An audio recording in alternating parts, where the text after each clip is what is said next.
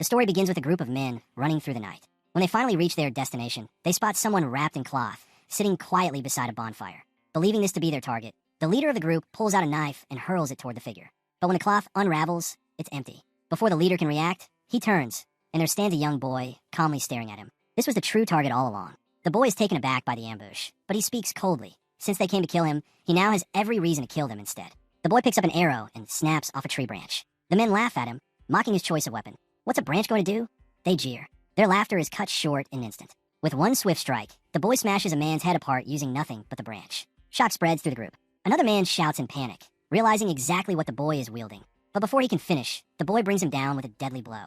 The leader watches in horror as, one by one, his men are slaughtered. By the time he gathers his courage, he's the only one left standing.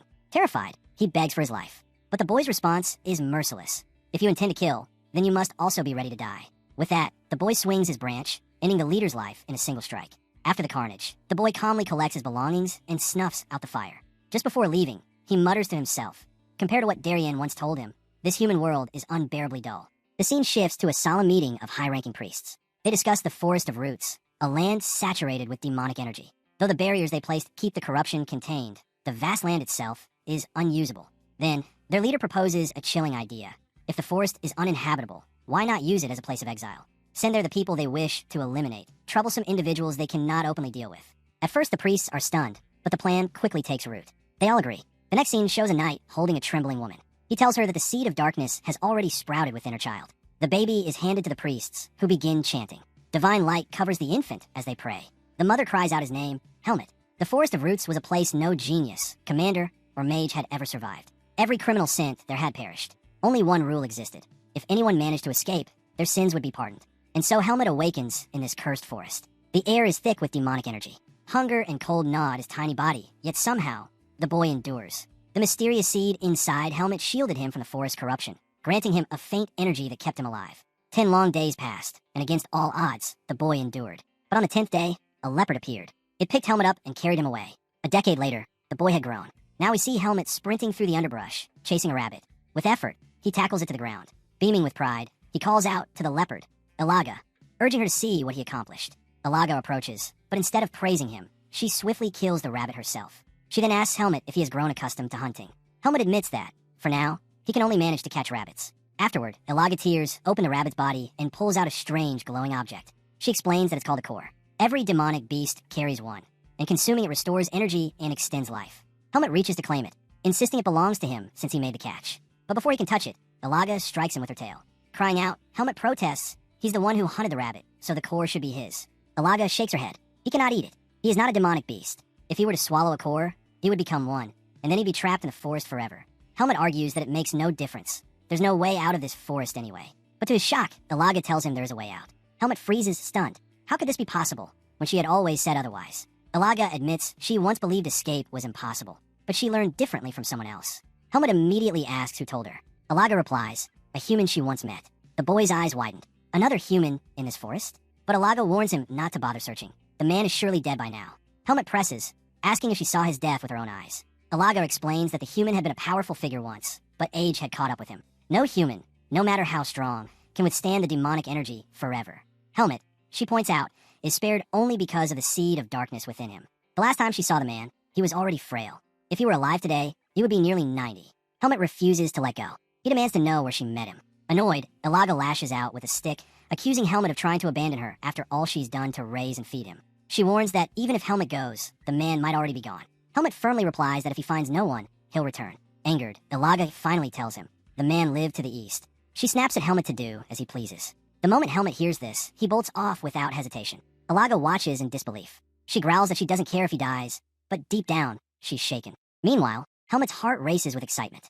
Another human exists in this cursed forest. He is not alone. Eventually, Helmet arrives at a wooden fence. Without a pause, he leaps over it and lands inside. Beyond it lies a small house. The sight fills him with hope, for only a human could have built such a place. As he explores the area, Helmet suddenly feels. Helmet's face was suddenly forced into the dirt. A man held him down, demanding to know who he was and who had sent him. Struggling, Helmet quickly explained that Ilaga had told him about this place, that she said a human lived here. At the mention of Ilaga's name, the man paused, then released him. He asked what Helmet wanted. The man warned him. If all he came for was to see another human, then he should leave immediately. But Helmet stood his ground. He declared that he came because he wanted to leave the forest. The man introduced himself as Darien. Narrowing his eyes, he asked Helmet if he truly wished to escape. Helmet confirmed it, saying that Alaga told him Darien knew the way out. Darien's expression hardened. He asked why Helmet wanted to leave when the outside world wasn't what he imagined. It isn't peaceful, and it isn't beautiful, Darien said. Helmet asked him what the outside world was like. Darien replied, humans out there don't have claws or fangs. Their bodies are weak, but in exchange, they are cunning, deceitful, and ruthless. They'll ally with you one moment and betray you the next. Darien then questioned Helmet's origins. Were you born in this forest? Helmet told him he had been sent here as a baby. At that, Darien immediately realized the truth. Helmet carried a seed of darkness. He explained that if Helmet wasn't killed when the seed was discovered, it meant he was born into a powerful family. He was a noble, but Helmet didn't understand what that meant. Darien clarified further. It was exactly because of that seed that he was abandoned in the forest. If he ever left, he would be hunted endlessly for it. Then he asked the crucial question, did Helmet still want to leave? Helmet's answer was unwavering, yes. Hearing this, Darien lifted him up. Surprised, Helmet asked what he was doing. Darien told him plainly, if you want to live in a human world, you must first become human. I will make you one. Helmet then asked what he needed to do to escape. Darien explained that he would have to cross the barriers surrounding the forest, but with his current strength, it was impossible. He must forget about it for now. Only when Helmet became stronger would Darien introduce him to the one who could help him get out. Helmet pressed him on how he could grow stronger. Darien's answer was simple, obey his orders. Back at Darien's house, his first command was unexpected. He handed Helmet a broom and told him to sweep the ground. Helmet protested, he didn't want to, but Darien cut him off. All humans do this. If you wish to be human, you must do it too. Helmet frowned and asked how Darien could even live in such a filthy place. Darien shot back, asking if he'd rather continue living in the forest. Reluctantly, Helmet began to sweep. Once he was finished, Darien showed him a bed. Helmet's face lit up with joy. He had never had one before. Excitedly, he asked if he could sleep right away. But Darien shook his head. We still have much to do. He handed Helmet a set of clothes to wear. Darien warned Helmet to take care of the clothes he'd given him. He had crafted them from his own garments, and there weren't many to spare. Soon after, Darien took Helmet outside. He explained that he would teach him which plants could be eaten and how to make them safe. From his bag, Darien pulled out a plant and began to explain. Every living creature in this forest, he said, carried a core. But even after removing a core, the body still contained traces of demonic energy. The only way to cleanse it completely was through water. He demonstrated, washing the plant before handing it to Helmet. To his surprise, it was edible, and not only edible but good. Helmet could hardly believe it. With that lesson done, Darien led him back home. The next day, Helmet grumbled. Darien had sent him to fetch water, insisting it was part of learning to live like a human. Helmet didn't like it, but he obeyed. As he worked, he felt something approaching from behind. Before he could react, the figure pounced. It was Alaga. She demanded to know what he was doing. Helmet told her that Darien had asked him to fetch water. Alaga froze. Helmet never obeyed her commands, and yet he was following Darien's? She asked him why. Helmet answered firmly. Darien promised to make him stronger. Alaga pressed him further. What did he want strength for? Helmet didn't hesitate. He was going to leave the forest because he was not a demonic beast. Her eyes narrowed. Did he really think anything good would happen to him in the human world? Helmet admitted he didn't know what awaited him out there, but he was certain of one thing. If he stayed in the forest, nothing would ever change. With that, he finished his task and walked away, leaving Alaga behind. She watched him go, sadness quietly stirring within her. Back at Darien's home, training had begun. Helmet held a difficult stance while Darien poured the water he had fetched over him. Exhausted, Helmet begged him to stop, but Darien's voice cut like steel. Did Helmet truly want to leave the forest? Hearing this, Helmet clenched his teeth and endured. Darien was impressed. He hadn't expected Helmet to last this long. The seed of darkness played its part, but even beyond that, the boy was clearly gifted. At sunset, Helmet's strength finally gave out. Darien carried him inside and prepared food. At first, Helmet wasn't excited, but once he tasted it, he couldn't stop. The soup was unlike anything he'd ever eaten. He devoured it eagerly. As they ate, Darien suddenly stood. His tone grew serious. Helmet wanted to grow stronger to escape this forest, but he was no demonic beast. He was a human, fragile and limited. For that reason, Darien had decided to teach him how to wield a sword. Darien picked up a wooden blade. Watch closely, he commanded. Helmet's eyes followed every motion as Darien moved with graceful precision. Then, with a single swing, he unleashed such power that Helmet swore he saw a lightning spark from the strike. Darien raised the wooden sword and, with a single strike, shattered a massive boulder into fragments. Helmet stood frozen, stunned beyond belief. He couldn't comprehend the power he had just witnessed. Eyes wide, Helmet asked Darien about the lightning he thought he saw during the swing. Darien explained calmly. What he had seen was Bai's, an invisible source of power only humans could wield. Then he added that the seed of darkness inside Helmet was also another form of power, but different in nature. Helmet's face lit up with excitement. He declared that he wanted to learn how to use it. But before he could celebrate, Darien smacked him on the head. He warned Helmet that his body wasn't ready yet. First, he needed to build a foundation and gain a proper understanding of the sword. Darien's voice grew serious. The path of the sword, he said, was harsh and filled with pain. But if Helmet endured, he would undoubtedly become strong. Without hesitation, Helmet agreed. Training began. Darien instructed him to refine his forms. But Helmet grew impatient and snapped back, insisting that he was doing it correctly. Darien's tone turned sharp. He demanded respect. Instantly, Helmet lowered his voice and corrected himself, asking what exactly was wrong. But Darien didn't give the answer. Instead, he told Helmet to figure out himself. Helmet frowned, frustrated. He admitted that he had no idea. Darien's irritation flared.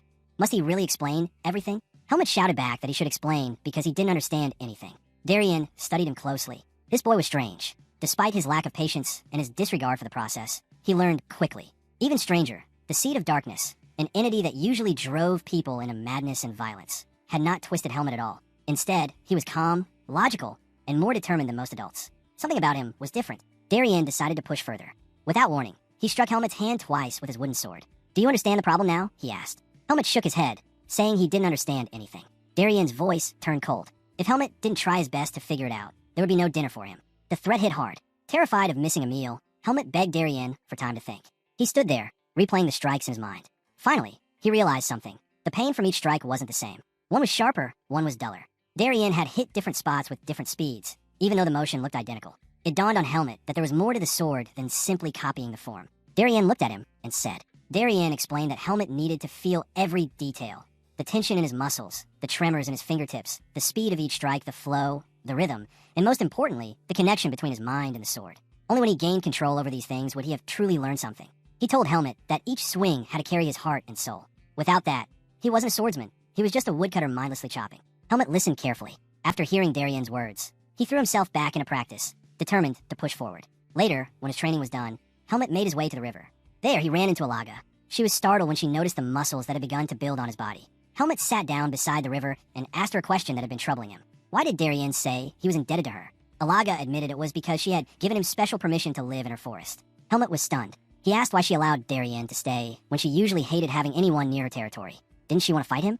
Alaga's eyes flashed with irritation. She declared that as the ruler of the Central Forest, she would fight anyone who challenged her authority. But then her tone shifted. The real reason she hadn't fought Darien was caution. If she wasted her strength battling him, she risked being finished off by another predator. Helmet immediately realized who she meant. The two-headed serpent of the southern forest, Naho. He asked her if she could defeat Darien in a fair fight without interruptions. Alaga hesitated. She admitted she didn't know. Demonic beasts like her usually released their energy, which made it easy to sense the strength of others. But humans were different. They could hide their power completely. Helmet was shaken by her answer. Did that mean Darien was stronger than her? Alaga quickly corrected him. It wasn't that she couldn't win. It was that she couldn't be certain. And the reason she tolerated Darien's presence was because Naho despised him. Helmet's curiosity grew. Why did Naho hate Darien so much? Alaga explained that Darien had destroyed something Naho had built, a disgusting place. Helmet pressed her for details. Finally, Alaga crouched down and told him to climb on her back. If he wanted to know, she would show him. She carried him deep into the forest until they reached a strange farm. But it wasn't a normal farm. It was a place where humans were being raised like livestock. Helmet's eyes widened in horror. People were forced to labor under harsh conditions. At one point, a man carrying a heavy load stumbled and dropped it. Immediately, he was beaten without mercy. Confused and disturbed, Helmet asked Alaga what the man had done wrong. Alaga replied coldly.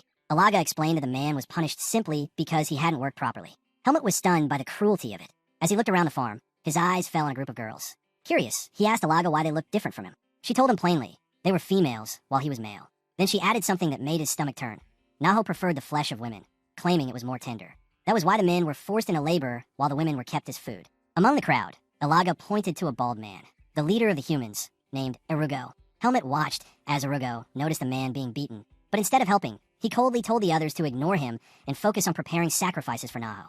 Then, with a sick grin, Irugo singled out one of the girls. He spared her from the sacrifices, but only on the condition that she served his own desires. Helmet could barely believe it. How could such a vile man be the leader of his people? Alaga admitted she didn't understand it either, but somehow, Irugo had the ability to track down every human who wandered into the forest. If he had found Helmet, she warned he would already be a slave. Helmet turned to her and asked why she saved him, why she hadn't treated him as just another captive. Alaga brushed it off, saying she only spared him to keep Naho's livestock numbers from growing. But Helmet smiled. He knew she was lying. Their conversation ended as Alaga turned to leave. But suddenly, her expression shifted. She sensed a surge of demonic energy. Out of nowhere, Naho struck. The two-headed serpent lunged, but Alaga stood firm, shoving him back. Helmet's heart pounded as the air thickened with Naho's oppressive aura. The serpent hissed, asking if Alaga was raising Helmet. He sneered, telling her to eat the boy while he was still young. After all, males tasted best at that age. If she didn't want to eat him, she could hand him over instead.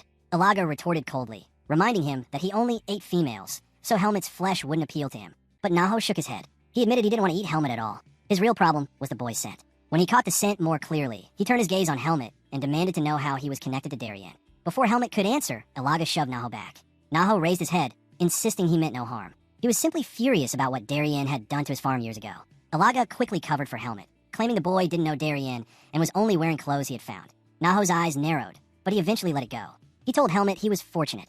If he truly knew Darien, he would already be dead. At that moment, Elaga's fury ignited. She unleashed a powerful wave of energy, warning Naho that if he dared lay a hand on Helmet, she would tear him apart. Startled, Naho backed down. He told her there was no need for such hostility, that he had no intention of fighting her. But he made his terms clear. She was never to step into his territory again. With that, he turned and slithered away. Helmet fainted from the crushing fear he felt. When he finally regained consciousness, Elaga was beside him. She warned him never to step into Naho's territory again and told him to stay close to Darien. Hearing this, Helmet's chest tightened with disappointment. Quietly, he asked her if he could ever become as strong as she and Darien. Elaga didn't hesitate. Darien was powerful. She admitted she didn't know the full extent of his strength, only that he had reached a level most humans could never touch, no matter how hard they struggled.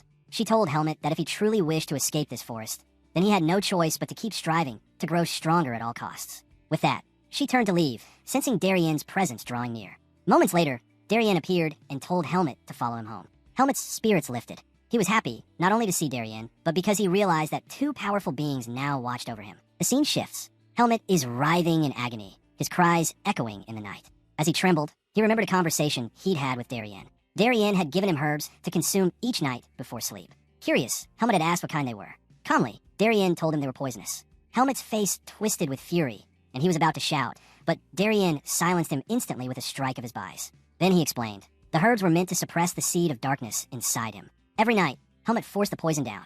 Every night, his body burned and screamed in unbearable pain. He could do nothing but endure. Time passed. In the next scene, Helmet trained with his wooden sword. His movements were sharper, his breathing steady. Darien approached, watching closely. He was surprised. Helmet actually seemed to be enjoying the training.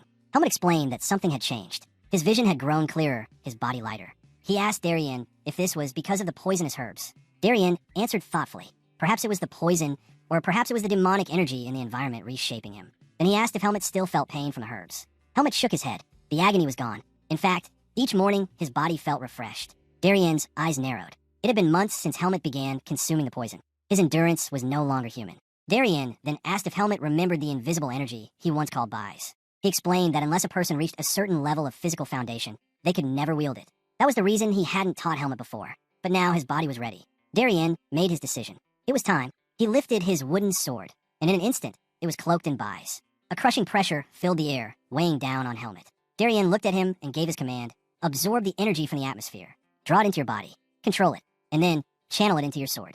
Darien told Helmet to incarnate the energy to merge with it fully. Then he ordered him to pick up his sword. Keep breathing deeply while you fight, Darien instructed. Only then will you draw the energy into yourself. Without further warning, Darien launched his attack, his sword blazing with Bise. He cautioned Helmet. If he failed to control the flow properly, the energy would tear his body apart. Helmet braced himself. Somehow, he managed to block the first strike. But in the blink of an eye, Darien closed the distance and struck again. Helmet barely dodged, gasping in disbelief. Are you really trying to kill me? He shouted. Darien didn't answer. Helmet steadied his breathing, forcing himself to stay calm. Once composed, he charged forward with his own strike. Darien swatted the attack aside with ease, urging him to feel the energy in the air, to grasp it and command it. Helmet tried, but the pressure overwhelmed him. He was thrown back once more. Darien reassured him. No one ever mastered it on their first attempt. The only way was to continue, day after day, battle after battle. And so they did. Time flowed on. Helmet trained relentlessly, clashing with Darien every day. Little by little, the invisible energy seeped into him. Eventually, he not only felt it, but began to bend it to his will. For years passed, Helmet, no longer a child, swung his wooden sword with precision, cutting down towering trees in the forest as if they were nothing. Darien arrived to observe. He nodded, acknowledging the progress. Helmet had grown more adept at wielding Bise. Hungry for growth, Helmet asked Darien for a duel, hoping to sharpen himself further. But Darien first demanded to see his Bise. Helmet concentrated, and before long, his sword shimmered with energy. Darien's eyes widened. He was astonished. To see someone so young manifest Bise was beyond belief. He had always known Helmet carried the seed of darkness, but his talent, it was extraordinary. Darien couldn't shake the thought. This boy would one day change the world. But whether that change would bring light or plunge it into darkness, he couldn't say. Having witnessed this, Darien knew the time had come. Darien turned to Helmet and declared, "It's time for you to leave." Helmet froze. Shocked, he protested. He wasn't ready. He wasn't strong enough yet, but Darien's tone was firm. If Helmet's seed of darkness continued to grow, he would never pass the divine barrier. He told Helmet to listen carefully. South of the Forest of Roots lay the human world. To reach it, Helmet had to break through the divine barrier itself. But there was hope, a weak point in the barrier. If Helmet could endure the pressure there, he could pass into the outside world. Helmet asked Darien where exactly he could find the barrier, but Darien shook his head. He didn't know the location of the weakened spot, nor had he ever tried to. The only one who knew was Irugo, the man who ruled the human farm. Helmet froze, stunned. He remembered the terror of Naho and couldn't believe that someone like Irugo, so vile, yet so seemingly powerless, held such knowledge. Darien's voice grew heavy. He told Helmet that once he stepped into the human world, he would witness countless things, wonders that would seem exciting, dazzling even. But along with them would come tragedy. No matter how prepared you are, Darien said, tragedy will come. You can't avoid it, and you can't guard against it. And in those moments, when pain and despair overwhelm you, the darkness inside you will whisper. You may even feel the urge to embrace it. Darien placed his hand firmly on Helmet's shoulder. His tone softened into a plea. When that time comes, don't lose yourself. No matter what, don't give in. Helmet stayed silent, absorbing every word. Then, hesitantly, he asked Darien if he himself had no intention of leaving the forest. Darien gave a weak cough before answering. No, I have no interest in the outside world. With that, he told Helmet he was going to rest. But before turning away, he added that he had something for him. Helmet should visit in the morning. Then, with his back to Helmet, he asked to be left alone. Helmet didn't understand, but something in his master's voice felt final. That night, he sat by the riverside, lost in thought. Alaga appeared, greeting him gently. She noticed his heavy expression and asked why he wasn't happy. After all, his lifelong dream was finally within reach. Helmet admitted he felt conflicted.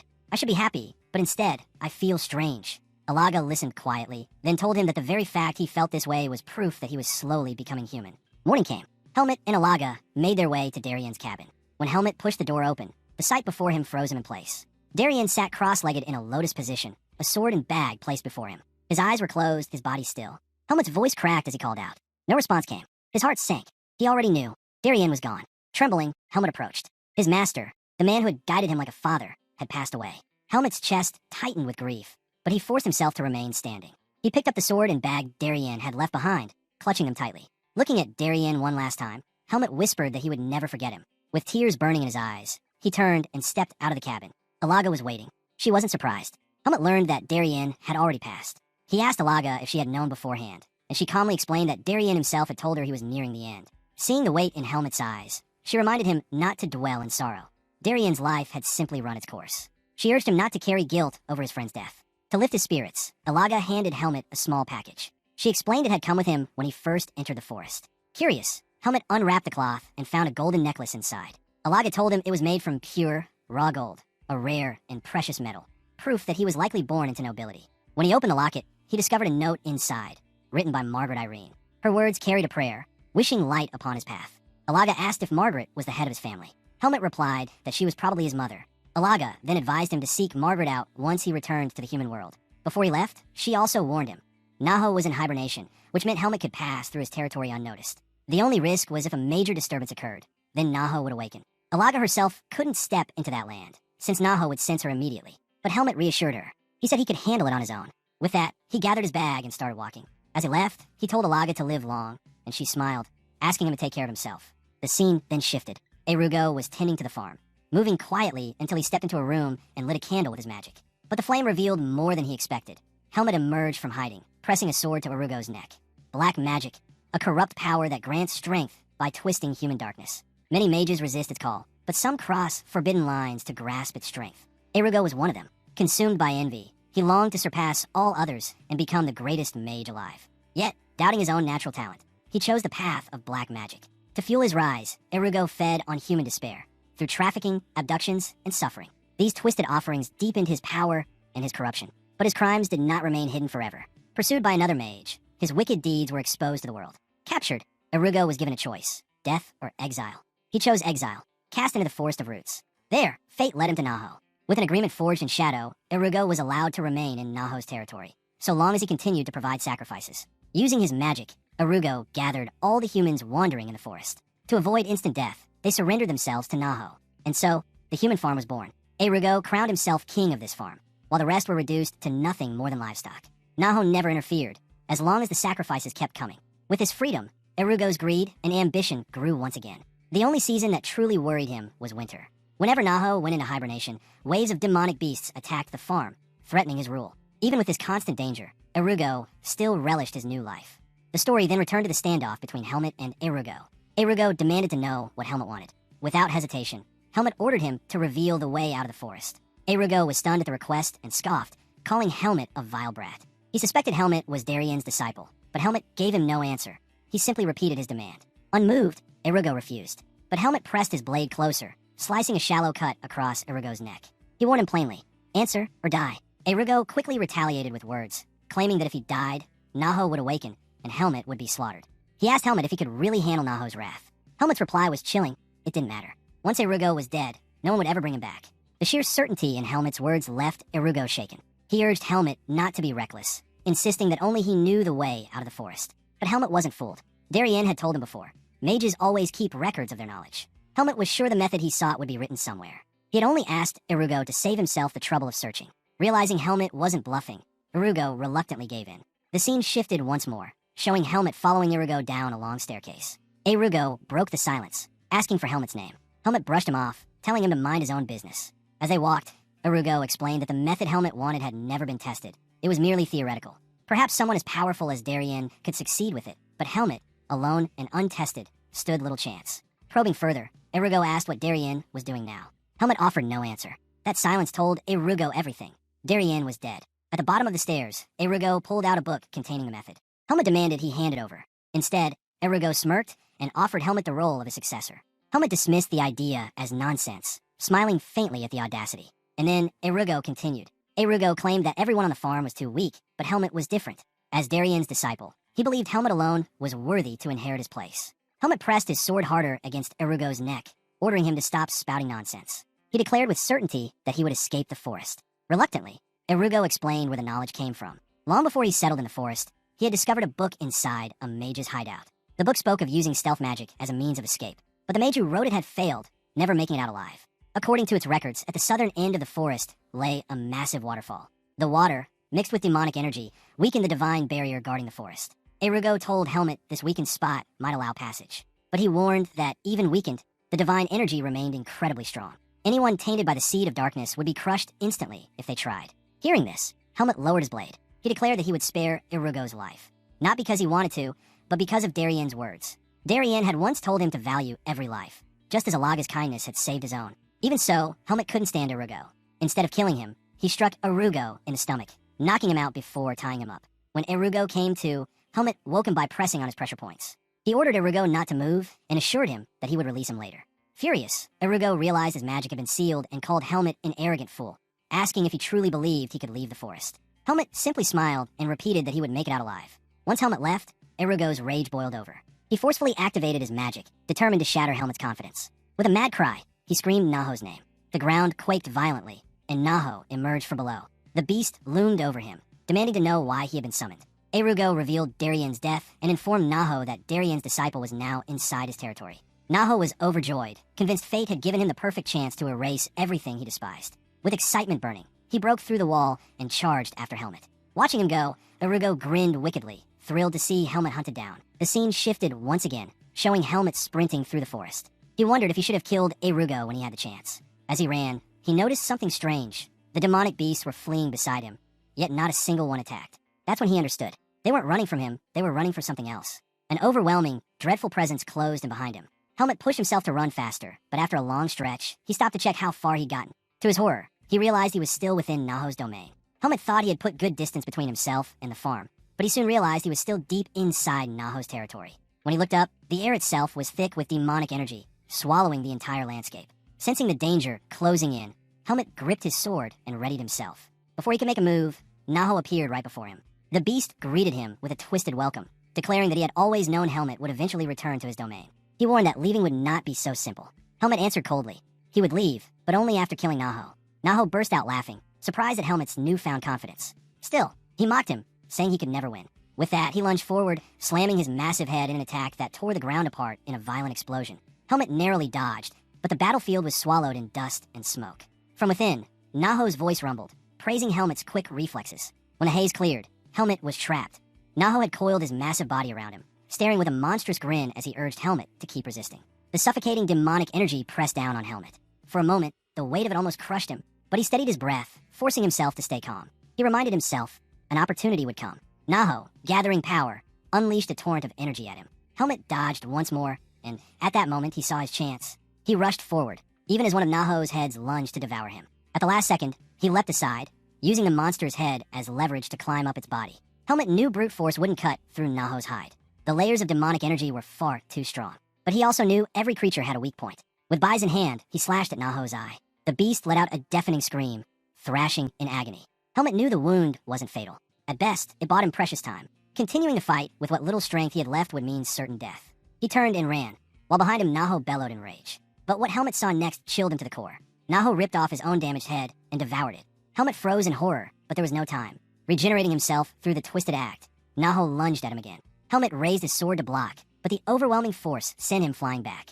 Bruised but alive, Helmet quickly struck his own body, activating his technique to conceal himself. Naho snarled in frustration. Missing his other head, he struggled to pinpoint Helmet's presence. He roared into the shadows, demanding that Helmet reveal himself. And then the scene shifted. Helmet leaned against a tree, gasping for breath. He had known Naho was strong, but the reality of the battle stunned him. It had taken everything just to slash at the monster's eye. The thought that this was all he could manage weighed heavily on him. Using his sword for support, he forced himself to stand, ready to escape. But before he could move, the air thickened. A surge of demonic energy swept through the forest. Naho was spreading his power, using it to sense every living thing nearby. When his gaze locked on a Helmet's hiding spot, a sinister smile spread across his face. "You can't hide from me in this forest," Naho sneered, lunging with his massive head. Helmet clenched his teeth, refusing to give in. "I won't die here," he told himself, raising his blade for one final strike. But then, something unexpected happened. A roar split through the forest. Ilago appeared, stepping between him and the beast. Naho grinned at the sight of her, mocking, "Welcome to my territory." Helmet stood frozen in shock. Ilaga's presence unleashed an overwhelming flood of demonic energy that shook the ground itself. Even Helmet, struggling to remain standing, was stunned by her strength. Ilaga glanced at him and praised his survival. She told him the fight was hers now, urging him to leave. But Helmet, gritting against the crushing pressure of her aura, refused. He wanted to fight beside her. Her response was firm. He had something far more important to accomplish. She reminded him of the freedom he sought and told him to chase it. Her words struck him deeply, leaving him speechless. "Don't waste my effort," she said, eyes locked on Naho. Helmet's frustration burned, but he finally gave in. With a short, bitter thank you, he turned and ran. Ilaga was left to face Naho alone. Naho's eyes narrowed with rage. The audacity of her interference disgusted him. Ilaga, unflinching, told him she was doing what must be done. Her defiance only made him laugh. He mocked her bond with Helmet, sneering that she was nothing more than a filthy cat. With cruel delight, he vowed to kill her and devour Helmet afterward. But Ilaga wasn't shaken. She taunted him instead, asking how he planned to defeat her with only one head left. Naho roared in anger and launched himself at her. The scene shifted. Helmet, now far from Naho's territory, cut down wave after wave of demonic beasts. His blade was soaked in blood, and though exhausted from days of running, he pressed on. Compared to Naho, these creatures were nothing. Pausing in the forest, he thought to himself, without Ilaga and Darien, he would never have survived this place. By the waterfall, Helmet paused, reminding himself of his promise. He had to survive, not just for his own sake, but for Ilaga and Darien. The air here was different. Unlike Naho's domain, the oppressive demonic energy was faint. But then his seed of darkness stirred violently, reacting to something unseen. Helmet quickly covered it with his fist, realizing the source, a divine barrier. If he hadn't acted, the pain would have been unbearable. As he steadied himself, a single feather drifted down into his palm. He looked up, stunned, as a massive bird descended from the skies, landing before him. The creature tilted its head, surprised to find a human child in its territory. "What business do you have here?" it demanded. Helmet's mind raced. He quickly understood. Arugo had directed him to this place, knowing a powerful beast ruled here. The bird introduced itself as Igril, sovereign of the northern forest. Helmet introduced himself as well, recognizing the name. Ilaga had once warned him. Igril was a curious beast, always seeking answers. Igril's sharp gaze studied him. "You carry Naho's scent, and Ilaga's too. Tell me, are you their child?" Helmet stood firm, replying with certainty. "I am of Ilaga's family." That answer shook Igril. A surge of demonic energy exploded from him as he roared. "Ilaga's kin has no place in my territory." But Helmet didn't back down. He admitted he had entered this land on his own, for his own reasons. Intrigued, Igril demanded to know what those reasons were. Helmet met his eyes and said, "What I came here to do, it will matter to you as well." That made Igril pause. "Explain yourself," he pressed. Helmet revealed his intent. He would be the first being to cross the divine barrier. Igril burst into laughter at the claim. "With the seed of darkness inside you, you're no different than us, a beast wrapped in human skin." But Helmet didn't waver. He asked for a chance, insisting he was the only human who dared step into this place and try. Igril dismissed the idea as foolish. Why should he let a human burn against the barrier? Helmet countered, telling him there would always be humans entering the forest, but he was the only one capable of crossing it. That struck something in Igrel. His laughter faded, replaced with curiosity. Very well, he said at last. Show me. Prove you can do what no human has ever done. Igrel sneered, calling Helmet reckless for attempting something so absurd. But Helmet stood his ground. Then you'll be the first demonic beast to witness a human break through the divine barrier, he declared. That caught Igrel's attention. Amused, he accepted Helmet's challenge. He promised to shield him from other beasts while he made his attempt. But then, with a grave tone, he asked Helmet for his final words, something he could pass on to Alaga should Helmet fail. Without hesitation, Helmet replied, "Tell Alaga that I made it out of the forest."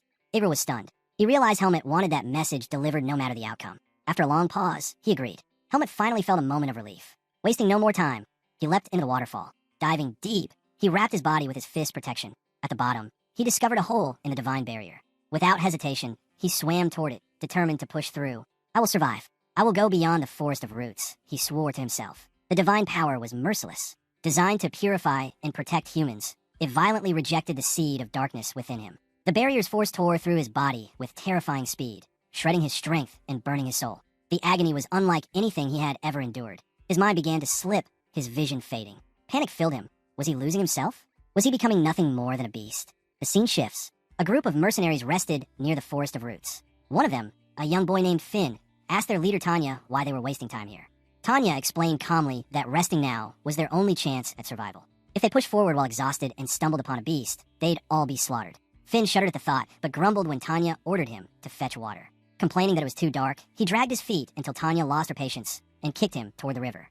As Finn approached the water's edge, a strange feeling crept over him. Peering into the river, he spotted what looked like seaweed. But when he lifted it, his blood froze. It wasn't seaweed at all, it was hair, attached to the limp body of an unconscious Helmet. Finn dropped it in terror and bolted back to the group. "There's a dead body in the river," he cried. The mercenaries burst into laughter, mocking him. They accused Finn of mistaking a branch for a corpse, calling him a coward yet again. But Tanya's eyes narrowed. She ordered Finn to show her this so-called body. Finn pointed nervously toward the riverbank, but Tanya wasn't having it. She kicked him sharply, ordering him to lead the way instead of standing around. As they walked, her voice turned cold.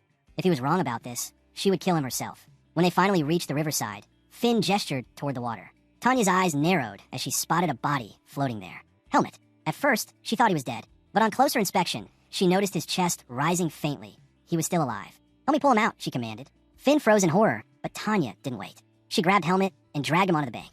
The scene shifts. Helmet opened his eyes, groggy and disoriented. His body was covered in bandages. He didn't know where he was, or if he had truly escaped the forest of roots. A calm voice reached him. Tanya greeted him and assured him he was safe now, among her group. She asked for his name. Helmet introduced himself, but when she pressed him for more, he shook his head. "I don't remember anything else." Her brows lifted. No visible wounds, yet memory loss. She asked if he had struck his head in the river, but Helmet could only shake his head again. Tanya then introduced herself, a rank 3 silver medal mercenary from the Face Mercenary Corps. Helmet was stunned. Another human. For the first time in so long, he wasn't alone. She asked if he knew where he was. He admitted he didn't. Tanya explained that they were in the cave forest. His blank look confirmed it. His amnesia was severe. "Do you remember anything at all?" she pressed. Helmet hesitated, then replied, "Only my name, and how to wield a sword." That was enough for Tanya. She smiled, relieved. If that was the case, a skilled doctor might be able to restore the rest. She told Helmet her group would take care of him until then.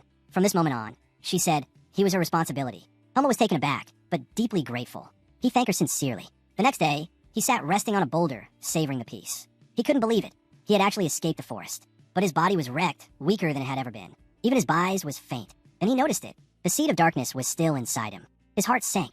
No one could know. Not here. Not among humans. He resolved to keep pretending his memories were gone. That would be his shield. Quietly, he pulled out his necklace, staring at it. "I have to find the owner," he murmured. But he knew he couldn't rush. Not now. Slow and careful.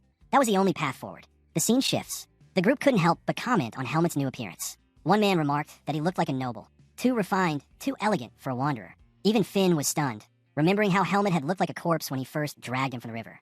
Curious, Finn asked if Helmet was the son of a wealthy man. Helmet simply shook his head. "I don't know." Tanya stepped in, resting a hand on Helmet's shoulder. She told him he looked much better after cleaning up and asked how he was feeling. Finn frowned, annoyed. He muttered that Tanya was only being nice to Helmet because of his looks. That was a mistake. Tanya's fist landed on his face in an instant. She ordered him to stop complaining and help the others instead. Turning back to Helmet, she explained that they'd reach a village in 4 days. Once there, she would take him to see a doctor. Helmet smiled gratefully and thanked her for everything. Tanya patted his head lightly, telling him not to worry, then rallied her men to prepare for departure. Both Helmet and Finn were left surprised by how she treated him. Helmet traveled with the group, moving at a steady pace. Finn, one of the mercenaries, advised him to slow down, reminding him that their carriage moved quickly. It would be hard to keep up in his condition, but Helmet insisted on walking. He wanted to loosen his body. As they moved, he reached out to pet the group's horse. Do you like horses? Finn asked curiously. I'm not sure, Helmet replied, his touch gentle yet awkward. Finn studied him, realizing he wasn't a noble, but he wasn't ordinary either. Helmet called the horse a docile organism, leaving Finn baffled. No one spoke like that, especially not someone his age. As they continued, Helmet's breathing grew heavy. Concerned, Finn urged him to ride in the carriage before he slowed everyone down. But Helmet stubbornly refused. I'll be fine. I won't fall behind. Finn sighed, shaken by his determination. He began to wonder if Helmet really was from noble blood. Meanwhile, Helmet was puzzled over his own weakness. Back in the Forest of Roots, his recovery usually only took a day. Why was his body still so drained? He decided he had no choice but to keep walking, to rebuild his stamina step by step. The scene shifts. Helmet lay on a bed as a doctor examined him carefully. After his inspection, the doctor turned to Tanya. There's nothing wrong with him, he said firmly. The doctor leaned back after his examination, insisting that Helmet's body was unusually strong. So strong that he recovered faster than most people. Tanya frowned, unconvinced. Did you even check him properly? She pressed. The doctor's face darkened with irritation. If you don't trust me, treat him yourself. Her temper flared. He was unconscious for a long time. Give us a proper diagnosis, you quack. The doctor slammed his fist on the table, shouting back. That boy's body recovers faster than anyone I've ever seen. There's nothing wrong with him. Finn raised a hand, asking carefully about Helmet's memory loss. The doctor's reply was blunt. Helmet's memories would return soon. His head is fine, he added sharply, handing the medicine. Now, get out. And you, stop questioning a professional, you idiot. Tanya's face turned red with rage. She hurled insults back at the old man, calling him a senile fossil and nearly swinging at him before her group dragged her away.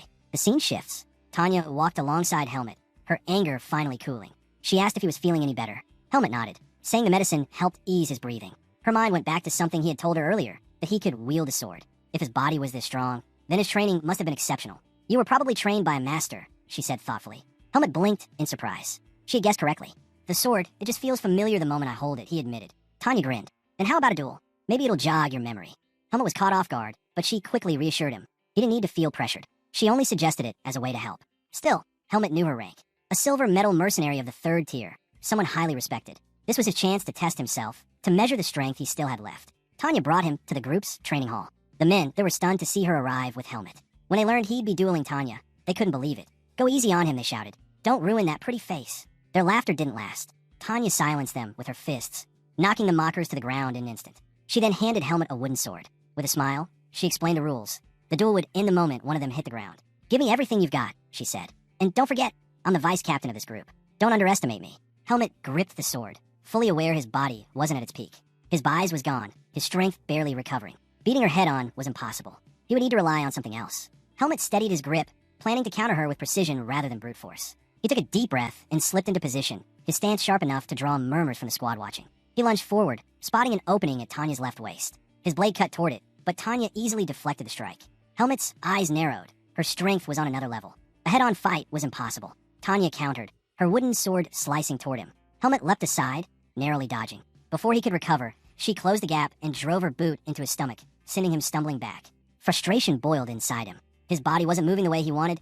It felt sluggish, restrained. While his thoughts spun, Tanya was already on him again. You're thinking too much, she said, pressing forward. Her attacks rained down with unrelenting force. Helmet managed to block, his blade catching hers again and again, but the pressure kept building.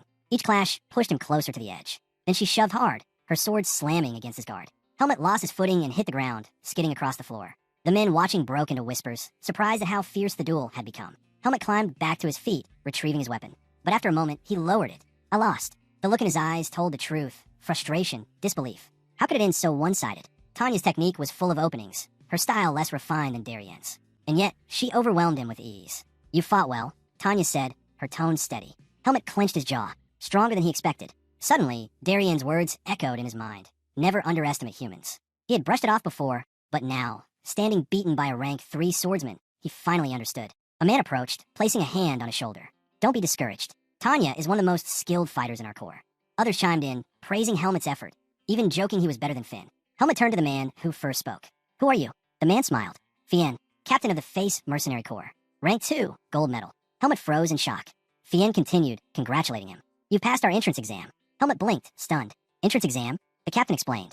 They didn't want him wandering aimlessly with no memory, so they tested him before accepting him. Entry into the Face Mercenary Corps wasn't easy, and the group had been observing his every move since before he even entered the village. Finally, it all made sense, why only Tanya and Finn had approached him. Helmet exhaled slowly. He didn't resent the test. He knew well enough they could have abandoned him at any point. And now, Fien was openly impressed, especially with the fact that Helmet hadn't. Fien chuckled, noting one more thing. He appreciated that Helmet hadn't tried hitting on his sister Tanya. Then he grew serious, pulling out a folded sheet of paper and handing it over. This is a deed, he explained. It grants you the status of a rank 4 mercenary. We've also prepared a temporary identity card for you. Make sure to register officially at the Mercenary Guild when you get the chance. Helmet stared at the documents, hardly believing it. Soon after, Fien asked his men to properly introduce themselves. One by one, the rank 3s stepped forward, sharing their names. Even Finn reintroduced himself, clarifying that he was a rank 4 bronze mercenary. Helmet felt a strange warmth stir inside him. Allies. Real allies. But Darien's warning echoed in the back of his mind. Never trust humans too much. Helmet wasn't sure which feeling to follow. He asked Fien how long he was expected to stay with the squad. Quietly, he admitted that once his memories returned, he might choose to leave. Fien accepted this. You can walk away whenever you like, he said, but not in the middle of a mission. If you're with us, you finish the job. Helmet nodded. That was fair. More than fair. Better to be with them than to wander alone without direction. Maybe, just maybe, he could find clues about his origins. And above all, he wanted to know what it felt like to truly have companions. The scene shifts. Inside a meeting hall, a stern man argued with Fien. He objected to having another rank 4 mercenary included in their mission. The task isn't suited for someone of that level, he snapped. I already allowed you to bring Finn along. That's enough. Fien remained calm. Helmet is more capable than you think. I wouldn't bring him along without reason. Trust me on this, Miles. The man, Miles, studied him carefully. Fien's reputation with the Face Mercenary Corps was solid, and he had dealt with him long enough to know he didn't lie about matters like this. After a moment, he relented. Fine, bring him. But he'll only earn a third of a normal rank 4's pay. Fien inclined his head. Agreed. Miles added one final detail. Another group, the Taliek Mercenary Squad, would also be joining the mission. Finn acknowledged it without hesitation, telling him not to worry. We depart tomorrow at 7 a.m., Miles concluded before leaving. Once the door shut, Tanya praised her brother's sharp negotiation. Fien turned back to his squad, briefing them on their task. The mission was to escort a large convoy. He reassured Helmet and Finn that they weren't expected to fight unless absolutely necessary. Only if things turned dire. Tanya stepped up, her voice firm. She ordered the rank 3s to prepare thoroughly. They all knew convoy escorts were never as simple as they sounded. Before dismissing the squad, Fien reminded them that no one could predict the strength of potential ambushers. Uter leaned toward Helmet, offering a quiet warning. If anyone from the Taliek squad insulted him, he should just ignore it. Their two groups had a poor history. Maros added that the Taliek squad disliked them because the Face Mercenary Corps carried a stronger reputation. Helmet listened, filing the information away. With that, Finn ended the briefing, ordering everyone to rest. The scene shifts. Late that night, Helmet stood alone in the training hall, his sword in hand. His mind replayed the duel with Tanya, gnawing at him. He had been using his body's weakness as an excuse, but deep down he knew the truth. He had lost because Tanya was faster. Her defenses had openings, yet he couldn't break through. Too weak, he muttered. He couldn't blame a lack of buys, nor the state of his body. The fault was his. If he wanted to stand stronger, he had to start from the basics. With a sharp motion, he unsheathed his sword and began training beneath the moonlight. The scene shifts again. Morning arrived, and the convoy mission began. Fien's voice carried authority as he reminded everyone to stay alert. Their clients had paid dearly for protection, and it was their duty to keep them safe. Among the march, Finn groaned, clutching his stomach. He muttered about overeating before the journey, then turned to Helmet with a smirk. Hey, weakling, holding up okay? Life's about to get harder starting today. Helmet met his gaze with a serious look.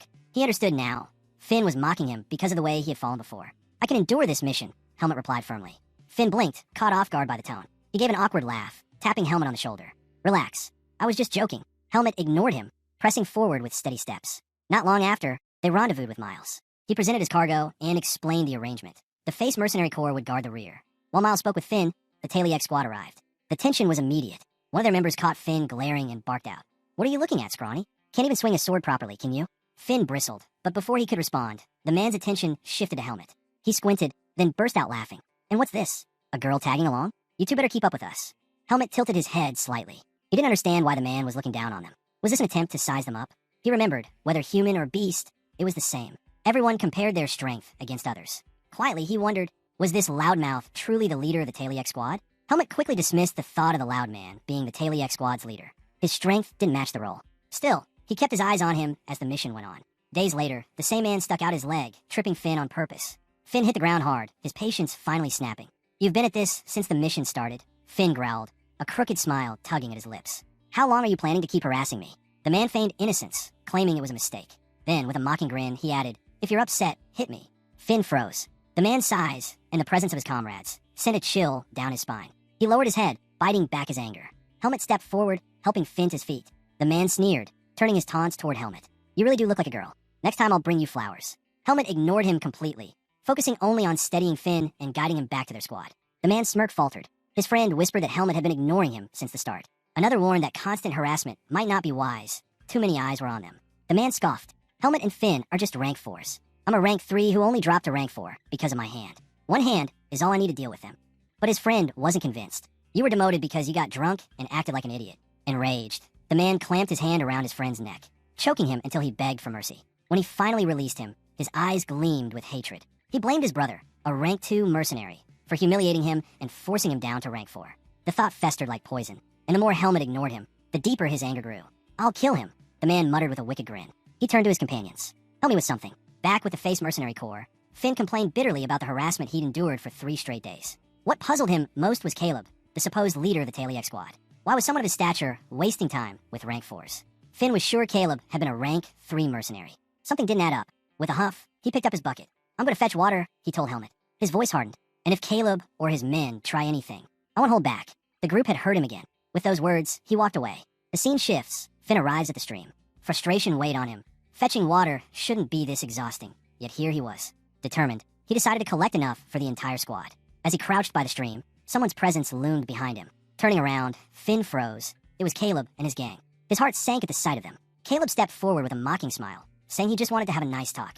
Moments later, Caleb had Finn pinned beneath his boot. He leaned closer and asked if Finn had ever bathed with Helmet. The question stunned Finn. Outraged, he spat back, calling Caleb a bastard, insisting that Helmet was a man. Caleb silenced him, sneering that he would find out for himself. At Caleb's signal, one of his men dragged Helmet forward. To Caleb's surprise, Helmet hadn't resisted. He came willingly, though he already sensed something was off. Watching Caleb torment Finn didn't surprise him. To Helmet, it only confirmed what he already knew. Even humans fought for dominance, no different from the demonic beasts of the forest. Maybe these were the very kinds of people Darien had warned him never to trust. Caleb's expression twisted with malice. He ordered his men to strip Helmet. Helmet steadied himself. He couldn't use his buys yet, but that didn't shake his resolve. He knew these men were only ranked 4 mercenaries, far weaker than Tanya. His plan was clear: take out the weakest first. The gang surrounded him, launching their attack all at once. But before a single blow could land, one of the mercenaries collapsed to the ground, knocked out cold. Shock rippled through the group. The one who had struck him wasn't Helmet. It was Tanya. Both Caleb and Helmet stared in disbelief. Tanya's voice cut through the tension as she demanded to know why Caleb's group was harassing her squad. Feigning innocence, Caleb claimed he was just having a conversation with the boys. Tanya's eyes narrowed. She had clearly heard him order his men to strip Helmet. Caleb brushed it off with a smirk, saying it was something men did to build their bonds, something a woman like her wouldn't understand. Tanya's tone sharpened. She told him to think before he spoke, then ordered Helmet to help Finn back up. Without hesitation, she dismissed Caleb and his gang as nothing but rank 4s. Offended, Caleb quickly corrected her. He wasn't ranked 4th. He was originally a rank 3. Tanya cut him off coldly. She didn't care about his past. Right now, he is ranked 4th. Caleb's jaw tightened at the insult. She stepped forward, her voice firm as steel. She warned Caleb and his gang never to lay a hand on her mercenaries again. Then, with a chilling glare, she promised that if there was a next time, things wouldn't end so peacefully. Caleb's confidence faltered. With no choice, he ordered his men to leave with him. As the tension faded, Finn approached Tanya, tears spilling from his eyes. Tanya stopped him immediately, telling him to hold it in. These kinds of fights, she explained, would happen often. Inside, though, she felt disappointed. Her mercenaries were still naive. Among rank 4s, it was an unspoken rule not to interfere. The only reason she stepped in was to keep them from breaking down too early. The scene shifts. Night falls. Helmet is alone, training in the dark. His strikes cut through trees one after another until the area lay in ruins. At last, he stopped, realizing his body had finally recovered. He wasn't surprised. Ever since the mission started, he had been focused solely on healing. Still, his buys had not returned. He remembered Darien's words. Buys is like water, and your body is the dish that holds it. Without a strong dish, the water is wasted. There was no point in forcing his buys now. He had to strengthen his body first. The next morning, Fien gathered the squad. His tone was serious. He warned them that once they entered the next region, demonic beasts would appear in greater numbers. No one was allowed to wander off alone. He ordered Helmet and Finn to stick close to a rank 3, even for something as simple as fetching water. Finn's eyes widened in shock. Helmet, on the other hand, realized his days of training alone were over. Deep down, he could only hope his buys would return before the seed of darkness inside him spun out of control. Later, Finn leaned closer to Helmet, whispering nervously. He asked if Helmet had ever seen a demonic beast. Byrne and Sean had already filled Finn's head with terrifying stories, and the thought of facing them left him trembling. Trying to sound brave, Finn said he was only sharing this because knowledge was power, but Helmet could see the fear written all over him. Calmly, Helmet explained that demonic beasts came in countless shapes, no two looking the same. That small detail eased Finn's nerves. Curious, he asked how Helmet could remember something like that with his amnesia. Helmet admitted he wasn't recalling anything. He was simply making an assumption. The scene shifts again. Two men are talking. One of them grumbles about his faulty water bottle, irritated at how useless it's become. His companion just laughs, telling him to throw it away and get a new one, teasing him for always wasting money on pointless things. The man snaps back, saying if he had money, he wouldn't even be taking on long-distance missions like this. His friend waves it off, reassuring him that nothing bad is going to happen. The mercenary laughed as he reminded his friend that they were being paid a fortune just to escort cargo. All they had to do was finish the mission, then they could celebrate with drinks. He promised that once they returned, he'd treat him to the best dark beer in town. But before he could finish his words, his head was severed clean off. His friend froze in terror, unable to process what had just happened. When he looked up, his nightmare became real. A demonic beast stood before him, chewing on his friend's head. The camp erupted in shock. A demonic beast had appeared right in their midst, and no one knew how it had gotten so close. Still chewing, the beast glared down at them as though mocking their fear. The surviving man's fear turned into rage, and he charged recklessly at the monster. Another mercenary tried to pull him back, but it was already too late. The beast struck, killing him instantly. The creature let out a chilling laugh at the horror painted on the mercenaries' faces. None of them could comprehend how such a beast had slipped past their defenses. Finn clenched his fists. This was their fault. They had grown complacent, too sure of their numbers. He had never imagined a beast would dare to attack when so many mercenaries were gathered together. The monster grabbed a corpse and hurled it high into the air. Before it even hit the ground, smaller beasts leapt up and devoured it mid-flight. That's when the truth set in. The enemy wasn't alone. The mercenaries quickly shifted into formation, preparing for battle. Helmet watched the gruesome sight from the carriage. His thoughts churned. Was this the fate waiting for all humans? Then Tanya's sharp voice cut through the chaos. She ordered Finn and Helmet to crawl onto the carriage. Finn's panic spiked at the command. Without hesitation, he shoved Helmet towards safety. Helmet bristled in frustration. His Bise was still gone. He knew there were far more beasts lurking, hidden from sight. If anyone slipped up, they'd all be slaughtered. Still, Finn shoved him again, forcing him under the carriage. From beneath the cover, Helmet locked eyes on the leader of the beasts. It wasn't as powerful as Naho or Alaga, but its strength was undeniable. Among the mercenaries, only the rank 2s had the ability to stand against it. Helpless, Helmet clenched his fists, wishing he could do more. The mercenaries braced themselves. The moment the beast released its demonic energy, the battle erupted. Finn leapt high, his Bise surging as he unleashed an attack. The beast cloaked its arm in demonic energy and blocked the strike with ease. Sean's eyes widened, off-filling him as he witnessed his captain's power. But Maros snapped him back to reality, warning him not to get distracted. The smaller beasts were closing in fast. Sean smirked, reminding Maros that he was a rank 3 mercenary. With that, he swung his sword, cutting through the beasts that swarmed around him. Fien warned Helmet to always be wary of those who carried the seed of darkness.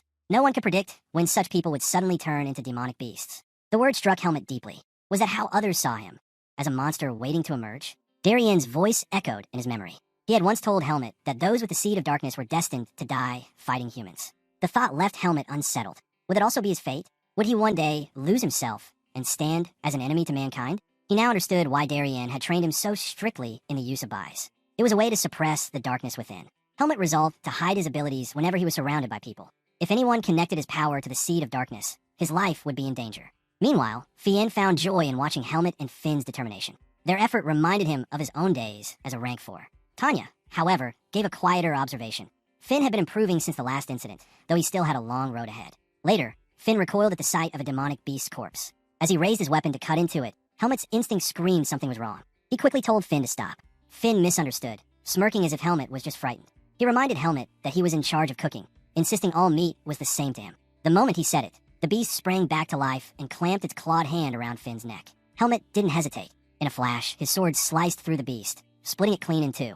Finn collapsed, horrified at how close he'd come to death. After a shaky breath, he pulled himself together and thanked Helmet for saving him. He asked if Helmet was all right. Helmet nodded, though his focus lingered on his blade. Something was different. The sensation he felt when killing the beast wasn't like training. It was as though a barrier inside him had shattered.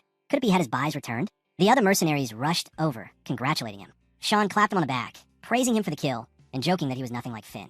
Annoyed, Finn shot back, saying he'd repay Helmet by giving him extra soup. Sean burst out laughing, shocked that Finn thought his life was only worth a bowl of soup. Byrne piled on, mocking Finn even further as the group teased each other. But Tanya didn't join their laughter. Her eyes stayed fixed on Helmet. When the beast had grabbed Finn, she had been ready to intervene, until she noticed something. Helmet's sword had released a faint glimmer of Bise, and she couldn't shake the feeling that her eyes hadn't deceived her. Tanya wondered if her eyes had deceived her. She couldn't explain what she saw, and the thought gnawed at her. Later that day, Helmet sat alone in the forest, circulating his Bise. After some time, his eyes opened, certainty filled him. His power had returned. The moment he instinctively swung his sword against the beast, something inside him had unlocked. Relief washed over him. Finn's blunder had, in a strange way, helped him reclaim his Bise. Still, he understood it wasn't fully restored yet. He would need 3 days of circulation before it reached its peak again. Determined, He continued channeling the flow of energy through his body. But before he could push further, Fien appeared, calling him back. The squad needed to decide their night watch order. The scene shifts. Fien addressed his team. They would stand guard in pairs, split into 3 shifts. Helmet would watch first with Tanya. Finn and Maros would cover the second, while Sean and Byrne took the last. Since Uter was still injured, he was excused from duty. Byrne groaned in disappointment, wishing he were injured as well. With a grin, Uter offered to give him a scratch across the face, which drew laughter from the group. Once the orders were set, everyone moved into position. During Helmet's shift, his heightened senses picked up faint traces, the energy of the demonic beast that had escaped earlier. His fists pulsed as if sharpening his awareness, letting him feel everything around them. Tanya broke the silence, asking if he wasn't tired. Helmet simply told her he was fine. She seemed surprised, reminding him that tomorrow's journey would be long. She then ordered him to wake the next team and get some rest. Helmet agreed, though he already knew the truth. Demonic beasts were only waiting for the moment the squad lowered their guard. Until then, he would use every chance to refine his buys. On his way to wake the next group, Helmet crossed paths with Caleb. A sly grin spread across Caleb's face. Seeing Helmet alone, he believed this was finally his chance. Helmet slipped quietly into the forest, unsheathing his sword to test his buys. Each swing told him more. His recovery was accelerating. By tomorrow, his strength will be fully restored. But then he felt something. A presence. At first, he thought it was another beast. Yet there was no trace of demonic energy. No, this was human. From the shadows, Caleb emerged with a mocking grin. He greeted Helmet, calling him a brat, and asked what he was doing wandering alone. With feigned concern, he told Helmet he should always move with others. Caleb smirked, saying the forest was dangerous and Helmet shouldn't be out here alone. When his eyes landed on Helmet's sword, he assumed Helmet was simply playing with it. With false cheer, he offered to join in. Helmet dismissed him immediately, saying he wasn't interested. The rejection lit a spark of anger in Caleb. To him, Helmet didn't understand his place. Tanya wouldn't be here to save him this time. With a sneer, he accused Helmet of having a bad habit of looking down on others, asking if no one in his squad had tried to fix that attitude. Caleb decided this was the perfect chance to teach him a lesson. He promised to break Helmet's arms and legs, claiming the pain would make him better, even if it killed him. Helmet calmly asked if Caleb had truly come into the forest just to beat him up. The question caught Caleb off guard. He had expected fear, but instead he saw none. Helmet's mind turned. His squad mates always looked out for each other. So why was Caleb different? To Helmet, Caleb resembled a demonic beast more than a man.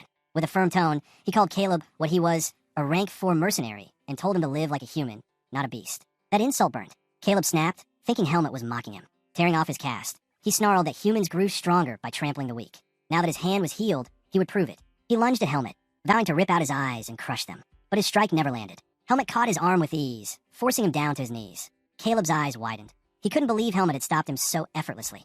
Helmet's grip tightened, pushing him lower. Terror crept across Caleb's face as he stammered, demanding to know what kind of trick this was. Helmet's gaze darkened. He told Caleb he was even dumber than a demonic beast, warning him to pick a better opponent if he wanted to fight for hierarchy. With a cold, condescending tone, he told Caleb to know his place. His grip crushed down harder, making Caleb scream in pain. Caleb refused to accept defeat. Forcing himself free, he roared that he would never beg for mercy. Unsheathing his sword, he charged again. Helmet didn't even bother to draw his blade. He blocked every strike with the sheath alone, frustrating Caleb further. Fury twisted Caleb's face. To him, Helmet's composure was arrogance. Helmet's patience finally broke. He drew his sword in a single motion. A surge of buys exploded from the blade, its energy making Caleb freeze in horror. Before he could react, Helmet's sword slashed across his thighs. Caleb collapsed to the ground, screaming in pain. Helmet hadn't planned to use his vis. He had only drawn it in the jolt of excitement from regaining it. He knew he couldn't let Caleb escape. If Caleb ran, the truth about Helmet's power might spread. A dark thought crossed Helmet's mind. Should he kill Caleb? A voice answered before Helmet chose. The seed of darkness spoke inside his head, urging him to kill. The seed spread slowly, pressing at his thoughts. Helmet felt the intrusion and reacted. He wrapped his body in the dark energy for a moment, then placed his hand over his chest and drew that energy away, stripping the clouded influence from his mind. He repeated the motion until the voice receded and the seed's pull loosened. When Helmet opened his eyes, Caleb had fled. The scene cuts to Caleb crawling through the underbrush, still screaming. He had not expected Helmet to wield this. He had not expected such strength from someone of rank 4. Crawling toward camp was his only hope. But before he reached it, a demonic beast in the forest intercepted him and tore him apart. Helmet heard the final screams, followed the sound, and found a demonic beast holding Caleb's corpse. Helmet identified it as the same beast that had slipped away that morning.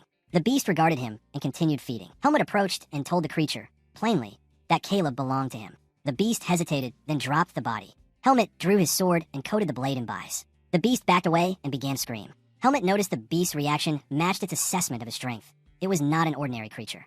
He ordered it to take Caleb's body and run, threatening death if it disobeyed. Lights, other mercenaries, moved closer through the trees. Cornered, the beast obeyed and fled with the corpse. Helmet sheathed his sword. He had the power back, but the seed had shown itself again.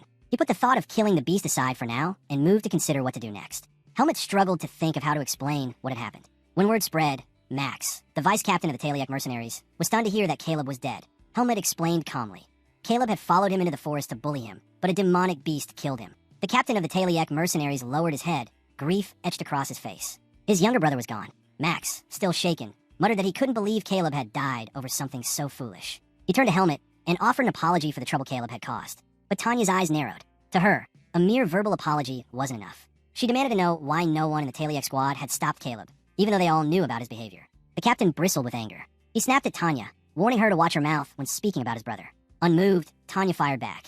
If their squad had kept Caleb in check, he wouldn't have met such an end. The captain stepped forward, furious, telling Tanya not to insult his man.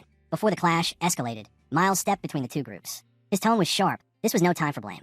They needed solutions, not arguments. He declared that the Taliek squad would take responsibility for the incident. He warned Tanya and her team to watch their words. Then he made a decision. Caleb's commission would be given to Helmet. Both sides accepted, though the air was thick with tension. Miles looked at them all with disappointment. He hadn't realized how fractured the mercenaries truly were.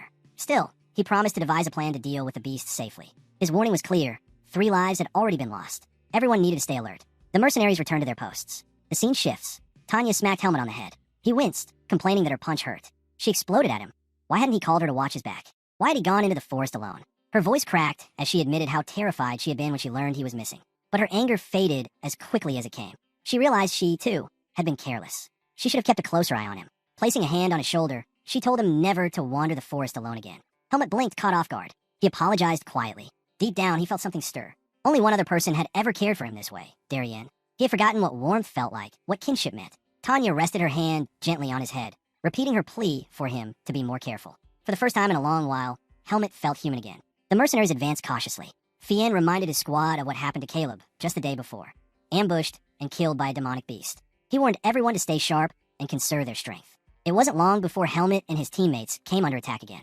The beasts pressed hardest against the face mercenaries, while the Taliek squad was left untouched. Fien couldn't understand it. Why were the creatures targeting only them? If this continued, his squad would collapse from exhaustion. Fighting nonstop for 2 days was draining them dry. Helmet, however, was less concerned with the swarm and more focused on the bigger picture. His eyes locked on the distant figure of the demonic beast leader. It wasn't joining the fight. Instead, it sent its underlings forward in steady waves. Helmet realized the truth. The leader was slowly wearing them down.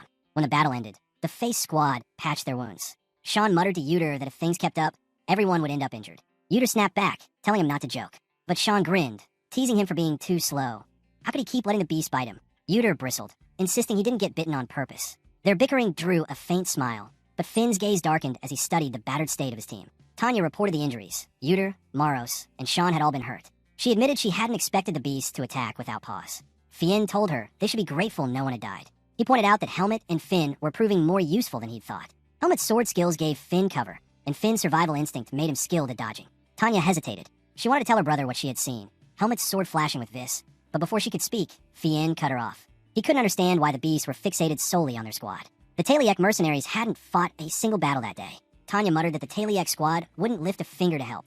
Not after the argument a few days earlier. All they could do was stay vigilant. Fien nodded, promising that they'd all make it out of the forest alive. That night, the scene shifts. Miles sat across from Paul, the captain of the Taliek squad.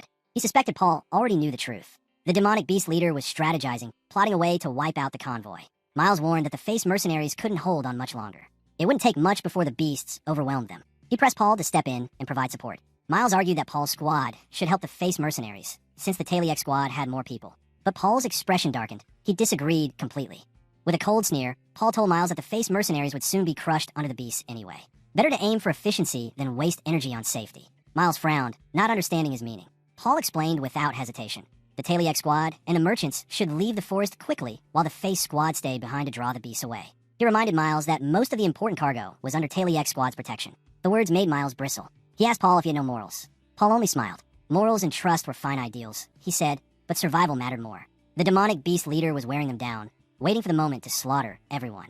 Could Miles afford to cover the losses of the goods and the lives at stake? If not, then he needed to think smart. Paul pressed him further. If Miles had a better plan, he would follow. Otherwise, this was the only alternative. The choice, he said, was Miles's to make. Cold sweat ran down Miles's back. He couldn't answer. The next day, the face squad pushed forward cautiously. Tanya's eyes narrowed. The beasts weren't giving them a break. Ambushes came one after another, and her teammates, along with the horses, were being pushed to their limits. What made her angrier was the Tailiac squad. They hadn't lifted a finger to help. They only sat back, watching every move the face mercenaries made. Fien shared her concern. If the battles continued, their squad would collapse. Then Tanya spotted something strange. The Tailiac squad suddenly sped up their carriage. A heartbeat later, they broke into a full sprint. Tanya shouted after them, but her calls went unanswered. Fien's eyes went wide with realization. The Tailiac squad was using them as bait. The demonic beasts were locked on the face mercenaries, giving Paul's men a clear path to escape. Before the face squad could react, the beasts closed in, surrounding them. Fien's face hardened with anger at the betrayal. Helmet's thoughts turned grim. Surrounded, exhausted, and abandoned, the squad was facing its end. They could never catch up to the Tailiac squad now. He couldn't believe they had been sacrificed so shamelessly. His mind turned to one possibility. Should he reveal his true power to try and save them? The moment the demonic beasts closed in, Fien barked at his squad to hold formation. No sooner had the words left his mouth than the monsters lunged. The mercenaries, already drained from battle, struggled just to hold their ground. Fien unleashed his Bais to join the fight, while blades clashed and claws tore. Amid the chaos, Helmet's thoughts drifted. If he revealed his true strength, would they start questioning who he really was? Maros, on the other hand, was almost thrilled. To him, dying here would mean the end of a mercenary's journey, an honorable finish. But Sean snapped at him. Die here, and it's worthless, he said, raising his sword high. If I die, it'll be a noble death. Maros froze. Never once had he heard a mercenary speak like that. Tanya, glancing around, couldn't believe her comrades were throwing words back and forth in a moment like this. Helmet stood in silence, torn by questions. Was he really the same as these humans?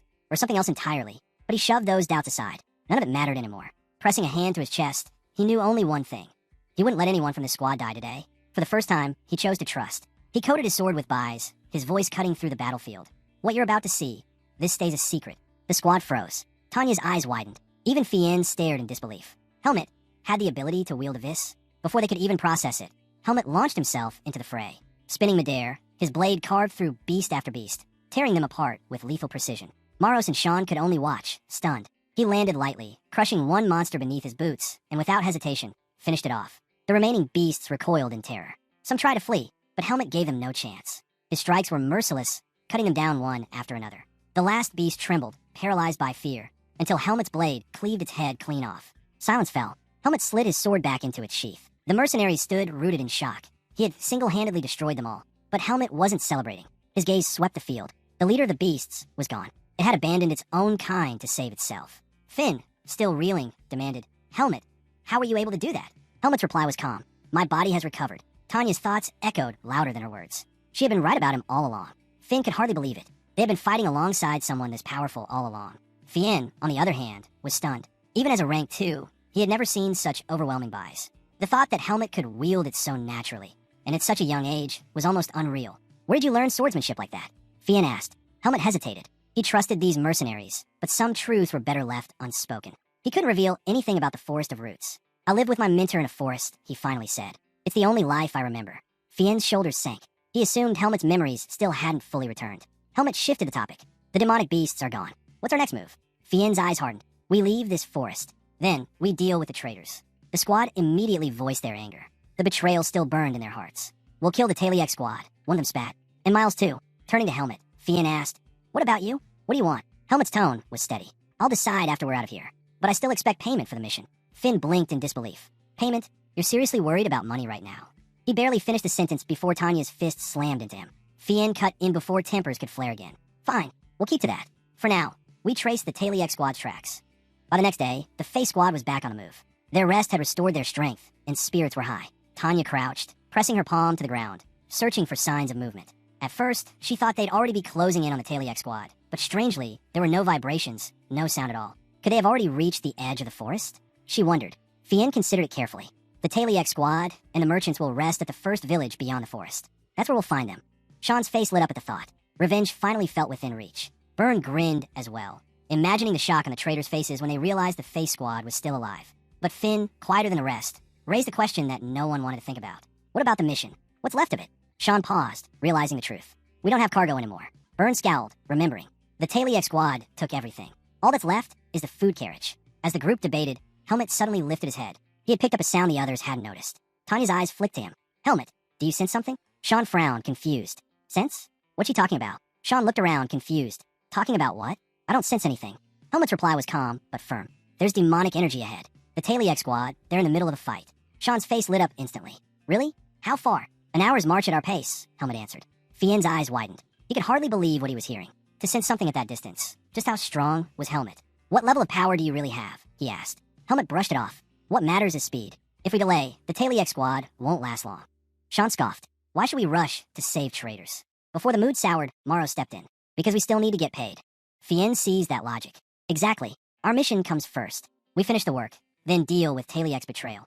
Tanya smirked, throwing in a jab to lift their spirits. That's why we're better than those selfish Taliek bastards. The squad's energy steadied, their morale restored. With a commanding tone, Finn ordered move out. The scene shifted. The Taliek squad was already deep in battle. Hold your ground, Paul shouted, cutting down a beast as it lunged at him. He still couldn't wrap his head around it. Why had the beast chased them even a full day after splitting from the face mercenaries? Then the leader appeared. Its massive form loomed over him, crushing the air with sheer presence. Paul's stomach dropped. Why were they so relentless? Why hadn't the beast been satisfied with the face squad? The leader's massive fist came crashing down. Paul barely managed to dodge, the ground shattering where he'd stood. One thing became clear. If he stayed, he'd die. He slipped closer to Max, whispering urgently. If this keeps up, we're finished. We can handle the minions, but that giant ape, no chance. We have to run. Paul's voice lowered. Think about it. The face squad's probably dead already. If we escape, there won't be any witnesses. No one to blame us. Max's lips curved into a smile. The logic was cruel, but perfect. Their reputation would remain untarnished, if no one survived to tell the truth. Without hesitation, he barked orders. Fall back. Run. The squad froze, confused. His words made no sense. But before they could question him, Max and Paul had already bolted. From inside a carriage, Miles stared through the window, his face pale. Shock hit him like a wave as he watched them abandon their own men. And just as the beast slammed into the carriage, Miles realized the bitter truth. Miles finally understood.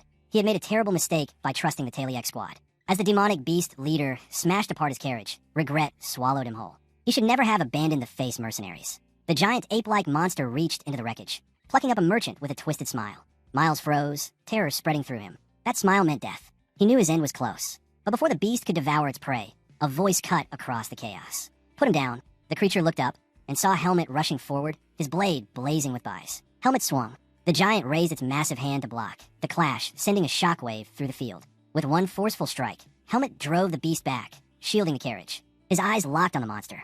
I said drop him. For the first time, the leader hesitated. The look on Helmet's face made it falter. With a grunt, it hurled the merchant toward him, eager to rid itself of that piercing gaze. Earlier, before Helmet left, Fien had stopped him. Check the situation first. Something about the Taliek squad feels wrong. They might hold out if they stick together, but betrayal runs deep with them. Don't forget, the merchants could be victims too. Helmet had agreed. And now, seeing the devastation before him, he realized Fien had been right. If he had come any later, the merchants would already be dead. Helmet launched himself in the carriage, sword flashing once more. His bise surged, restored, sharpened, and unyielding. The giant monkey roared, meeting him head-on. Its demonic energy clashed against his strikes, summoning waves of power. Then, with an enraged howl, it called its minions. Helmet barely flinched. He cut them down in a blur, tearing through the swarm until the ground was painted with their remains. The leader howled again, furious at the slaughter. This was no ordinary beast. Since leaving the Forest of Roots, Helmet had never faced one this strong. But he felt no fear. He was certain he could win.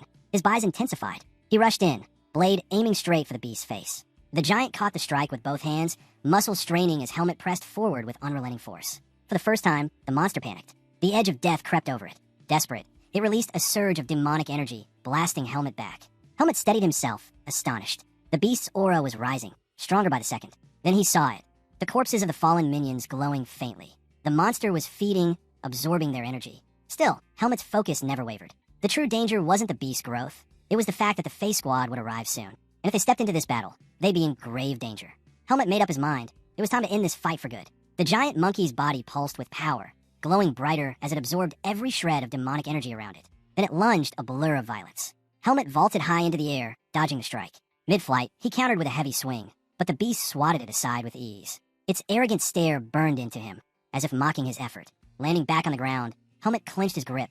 His usual strength wasn't enough. He poured even more bise into his blade and charged again. This time, the beast's eyes widened. It braced, locking blades with him, straining against his force. Helmet's surprise grew. Not only had it blocked him, it was moving faster now. The transformation had sharpened its speed and hardened its claws. One misstep, and they could cut him apart. He understood what had to be done. To end this, he would need a single decisive strike. Steel clashed against claw as the two traded blow after blow, shockwaves tearing through the battlefield. In one exchange, Helmet managed to push the beast back, only to glance down and see his clothes ripped open. A flicker of annoyance crossed him.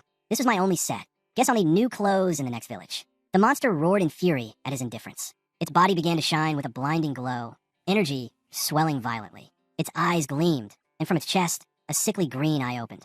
The beast swelled larger, more grotesque than before. But Helmet didn't flinch. The beast launched itself high, descending like a mountain of rage. Helmet's gaze sharpened. He recognized the pattern. That leap, that form, it was familiar. A faint smile touched his lips. So it's copying Naho's technique.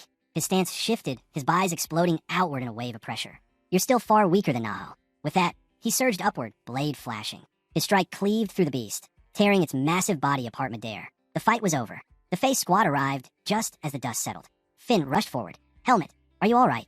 Fien's eyes widened at the sight of the corpse. You defeated it? Alone? Helmet nodded simply. Yes. By the time I got here, the mercenaries were already dead. Fien's expression darkened as his gaze swept over the battlefield. The broken formation of the Taliek squad told the story clearly. Their betrayal, their lack of unity, it had cost them their lives. He realized then, Fien studied the battlefield closely. The truth was clear. The Taliek mercenaries hadn't stood a chance without a captain to lead them. Their collapse was inevitable. But what truly weighed on him was betrayal. Paul and Max had abandoned their own comrades. Even for mercenaries, such treachery cut deep. Tanya shook her head in disbelief. They didn't have even a shred of loyalty. While the squad searched the wreckage, Maros called out. He had found someone. Beneath a pile of rubble, Miles lay unconscious. Fien rushed over, stunned. Nearly everyone was dead, yet somehow their client had survived. Without hesitation, he ordered, search the area. See if anyone else is alive. Quickly, we need to leave this cursed territory. Once they were clear, the mercenaries laid Miles down and revived him. Slowly, his eyes opened. For a moment, Miles thought he had crossed into the afterlife. And the first face he saw was Fien's. Tears welled instantly. Fien, forgive me, he sobbed. I never wanted to leave you. Paul forced me. I'm so sorry. Relief softened his face. To him, this apology was his last act before death. But Fien shook his head firmly. Stop panicking. We're not dead. Miles froze. His eyes darted around. The Face squad surrounded him. His confusion deepened. He could have sworn the giant monkey had killed him. He asked, voice trembling, where is it? The beast. It's gone, Fien said flatly. You can forget about death for now. Helmet stood nearby, quietly noting that Fien hadn't mentioned who had slain the monster. He respected that choice. The secret remained safe. Miles, overwhelmed, began thanking God for sparing his life. But Fien cut into his prayers. Enough. We need to talk about compensation. The word alone snapped Miles back to reality. He was alive after all. Finn handed him a paper. Miles scanned it, and his jaw dropped. 80%. Yes, Fien replied evenly. 80. You betrayed us, left us to die, and we saved you. Be grateful it isn't more. I'm being fair because you suffered losses too. Miles tried to argue, pleading, please 70. I still need to compensate the families of the dead. But Fien's expression didn't soften. That's not my concern. Settle it yourself. Take the offer or walk away. If you refuse, we'll keep the goods you plan to deliver. Miles' stomach sank. The weight of Finn's words hit him like a hammer. Miles quickly realized there was no winning against Fien. He swallowed his pride and accepted the offer. With the deal settled, Fien shifted the conversation. Now tell me, what exactly are we transporting? Miles' expression hardened. His voice dropped low. If word spreads about these goods, the Butin Merchant Association will be destroyed. Fien didn't flinch. Then we'll make sure nothing leaks. That's our job. But Miles shook his head. Fear etched into his face. You don't understand. If they discover what you're carrying, none of you will be safe. He hesitated. Do you still want to know? Fien's tone sharpened, irritation breaking through. This is something you should have explained before hiring us. Cornered, Miles nodded grimly. Fine. We're transporting these goods to a mage. Grand Mage, Anti-All. Morrow staggered back in shock. What? Those belong to him. Fien's eyes widened. Even he struggled to believe it. A man of Anti-All's stature, relying on a merchant guild and a mercenary squad to deliver goods through beast territory? It made no sense. Why wouldn't Anti-All hire a swordsman family? Finn pressed. Miles' answer was heavy. Because these goods come from a place mages cannot enter. The Temple of Lumen. The words froze the squad in place. Miles went on, his voice trembling. The temple's influence stretches farther than you can imagine. 1,000 years ago, they destroyed the Demon King. Once, they were the shield against corruption. But now, they are corrupt. They hide behind divine authority, gathering sacrifices, feeding their power, and forcing kingdoms to submit in exchange for their so-called blessings. He clenched his fists. And despite their reach, there's one man they cannot control, Anti-All. The temple has always coveted powerful mages like him. In their endless scheming, he managed to seize one of their relics. For research, the squad stared in silence as Miles revealed the weight of their mission. If the temple discovers we're moving one of their items, the Butin Association will be erased. Every single person involved wiped out. Fien's jaw tightened. So that's the truth. Miles lowered his gaze, his voice cracking. We never wanted this mission. But Anti-All once saved our leader's life. This is the price of that debt. Helmet, who had been listening quietly, finally spoke. This Anti-All, he's that well-known. Maros turned to him, eyes sharp. Everyone knows him. Maros nodded firmly. Everyone knows Anti-All. A few years back, the divine barrier was nearly destroyed because of him. Helmet's eyes narrowed. Destroyed? By a mage. Maros explained. The temple had raised a massive barrier around one of the great cities, built to keep demonic beasts out. At first, it worked perfectly, but there was a flaw. It could also detect the mana of mages. That meant the temple could track, expose, and control them. The beasts were kept away, but the cost was freedom. Enraged, the mages rose in defiance. And at the heart of it stood Anti-All. With his power, he nearly shattered the temple's so-called divine shield. Helmet was stunned, to shake a barrier created by the temple itself. The strength required was unimaginable. His thoughts turned inward. The temple hadn't been able to erase his seed of darkness either, only cast him into the forest of roots. What if magic, not divine power, could remove it? But so far, no magic had ever impressed him. The only mage he'd seen fight was Irugo, and Irugo had been nothing special. Still, Helmet found himself hoping that Anti-All truly was in a different league.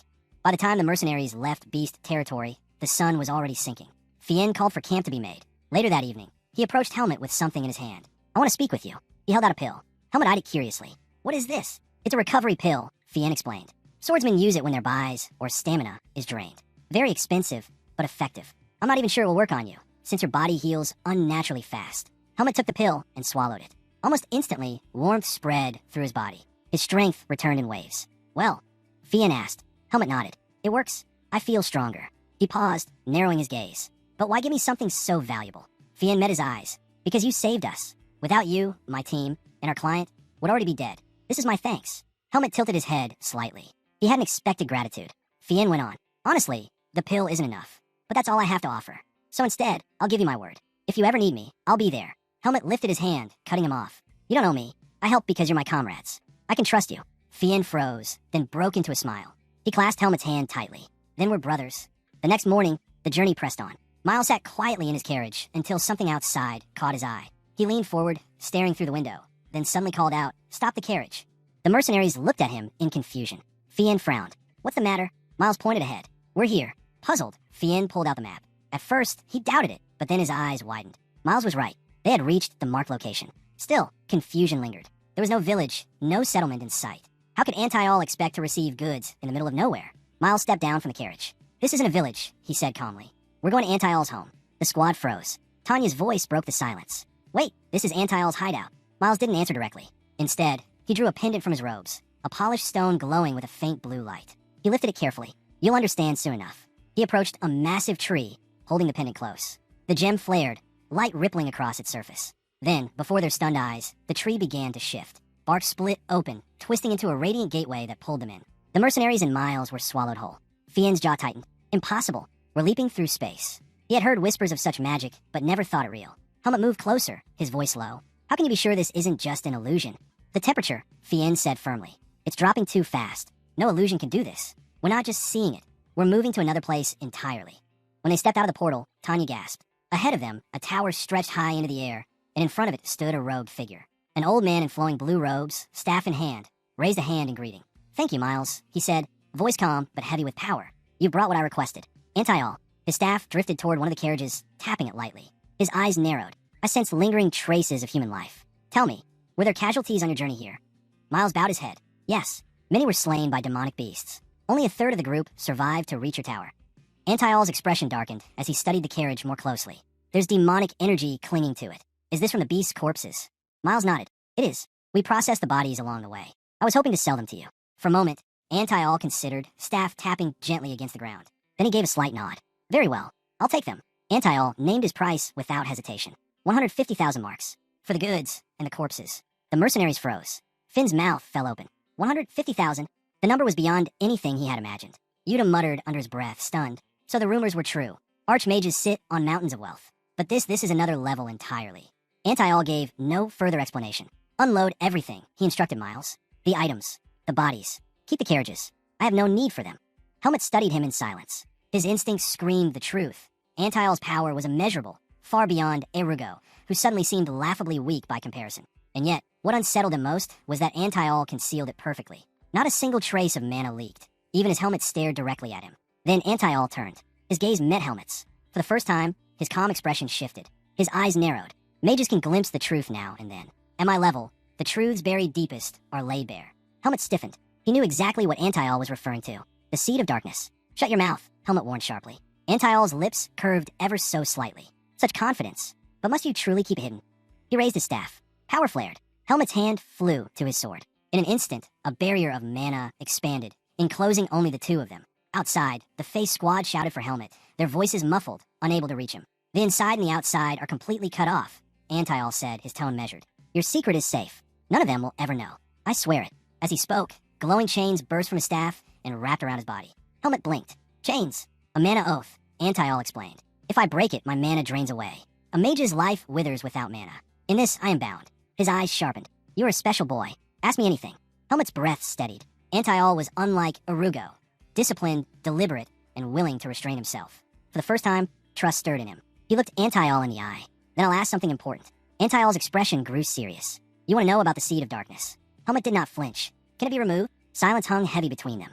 Finally, Antiol spoke, his voice low but absolute. No, it cannot. The Seed of Darkness is tied to your very life. To tear it away is to kill you. Antiol's voice carried a heavy truth. The seed of a demon usually takes root in infants destined to die. It revives them, yes, but only to chain them as hosts until the day they finally collapse. He looked Helmet directly in the eyes. That seed inside you, it is no different from your heart. Remove it, and you die. The words hit hard. Helmet lowered his gaze. He had hoped.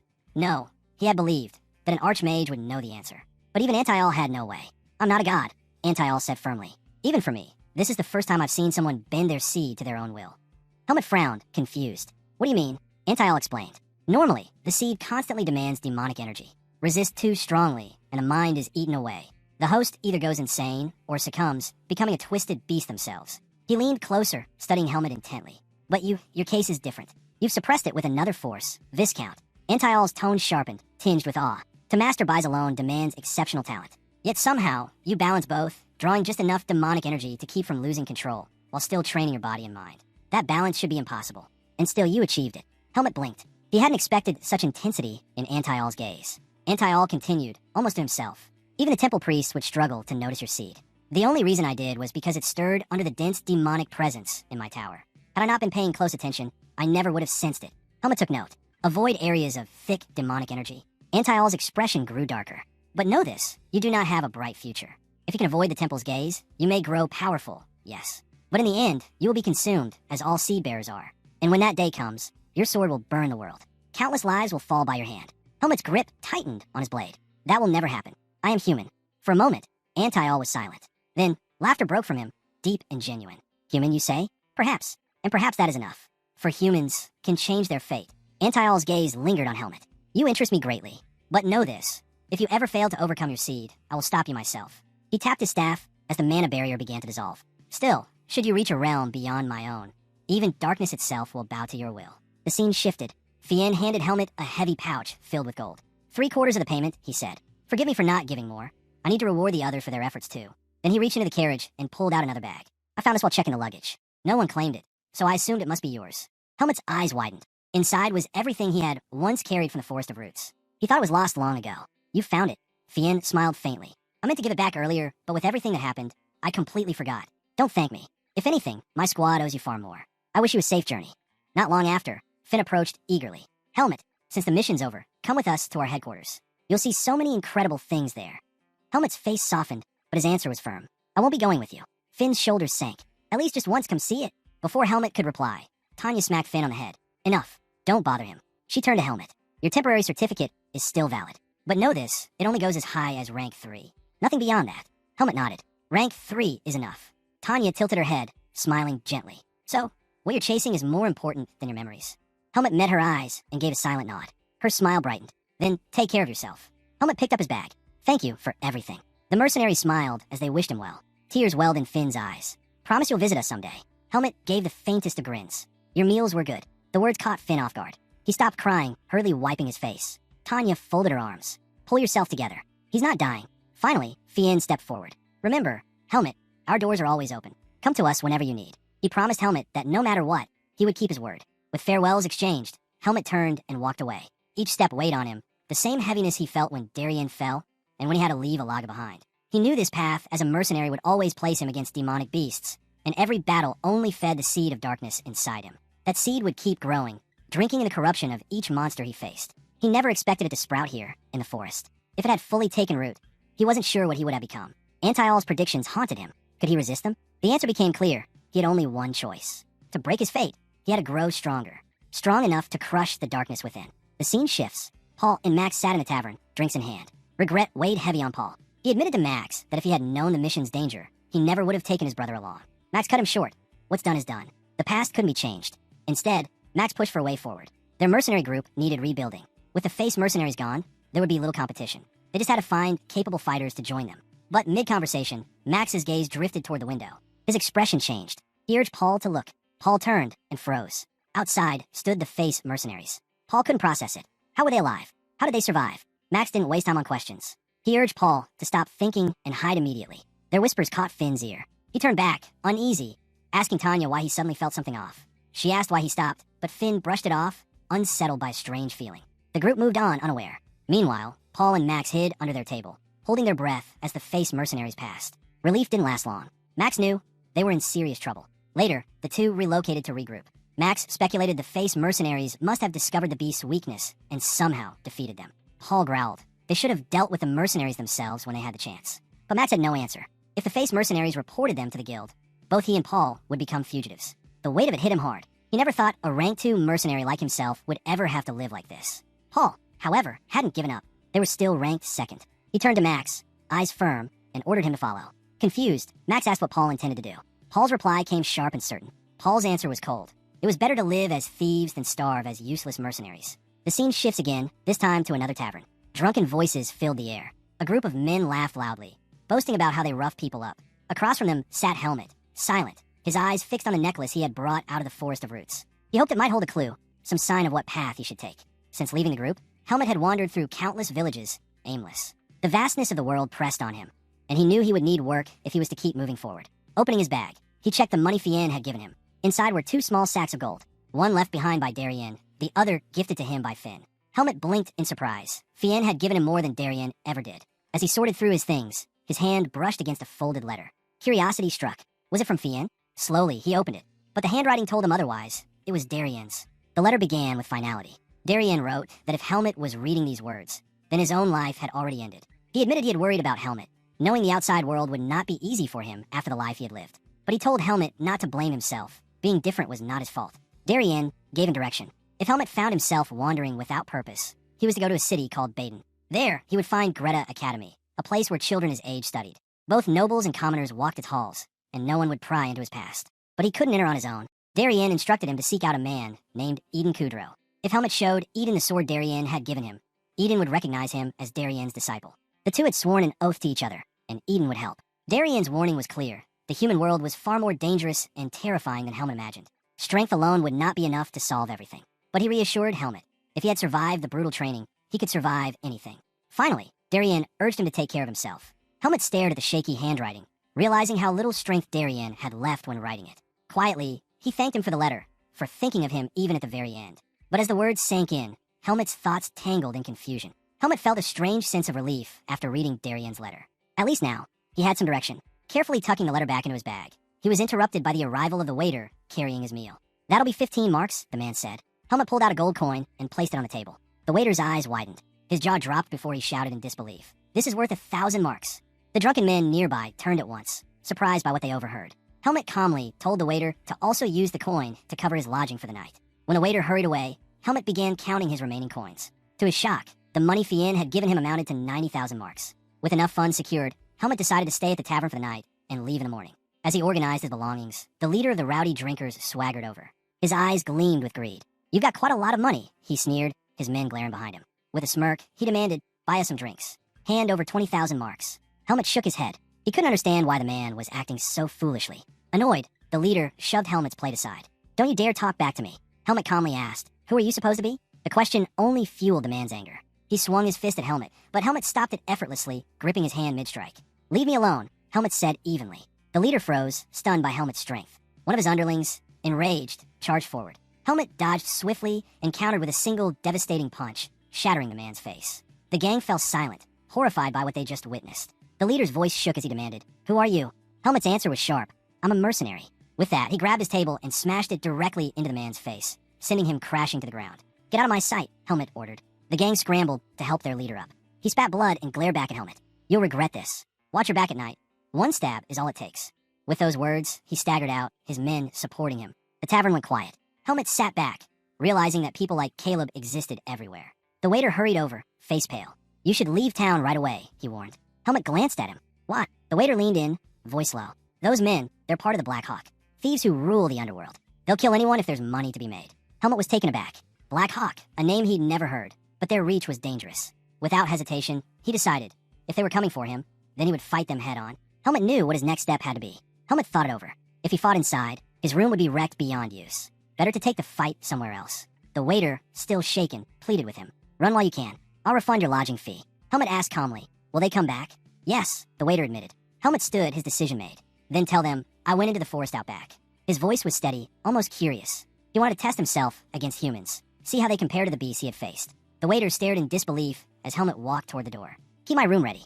I'll need it when I return, Helmet added before stepping outside. The scene cuts to the gang. One of the underlings approached their leader, unease written in his tone. Boss, do you really want to go up against him? The leader's eyes burned with anger. He disrespected us. Pride is everything in our line of work. But he's strong, the underling warned. And he's a mercenary. The leader scowled. What? You want to run away now? Before the subordinate could respond, another member rushed in with news. Boss, I found where he went. Speak, the leader snapped. He ran into the forest, the man reported. Must have been too scared to stay and face us. The leader burst out laughing. That fool, running into the forest, is the worst mistake he could make. The underling grinned with confidence. We know every inch of that place. Tracking him down will be easy. Their equipment clattered as the Black Hawks strapped on their gear and gathered around their leader. With a cruel smile, he gave the order, let's show him that Black Hawk is more terrifying than anything in this world. The scene shifts. In the forest, Helmet perched silently in a tree, watching over the fake campsite he had set up as bait. From above, he reflected. Some humans were no different from demonic beasts, preying on others. Yet there were also humans who risked everything to protect. The contrast unsettled him. Humans were far more complicated than he had imagined. Darien's words echoed in his mind. Not every problem could be solved with strength alone. Helmet understood the meaning now. Yet in his heart, he still couldn't see any other way. For him, strength was the only answer. As the Blackhawks closed in, Helmet readied his bow. Stepping into view, he revealed himself to the gang. Their eyes widened at the sight. Helmet's thoughts hardened. Humans who acted like beasts needed to be treated like beasts. Helmet's eyes turned cold. You try to ambush me, he said flatly. For that, you die. The forest echoed with chaos as he cut down the Black Hawk members one after another. When the dust settled, their bodies lay scattered, and Helmet turned away, heading toward the forest's edge. On the way out, a thought weighed on him. So weak, he couldn't believe the Black Hawks were this powerless. Leaping from branch to branch at high speed, he compared them to Tanya. She was far stronger, proof that humans varied in strength just as much as beasts did. Helmet realized he needed to face more humans to truly understand how powerful they could be. With that in mind, he decided to return to the inn and rest. But mid-run, his chest tightened. Pain tore through him. His body froze in midair before crashing hard to the ground. Tremors racked his body as he struggled to breathe. What's happening? His seed of darkness was raging inside him. But why? It should only react to demonic energy. There were no beasts here. The answer hit him like a hammer. He had killed humans. And though humans lacked demonic energy, the act itself had fed the darkness within him. Helmet's mind raced. He tried to suppress the surge with his buys, but it was no use. The seed of darkness only grew stronger. His situation had spiraled into something far worse. Now that he had killed Black Hawk members, the rest of their organization would come hunting for him, which meant more killing, which meant feeding the seed even further. He clenched his fists. Foolish. I was foolish to think I could fight humans the same way I fought beasts. From here on, he would need to avoid the Black Hawks at all costs, while finding a way to suppress his seed. And so, he made a choice. He would head to Badan. The scene shifts. A heavily guarded building looms in view. Inside, a man kneels before his superior, delivering grim news. They're all dead, he reports. But if we keep tracking them, we'll uncover their location. The superior's face darkened, clearly displeased. Then keep chasing them. Don't stop. Yes, sir. Before more could be said, another subordinate entered the chamber, bowing quickly. Anton, the guests have arrived. Anton turned toward the door as their mysterious visitors stepped in. When the guests stepped in, Anton's eyes widened. He had been told 2 rank 2 mercenaries were seeking to join their group, but he never expected them to be Paul and Max. With a sharp grin, Anton welcomed them. 2 skilled men, like you want to join us? That's good news. But his tone shifted quickly. Still, we have issues of our own. I can't let you in without conditions. Paul and Max exchanged a tense glance. Paul leaned forward, his voice steady. What do you mean by that? Anton casually twirled a knife between his fingers. I'm not questioning your skills, he said smoothly. But our group, we're not like regular mercenaries. We deal in business others might call illegal. With a flick of his wrist, Anton hurled the knife. It landed dead center in the dummy across the room. His message was clear. I don't need mercenaries whose sense of justice interferes with our work. Paul's eyes narrowed. He understood. This was intimidation, a test. Anton continued, so, I have a job for you. Complete it, and you'll prove your loyalty. He slid a paper across the table. It won't be difficult for mercenaries of your level. Paul picked it up, scanning the details. 5 members of the Black Hawk had gone missing after clashing with a mercenary named Helmet. Their bodies were later found in a forest near a nearby village. Each one killed with a single blow, without a trace of weapons. Max's jaw dropped. 5 men taken out by one person with no weapon. Anton's gaze hardened. Yes, black hair black eyes, around 15 years old. He fights with the strength of a rank 3 mercenary. The name lingered in the air. Helmet. Max clenched his fists. You want us to kill him? Anton smiled, sharp and satisfied. Do this, and you'll officially be one of us. Complete it, and you'll be trusted with greater missions. You'll be well taken care of. His eyes locked onto theirs. Fail, and you'll regret it. Paul, after a long pause, asked the only question left. Where is he now? Anton replied. The last sighting was in the neighboring village. The incident happened just last night. He couldn't have gone far. The scene shifts. Helmet has already moved on, arriving in another town. He walks calmly toward the front of Guild. Helmet never thought he would have to take another request so soon. But if he wanted to move freely without drawing suspicion, he needed one. He pushed open the door of the Guild building. Inside, mercenaries crowded the hall, scanning the boards for jobs. Helmet walked straight to the counter, where a receptionist greeted him with a cheerful smile. Welcome, little boy. What brings you here? She asked. Helmet slid his identification papers across the desk. I'm looking for a request. The receptionist's eyes widened. Rank 3, and part of the face mercenary group. She looked at him, stunned. Helmet's tone was flat. Is there a problem? Quickly shaking her head, she replied, No, not at all. It's just rare to see someone so young at rank 3. She leaned forward. What kind of request are you looking for? The reward doesn't matter, Helmet replied. I need a mission I can complete on my way to Badan. Her expression brightened. Ah, perfect. Badan is a metropolis, so we get endless escort and transport requests heading that way. She rifled through a stack of papers and pulled one out.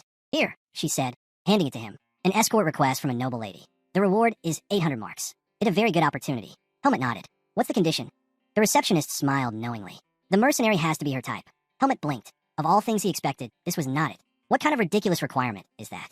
The scene shifts. Helmet stepped into a clothing store, the receptionist's words echoing in his head. Image is everything when dealing with a noble, she had said. Even if you're strong, even if you're famous, your appearance must be proper. Fortunately, your face alone already qualifies you. That's why I suggested this mission. Just get some decent clothes and come back. I'll have the request ready for you. Helmet glanced around the shop before approaching a blonde shopkeeper. I need good clothes. The man's eyes lit up, clearly delighted. You've come to the right place. I have just the thing for you. He hurried off, then returned holding up a gleaming black set of overalls. Crafted by the most famous artisan in all of Badan. The materials used are of the highest quality, top of the line. The shopkeeper proudly held up the shiny black overalls. With these, even a demonic beast would look like a noble. Helmet stared silently. He had never heard clothes described in such a strange way. The man, noticing his lack of reaction, quickly pressed on. The fabric is so light, you won't even feel on your body. Helmet cut him off. What's the price? The shopkeeper checked the tag. 2,000 marks. Helmet's eyes widened. The escort mission reward was only 800. Was it worth it? Maybe I should have taken a different request. The scene shifts. Back at the guild, the receptionist froze when she saw Helmet return in his new attire. Her jaw dropped. You look completely different, she gasped, giving him a playful tap. Honey, you're really handsome. Helmet blinked. My name isn't Honey. It's Helmet. She chuckled, covering her mouth. No. I called you Honey because you're so cute. Helmet didn't know how to respond, so he stayed quiet. The receptionist leaned closer. I've already sent your information to the noble lady. You've got a strong chance of being chosen. Not many mercenaries match her taste, and being from the face mercenary group only increases your chances. Just then, the guild doors swung open. A man entered, and the receptionist's eyes widened. She immediately greeted him. Welcome. You're from the house of Sharing Jin, aren't you? The man gave a nod. I am. I came to see the mercenary who accepted our request. His gaze shifted to Helmet, sizing him up. Is this the one? The man studied Helmet's tall frame and firm posture, then gave a satisfied nod. Good. He'll do. Turning to Helmet, he said, follow me. Helmet glanced back at the receptionist. She waved warmly. Come again, honey. Helmet bowed his head slightly in thanks before stepping outside with the man. But unseen to them, a figure lurked in the branches of a nearby tree, eyes locked on Helmet. As soon as Helmet passed, the figure vanished into the shadows. On the road, the man finally introduced himself. My name is Gilton, he said. I serve as the steward of House Sharing Jen. Gilton walked beside Helmet, introducing himself properly. I'm the butler of the Sharing Jen family. Tell me, have you heard anything of it? Helmet shook his head. I've never heard of this. Gilton nodded. The Marquis is a man of great standing. When you meet him or his household, act with caution. He studied Helmet. Have you ever escorted anyone before? I've made a transportation request, Helmet replied simply. There isn't much difference, Gilton explained. Only this time, instead of guarding an item, you protect a person. If things grow difficult, follow the orders of the knights. Once the mission is complete, you'll be rewarded with more than the listed payment. Helmet accepted the advice without hesitation. Gilton raised a brow, surprised at how quickly Helmet agreed. Good. Remember, silence is a virtue in escort missions. Use it well. When they reached their destination, Helmet paused. Before him stood a grand, elegant building. He was struck by the sheer beauty of it. This, Gilton said, is the inn where the Marquis' daughter resides. Helmet couldn't help but marvel at the wealth of the highborn. A knight greeted them at the entrance. Welcome back, Gilton. His gaze shifted to Helmet. This mercenary looks young. Gilton replied smoothly. He's been verified by the guild. He is more than fit for the task. If there's anything he doesn't know, you can guide him. The knight extended his hand. Kedrick. Helmet shook it. Helmet. Gilton then asked, where's the young miss? In the cafeteria, Kedrick answered. It It would be best if you met her now. The scene shifts. Inside the cafeteria, a young lady sat across from Man. Her attention was fixed solely on him. I can't eat this food, she said with a pout. The chefs at my manor cook far better meals. You must come to my estate and try it, Lord Araya. Her eyes lingered on him, soft and filled with longing. At that moment, Helmet and Gilton entered. Gilton bowed slightly. Lady Genia, her expression soured at the sight of him, though she quickly masked it and asked, "What is it?" Gilton gestured toward Helmet. "This is the mercenary I have chosen for your escort." Genia's gaze swept over Helmet, cold and dismissive. "I have no interest in mercenaries. Whatever decision you make, I won't interfere." Without another glance at Helmet, she turned back to Araya, her gaze warm, her voice gentle, preparing to speak to him again. Genia leaned forward, ready to speak again, but Araya cut her off. "I need to rest before the journey begins." Her eyes widened. "What would be better if you ate more?" He ignored her, rising from his seat and heading toward the exit. As he passed, Helmet's eyes followed him. Something felt off. A strange presence clung to Araya, one Helmet couldn't place. He kept staring even as Araya walked away. Genia quickly stood, her composure cracking. "I'll return to my room," she told Gilton hastily before hurrying after Araya. When she was gone, Helmet asked Gilton, "Is Araya one of the guards?" Gilton shook his head. "No, he's Lady Genia's guest, a well-known student of Greta Academy. My lady recognized him by chance and insisted he travel with us." Helmet's brow furrowed. "Is Lady Genia also a student there?" "Not yet," Gilton explained. "She plans to take the entrance exam. That's why we're heading to Badan." Helmet was caught off guard. Genia and her entourage were traveling to the same destination as him. Gilton checked the time. "We leave in 2 hours. Go to the stable and prepare a horse. Once you're ready, wait near the first carriage. If you need anything, Kedrick will help you. I still have matters to arrange." Helmet nodded. "Understood. Thank you." The scene shifts. Helmet now rode a white horse, clearly irritated. The animal was restless, tossing its head and stamping its hooves. At the stable, it had caused endless trouble, forcing the owner to apologize. "Forgive it," the man had said. "This one likes to show off." Helmet thought back to the face mercenary horses, calm, obedient, and loyal. Compared to them, this creature was a nuisance. As he guided the horse beside a carriage, a voice rang out. "Araya, ride with me." Helmet turned. Of course, it was Genia. With a grim expression, Araya strode toward her carriage. And as he passed Helmet once again, the truth clicked. So that's what it was. Helmet could feel it now. Araya's body was wrapped in mana. He wasn't just any student. He was a mage. The scene shifts. The convoy wound its way through a forest path. Helmet rode silently, his thoughts circling back to Araya. Finally, it made sense why that presence had felt so strange from start. From the moment Helmet first laid eyes on Araya, something about him felt strange. He still couldn't figure out what kind of magic Araya had cast on himself, or why he would even need to. The mystery gnawed at him, and Helmet resolved to keep a close watch. Inside the carriage, Genia leaned toward Araya, her voice filled with admiration. "Is it true you're the top student of the magic faculty?" "Yes," Araya answered plainly. Genia's face lit up. Of course, she thought. No test could trouble him. Smiling brightly, she admitted, "I'm nervous about the entrance exam. I don't even know how to prepare properly." Without changing expression, Araya replied, "If you prepared enough, you'll do fine." But Genia, caught up in her fangirl fantasy, pressed on. "I studied hard, but I'm still nervous." "Then once we arrive at Badan, review your work," Araya said flatly. "I'll need someone to teach me," Genia countered quickly. "Greta Academy encourages individual learning," Araya replied. "You should get used to studying alone." With mock tears glistening in her eyes, Genia pouted. "I can't worry about that until I pass the exam. I can't send bad news home." Araya saw through her act. He knew she was angling for him to tutor her. "I'll introduce you to a proper tutor who specializes in the entrance exams," he said calmly. Her jaw dropped. "W, what about you?" she asked shyly. "Couldn't you be my tutor?" "It would be difficult," Araya answered. "Why? It's a new semester. I need to prepare as well." His tone left no room for argument. Ending the conversation, Araya added, "This journey will be tiring. You should rest." Realizing she was pushing too hard, Genia forced herself to smile and agreed. "All right, I'll rest." The scene shifts. From his horse, Helmet had been listening closely to their conversation, hoping to learn something useful. But the longer he listened, the more irritated he became. None of it mattered to him. He had wasted his time. With a sigh, he thought, only Finn would bother with something this pointless. He urged his horse forward, moving away from the carriage. The scene shifts again. Inside a dark hideout, members of the Black Hawk gathered. "Boss," one of Anton's subordinates reported, "we've tracked Helmet. We can catch him if we move quickly. He's traveling with a group that has only a few knights and mercenaries." Anton's eyes narrowed in surprise. Anton quickly realized that Helmet must be serving under a noble, otherwise he wouldn't be traveling with knights. The thought unsettled him. He didn't like that a noble was involved with Helmet. Without hesitation, he ordered his men to eliminate Helmet alone. Paul raised an eyebrow, surprised at the extent Anton was willing to go just for a single mercenary. "You're really persistent, aren't you?" he remarked. Anton only laughed at the comment. "Persistent? No, I just prefer to be careful." His tone grew darker as he leaned closer. "The Blackhawk way is simple. Tear your enemies apart, piece by piece, until nothing remains. If you want to join us, you'll need that same philosophy." Paul smirked. "I like the way you think." The scene shifts. Helmet and his group arrive at a small, modest inn. Genia frowned at the sight. "This place? Can't you find us somewhere better, Gilton?" Gilton shook his head. There's no other around here. We'll have to make do for one night. Just then, the village chief approached to welcome them warmly. Gilton bowed, slightly in gratitude. Thank you for letting us stay. We'll make sure you're rewarded later. The chief's face lit up at those words. This may be simple, but it belongs to our village. Rest well. Later, Helmet trained alone in the forest nearby. After pushing himself for a while, he paused, breathing heavily. He could feel it. His buys had improved greatly, his strength far beyond what it once was. And yet, something still felt blocked within him. His body hadn't had enough time to fully train, to refine both muscle and buys. He wondered if Greta Academy would give him that opportunity. Maybe there, he'd finally uncover a clue about his seed of darkness. As those thoughts lingered, a strange feeling washed over him. Someone was watching. Helmet snapped his gaze upward, only to see the clear sky above. Still, he was certain, eyes were on him. He noticed an owl perched nearby. At that moment, the scene cuts. Araya dismissed his skill, eyes of an eagle. He was taken aback. Helmet had sensed him. If he had stayed longer, he would have been discovered. Impossible, no ordinary human could detect that kind of magic. Araya narrowed his eyes, intrigued. He had seen countless mercenaries in his life, yet never one capable of seeing through a spell. Araya found it strange. Helmet was already at rank 3 despite his age. A remarkable feat, but something told him Helmet had the potential to go even higher.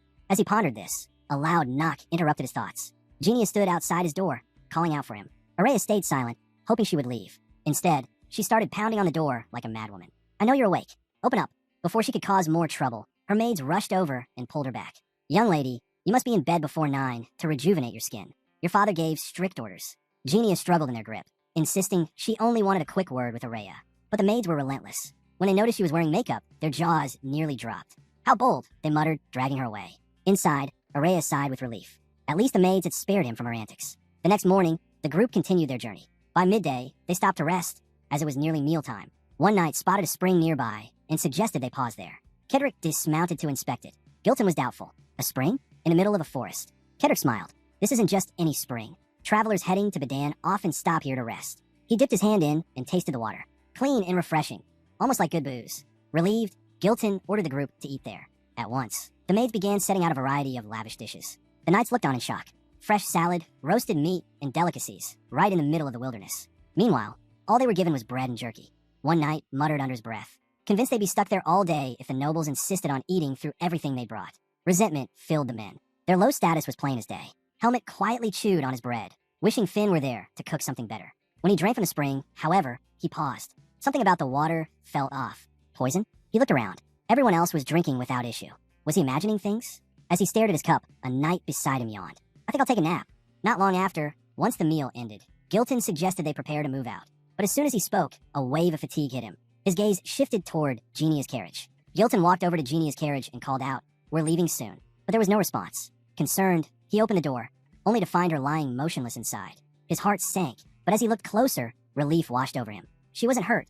She was just sleeping. In her sleep, Genia mumbled nonsense, drooling slightly as she muttered about spending a night with Araya. Gilton let out a shaky breath, wiping the sweat from his forehead with a handkerchief. But the moment he did, a wave of dizziness hit him. His vision blurred. The maids and knights nearby began swaying on their feet, their bodies giving out one after another. Gilton called desperately for Kedrick, only to find him already unconscious on the ground. Panic struck. He had no idea what was happening. Moments later, he too collapsed. One by one, the entire group fell into slumber. Everyone except Helmet. Helmet immediately poured out his cup of water. As he did, shadows stirred. From the trees and bushes, members of the Blackhawk revealed themselves. Paul clicked his tongue. Sleeping potion in the water? What a stupid move. The man responsible defended himself quickly. It had to be done. We couldn't risk killing nobles in a fight. Besides, this potion leaves no trace. But then his eyes widened. Helmet was still standing. What the? How is he awake? Paul's face darkened as he recognized him. You? I've heard about you. Weren't you with the face mercenaries? His expression twisted. So, you're the one who killed our men. Helmet stiffened, equally shocked. That face was familiar. Paul, the rank 2 mercenary from Taliek squad. Memories surged back. The demon monkey, his squad slaughtered, and Paul, the coward, running away while his comrades were devoured. His grip tightened on his sword. Traitors, Helmet spat. Max bristled with rage. What did you just say? He lunged forward, but Paul raised a hand, stopping him. Calm down. Paul ordered, though his voice carried venom. His gaze locked on Helmet. Watch your mouth. You're nothing more than prey. Around him, the Blackhawk members began closing in, forming a circle. Paul drew his sword with a twisted grin. Let's begin the hunt. Helmet placed his hand on his weapon, eyes darting, calculating. The numbers weren't in his favor. But before Paul could make his move, a flash of energy streaked toward him. A surge of magic slammed against his blade as he barely managed to block. Staggering, his eyes widened. A mage! Helmet didn't flinch. He already knew who it was. From the shadows, Araya emerged, mana swirling fiercely around his body. His voice rang out, sharp and commanding. Drop your sword and leave. Paul's face twisted in frustration. All that money spent on an untraceable potion, and still, Araya had ruined everything. The potion hadn't worked on everyone.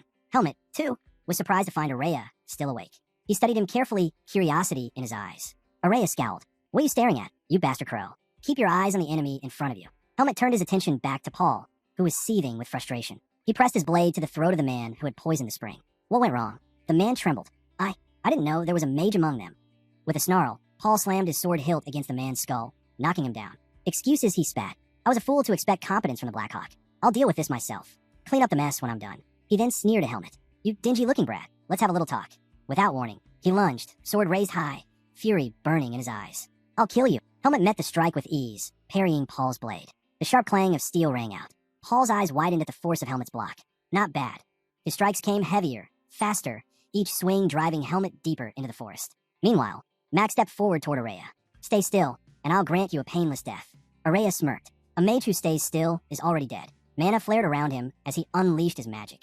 The scene cuts back to Paul and Helmet. Their blades clashed again and again, sparks flying with each impact. With sheer strength, Paul forced Helmet further back, laughing as he pressed the assault. What happened to your confidence? Where's that arrogance now? Helmet ignored his taunts. His mind focused on one thing, luck. Facing two rank 2 mercenaries and the rest of Blackhawk would have been near impossible. But with Araya awake, his odds had shifted. Still, Paul wasn't done. Blue energy erupted around his body as he activated his buys. With a roar, he launched a devastating strike. The blast crashed into Helmet, engulfing him in a violent explosion. Smoke and dust swirled around the impact zone. Paul scoffed, lowering his blade. Pathetic. So weak. Where's that arrogance now? But then, from within the haze, a voice rang out. Our fight is just getting started. Paul froze. As the dust cleared, Helmet stepped forward, completely unscathed. An ominous aura flared around Helmet, his energy spilling into the forest. He looked straight at Paul. Thanks for following me here. Paul scowled. What? Are you insane? I've got you cornered. Don't twist the situation. Helmet's blade shimmered as he coated it with buys. You're not even worthy to face me. Paul's eyes widened. You can control this? Rage twisted his face as he enveloped his own sword and energy. Bastard. A rank 4 trash like you thinks he can fight me. A rank 2 mercenary? With a furious shout, he charged. Helmet slipped aside with ease, dodging the strike. By the time Paul turned, Helmet's figure in front of him blurred into nothing but an afterimage. Realization struck too late. Helmet was already above him. A crushing blow descended, fueled by concentrated buys. Paul raised his sword, but he was too slow. The attack slammed him into the ground, blood spraying from his mouth. His scream echoed through the trees. Helmet landed lightly, sword in hand. Paul struggled, his body trembling as he forced himself up. Ow, how can you use so much vis? Helmet answered with the flat of his blade, striking Paul across the head. That's none of your business. Leave. Take the rest of the Blackhawk and get out. I'll let you live. Turning his back, Helmet started to walk away. But Paul's laugh rang out, sharp and broken. You want me to beg? You want me to grovel? Never. Kill me.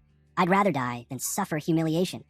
Helmet stopped, his voice calm but heavy. You were already humiliated. The moment you abandoned your comrades, you lost everything. Paul's eyes widened. The words cut deeper than any blade. Helmet walked away, leaving him writhing on the ground. Paul's laughter twisted into madness, echoing in the dark woods. As Helmet moved deeper into the forest, a thought struck him. Araya, he remembered the mage was still facing the other Blackhawk members. He hoped he'd manage to hold his ground. The scene shifted. Several Blackhawk mercenaries lay sprawled in the dirt, their bodies broken.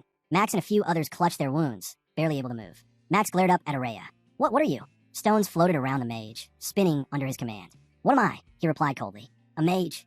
One Blackhawk roared in anger, charging recklessly. Without hesitation, Araya sent a boulder crashing down, silencing him instantly. His gaze returned to Max, whatever your mission was. I'm not interested. Araya's voice cut through the battlefield. You interfered in my business. For that, I'll destroy you. He raised his hand, mana flaring, and another Blackhawk mercenary crumpled under the weight of his spell. Max snarled. Arrogant bastard. He snatched up his spear, coating it in buys, and charged forward. Araya's gaze was cold, pretending to be strong. I'll shatter that facade. With a flick of his hand, he unleashed a massive wave of magic. Max's eyes went wide. The sheer scale of it was overwhelming. Blocking it was impossible. The blast hurled him across the ground, smashing him against a boulder with a sickening thud. The other Blackhawk members scrambled to his side. Araya's voice was sharp and commanding. You're coming to Badan with me. Stay where you are. At his words, a radiant circle of light formed around them. The mercenaries froze in shock. Restraint magic, one of them shouted. Run before it binds us. Panic erupted. The men scattered in all directions. But Araya was faster. More rings of light appeared, snapping shut on those closest to him. One after another, mercenaries were trapped, dragged down by glowing restraints. Still, some slipped away into the forest. Araya's jaw tightened. He didn't like letting prey escape, but capturing Max was enough. He turned back toward the boulder where Max had fallen, only to find it empty. The scene shifted. Max crouched behind another boulder, his breath ragged, his body battered. He struggled to process what had just happened. Helmet. He's the one Blackhawk is after? And he's traveling with a mage like that? The thought made his chest tighten. He tried to piece together where it all went wrong, but his mind was in chaos. Then suddenly he felt it. A presence close by. Max ducked lower, peering out cautiously, only to see Helmet walking through the trees, unharmed. His eyes widened in disbelief. How? He should be injured, unless... The realization hit him like a blade. Paul he lost. To a rank 4 mercenary? Impossible. Helmet stopped mid-step, his sharp senses catching Max's presence behind the rock. But instead of striking, he simply let it be, silently surprised to see. Later, Araya explained the situation to Gilton, telling him that Helmet had helped fight off the Blackhawk. I don't know why he didn't fall asleep like the rest of us, he admitted. Helmet answered calmly. Medicine and potions don't affect me. Gilton's eyes widened. He recalled stories of rare individuals with natural immunities to such things. Nodding with respect, he turned to Helmet. You've done us a great service. I'll make sure you're paid more than what was promised. Just then, Genia came running, her gaze fixed solely on Araya. With stars in her eyes, she grabbed his hand tightly. It must be fate that you saved me. Please let me repay this debt. Marry me. Araya pulled his hand away, his tone flat. I'm already betrothed. When I graduate from the academy, I'll marry her. The words shattered Genia's world. She froze, her expression hollow. Kedrick and Gilton exchanged uneasy glances, both stunned. Kedrick felt embarrassed for her. Moments later, Genia broke down in tears, her cries echoing. Gilton rushed to her side, begging her not to cry in public as he tried to calm her down. Once her outburst ended, Kedrick quickly ordered the group to move out. The journey to Badan passed without further incident. As the city's gates came into view, Gilton shaded his eyes against the sun. We made it without any more trouble, he said with relief. The group buzzed with excitement. Finally, they had arrived. Helmet dismounted, his gaze fixed on Badan's towering gates. But before he could step forward, Gilton stopped him. The noble walked up to him. Helmet, thank you. I'll give you a strong recommendation at the Mercenary Guild. He reached into his pocket, producing a pouch heavy with coins. 10,000 marks. Not your fee, just a token of our gratitude. Helmet accepted it with a nod. Thank you. As he looked around, he noticed Araya preparing to leave. Slinging his bag over his shoulder, Helmet stepped into his path. Araya frowned. Why are you standing in front of me? Helmet gave a small nod. Thank you. You've helped me in more ways than you realize. Araya blinked, caught off guard. But to keep up his tough act, he looked away and ignored the words. Helmet didn't press further. After giving his thanks, he turned toward the city. Step by step, he walked through the gates of Badan, eyes wide at the unfamiliar sights that stretched before him. Badan was unlike anything Helmet had ever seen. The city stretched endlessly, larger than any village he'd visited, with crowds of people flooding the streets. The sheer difference between a village and a city left him stunned. After wandering for some time, he finally reached the grand gates of Greta Academy. Finding the place hadn't been easy. The city size was overwhelming. Stepping onto Academy grounds, Helmet's eyes widened. Towering buildings rose all around him, their scale unlike anything he'd known. Students in uniform walked past, chatting and smiling, their laughter echoing in the halls. The sights were impressive, but Helmet had no time to admire them. His focus was clear. He needed to find a man named Eden Kudrow. Spotting a receptionist at the front desk, Helmet approached. But the woman didn't look up. Her eyes remained glued to the book in front of her. With a sharp thud, Helmet slammed his hand against the desk. The sudden noise startled her, making her yelp. After composing herself, she looked up. W, what do you want? I'm looking for Eden Kudrow, Helmet replied. Her eyes widened at the name. Do you mean Sir Eden Kudrow? The swordsmanship instructor? Yes, Helmet nodded. I'm an acquaintance of his. Can I meet him? She studied him for a moment before asking, Your name? Helmet. The scene shifted. The receptionist led him through the wide hallways until they reached a door. Pulling out a glowing blue card, she pressed it against the surface. A magic circle lit up, spreading across the frame. Wait here a moment, she said. Helmet's eyes flickered with surprise. Watching her casually use magic left him curious, and even more curious about the man he was about to meet. Darien wouldn't mention someone ordinary, he thought. The door creaked open slowly. The receptionist stepped aside and gestured. You may go in. Helmet entered. Inside stood a man with jet black hair. Eden Kudrow. His gaze was sharp, his presence overwhelming. I've never heard of you before, Eden said flatly. State your business. Helmet froze for a moment. He could feel it instantly. Eden was powerful. Not at Darien's level, no. But without a doubt, the strongest human he had encountered so far. Strong enough, Helmet thought, to rival a rank 1 mercenary. Eden frowned, noticing the silence. Why are you staring at me? Speak. Eden's voice cut through the silence. Explain yourself. Why are you here? The words pulled Helmet back to the moment. Without answering, he gripped the hilt of his sword and drew it from its sheath. Eden's eyes narrowed. What are you doing? Helmet held the blade forward. I expected you to recognize this. At first, Eden frowned. The sword looked simple, even crude. But as his gaze lingered, his expression shifted. Its balance, its resilience, there was no mistaking it. This wasn't just any weapon. Recognition struck. This sword, it belonged to Darien Depert. Helmet's eyes widened slightly. Darien had been right. Eden did know it. Eden stepped closer, his voice tight. Is Darien still alive? Helmet's answer was calm, but heavy. No, he passed away recently. The weight of the words hit Eden hard. His body trembled as disbelief gripped him. Darien dead? For a moment, The room felt colder. Slowly, he forced himself to accept it. 20 years had passed since Darien vanished, and now, the final truth had reached him. Taking a steady breath, Eden spoke again. Darien once saved my life. I swore on my name and my family's honor that I'd repay that debt. Seeing you with his sword, you must be his last apprentice. He looked Helmet in the eye. Why have you come here? Helmet answered firmly. I want to enroll in the academy. Eden's brows rose in surprise. So that was Darien's wish, that I become this boy's guardian. What's your age? Eden asked. Helmet hesitated. I don't know. Eden froze. You mean you've lived all this time without knowing how old you are? Helmet tried to calculate. Maybe 14 or 15. Eden studied his physique and shook his head. Not 14. You're likely 15. That means you can't join as a freshman. You'll have to enter as a transfer student. He reached for a book on his desk, ready to explain the process. But before he could begin, Helmet asked, do I really need to take the exam? Eden stopped, then let out a faint chuckle. Of course. The apprentice of the divine swordsman wouldn't need to prove himself in the swordsmanship exam. No, he said finally. You don't. He could transfer immediately if he revealed the truth. He was Darien's apprentice, the disciple of the divine swordsman himself. When he told Eden this, Eden froze. The name alone carried more weight than any proof. Helmet gripped his sword tighter. Even here, in the human world, Darien's influence still guided him. From the very first time in the Forest of Roots, Darien had been by his side. The thought filled him with gratitude. But then, Helmet paused. Something didn't add up. Darien was in the Forest of Roots, yet Eden had said Darien vanished 20 years ago. If even Darien's closest allies knew nothing of his whereabouts, then how had he ended up there? Helmet's mind raced. Darien hadn't gone to that place willingly. Someone had forced him there and covered it up. And if those same people learned he was Darien's last apprentice, they wouldn't hesitate to send him back into the Forest of Roots, no matter what power lay in his seed of darkness. When Eden urged him to reveal his identity, Helmet shook his head. I can't. No one can know I'm Darien's disciple. Eden stared, stunned. Why? Why hide something like that? Helmet looked away. I can't tell you everything yet. If anyone finds out, my life won't be safe. The words hit Eden hard. His shock turned to anger. Who would dare target Darien's apprentice? Tell me, who are they? Helmet's voice stayed calm. I'll explain when the time is right. Please just wait. Eden slowly let out a breath, regaining his composure. He nodded. All right, I'll trust you. I know you and Darien carry burdens that can't be shared. But remember, Darien entrusted you to me. Whenever you need help, I'll be there. Then his tone shifted. For now, focus on the transfer exam. I'll handle the documents. But before that, Eden's hand tightened into a fist as he walked forward, his displeasure still visible. I need to test your strength. He led Helmet into a secluded chamber. This is my personal training ground. I know you're strong. After all, your master is the divine swordsman. But strength alone isn't enough. I need to see your true ability. Eden dragged out a massive wooden log and set it before him. Show me, he said. Eden pointed at the wooden rack. Not with your blade. Use one of those practice swords. Helmet nodded, set his weapon aside, and grabbed a wooden sword. He gave a few quick swings, testing its weight. It felt natural in his hands. The log before him was no ordinary wood. A white birch, denser and tougher than most. Even leaving a dent on it would be impressive for someone his age. But Eden had already seen enough to know Helmet wasn't ordinary. As soon as Helmet settled into his stance, his energy flared. Vibes flowed through him. Eden's eyes widened. Already? At his age? He couldn't believe it. Before the thought was complete, Helmet's wooden blade sliced forward. A sharp crack echoed through the room. The birch split clean in half. Eden's jaw nearly dropped. Not only had Helmet managed it, he had channeled Bise so perfectly that the log was cleaved in one strike. The young man standing before him was every bit the apprentice of Darien. You'll have no problem with the practical exam, Eden said firmly. What you just showed me is more than enough. Helmet glanced at him. Then, can I really enter the academy? Eden nodded. You can. With power like yours, passing will be easy. And if you're this strong, I'd wager you're sharp in other ways too.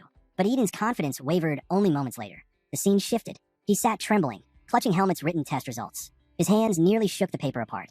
4. In almost every subject, Helmet had scored only 4 points. It was so bad Eden thought even blind guessing would have earned higher marks. This can't be real, Eden muttered. How could someone so gifted in combat be this hopeless with studies? The real exam was just 10 days away. At this rate, Helmet wouldn't even be allowed through the gates. Eden rubbed his temples. You can't enroll with scores like these. And even if I wanted to help, it's impossible. There's no time to hire a private tutor. And faculty like me, we're forbidden from training applicants in secret. If anyone finds out, it could cause problems for both of us. Helmet leaned forward. Then, what should I do? Isn't there any way? Eden sighed heavily. Normally, academy students take on that role, tutoring newcomers before the exam. But with the date so close, the best of them are already taken. I don't know what else to do. The room fell into silence. Helmet lowered his gaze, thinking. Then, a voice from memory surfaced. Gilton's words about Araya. Gilton's words came back to him.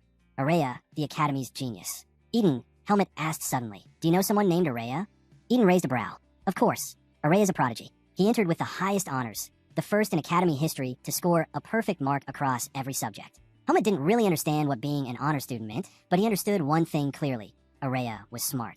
Smarter than anyone else he could ask. He didn't want to trouble him, but with no other options, the decision was made. I'll ask Araya to tutor me. Eden blinked. What?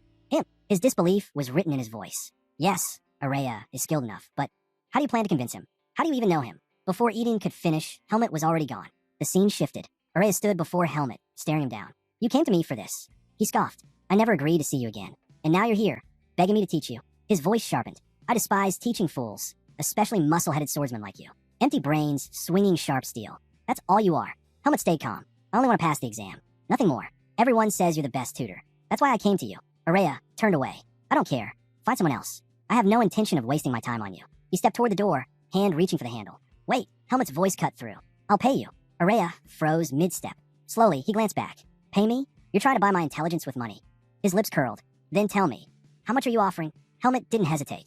How much do you want? That reply lit irritation in Araya's eyes. 100,000 marks. All of it. Up front. Done. The single word stopped him cold. Araya's expression faltered. He turned fully, disbelief clear. You're serious? You'd actually hand over 100,000 marks just to study under me?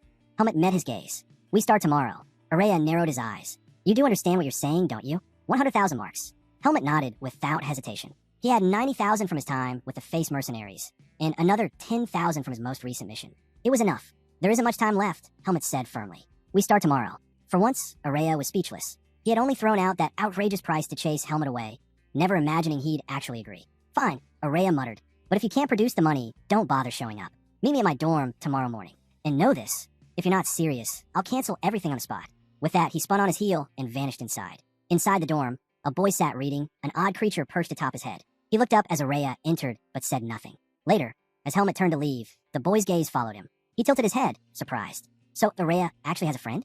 And such an unusual one at that. The next morning, the sun rose over the academy grounds. Helmet returned, just as promised. Araya was already waiting outside. He raised a brow, half expecting Helmet to back out. You actually came. Do you have money? Helmet reached into his pocket and pulled out a heavy bag. Exactly 100,000 marks. He handed it over without hesitation. Araya held the bag, stunned. He had never intended for this deal to become real. He tried to shake off the unease. Listen closely. I've never tutored anyone before. If you fail, don't expect a refund. That doesn't matter, Helmet replied without flinching. The answer threw Araya off. He had expected fear, maybe regret. Instead, all he saw was unwavering resolve. For the first time, he felt a twinge of guilt. He had demanded such a ridiculous sum out of pride. But this boy was actually serious. With a long breath, Araya finally gave in.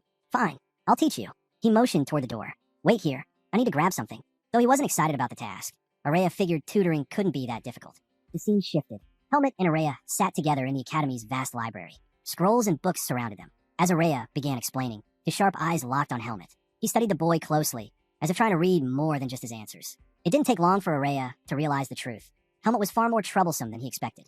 Teaching him was nothing like tutoring a normal student. Everything about this boy was unusual, yet the more he observed, the more baffled he became. Helmet's ability to absorb new information was incredible, sharper even than the top students of the magic department. His focus was unshakable, his memory flawless. Tell me, Araya asked suddenly, narrowing his eyes, have you been living in a forest your whole life? Helmet stiffened. The words struck him like a blade. How could Araya guess so accurately? At that moment, he was certain this wasn't just any image. Araya saw too much. He would have to be careful around him. Why would you ask that? Helmet said cautiously. Because your focus is unmatched, Araya replied bluntly. Your memory, your concentration, they're extraordinary. But then, he slammed his fist against the table, startling Helmet. Why don't you know the most basic ethics, or even the simplest common knowledge? Helmet looked down, unable to answer. Araya shoved a paper toward him. Look at this. One of my test questions. What would you do if someone tried to pick a fight with you? And what do you write? Threaten them with my father's authority. His voice rose with disbelief. Who in their right mind writes something like that? Helmet stayed silent. We don't have time to waste, Araya snapped. We'll rush through the other subjects, then focus entirely on your ethics. And listen carefully. 100,000 marks is no small sum. You've paid for it, so failure is not an option. His tone sharpened. You're being taught by the academy's top student. That means you will enroll. No excuses. Helmet blinked at him, confused. He realized Araya wasn't doing this for the money. He was doing it for his own pride. Helmet couldn't decide if that made him more reliable or simply insane. Night fell, but the two of them were still in the library, surrounded by stacks of books and scattered notes. Next question, Araya said, leaning back. Suppose a classmate steals something from you. What's the proper response? I want the most wholesome, most ethical solution. Helmet rested his chin in his hand, thinking deeply. Violence wasn't the answer. He was sure of that. Slowly, he looked up. I've got it. Araya's eyes narrowed. Let's hear it. Helmet replied with certainty. The best answer, Helmet said with confidence, is to steal it back quietly. Araya's face twitched. For a moment, he couldn't even form words. Finally, he let out a sharp breath. You idiot. That's wrong. Helmet frowned. Why? I didn't fight. I avoided conflict. I solved the problem quietly. Araya pressed a hand to his forehead. Unbelievable. You actually think that's correct. Of course you do. You think like a swordsman. But listen, if you steal it back, your classmates learn nothing. They'll just do it again. The right way is to confront them, make them understand what they've done, and let them repent. Forgive the person, but not the sin. That is justice. That's the Academy's way. Helmet blinked, confused. The logic felt twisted and overly complicated. But if this was how humans lived, then he had no choice but to learn. He couldn't ignore it. If he wanted to walk the path Darien spoke of, he had to adapt, even if it meant learning these things far too late. The lesson pressed on. What if someone assaults you? Araya asked, testing him again. I'd kill them. Helmet replied without hesitation. Araya slammed the table. No, you get a security guard to deal with it, you idiot. His voice echoed through the library, drawing glares from nearby students. Days passed. Their lessons stretched late into the night, until finally, exam day arrived. Students streamed out of the library. The test finished at last. Outside, Araya waited near the steps. Behind a nearby bush, two girls peeked out, whispering excitedly. Look, it's Lord Araya, one of them gushed. Why is he at the examination center? He's still as handsome as ever. The other sighed dreamily. Do you think maybe he was waiting for someone? Of course. He's probably here for that lucky person he's been tutoring all week. Just then, Helmet stepped out of the library. He walked straight toward Araya. Araya raised a brow. Already done? HM. So, the Academy decided to hold the exam in the library. Helmet shrugged. Probably because it's quiet. Araya's jaw tightened. That was rhetorical, you idiot. He sighed. Anyway, I left my books inside because of all the time I wasted tutoring you. I had to wait until you finished. He looked Helmet in the eye. So, how did you do? Helmet gave a firm nod. Araya smirked faintly. He was certain that. Araya folded his arms. You won't have any trouble with the practical exam. Our tutorials end here. He walked past Helmet, his steps sharp and deliberate. Good luck, he added without looking back. Helmet bowed his head. Thank you. Araya stopped, turned, and met his gaze. Don't thank me. You paid for my service. Just work hard. With that, he left. Helmet watched him go, gratitude still weighing on his chest. Araya might not accept it, but Helmet knew he owed him. With the written exam behind him, Helmet turned his focus to the practical. He made his way to the hall, where the transfer candidates for the swordsmanship department gathered. As soon as he entered, an instructor told him to wait until his name was called, then follow to his assigned group. Helmet scanned the hall. So many new entrants, each waiting anxiously for their turn. He sat quietly, slipping into thought. What should I do once this is over? Eden had advised him to rest after the exam, but it had been too long since his last real training. I'll train instead. His thoughts were broken when someone waved a hand in front of his face. Hey, what are you thinking about? The boy asked with a wide grin. Helmet blinked. I'm Savat Lugal. The boy continued, offering a handshake. Second son of the Rugal family. And you are? Helmet hesitated, uncertain. Savat's sudden friendliness fell off. He was sure this boy had some reason for approaching him. When Helmet didn't reply, Savat tilted his head. Oh, I see. You're quiet because of Academy regulations, right? Don't worry. We're not students yet. Those rules don't apply to us. Helmet frowned. Academy regulations? He had never even heard of such a thing. He narrowed his eyes at Savat. Why did you come to me? Savat raised his hands, still smiling. Relax. I just want to make friends with the other transfers, that's all. But the truth was, Savat had noticed Helmet with Araya. Anyone close to the Academy's genius was worth knowing. In his mind, Helmet had to be a low-ranking noble. Befriending him could be useful. Finally, Helmet spoke. Helmet. Savat froze, then laughed lightly. Helmet? That's unusual. What about your family name? Which house do you belong to? The word family struck Helmet unexpectedly. Savat leaned closer. Come on, it'll be good to know. Savat chuckled. It's good to know each other before enrollment. After all, we'll need to get along with everyone. Helmet thought about the family name carved inside his pendant, Margaret Irene. But because he'd been sent to the Forest of Roots, he knew better than to speak it aloud. I don't have a family name, Helmet said flatly. Savat froze, his eyes widening. What? Then you're a commoner? Yes. Laughter burst out of Savat. He threw his head back, mocking. Unbelievable. I actually offered my hand to a commoner. His smile twisted into disgust. And why are you sitting there like you're confident? Do you not understand your place? One of Savat's friends leaned in. Why would a commoner even try to enroll in the academy? Savat smirked. Because he's a bastard with no shame. Probably never learned it, even in his precious tutorials. His eyes narrowed on Helmet. Tell me, how did a lowly brat like you manage to get tutored by Araya? Before Helmet could reply, a shadow loomed behind Savat. A massive man placed a heavy hand on his shoulder. Savat stiffened. His friends went pale. The man's voice was calm, but iron lay beneath it. Keep your voice down. Some students still haven't taken their exams. His grip tightened just enough to make Savat flinch. Remember this. It's forbidden to discriminate inside the academy. Don't judge others by class or gender. He released Savat and stepped back. Applicant 15, be careful with your words. Then he turned to the rest of the hall. In 5 minutes, we'll begin the examination briefing. Sit down. Savat brushed his shoulder angrily, as though wiping away the man's touch. He waited for his friends to follow, but not before pausing beside Helmet. With a sneer, he hissed, if you're a commoner, keep your head down. Stop hanging around people above your class. You're only confusing them. Helmet didn't react. He simply ignored the insult and sat quietly. The scene shifted. An instructor stood before the gathered applicants. You all worked hard on the written exam, he said firmly. Now comes the practical. This test will be taken in groups, and each group will face 2 separate trials. As the words sank in, Helmet's sharp eyes scanned the hall, and he noticed something odd.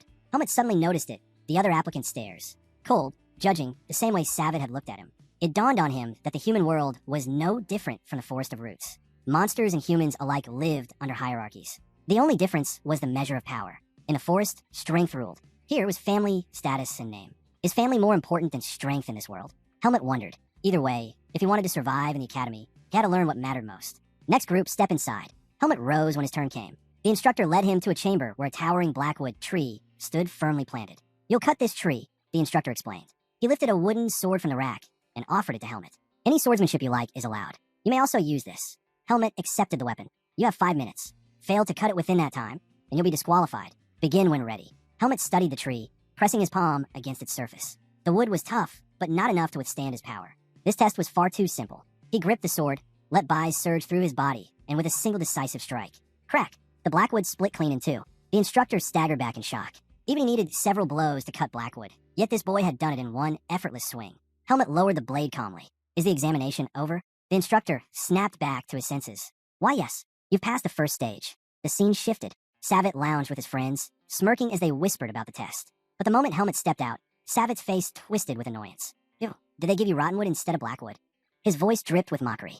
I'll report this to the supervisor. Helmet didn't bother replying. What nonsense is he spouting now? Before he could think further, the instructor stepped forward. The next stage will now begin, he announced. Sparring. Each of you will duel one-on-one for 8 minutes. You may use your swordsmanship freely. The instructors will observe every match. Final acceptance will be decided after careful evaluation, the instructor concluded. As he spoke, Savitt's eyes stayed locked on Helmet. Your opponents will be chosen at random, the instructor continued. Remember, acceptance depends not on victory, but on the skill you display. Show us your best. Savitt grinned. Unfair, he muttered to his friends. Whoever gets matched with Helmet gets an automatic pass. Helmet's gaze snapped toward him, sharp and cold. Savitt flinched, then sneered when he realized Helmet had heard. Helmet clenched his fists. This fool, he doesn't know his place. Should I shut him up here and now? Savitt leaned forward with a smug smile. What's wrong? If you got a problem, hit me. Go on, try. His voice was dripping with provocation. Helmet's jaw tightened. He wondered if Savitt would finally leave him alone if he did. His fist trembled with restrained anger. But then the instructor's voice rang out. Helmet, Andro, step forward. Both Helmet and Savitt froze. The second name was called again. Andro. From the crowd, another applicant rose. Helmet and Andro walked toward the front as Savitt muttered under his breath. TCH, lucky. I would have crushed that commoner. His friend chuckled. Andro's the lucky one. Imagine facing nobody in your first duel. Helmet stopped mid-step and glared over his shoulder. He didn't speak, but his eyes alone silenced them. Not now, he thought. There would be other chances to deal with him. The scene shifted. Helmet and Andro entered a separate chamber. At the center was a raised stage for dueling. Several instructors waited as judges. One of them greeted them warmly. Welcome to the second stage. Helmet blinked. He recognized the man. Eden, the instructor who had escorted them, bowed slightly. I brought the first pair for evaluation. As he spoke, Andro's eyes stayed fixed on Helmet, studying him closely. Helmet frowned, confused by the scrutiny. Another judge turned to Eden. Is this the one you recommended? Yes, Eden confirmed. Helmet, but I won't be part of his evaluation, since I'm the one who referred to him. It falls to the rest of you to judge. The judge's brows lifted. You recommended an applicant? He hadn't expected that. The judge's eyes narrowed. This is your first time recommending anyone, Eden. Is this boy really that special? Eden folded his arms. You'll understand once you see him fight. The instructor who had escorted Helmet and Andro stepped forward. The duel will last 8 minutes in total, divided into 2 rounds of 4 minutes each. The match ends if one applicant can no longer wield his sword or continue. Remember, victory isn't the goal. Show us your best. With that, he retreated and raised his hand. Begin. Andro inhaled deeply, settling into his stance. He had heard the whispers. Helmet was a commoner. He gripped his wooden sword tightly, telling himself not to underestimate him. Yes, he cut the blackwood tree, but without formal training, a commoner like him can't match me. But then Helmet moved. Andro's eyes widened. Helmet had vanished. The next instant, his back slammed against the ground. The judges blinked in disbelief. Eden's lips curved into a confident smile. Helmet stood calmly over Andro, the tip of his wooden blade pressed against his opponent's face. Is it over? He asked. The referee hurried between them, raising a hand. The duel is finished. Andro cannot continue. Andro's body trembled as reality sank in. He didn't understand. He hadn't even seen the attack. Rage burned in his chest. How could he, a trained swordsman from a noble house, lose so utterly to a commoner? One of the female judges leaned forward. Incredible. His sword is fast and carries frightening weight. For someone his age to wield swordsmanship like this. Another instructor shook his head. The difference in talent is too extreme. They're the same age, yet the gap is unbridgeable. How are we supposed to measure their skills fairly? The referee hesitated, clearly torn. Eden, though, watched in quiet awe. He had always known Helmet was strong, but he hadn't expected this level of precision and mastery. Helmet calmly stepped back, raising his sword again. He remembered, the duel had 2 rounds. One was already over. Only one remained. The female judge leaned forward, eyes fixed on him. The female judge hesitated. Helmet's skill was undeniable, but Andro's ability couldn't be measured at all. The other instructor nodded in agreement. It's true. At this rate, we'll never know Andro's true level. Eden stepped forward. Helmet, he called out, do something different. Spar with him as though you're teaching. Helmet blinked. Teaching? Yes. Eden replied firmly. Teach him the way you were taught. Helmet's eyes widened slightly as memory stirred. He remembered Darien, the endless sparring, the sharp corrections, the way each mistake became a lesson. Slowly, he lowered his guard and nodded. I understand. Eden then turned to Andro. Forget your status. Forget your family name. Sparring against someone beyond your level will benefit you greatly. You're not lacking compared to others your age, so show us what you can really do. Andro took a breath, straightened, and nodded. Understood. He raised his wooden blade and looked at Helmet. I apologize for looking down on you. This time, I won't be defeated so easily. Then he charged. Helmet deflected the strike effortlessly. Faster. If you move that wide, blocking you is too easy. Andro's eyes widened. He had swung with all his strength, yet Helmet brushed it aside like nothing.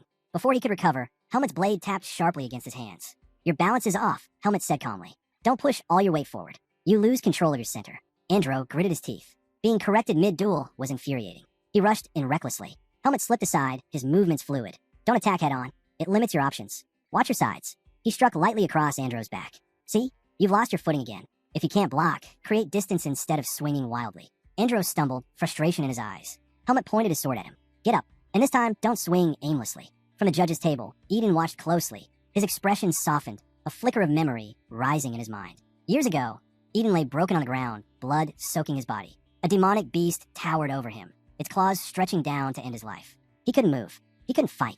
But even as death loomed, a small smile tugged at his lips, his sword clutched tightly in his hand. Then, just before the beast could strike, an explosion of radiant light split the darkness. Light flashed, and the beast was sliced apart. The one who struck it down called Eden a brat, warning him that lying around like that would only get him killed. Eden froze in disbelief. Standing before him was none other than the legendary swordsman, Darien. Darien told him to get up, and as Eden watched Helmet training Andro, he suddenly realized Helmet was just like Darien. With a faint smile, Eden knew Darien had returned. The scene shifted. The instructors gathered, discussing this year's applicants. One of them remarked how varied the skill levels were, while the female instructor shared her high expectations for a particular candidate. She wondered aloud just how strong he might grow. Later, Eden glanced at Helmet's picture and told the woman confidently, he'll soar. A week passed. Helmet wandered the streets of Badan, clearly searching for something. After some time, he finally reached his destination, the Mercenary Guild. Inside, a cheerful boy greeted him warmly. Are you here to submit a request? Helmet shook his head. No, I'll come and take one. The boy blinked in surprise. You're a mercenary? He eyed Helmet's refined clothes and assumed he must be from a noble family. Curious, he asked which mercenary corps Helmet belonged to. Without hesitation, Helmet pulled out a paper and handed it over. Face Mercenary Corps. I've been here before. The boy checked the records and quickly apologized. My mistake. I'm still new here. Please, tell me what kind of request you're looking for. I'll find the best one I can. At that moment, Helmet remembered a scene with Eden. Back then, Eden had slammed his hand on the table after hearing how much Helmet had paid Araya. 100,000 marks? Eden nearly shouted. He instantly knew Araya had scammed him. That's way too much. Where did you even get that kind of money? Don't tell me you borrowed it from someone, he said between bites of steak. Helmet calmly replied, I earned it. Saved up while working as a mercenary. Relieved, Eden leaned back but pressed on. Do you still have some left? Helmet shook his head. That was everything. My whole savings. Eden sighed, realizing just how much Helmet still had to learn. Eden decided it was time to teach Helmet about money. He reminded him that for now, he was under his care and didn't need to worry too much about finances. But Eden warned him, money wasn't something one could always count on having. With a firm tone, he told Helmet, you never know when you'll need it. A person who can't earn for themselves ends up living no better than a beast. Those words struck deep. Helmet realized that if he wanted to stand on his own, he needed to learn how to make money. Eden then gave him some freedom. You've got a month before the academy starts. Do whatever you like with that time. Helmet didn't hesitate. Then I'll take on a few requests. Eden quickly set boundaries. No dangerous missions, and nothing long-term. Keeping that in mind, Helmet returned to the guild and told the boy at the desk, I want a request that takes place within Badan. The boy climbed up on his desk, flipping through stacks of papers. Helmet added, it has to be something I can finish before the month ends, and with a good reward. The boy blinked at the oddly precise request, but began searching. After a while, he pulled out one mission that seemed to fit. Looking at the details, he frowned. The location's unusual. Are you sure you still want it? Where is it? Helmet asked. The boy handed him the paper. Helmet's eyes widened. The request was located inside the academy itself. The notice reported rumors of a ghost appearing at night. It was said to wander through different areas, though no one had ever clearly seen what it looked like. There was no solid proof of its existence, but concerned students had filed a request to avoid any possible dangers. The task was simple. Uncover the identity of this so-called ghost, and if it truly existed, eliminate it.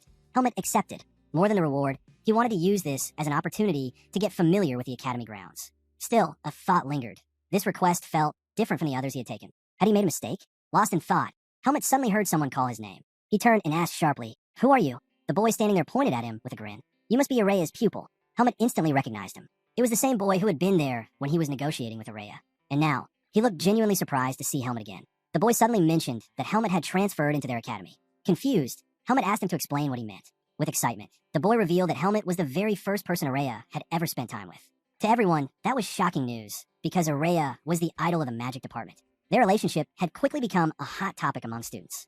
Helmet was taken aback. He then asked, "Are you a mage like Araya?" The boy nodded. "Yes, but a little different from her." As soon as he said this, a magic circle formed in front of him. Helmet stared in awe. The light radiating from the spell was unlike anything he had seen before. From the circle, a creature burst forth, letting out a sharp cry of Latine. Helmet's eyes widened. He thought the boy had summoned a demon. The creature darted toward him at a frightening speed, and Helmet braced himself, clenching his fist and swinging. But to his shock, his punch passed straight through it. The creature slipped out of his hand and glared at him, clearly annoyed that Helmet had tried to strike it. Helmet froze in disbelief. "Why did my attack land?" The boy burst into laughter. "You're the first person to ever try punching Latine."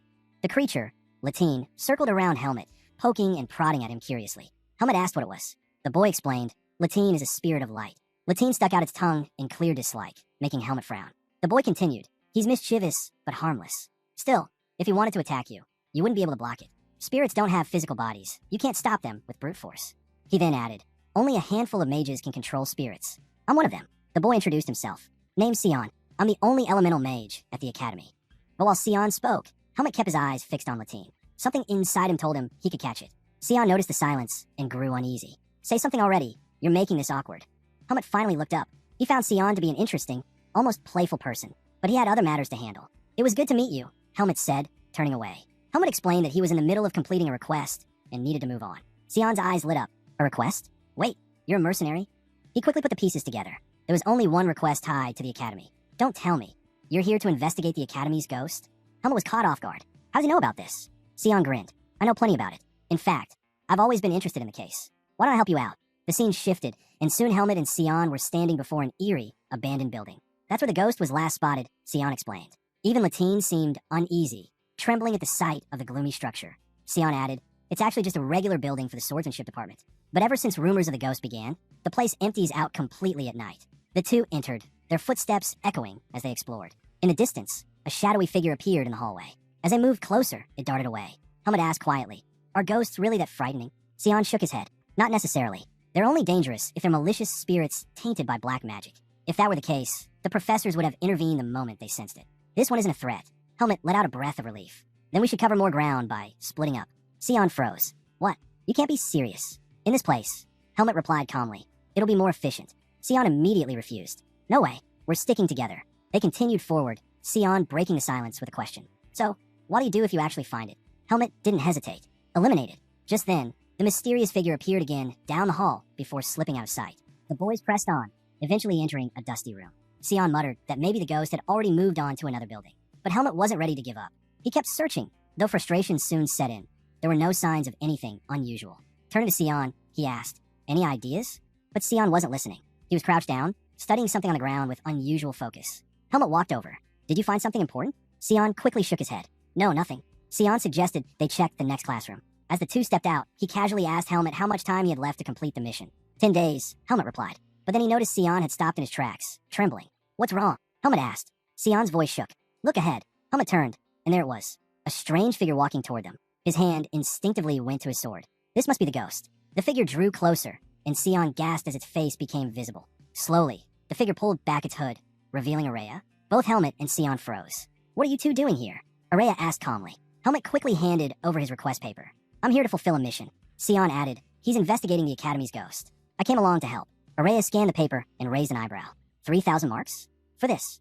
He looked at Helmet with disbelief. "You threw 100,000 marks at me so easily, yet you're wasting your time on something like this? Why bother? You're already accepted into the Academy. You should be at home resting." Helmet answered simply, "I took the mission because I had time to spare." Sion frowned. "That explains why we're here. But why are you here, Araya?" "I also received a request," Araya replied. Sion's jaw dropped. "Wait, you're a mercenary too?" Annoyed, Araya smacked Sion's hand away. "No, this came directly from the Academy." Sion rubbed his hand, wincing. "Man, you got some grip strength." Then, still curious, he asked, "So, the Academy must be offering you a huge reward, right?" Araya shot him a sharp look. "You don't need to know the reward. I accepted because I'm curious about the case, nothing more." Helmet's mind raced. The academy itself issued a separate request to Araya. Does that mean the situation is more serious than it looks? Excited, Sion quickly proposed. Then why don't you join us? If the three of us work together, it'll save time. When Sion suggested they all search together, both Helmet and Araya turned sharp glares on him. He instantly regretted speaking up. With an awkward laugh, he backtracked. Forget I said that. We can keep searching separately. But Araya surprised him. No, it'll be better if we work together. Sion's face lit up. Finally, someone who saw things his way. He quickly asked Helmet, what about you? Are you fine with it? Helmet gave a short nod. I don't mind. The scene shifted, and the three of them gathered inside a dim room. Araya raised his hand, casting a spell of illusion. The glowing construct formed into a map, revealing the structure of the building. He spoke calmly. According to reports, the ghost has appeared in several places. The lecture hall, the swordsmanship training ground, the professor's lounge, the gym, and the sparring grounds. Right now, we're in the lecture hall. Then he pointed something out. All these locations have one thing in common. Sion immediately caught on. They're all in the swordsmanship department. Exactly, Araya confirmed. And for reasons unknown, the ghost hasn't shown itself in the magic department.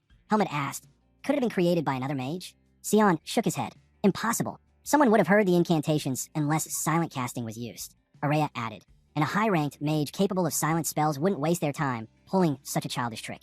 No, this isn't man-made. The more logical conclusion is that the ghost is avoiding mages altogether. Sion's eyes widened as the idea clicked. Of course, it must be avoiding us because it's weak against spells. Helmet spoke up, voice steady. Then it's lingering in the swordsmanship department because physical attacks can't harm it. Both Sion and Araya turned to him, surprised. How do you know that? Araya asked. Helmet blinked, confused by their reaction. To him, it was simple. He had already heard about this. When Helmet had first mentioned the request to Eden recalled an old story. Over tea, he told Helmet about a brave student who once confronted the ghost. The boy had charged in, weapon drawn, but his strike passed straight through, doing nothing. Back in the present, Sion shuddered. So, we really are chasing a ghost. Helmet smiled faintly as he watched them both think hard on what to do next. For the first time, he felt like he was being treated as an equal. Back in the forest, his words had always been dismissed or met with scolding. But here, his opinion actually mattered. Back in the forest, conversations with the face mercenaries had never been like this. Helmet would speak, but no one ever tried to piece things together as a group.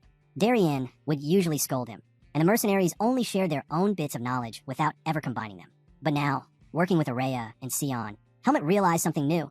When people put their knowledge together, they found answers they could never reach alone. So this is what it means to truly communicate. Araya broke the silence. If physical attacks don't work on the ghost, what about using this? You're always skilled with it. Helmet was taken aback by the suggestion, but slowly unsheathed his sword. A faint stream of byes shimmered along the blade. If I meet the ghost again, I'll test it out, he said firmly. Sion, however, flinched at the sight of Helmet drawing his weapon. I can't think straight anymore, he muttered, backing away. We should just check the other buildings in the swordsmanship department tomorrow. I'm exhausted. He stretched, then stood. I'll get some rest. You two be careful. With that, he left the room. Helmet turned his gaze to Araya. Any ideas? Araya asked. Yes, Helmet replied. He had already pieced it together. The ghost wasn't physical. It avoided mages, and it loved causing mischief. That left only one possibility. It's a spirit, Helmet said. Just like Latine. Araya's eyes gleamed with approval. Good. You've learned well. With a snap of his fingers, he added, but I'm not an elemental mage. Detecting spirits isn't my specialty. Then what do we do? Helmet asked. Araya glanced out the window and smirked. We already have a skilled elemental mage. The scene shifted. Sion was suddenly sprinting somewhere. Helmet and Araya followed after him, racing through the academy grounds. While running, Helmet called out, Where's he going? He's chasing the spirit, Araya replied calmly. He should be able to sense it. Helmet frowned. So quickly? Something didn't add up. He replayed the events in his mind.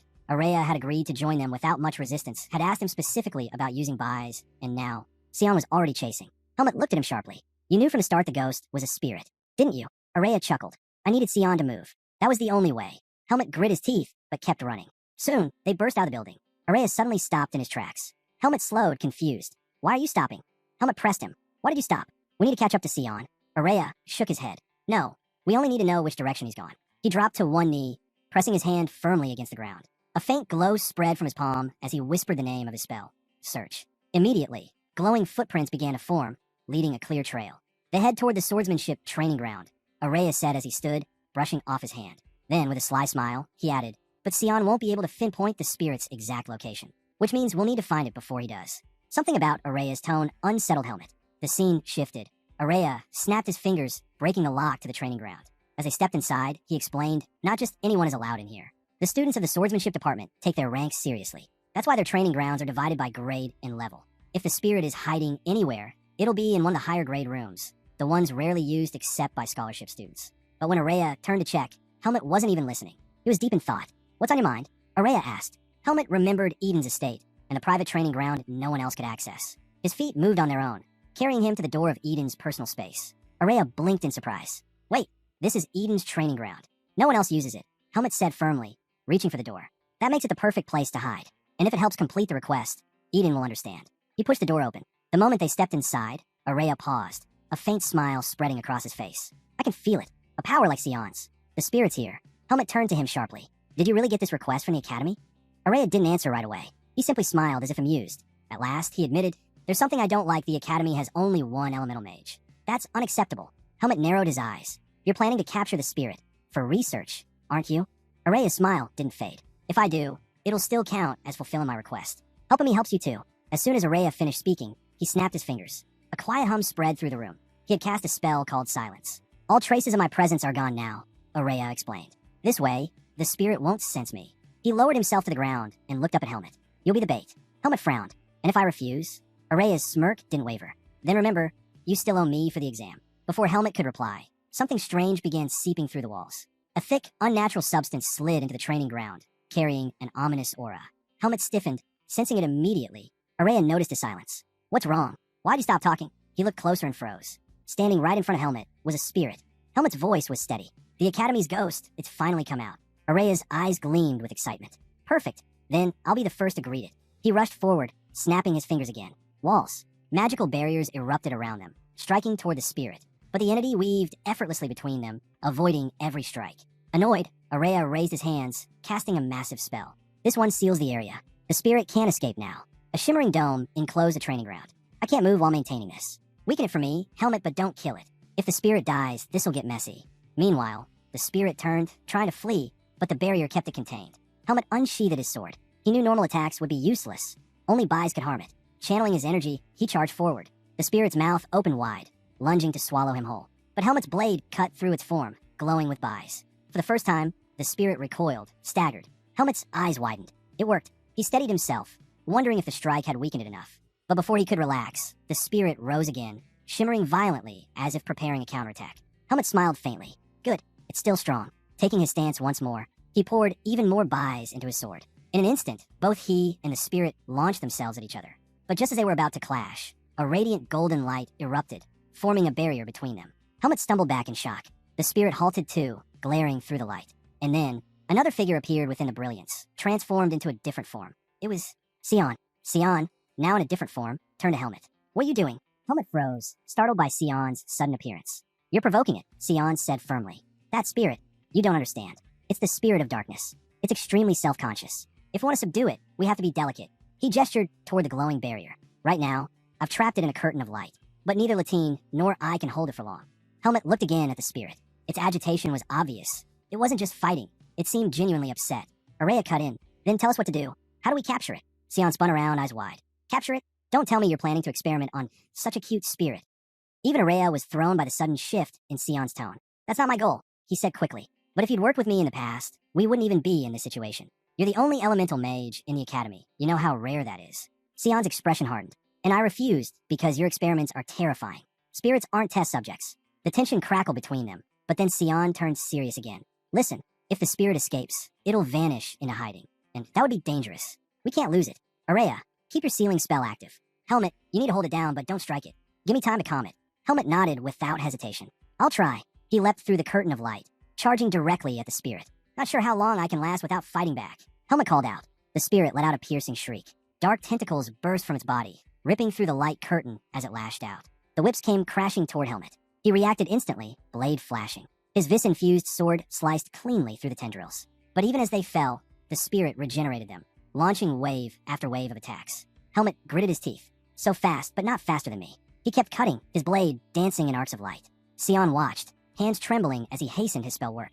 Helmet was buying him precious time. But then the spirit shifted. Its tentacles twisted together, spiraling into a massive drill of darkness. With a roar, it hurled the weapon forward. Helmet's eyes widened. That could kill me if I take it head on. He launched himself into the air, narrowly avoiding the strike. As he twisted mid-jump, he realized something chilling. It knows I won't kill it. It's toying with me. Helmet soared through the air, Bai's surging down his blade. He was ready to unleash an attack, so powerful it would terrify the spirit into submission. But just as he moved, Sion's voice cut through the battlefield. Helmet, don't release that much Bai's on it. The hesitation cost him. In that instant, the spirit lunged, slamming into him before he could react. The force hurled Helmet across the room, his body crashing hard against the wall. Sorry, Sion called out, but you don't understand. The spirit's already weakened. If you'd struck it with that, it might have been fatal. Helmet staggered to his feet, stunned. Weakened? How can something this strong still radiate so much energy? Sion stepped forward, a glowing magic circle spinning before him. You've done enough. I'll handle it from here. The spirit seemed to realize the danger, thrashing wildly against the seal Araya had placed around the room. The walls shuddered under each strike, and even Araya trembled from the strain of maintaining it. It's trying to break out. Araya shouted. Sion, hurry. Sion's eyes narrowed. It fears my magic, that's why it's desperate. Unable to break the seal, the spirit turned its focus on the boys. With sudden speed, it rushed directly at Araya. Sion's heart stopped. Helmet moved instantly, vaulting forward to shield Araya. If I don't take this fight seriously, he'll die. He unleashed a fierce surge of buys through his blade, swinging at the spirit. But it twisted away at the last moment, darting behind him and setting its sights on Araya again. Terrified, Araya conjured a barrier of shimmering energy, but the spirit only grinned. Its body dissolved into black wisps, splitting apart and reforming behind the barrier. What? Araya gasped. It's escaping. Sion yelled. Helmet sprinted forward, cutting off its path. Leaping high, he charged his sword with an overwhelming amount of buys. The spirit froze, trembling. It could sense death in that strike. Helmet's voice rang out midair. Sion, do what you have to do. Then he dove, blade aimed straight for the spirit.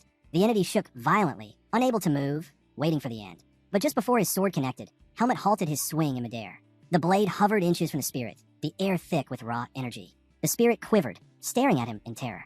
And Sion commended Helmet for stopping his strike. At once, several glowing magic circles appeared around him as he stepped toward the trembling spirit. Bright light poured out his spell. You need to return to your normal state, Sion said firmly. The circles flared, releasing a blinding wave of light. Helmet and Araya shielded their eyes, stunned by the sheer force of Sion's magic. When the dust finally cleared, Sion stood holding something in his hands. It was the same spirit, but now it had shrunk into a small, harmless form. Only an elemental mage can handle spirits, Sion explained calmly. Araya exhaled in relief. The threat was over. The scene shifted to the mercenary guild, where Sion presented the captured spirit of darkness to the receptionist. The man's eyes went wide. So this was the ghost that terrified the academy's students. He leaned closer, curious. But why would a spirit even appear inside the academy? Sion's face lit up at the question. There are many possibilities. The natural balance of the earth could have been disrupted, or there may have been faint traces of darkness in the area. He launched into his explanation, but then shook his head. Still, the chances of that are very low. The real point is, well, no need to focus too much on why it appeared. He added, almost smugly, besides, Helmet never could have subdued it without my help. Araya groaned and rapped him lightly on the head. Enough. The receptionist doesn't need your lecture. Once their business was handled, the three stepped outside. Sion frowned. Strange. Why didn't they give us the reward immediately? We literally showed them the spirit as proof. Araya crossed his arms, irritated. Were you not listening? The receptionist clearly said Helmet has to wait 3 days while they confirm the ghost won't return. Still, Sion muttered, it doesn't feel right. Why are you so hung up on the reward anyway? Araya shot back. Helmet's the one getting paid. Sion smiled warmly. I'm just worried about our friend. Helmet blinked. Friend? Sion nodded without hesitation. Of course. We have a mutual bond now. We were destined to become friends. Helmet didn't know what to say. He had never considered their relationship in such a way. Sion stretched out his hand toward him. Take care of me, Helmet. Helmet was caught off guard by the words. It reminded him of the bond he once shared with Finn. Back then, he already found his first true friend. And now, seeing another chance to build new friendships, he couldn't help but feel a sense of joy. Helmet clasped Sion's hand without hesitation. Sion then turned to Araya, urging him to join in as well. But Araya only frowned at the sight of the two shaking hands. With irritation, he called them fools and stormed ahead, leaving the group behind. Unbothered, Sion nudged Helmet, joking that their wealthy friend should at least treat them to a meal. But Araya dismissed the idea instantly. He told Sion he had no interest in their nonsense, reminding him they had no time to waste. There was still a mess waiting for them to clean up. At that moment, Sion remembered the training ground they had wrecked. The scene shifts. Helmet is holding an admission letter, reading carefully. It stated he was to stay on the 3rd floor, room 301. Confused by the instructions, Helmet asked Eden for help. Eden explained that room 301 was his assigned dorm, and that every student at the academy was required to live there. He asked Helmet if he was ready for the start of the term. Helmet nodded. He was prepared. Eden told him the entrance ceremony was scheduled for the next day and suggested he check out his dorm beforehand. The scene changes again. Helmet arrives at the academy and is startled by how noisy the place has become. Just days earlier, the grounds were quiet, almost solemn. As he looked around, a student called out, telling everyone with dorm assignments to come forward and sort out their luggage with him. Realizing this was important, Helmet walked over and handed the student his letter. The boy greeted Helmet warmly, but when he noticed the room number on the letter, his cheerful expression turned heavy. The focus shifts once more to a student's room. Inside, a figure muttered about being exhausted, wondering if they had overworked themselves. They admitted they never cared about making friends in the first place. This student was Araya. He placed a ring on the table, muttering about how the past few days had been nothing but bothersome. Sitting down on the bed, he sighed, blaming most of his troubles on Helmet. While Araya brooded, Helmet climbed the stairs toward his assigned dorm. Step by step, he finally reached room 301. Back in his room, Araya loosened his hair, his frustration spilling out. He complained that ever since meeting Helmet, his life had only spiraled further out of control. Araya mutters that once the term begins, he doesn't want to see Helmet again. While those thoughts circled in his head, Helmet reached the door of his assigned dorm. He slid the key into the lock and turned it slowly. What he didn't know was that inside, Araya was already in her pajamas. And at that moment, the truth was revealed. Araya wasn't a boy at all. She was a girl. The scene shifts to a dim alley. Max stood there like a man unhinged, glaring at two trembling men. Brandishing a short sword, he threatened them, declaring that the Black Hawk was no joke. One of the men, terrified, stammered that security in Badan was too strict. Max clicked his tongue, clearly irritated. Just then, a hand tapped his shoulder. A voice calmly told him to kill them. The voice belonged to Paul. He reminded Max that as members of the Black Hawk, they had to follow the organization's rules. But Max, nearly consumed by madness, seemed far too excited by the thought of killing. After all, he remembered, commanders were allowed to execute those who disobeyed. Max raised his blade, ready to strike. But before he could act, a chilling voice echoed through the alley. The voice demanded to know who they intended to kill. Both Max and Paul froze where they stood, dread washing over them. The mysterious figure mocked them for harassing innocent people, reminding them of their failure to take down even a single child. He said tracking them had been simple. Then, without warning, a man clad in black appeared right behind them. He told Max and Paul that those who claimed to be Black Hawk members were nothing but failures, men who had already destroyed their own lives. Paul, enraged, lashed out with his sword. But to his horror, the blade passed straight through the man's body. Before Max could process what happened, a spray of blood hit his face. He blinked rapidly, trying to see, and when his vision cleared, Paul's headless body hit the ground. Max's entire body shook with terror. He staggered backward, swinging his sword wildly, shouting for the man to stop hiding. He demanded the stranger show himself. At that moment, a black smoke curled above him. Before Max could take a single step, the man appeared behind him, cold steel pressed against his neck. "You're the one hiding," the man whispered. And in an instant, Max's head was severed. The two men who had been threatened earlier looked on in horror, trembling as they realized what had just happened. The man in black sneered. He couldn't believe Max and Paul dared to use the Black Hawk's name after failing their mission. Still, he admitted it was impressive they'd survive as long as they had. Then, his expression twisted into something darker. He suddenly remembered. There was a question he wanted to ask them. A sinister smile spread across his face. He asked the other men if they would give him the answers he needed. The two men screamed and backed away. Helmet enters his new room. He stopped at the doorway and took it in. The place was smaller than the room he'd had in Eden's mansion. It wasn't much, but it was better than the woods. As he surveyed the sparse space, Helmet ran through the steps that led him here, leaving the forest of roots, joining the face mercenaries, then earning a place at Greta Academy. He clenched his fist. This was the beginning. From here, he would build his strength. A shadow in the corner caught his eye. Helmet took a fighting stance and went for his sword, only to realize he hadn't brought it. He readied himself to fight with his hands. He turned toward the shadow. Araya sprang forward, magic crackling at her fingertips. She stopped when she saw Helmet. "Are you my roommate?" Helmet asked. Araya held her ground. "How did you get into my room?" she demanded. "I nearly blasted you. I was assigned to room 301, Helmet said. "Impossible," Araya snapped. She looked around and found two beds. She tightened the robe around her and stepped toward the door. "Where are you going?" Helmet asked. "You don't need to know," she said. "Don't touch anything." She spun back, voice low. "If you touch anything, I'll blow you up. Stay in this room and don't go anywhere." Helmet stood there, unsure what to say. He had no idea why Araya reacted like this. Scene change. An office appears on screen. Inside, a middle-aged man sat drinking tea. That man was Liam Weiss, the dean of Greta Academy. He sat back with his tea when the door slammed open. "Araya," he blurted, spilling his drink as she stormed in, shouting his name. "What's going on?" she demanded. Liam blinked in confusion. "You'll have to explain yourself." Araya stepped closer, voice sharp. "Why did you assign me a roommate? You promised me a private room. As the top achiever in the magic department." The dean froze. Of course, she must have already found out. He hadn't expected it so soon. "I apologize," Liam said. "I should have told you earlier. But the academy has fewer rooms during renovations. Please try to understand." "That's not an excuse," Araya snapped. "You know why I need privacy. If Helmet discovers I'm a girl, what then?" Liam leaned back, thinking, "You're nearly as strong as an archmage. No swordsman could uncover your secret. You only need to be cautious." "I won't take that risk," she shot back. "My enemy is too dangerous." "I understand," Liam replied. "But giving you special treatment when rooms are scarce would be blatant favoritism. That's why I assigned you someone familiar." "Familiar?" Araya repeated, stunned. "Yes, Helmet. You've tutored him. You spent time with him."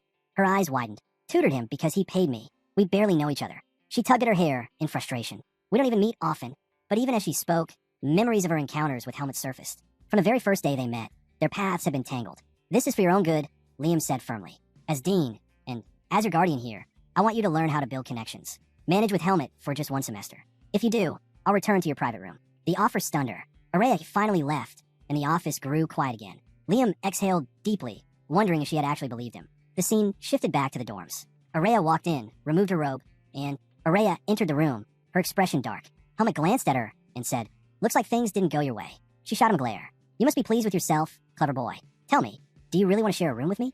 Helmet tilted his head. "I'm here because it's necessary. Nothing more. I've always had a private room." Araya snapped. "As the top student in the magic department, I earned that right. And now, I'm forced to share space? Unbelievable. I'm not happy about this. Not all. I could just teleport you to class instead." Helmet shook his head. Eden wouldn't allow it, and the school would find out eventually. "I'm very particular," Araya warned. "Living with me won't be easy. Are you sure you want to stay here?" Helmet didn't hesitate. "I'd rather share a room with you. I know you better than anyone else. That makes me the best option for you too." Her eyes widened at his certainty. Helmet went on, "I've actually spoken to you. That's more than I can say for the swordsmanship students. Living here is far better than being stuck with a bunch of muscleheads who spend all day lifting weights." Araya froze, suddenly flustered. She regretted ever helping him pass his exam. Days later, carriages rolled into the academy gates. Helma hopped down from one of them with a bag slung over his shoulder. Most of his belongings were already in the room. As he climbed the stairs, he guessed Araya had already set the rules. When he entered the dorm, he asked, "So, how are we dividing the room?" Araya gestured around. "You're already looking at it." Helmet blinked. A thick curtain stretched across the room, splitting it in two. Araya stepped forward and tugged the fabric. "This side is mine. You have more space, so don't complain. The curtain is marked with a warning spell. Don't cross it. I'll also be adding a soundproofing spell, so keep quiet at night." Then, she faced him with a serious look. "Now for the ground rules. First, always take a bath and keep the restroom clean," Araya finished firmly. "Never bring anyone into the room, especially from the magic department. If you need me, call my name." Helmet nodded without complaint. "Good. Do whatever you want, just stay out of my way." With that, Araya turned toward her side of the room. Before she disappeared behind the curtain, Helmet said quietly, "I hope we can get along."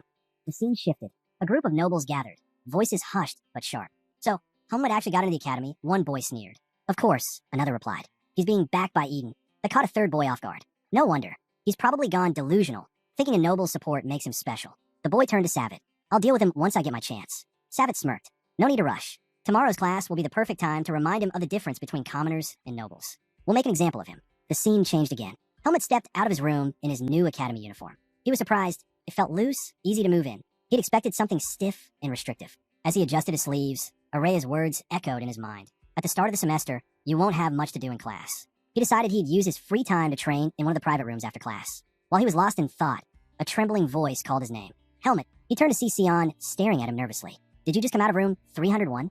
"Yes," Helmet replied, puzzled. "Is there a problem?" Sion hesitated. "Wait, are you saying you're sharing a room with Araya?" "That's right," Helmet said simply. Sion's jaw dropped. "That makes no sense. She's the top student in the magic department. She's supposed to have a private room. Unless," he eyed Helmet up and down. "Don't tell me she agreed, because she likes good-looking guys like you." Helmet didn't respond, still confused. As they walked down the stairs, Sion leaned closer. "You're gonna have a tough semester. Trust me. Oh, and one more thing. The swordsmanship department is having their first class today. Don't stir up trouble. And whatever you do, stay away from the crazy dog." "Crazy dog?" Helmet asked. "The department has a dog?" Sion nearly tripped over the step. "That's not what I meant. It's a nickname. The top second-year student. His name is Aska. He's put down everyone who's ever challenged him. One guy even dropped out after Aska ripped off his ear. Since then, no one dares Aska ever again." Helmet was stunned. "Wait, students can actually do things like that?" Sion shook his head. "Of course not. But Aska only got a suspension. His talent keeps him protected." He patted Helmet's shoulder. "Just your best in class. I'm in room 307. Come by anytime if living with Araya becomes unbearable." With that, Sion walked off. The next scene opened on the academy's training field. Students crowded around until an instructor arrived and barked. 4 rows. "Line up." Everyone scrambled into formation. Helmet copied the others, unsure what to do. The instructor scanned the lines. "Did you enjoy your vacation? Good. Now forget it. Since it's the first class of the semester, we'll begin with basic physical training. Vacation is no excuse to grow lazy. 20 laps, start running." The students groaned but obeyed. As they jogged, complaints filled the air. 20 laps? On the first day, Helmet, however, thought the opposite. Only 20? That's barely a warm-up. Among the runners was a boy who already despised Helmet. He scowled at the idea of running next to a commoner, and worse, one who still looked graceful while doing it. His lips curled into a smirk. He stretched out his foot, ready to trip Helmet and send him face first into the dirt. But Helmet lightly skipped over it without breaking stride. The boy blinked. No way. That should have worked. He tried again, and again. Each time, Helmet avoided it with effortless hops. Now the boy was fuming. Arrogant commoner. He lashed out with more force this time. Helmet's eyes narrowed. The instant the foot came close, he struck it aside with a sharp kick. The boy yelped, lost his balance, and tumbled to the ground. The instructor shouted, "Why are you lying on the floor?" Grimacing, the boy got up. I twisted my foot." Helmet turned his head and glared at him. The boy clenched his fists, burning with humiliation. How dare a commoner glare at me? The idea of a commoner glaring at him burned in Aaron's chest. After a while, the instructor called out, "Short break. Rest up. I'll need a volunteer to help me carry supplies." One boy quickly raised his hand. and the instructor left with him. The moment he was gone, Aaron, the same boy who had tried to trip Helmet, strode over. Helmet eyed him calmly. Something wrong. Aaron lunged to grab him, but Helmet easily sidestepped. Why'd you trip me? Aaron hissed. You tried to trip me first, Helmet replied without hesitation. Aaron's face twisted. You dare talk back? Keep it up, and you'll regret it. He leaned closer, his voice low. This academy can't protect you. Know your place, commoner. Before Helmet could respond, Savitt called out lazily. Enough, Aaron. Don't waste your breath. Save it for sparring. Pay him back then. Aaron backed off with a glare. I'll deal with you later, he muttered before walking away. Helmet frowned. So proud of a status he never earned. How do weaklings like him even rise to the top? He clenched his fist, energy surging through his body. For a moment, he considered finishing Savitt and his lackeys right here. But before he could act, another voice cut in. Did I just hear someone talking about commoners? A boy with striking blue hair stepped forward, smiling. Were you talking about me? Aaron blinked in confusion. Who the hell are you? The boy chuckled. You don't know me? Ah, you must be a transfer. That explains it. He shrugged. But don't worry. I don't know you either. With a relaxed grin, he stepped right up to Aaron. Still, I heard you mention a commoner. So tell me, do you have a problem with me? Savitt scowled, anger flaring. Why are the swordsmanship commoners so full of themselves? He spat. I've had enough of you already. The boy's smile widened. Perfect. I don't like putting up with nonsense either. He leaned in until his face was inches from Savitt's. And the good news? I don't have to put up with you. Savitt's fist trembled. He was ready to strike. But one of his friends quickly grabbed his arm. Don't. That's... He whispered the boy's identity. Savitt froze, eyes widening in shock. Slowly, he turned back toward the blue-haired boy and said, Was right. Commoners really do look out for each other. Savitt froze, realization hitting him. This boy, he's Asuka? His face darkened, but instead of fighting, he turned and walked away. Helmet's mind raced. The name sounded familiar. Then it hit him. Sion's warning. Stay away from the crazy dog. So this was him, the top student of the department. The scene shifted. The instructor returned, carrying bundles of wooden swords. Line up. I'll call you one by one. Take a sword when your name is called. His gaze landed on Asuka. And you, why are you late? Asuka replied casually. I was getting advice from Instructor Patricia. I lost track of time while we were talking. The instructor raised a brow. Patricia's off today. What? Asuka blinked, caught off guard. Pathetic lie, the instructor barked. If you're gonna make excuses, at least try harder. 30 laps now. Asuka's eyes widened. 30? That's excessive. He stopped himself, then quickly added, no complaints. Helmet watched quietly. From the way the instructor treated him, it was clear Asuka had a notorious reputation. And judging from his attitude, it wasn't undeserved. The instructor turned back to the students. Once you get your swords, begin personal training. I'll be watching. Don't slack off. One by one, names were called. Later, Helmet trained steadily, his sword swinging sharp and precise, leaving no gaps. The instructor glanced over, eyebrows raised in surprise. This boy had skill. But he said nothing and shifted his attention to the others. Helmet continued, though a thought nagged at him. Something's missing, but what? Maybe I'll figure it out in time. Just then, Asuka strolled over. Not even a thank you, he asked with a grin. I stopped you from getting into trouble. Helmet didn't pause. I never asked for your help. Asuka blinked, then chuckled. Most would have fawned over him, but not this one. With a sly smile, Asuka extended his hand. Relax. I'm a commoner too. Let's get along. Helmet's eyes narrowed. There was something off about that hand. Energy. Buys. Asuka was hiding it under his skin. Helmet didn't move. He didn't take it. Asuka's grin faltered for a moment. You sensed it? Interesting. Has sharp instincts. Asuka admitted with a grin. Then he leaned closer, resting a hand on Helmet's shoulder. Here's a warning, he said quietly. Don't get clingy. Just because we're both commoners doesn't mean we need to get along. I can't stand people who rely on me. Helmet blinked, stunned. Does he really think I cling to him? Asuka walked past, tossing over his shoulder. Keep your distance. We don't need to be too close. The scene shifted back to Helmet's dorm. He sat on his bed and glanced at Araya. Do I look like someone who's easy to bully? She looked at him puzzled. No. Why? Helmet sighed. Because it feels like everyone's been challenging me lately. Brushing her teeth, Araya replied. Then you must have had a rough first day. They're just fools clinging to their so-called status. Prove yourself, they'll shut up.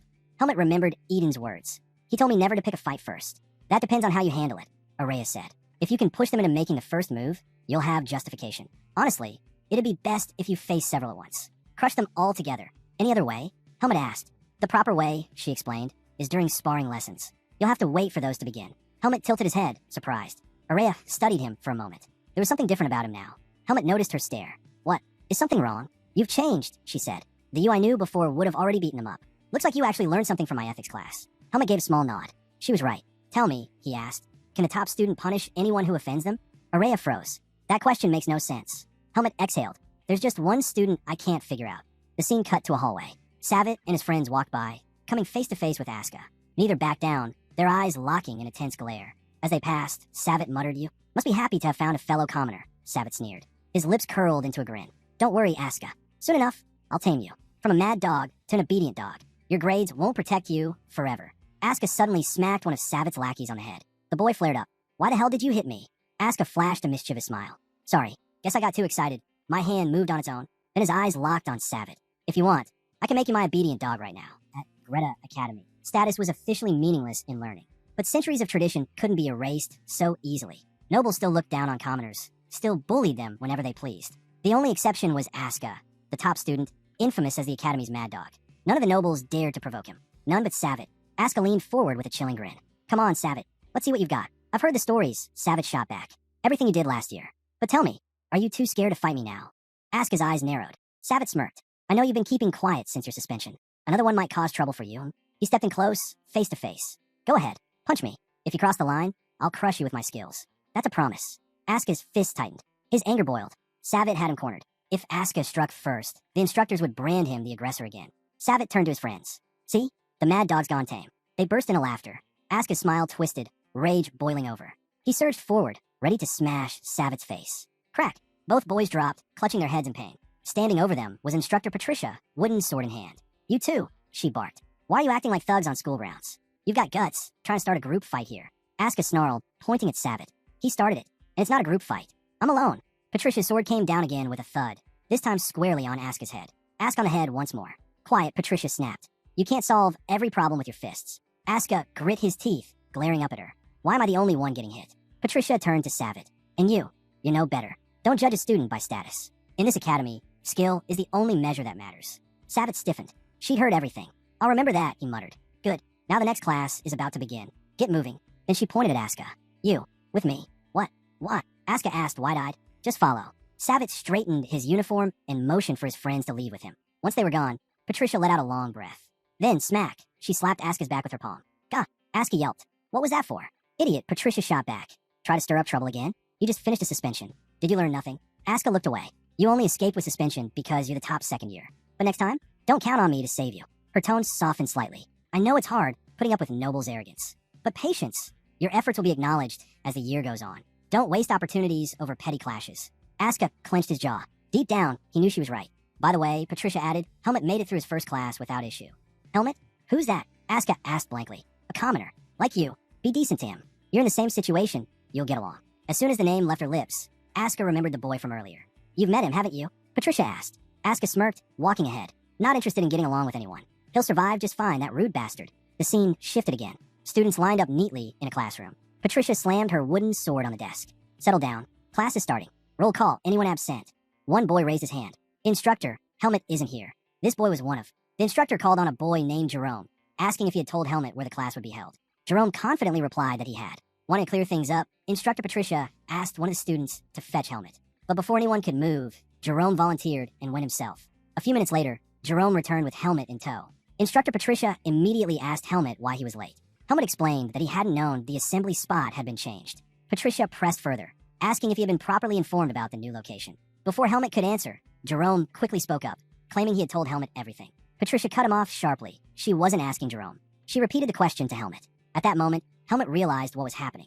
He looked at Jerome, who stared back with a cold glare. The rest of the class chuckled at Helmet's situation. Noticing their reaction, Patricia began to suspect the truth, that Helmet had never been told about the change at all. She gently told him he could answer honestly. But instead of defending himself, Helmet lowered his head and said he must have misheard the message. He apologized for being late. Patricia was stunned. She couldn't understand why Helmet would take the blame. Asuka, watching from the side, grew irritated. He couldn't believe Helmet wouldn't stand up for himself. Jerome, however, smirked with satisfaction, convinced Helmet was simply afraid of him. Patricia then handed down a punishment. Helmet was to run 10 laps around the field after class to hold everyone up. Helmet quietly moved to stand next to Asuka, who only grew more annoyed. To him, Helmet looked no different than any other ordinary student. Determined not to waste more time, Patricia began a lesson. She pulled a ball from a box filled with them and explained the exercise. The class would be working on endurance, a skill she said was vital to the stability of swordsmanship.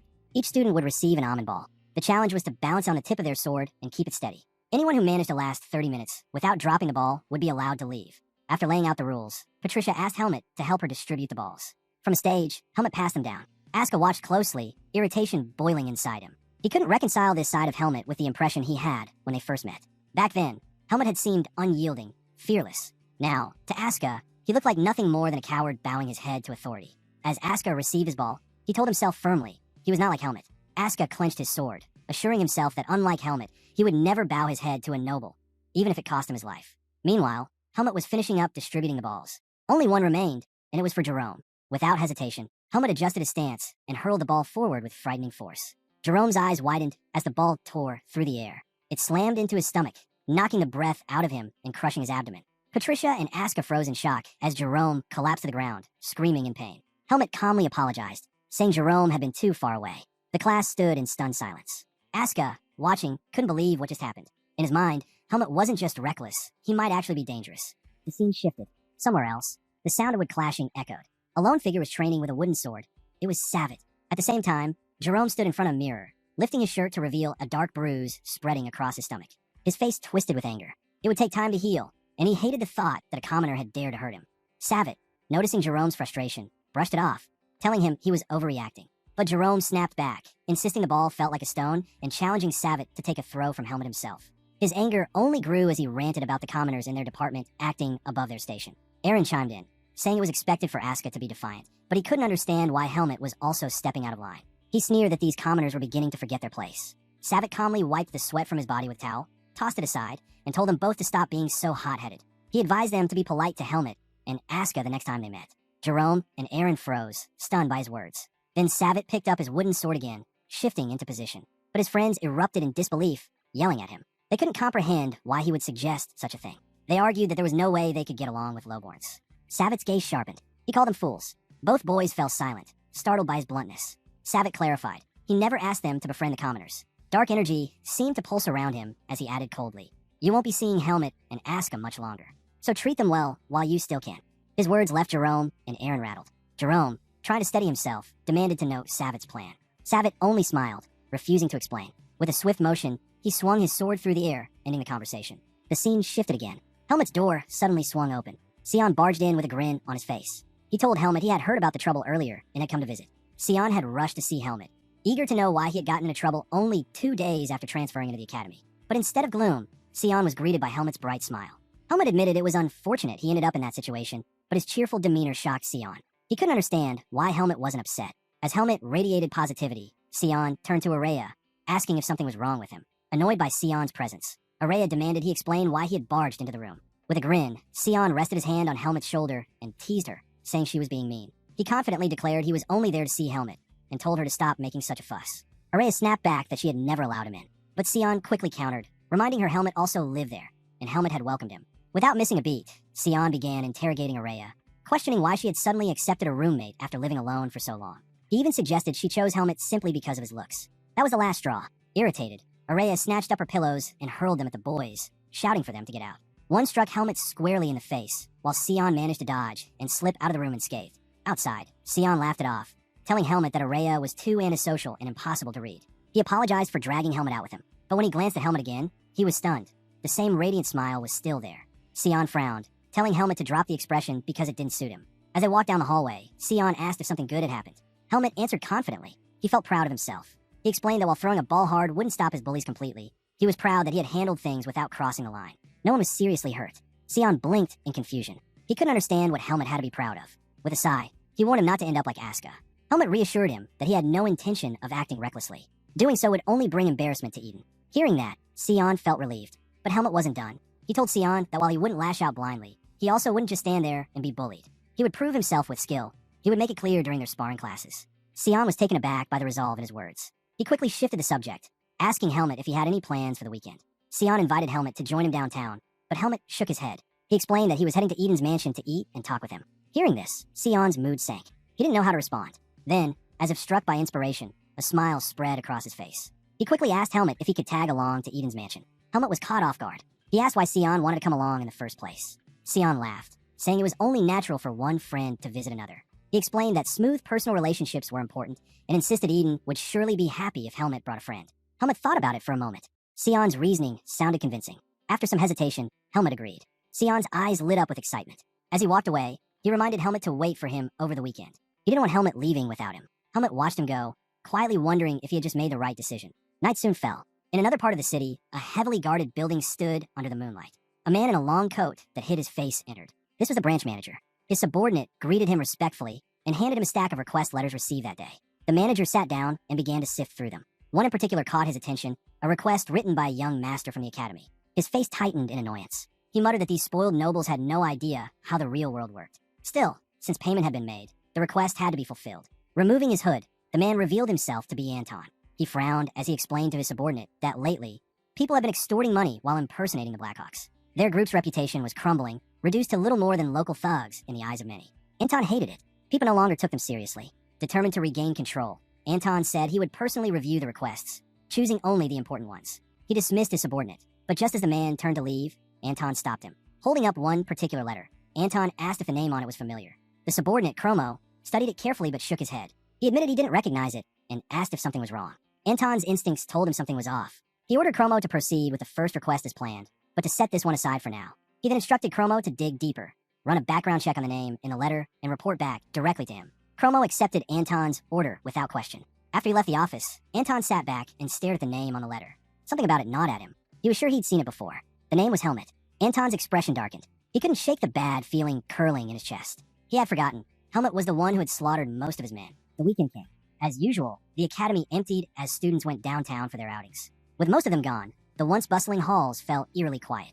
Helmet stood, waiting for Sion, glancing around at the stillness. The silence surprised him. Moments later, Sion appeared with a bag slung over his shoulder. "You're not packing anything?" Sion asked, puzzled. Helmet simply said he was fine. Sion blinked in disbelief. They were going to be gone for almost 2 days, yet Helmet was traveling with nothing. Helmet was equally surprised by Sion's reaction. He had long been used to traveling light. It was how he survived in the forest of roots. That habit hadn't left him. As they boarded the carriage, Sion asked if Araya was still in the room. Helmet nodded. Sion leaned back, explaining he rarely saw Araya outside the dorms, except occasionally downtown. He revealed that since arriving at the academy, she had never visited her home. Even though his own home was far away, he made sure to visit at least once every 3 months. He wondered aloud if Araya ever went home during breaks. With an awkward smile, Sion quickly added that Helmet shouldn't misunderstand him. He insisted he wasn't stalking Araya. He only knew these details because she was his rival, not because he was interested in chasing her. Helmet stared at him, unsure how to respond to such a strange explanation. His eyes turned cold as he asked if Sion wanted him to ask Araya about her family directly. Sion's face went pale. He realized he'd gone too far and hurriedly told Helmet not to do anything. The scene shifted. In the city market, Aska was savoring a skewer of roasted meat. The open air felt freeing after the suffocating academy. He strolled through the stalls, thinking about the nobles who kept trying to test him, even though they couldn't best him in a fight. He couldn't understand their obsession with pride. For a fleeting moment, he wondered if there was something wrong with his own way of handling things, but he quickly brushed the thought aside. He told himself he would rather die than bow to a noble. Aska's thoughts drifted to Helmet. He couldn't make sense of him. At times, Helmet seemed willing to grovel, yet other times he stood boldly against nobles. Aska wondered if Helmet's strength was simply his ability to endure. The more he thought about it, the less he despised Helmet. In fact, he felt a spark of pride remembering the moment Jerome writhed on the floor after taking that hit. The memory of Jerome choking and rolling in pain amused him greatly. For that alone, Aska decided Helmet deserved a chance. Not friendship, just someone worth exchanging a few words with. Lost in thought, Aska walked through the busy streets until something made him stop. A strange feeling crept over him. He turned slightly, scanning his surroundings. Shadows shifted. From different corners, several figures watched him, their presence subtle but deliberate. He continued walking, pretending not to notice, but the men eventually closed in, herding him into a narrow alley. By the time Aska realized it, they had surrounded him. Still chewing the last bite of his meat skewer, Aska asked bluntly who had sent them. He knew this wasn't random. Looking around, it was obvious they had guided him here on purpose. With a cold smirk, he told them he already knew the answer. His hand instinctively reached for his sword, but his heart sank. He had left it at the forge for repairs. Even so, Aska didn't flinch. He taunted them, saying they shouldn't interfere in childish quarrels, mocking their families for having so much free time to waste. The men ignored him and drew their weapons. For the first time, Aska's confidence wavered. He hadn't expected them to come fully armed. Thinking fast, he suddenly raised his hand and waved as though greeting someone behind them. The men froze, startled, and whipped their heads around. In their minds, an instructor radiating power must have appeared. But no one was there. In that instant, Aska closed the distance. Before they could react, he drove the wooden skewer straight into one man's shoulder. The victim cried out in pain as his comrade swung a sword toward Aska. Using the stabbed man's body as leverage, Aska vaulted upward, avoiding the strike. He landed on the ground in a sprint, bolting forward at full speed. The men gaped at his swiftness, then quickly regrouped and gave chase. But Aska's escape was short-lived. Ahead, more men stepped out from hidden corners, blocking every exit. Aska skidded to a halt, eyes narrowing. Escape was impossible. He clenched his fists. If he couldn't run, then he would fight. Meanwhile, at Eden's mansion, the atmosphere couldn't have been more different. The maid placed dish after dish in front of Helmet and Sion. Eden thanked. At Eden's mansion, the maid served a lavish spread before Helmet and Sion. Eden turned to Sion, thanking him for joining them and asking if he enjoyed the food. With a polite expression, Sion placed a hand on his chest and praised the dishes. He complimented the flavor and even admired the beauty of the mansion itself. Eden, pleased by the courtesy, told him to drop the formality and simply call him instructor. Helmet sat quietly, puzzled. He had never seen Sion act so proper. Eden, however, was delighted. He was glad Helmet had finally brought home what he considered a normal friend. He had always assumed Helmet was antisocial, but seeing this gave him a good impression. Helmet, on the other hand, didn't understand why people's attitudes could change so suddenly. He decided not to ask about it, at least not now. Sion leaned toward Helmet, smirking, and asked if he wanted to visit downtown. Helmet refused, explaining he needed to train. But before he could continue, Eden cut him off, smiling as he told Sion to take Helmet into the city and show him around. Later, as the two left the mansion, Helmet found himself second-guessing his decision to let Sion tag along. Still, he reminded himself Darien would want him to experience student life this way. Sion studied him for a moment, then asked if things had been difficult. He assumed Helmet must hate leaving such a grand mansion only to live in the academy's run-down dorms. He even called Helmet amazing for putting up with such a moody roommate. Helmet calmly explained that Araya didn't bother him at all. That annoyed Sion. He summoned his spirit, Latine, and launched into a rant. He complained that Araya tormented him constantly, waking him at dawn for her research, forcing him to summon more spirits than ever before. Helmet only pointed out that this had made Sion better at summoning. Hearing that, Sion nearly cried. He thanked Helmet for acknowledging his efforts and insisted that Araya clearly listened to him. Then, almost desperately, he asked Helmet to help convince her to go easier on him. Before Helmet could reply, someone stumbled out of the darkness beside them. It was Asuka, battered, exhausted, but still standing. Sion screamed at the sudden appearance and pressed closer to Helmet. Even in the dim light, Helmet recognized him instantly. Asuka managed to grin and asked Helmet for a hand. The moment he spoke, shadows shifted. Men stepped out from the darkness, closing in. Sion's eyes widened. He demanded to know who they were. Helmet's sharp gaze caught the Finns fastening their cloaks. His expression hardened. These men were from the Black Hawk. Asuka, glaring at them, spat in annoyance. Asuka growled that the Black Hawk had ambushed him when he was unarmed. Sion's jaw dropped. An academy student, attacked in the middle of Badan? He told Asuka he had made far too many enemies. The men advanced, surrounding them. Helmet calmly stepped forward, sword in hand. He announced that he had a question for them. Sion and Asuka both froze, startled. Neither expected Helmet to stand his ground like this. Sion couldn't fathom why Helmet would even bother speaking to men he didn't know. But Helmet knew exactly who they were. The Black Hawk, mercenaries who would do anything for money. He was sure Asuka hadn't done anything serious enough to attract their attention. That could only mean one thing. Someone had hired them to go after him. And Helmet had his own history with the Black Hawk. Not long ago, he had killed several of their members. He knew they had his name and that they were hunting him. Still, he hadn't expected them to strike so soon after his enrollment at the academy. If anything, this encounter could give him answers. As he steadied his stance, one of the grunts glanced at their leader, asking what to do. The leader's voice was cold. They couldn't just kill Asuka, they would also need to deal with the witnesses. He gave the order, start with the one holding the sword. The words had barely left his mouth when Helmet moved. In a blur, he closed the distance, appearing right beneath the first man's arm. Before the mercenary could react, Helmet's blade flashed, slicing clean through his hand. The man shrieked in agony. Helmet didn't pause. He pivoted to the next opponent, kicking his leg upward and sending the man's sword flying out his grip. As the weapon spun through the air, its blade caught glimpses of the battle. Helmet's reflection cutting across it as he pressed his assault. In one swift motion, Helmet struck down the disarmed man. Two others charged at him at once. One, a long-haired fighter, tried to strike from behind. Helmet ducked, twisting out of reach, then slashed across his body as he fell. Before the dying man even hit the ground, his comrade lunged at Helmet. At that exact moment, the sword Helmet had kicked into the air came spiraling back down. Helmet snapped his leg upward, punting it toward the attacker. The blade drove straight into the man's chest. His eyes widened in shock as he dropped his weapon and collapsed lifelessly. Sion and Asuka could only stand frozen, their eyes wide. They couldn't believe what they were seeing. Helmet, standing calmly amid the fallen members of the Black Hawk, looked nothing like the boy they thought they knew. Helmet's cold gaze swept across the fallen men. Asuka stood frozen. He couldn't comprehend what he had just witnessed. Helmet had taken them all down without even tapping into that power. Why then did someone as skilled bow his head to nobles? Helmet calmly slid his sword back into its sheath, then pressed a hand to his chest, checking the seed of darkness within him. To his relief, it remained stable. Just as he expected, the seed didn't stir as long as he avoided killing. Sion finally broke the silence, pointing out that Helmet had ended the fight before he even had a chance to step in. He asked who the attackers were. Helmet replied flatly. They were Black Hawk mercenaries, a group that dealt with people for money. As he spoke, one of the wounded men tried to reach for his weapon. Without hesitation, Helmet stepped forward and crushed the man's hand under his boot. The man screamed. Asuka then demanded answers. He wanted the mercenaries to reveal who had sent them. But deep down, he already had a good idea. Helmet shook his head. He told Asuka that these men wouldn't talk so easily. They were trained for this. Still, he added darkly, he also had his own question for them. With a terrifying expression, he told Asuka that the men would eventually say what he wanted to hear, after he cut off a few of their fingers. Both Asuka and Sion recoiled in shock. Asuka couldn't believe Helmet would even consider such a thing.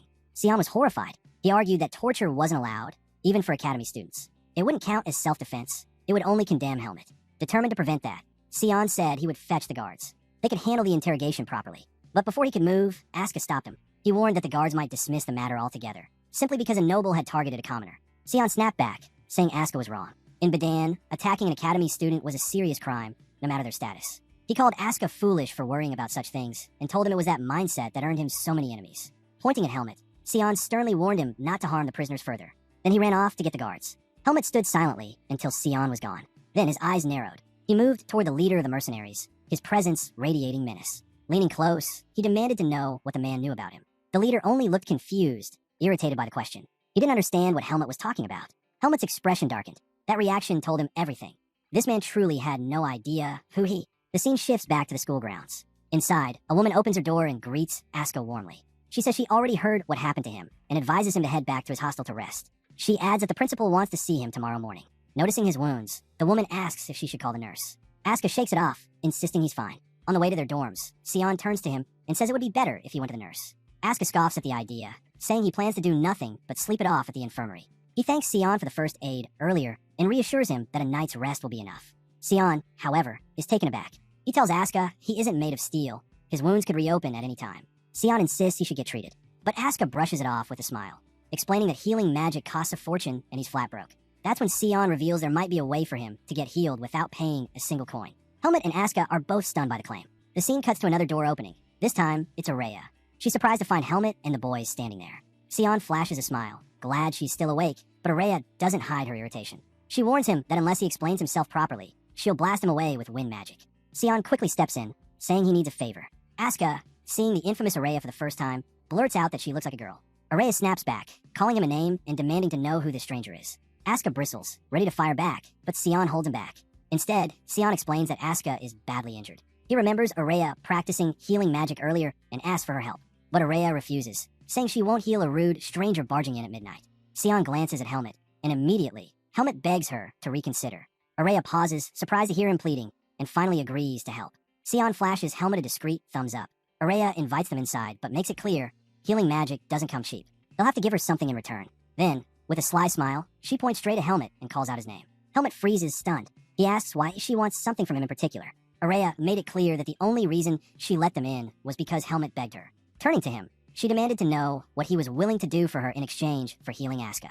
Helmet frowned, clearly irritated that she was pushing him, but replied that he would do anything within his power to help her. Hearing this, Araya smiled faintly, an ominous aura radiating from her. She warned Helmet not to forget his words. In that instant, Helmet realized he'd made a mistake. Then, turning her attention to Asuka, she insulted him again and ordered him to sit closer so she could get the healing over with. Asuka bristled at the insult and looked ready to argue, but he held back as she began her spell. While Araya worked, Helmet silently regretted how carelessly he'd answered her earlier. After some time, the glow of Araya's magic faded. The treatment was complete. Asuka's hand looked as good as new. Noticing the strange look on his face, Araya asked him to speak his mind. Caught off guard, Asuka hesitated. He glanced at Helmet, then finally stood and muttered that Helmet was a pretty boy, adding that he was quite capable. Without another word, he announced he was leaving and walked straight out. Araya scowled at his abruptness. She muttered that he was nothing but a socially awkward brat, leaving without even giving proper thanks. She questioned if it had even been worth healing him in the first place. Sion stepped in, explaining that Asuka was the top student in his department.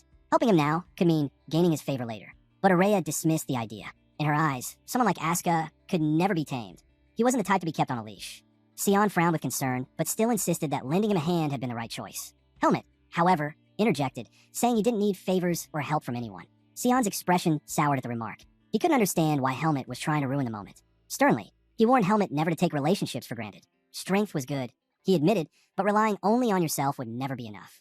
Preparation and allies mattered. Helmet was taken aback by Sion's words. Sion, meanwhile, reminded Araya that she too needed to change. Sion sighed deeply, exasperated. He wondered why he was surrounded by such difficult, antisocial people. But Araya shot back without hesitation, saying she never asked him to be her friend. In fact, she never accepted him as one in the first place. Sion bristled at her remark, accusing her of being cruel. He reminded her that he had been helping with her spirit research all this time. But Araya countered quickly, saying he benefited from the research just as much as she did. As Sion and Araya continued their back and forth, Helmet quietly reflected on Sion's earlier words about relationships. For the first time, he began to consider just how important they might actually be. The scene then shifts to the principal's office. The boys sit across from Liam, reporting everything that happened.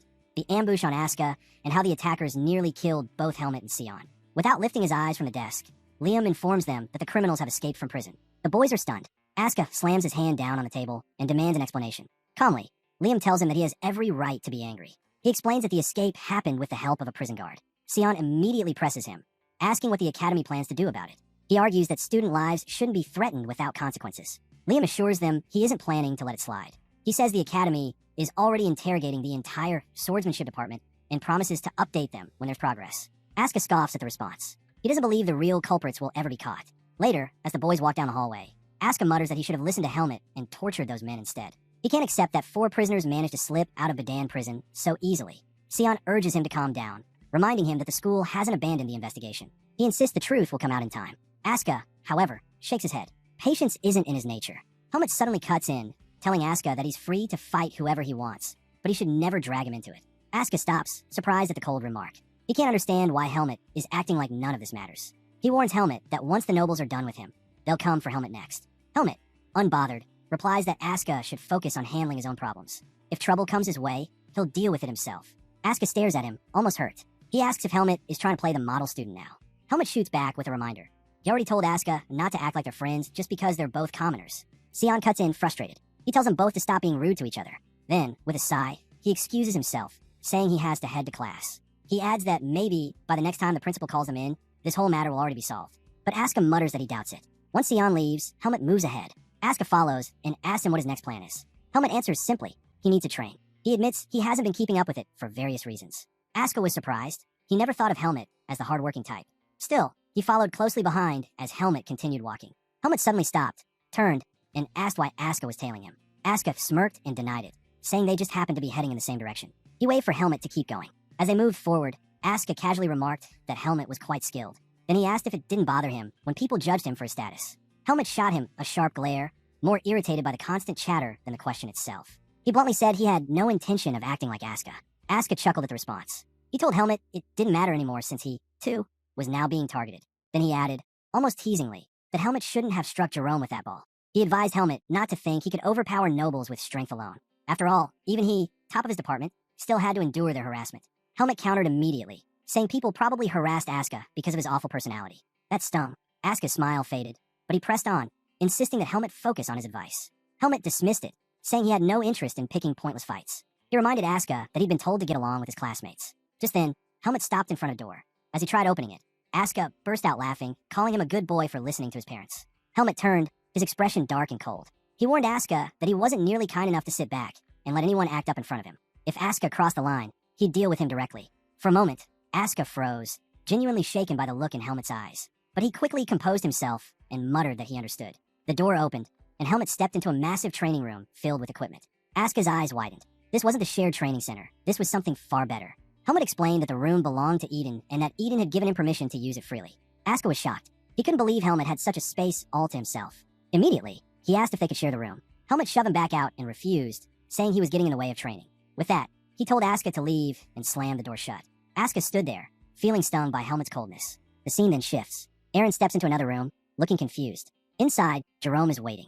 Inside the room, Jerome immediately asked Aaron if he had told the instructors anything. Aaron shook his head. He explained that the instructors had bombarded him with questions, but he hadn't said a word. Still, he suspected that Asuka must have dropped their names. Jerome dismissed his worry, saying the academy had no way of reaching the Blackhawk. With noble backing, they could simply make excuses and walk away. Turning sharply, Jerome demanded that Savitt explain himself. He accused him of putting them in this mess. Savitt's hands trembled. He couldn't believe that members of the Blackhawk had failed against a single boy. In his eyes, the failure was because those men were peasants as well. Nervously biting his nails, Savitt thought through his options. He knew the academy wouldn't stop digging and that the truth couldn't stay buried forever. So he made himself a promise. He would ruin Helmet and Asuka until they were forced to leave the academy on their own. One way or another, he would get what he wanted. The scene then shifts to the training grounds, where instructor Patricia addresses the students. She announces that sparring classes will begin next week. Helmet blinks in surprise. He hadn't expected them to start so soon. But his surprise quickly shifts to excitement. Finally, a chance to stand up to his bullies. He also knows the risks. Once he crushes Savitt and his friends, punishment from the academy will be inevitable. But Helmet doesn't care. To him, it's worth it. Better to take the punishment than continue this cycle of torment. As he thinks, Helmet recalls Asuka's words. Sparring alone won't solve everything. Even as the top student, Asuka still gets harassed. The truth of that statement weighs on him. But Helmet decides he'll find a solution after trying his way first. Patricia snaps everyone back to attention, slamming her wooden sword against the floor. She orders the students to stop whispering and reminds them of an important matter before sparring begins. A pop quiz tomorrow. She stresses that the quiz will directly affect their grades and urges them to review their textbooks thoroughly. Helmet stiffens. A textbook? He hasn't received anything like that. The scene cuts again, Helmet is now speaking with Araya. He admits that he doesn't have a textbook. Araya stares at him in disbelief. She can't believe he's gone this long without one. Thinking it over, she assumes he must have forgotten about it with everything else he's been dealing with. Then she asks him directly. Helmet admitted that no one had told him about the textbooks. When Araya pressed, he mentioned Eden, but then suddenly remembered. Eden had told him to buy them. The memory hit him.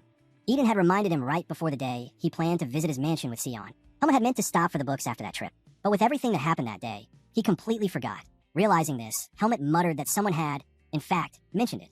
Araya sighed and advised him to request a pass from the academy. She explained that all he had to do was tell them he needed to buy textbooks, and they would easily grant permission to leave. Helmet shook his head, saying that wasn't the problem. He wasn't worried about leaving. He simply had no money to buy them. That left Araya stunned. She remembered clearly that Helmet had received a reward from his last mission. She asked about it, suspecting he might have a spending problem. Her suspicion grew when she recalled the day he casually handed her 100,000 marks without a second thought. She demanded to know what he really wanted from her. Helmet finally confessed. He had handed the entire commission over to Eden. To him, it was safer to let Eden keep his money. But now, with no way to visit Eden's house, he was stuck. So he asked Araya directly if she knew of any quick way to make money. He admitted that she was far more knowledgeable than him and that he trusted her guidance. Araya blinked, caught off guard by his honesty. Then she told him to stop beating around the bush. If he needed money, he should just say so. She could lend it to him. Confused, Helmet asked her what it meant to lend. She explained simply. She'd give him money now, and he'd pay her back later. Without hesitation, Helmet agreed. He promised he'd repay her by the weekend. Araya stared at him in surprise, taken aback by how quickly he accepted the deal. Then she asked him to wait a moment. She needed to get ready. Helmet frowned, confused. Why would she need to come with him? He told her he could buy the textbooks himself. But Araya refused. She said there was no way she'd let him waste her money on useless books. Since she was free anyway, she might as well come along. The truth, however, was that Araya was worried. Araya didn't want Helmet returning to the dorm, looking as beaten up as Asuka usually did. She decided it was safer to stay close to him. The scene shifts to the marketplace. Helmet, Araya, Sion, and Asuka walk together through the busy streets. Asuka stretches his arms wide, grinning. He says he can finally breathe outside the academy. Sion raises an eyebrow, pointing out that it hasn't even been that long since Asuka last came out. Araya, meanwhile, silently questions how she got dragged into this mess. Earlier, when she and Helmet had stepped out of the dorm, Sion had quickly tagged along, saying he wanted to buy a book. But in truth, he only followed because he expected something entertaining to happen. Asuka, on the other hand, claimed he was joining because he knew more about their textbooks since he was from the same department. But really, he just wanted an excuse to leave the academy. Annoyed, Araya muttered to Helmet that nuisances had latched onto them. Helmet agreed, admitting he hadn't expected this either. Soon, they arrive at a fancy bookshop filled with shelves upon shelves of volumes. Shoppers browse through the aisles, flipping through books of every kind. Helmet takes it all in. It's his first time in a place like this. Sion inhales deeply, smiling as he says he loves the smell of new books. Asuka stares at him, speechless, unsure how to respond to something so odd. Araya ignores the exchange and leads them straight to the swordsmanship section. She asks Helmet if he knows the titles he needs. Helmet lists them off. Intermediate public sword skills, basic buys operations, and advanced ethics. Without hesitation, Araya pulls the books from the shelf and hands them over, then asks if he needs anything else. Helmet shakes his head. Looking at the covers, he realizes most of the material is basic knowledge he already understands. He can't see why he even needs these textbooks at all. That's when Asuka walks up, holding a book in his hand. He urges Helmet to buy it. Helmet frowns, pointing out it isn't even a textbook. Asuka smirks and explains that Instructor Patricia has a nasty habit. She never uses direct questions from the textbooks. Instead, she mixes in advanced concepts from higher years or throws in vocabulary most students haven't learned. He reveals that he's already reading material meant for fourth-year students and insists the book he's holding is the most reliable for preparing against her tricks. Helmet and Araya exchange a look, both surprised that Asuka could actually say something so clever. Noticing their stares, Asuka snaps at them, demanding to know why they're looking at him like that. Araya quips that even a dog, if it spends 3 years in a village school, will eventually start reciting poems. Araya finished sharply. She added that Asuka's sudden burst of wisdom had left her speechless. Asuka clicked his tongue, clearly irritated. He reminded her that he was the top student in his class. While he was boasting, Sion stepped over and asked if Araya would pay for his book too. Araya shot him down immediately, telling him not to waste his time. He'd have to pay for it himself. Meanwhile, Helmet handed his textbooks to the shop attendant. With a cheerful smile, she told him the total, 2,000 marks. Helmet froze at the price. That much. He quickly realized that Araya had lent him far more money than he actually needed. As Helmet was still processing this, Asuka leaned toward Araya, asking why she was even wearing a coat inside the shop. She snapped at him to stop talking to her. The attendant returned Helmet's books, thanking him warmly for shopping. Then she looked directly at Araya and called her by name. Araya's reaction was instant. She pulled her coat up to cover her face and hurried out. On their way back to the academy, Asuka teased her relentlessly. He told her that being famous wasn't so bad and pointed out that the shop attendant was clearly her fan. He even suggested she should have signed an autograph. Araya hissed at him to shut up, warning that he was only drawing more attention to them. Asuka laughed at her flustered reaction. He called her weird for acting surprised about her own fame. reminding her that she'd entered the academy with historic scores no one had ever achieved before. While the banter carried on, Helmut silently watched their interactions. For a moment, a wave of nostalgia washed over him. He wondered if this was the kind of relationship Sion had meant, the kind that made life at the academy bearable. Once they returned to the dorms, Araya let out a sigh and told Helmut she was exhausted. She regretted spending so much energy on the outing. As they walked through the hallway, Helmut turned to her and asked if she even used textbooks herself. Araya shot him a sharp look, saying she wasn't the type to forget such things. Helmut clarified that wasn't what he meant. He explained that she already seemed to know so much on her own. He wondered if textbooks were actually useful to her. Araya paused, caught off guard by the question. Then she answered seriously. Textbooks, she explained, were valuable because they allowed people to solidify and structure the knowledge they already had. She told Helmut he was undeniably talented, but warned him not to limit himself only to the world he could already see. If he did, he'd eventually fall short. Helmut was taken aback by her words. Pointing her finger at him, Araya added one last warning, not to get cocky. She told him to take care of his books, because if he lost them, she wouldn't help him again. Helmut nodded and promised to look after them. But sadly, that promise wouldn't last long. The next day, Helmut opened his locker only to find it empty. All of his books were gone. Nearby, Aska was fuming. His textbooks had been stolen too. He couldn't believe the nobles would stoop so low as to raid lockers. Turning to Helmut, Aska asked if his stuff had also been taken. Helmut didn't answer with words. Instead, he clenched his fist and crushed the locker door. That was all Aska needed to see. He instantly understood. Helmut was furious. The bullies had finally crossed the line. The scene shifts to the training grounds, where an instructor addresses the students. He announces that today, they'll be having a sparring session. He explains that duel partners must agree mutually before starting. No buys is allowed. He encourages the class to spar with friends, as well as people they've never fought before, promising they'll gain valuable experience either way. Once pairs are chosen, the duels will begin. Immediately, Aska strides up to Savit and calls his name. Savit raises an eyebrow, asking if there's a problem. Aska glares back. He says Savit must find him annoying and offers him the chance to fight. Then he taunts him, asking if he plans to run away instead. Savit smirks, replying that he's already paired with Aaron. If Aska wants a match, he'll have to find someone else. But Aska reminds him of the instructor's words. It's better to spar with different partners for new experiences. Savit sneers and tells Aska to quit pretending to care about what the instructor said. He suggests Aska should just spar with the commoner he's always hanging around. Aska smiles, finally seeing the bigger picture. Savit and Aaron clearly wanted to target both him and Helmut together. Noticing the look in Aska's eyes, Savit glanced toward Aaron. Aaron gave a small nod. Savit prepared to bait Aska further, but before he could, Helmut stepped forward. Helmut cut straight in, saying he'd join Aska's side. He declared he didn't mind fighting all three of them at once. The outcome would still be the same. With a sharp edge in his voice, Helmut added that ganging up on people was the noble specialty of the week. Savit's smirk vanished, his temper flaring.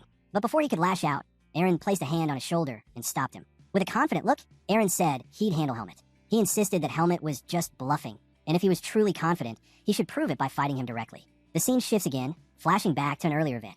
Back in the locker room, Savit and his friends were huddled together. He told them that ransacking Helmut and Aska's lockers would guarantee a reaction. They'd be provoked into demanding a spar. Jerome's eyes widened. He warned Savit that they couldn't possibly win against Aska. Did he want them beaten to death? Savit waved them off and told them to calm down. His plan was simple. They would use buys during the spar. Jerome and Aaron both stiffened to the words. Jerome quickly reminded him that buys was strictly forbidden, but Savit brushed it aside. If they got caught, they could just claim it was self-defense. At worst, they'd face light discipline. Meanwhile, Helmut and Aska would end up crippled, hands or legs ruined, forcing them out of the swordsmanship department for good. Jerome stared in disbelief. The plan had gone far beyond anything reasonable. He opened his mouth to protest, but Aaron spoke first. Coldly, he told Savit that he'd join the plan. Jerome's head whipped toward him, shocked. Aaron told him not to interfere if he wasn't going to help. He said he'd go along with Savit's scheme as long as Helmut was his opponent. With a grim look, Aaron declared he owed Helmut payback for what he'd done. Savit grinned, thrilled by the support. He couldn't wait to humiliate Helmut and Aska in front of everyone. Jerome, however, grew even more uneasy. Soon after, the spars began. The first match was Aska against Savit. Aska took his stance, his glare fixed firmly on his opponent. Savit grinned at the sight, excited that Aska was already worked up. He wanted Aska to charge recklessly. It would be easier to crush him and shove him back into the place where commoners belong. But then something strange happened. The other students stopped their matches, watching closely. Savit looked around, uneasy. Why wasn't Aska attacking? Why was he just staring at him like that? Jerome sighed quietly. He wasn't surprised. Savit didn't understand Aska at all. Everyone in the department knew the truth. Once Aska held a sword, he turned into a hound. He'd lock his eyes on his target, wait for the perfect moment, and then strike with ruthless precision. Jerome had known all along that Savit's plan was doomed, but some small part of him had still hoped. Now, Savit's nerves were starting to crack, and in that instant, Aska made his move. He closed the distance between them in a flash. The moment Savit saw him that close, he realized the truth. Aska was about to strike his lower right. Savit braced himself, ready to block. But instead of the expected attack, Aska's blade came crashing down from above, slamming into his shoulder. Savit froze. That power. He had never felt anything so overwhelming. In an instant, Asuka's sword forced his face into the ground. The nobles watching, Jerome included, understood immediately Savitt was finished. Flat on the ground, Savitt heard Asuka's voice. Calm, taunting. He thanked Savitt for being such easy prey, saying it made beating him all the more satisfying. Savitt trembled as the realization sank in. His collarbone was broken. The humiliation burned. How could a mere commoner trick him like this? Fighting the pain, he forced himself to rise. Determined, Savitt prepared to unleash his last resort, his buys. But before he could act, Asuka's sword smashed into his back, sending him reeling. A second strike silenced his attempt to cry out, hitting his mouth with brutal precision. Staggering, Savitt barely had time to regain balance before another flurry of blows rained down. Each strike landed mercilessly, giving him no opening to channel his power. Fear crept in. He wanted to surrender. But before the words could leave his lips, Asuka's sword buried into his stomach, driving the air out of him. Savitt nearly vomited from the impact. Asuka's grin widened. He mocked Savitt, telling him he had a long way to go. With a cruel edge in his voice, he demanded Savitt show the same persistence he once used to bully others. Then he made it clear. Every time Savitt uttered the word surrender, the beating would double. At that moment, Savitt realized the truth. He had picked a fight with the wrong man. Meanwhile, in another training ground, Helmut and Eren faced each other. Eren smirked, asking if Helmut was worried about his commoner friend. Helmut's glare shut him down instantly. He told Eren to worry about himself instead. Back to the arena, Savitt was tossed around like a rag doll. Asuka's sword slammed him into the ground again and again. When Savitt struggled to rise, Asuka barked at him to stand immediately. He warned there would be no mercy, not even for someone lying broken on the floor. Savitt's mind spun in disbelief. A proud swordsman of the Rugal family. Losing to a commoner? Impossible. But when he looked around for help, he found none. His classmates weren't moving, weren't calling the instructor. They just stood there, staring. And in their eyes, not pity, not concern, only disdain. Savitt's chest tightened as he realized. His fall from grace wasn't just a defeat. It was a disgrace. Savitt couldn't understand why his classmates looked at him with such disdain. That gaze, he thought, should be directed at Asuka, not him. Gripping his sword tightly, Savitt forced himself to his feet. He steadied his stance, trying to compose himself. Asuka, watching, couldn't figure out what Savitt was attempting. But Savitt had already made up his mind. If Asuka disappeared, those piercing stares would vanish too. Summoning his buys, Savitt charged. His blade cut through the air, but Asuka easily evaded, leaping behind him. In one swift move, Asuka unleashed his own buys, striking Savitt's back with a crushing blow. A scream tore from Savitt's throat. He dropped to his knees, yet a strange smile spread across his face. Asuka's voice cut through the silence. He reminded Savitt that he was the one who broke the rules first, making anything Asuka did fair in return. Without hesitation, Asuka lunged forward, aiming to smash Savitt's head into the ground with his sword. Seeing the danger, Jerome panicked and shouted for Asuka to stop. But Asuka ignored him. Just as the sword was about to strike, the instructor intervened. His blade intercepted, diverting Asuka's attack, which slammed into the floor with devastating force. Asuka froze, stunned to see his instructor standing there. The instructor declared the duel over. He ordered Savitt to seek medical attention and report to his office afterward. Then he turned to Asuka and told him to follow immediately. Confused and frustrated, Asuka protested. He argued that Savitt was the one who had broken the rules, that if Savitt's strike had landed, he would be the one in the clinic. But the instructor cut him off sharply. He said Asuka's blatant disrespect for his opponent was already a violation. Enough excuses. The man's anger was clear. He admitted he couldn't understand why instructor Patricia always covered for Asuka. Those words hit Asuka hard, and his expression fell. The instructor called on another student to escort Savitt to the nurse, then turned back to Asuka. He told him that after everything he had been through, there was no reason for him to act this way. Before he could continue, Jerome stepped in. The instructor frowned, reminding Jerome that he was speaking to Asuka. But Jerome's words shifted the air in the room. He insisted they needed to stop Helmut and Eren. Both the instructor and Asuka turned in surprise at the mention of their names. The story then rewinds, taking us back to the days before sparring class. In a hallway, Jerome confronted Eren. He demanded to know why Eren hadn't stopped Savitt's reckless scheme. He warned him that Savitt's foolish plan against Asuka could never succeed, and breaking the rules would never go unpunished. Eren smirked and asked if Jerome was really that close to Savitt. Jerome frowned, confused by the question. Eren told him to take a good look around. He said plainly Savitt was finished. Jerome's eyes widened in shock. Jerome froze at Eren's words, struggling to take them in. He pressed Eren for an explanation. Calmly, Eren revealed the truth. Savitt had avoided punishment only because no solid proof tied him to the crime. Still, everyone knew the truth. Savitt had hired men to attack Asuka. Eren explained that for nobles, using the Black Hawk was a disgrace, no matter who the target was. Since most of the swordsmanship students were nobles, none of them saw Savitt's actions as clever. To them, he had already lost their respect and the influence he once held. With a faint smile, Eren told Jerome that their situation would improve if Asuka fought Savitt and forced him out of the academy. Without Savitt, there would be no leader left to interrogate them. Jerome was stunned. He hadn't imagined Eren had his own hidden agenda. But Eren didn't hold back. He declared that he intended to crush Helmut personally. His plan was simple. If both Savitt and Helmut were expelled, it would only strengthen their position. He promised Jerome he would make Helmut crawl, without relying on tricks. As Eren drew his sword, that same smile lingered. Deep down, he hoped Savitt wouldn't resent him for this betrayal. After all, Aaron thought this was simply how nobles had survived through generations. Suddenly, Helmet stepped forward and asked Aaron if he had been the one to steal the books from his locker. Aaron laughed it off, saying no one else could have pulled it off besides him. Realizing how foolish the question sounded, Helmet lowered his blade into a stance. Aaron's smile widened. To him, the stance looked sloppy, full of weaknesses. Was Helmet bluffing? Without hesitation, Aaron prepared to strike, deciding to go for Helmet's legs. But before he could even move, Helmet had already closed the distance. Shocked, Aaron swung his sword in defense. Their blades clashed. Yet in that very instant, Helmet shattered Aaron's weapon. Aaron's eyes went wide in disbelief. He knew he had swung, yet somehow his sword was broken. As he stared at the shattered blade, Helmet's strike came down toward his throat. The force dropped Aaron to the ground, choking and writhing as he struggled to breathe.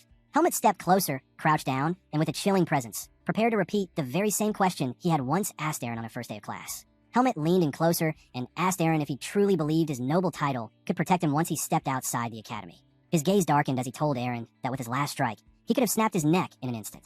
Then came the chilling question. Could noble privileges save him in the afterlife? Aaron's body trembled. Tears streamed down his face as the horrifying truth sank in.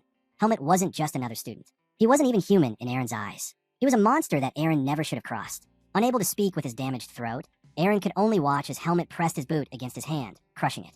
The pain was unbearable. Aaron tried to scream, but no sound came out. Helmet stood over him, his presence radiating something sinister. The seed of darkness within him glowed as he reached out with one hand, lifting Jerome with ease. He raised his sword, ready to smash it down on Jerome's face. But before the blade could fall, the instructor and Jerome rushed into the training center. The instructor's voice cut through the tension, declaring the duel over and ordering Helmet to drop his sword. Helmet slowly turned his head toward him, glaring. The aura around him was so overwhelming that both the instructor and the watching students froze in their tracks. At last, Helmet snapped back to his senses. Realizing he still had Aaron in his grasp, he quickly released him. Aaron collapsed to the ground, gasping for air. Helmet glanced back at his instructor, who was still unsettled by the aura he had just witnessed. The man quickly steadied himself and ordered Jerome to treat Aaron's wounds, then take him straight to the nurse's office. After that, he told Helmet to follow him.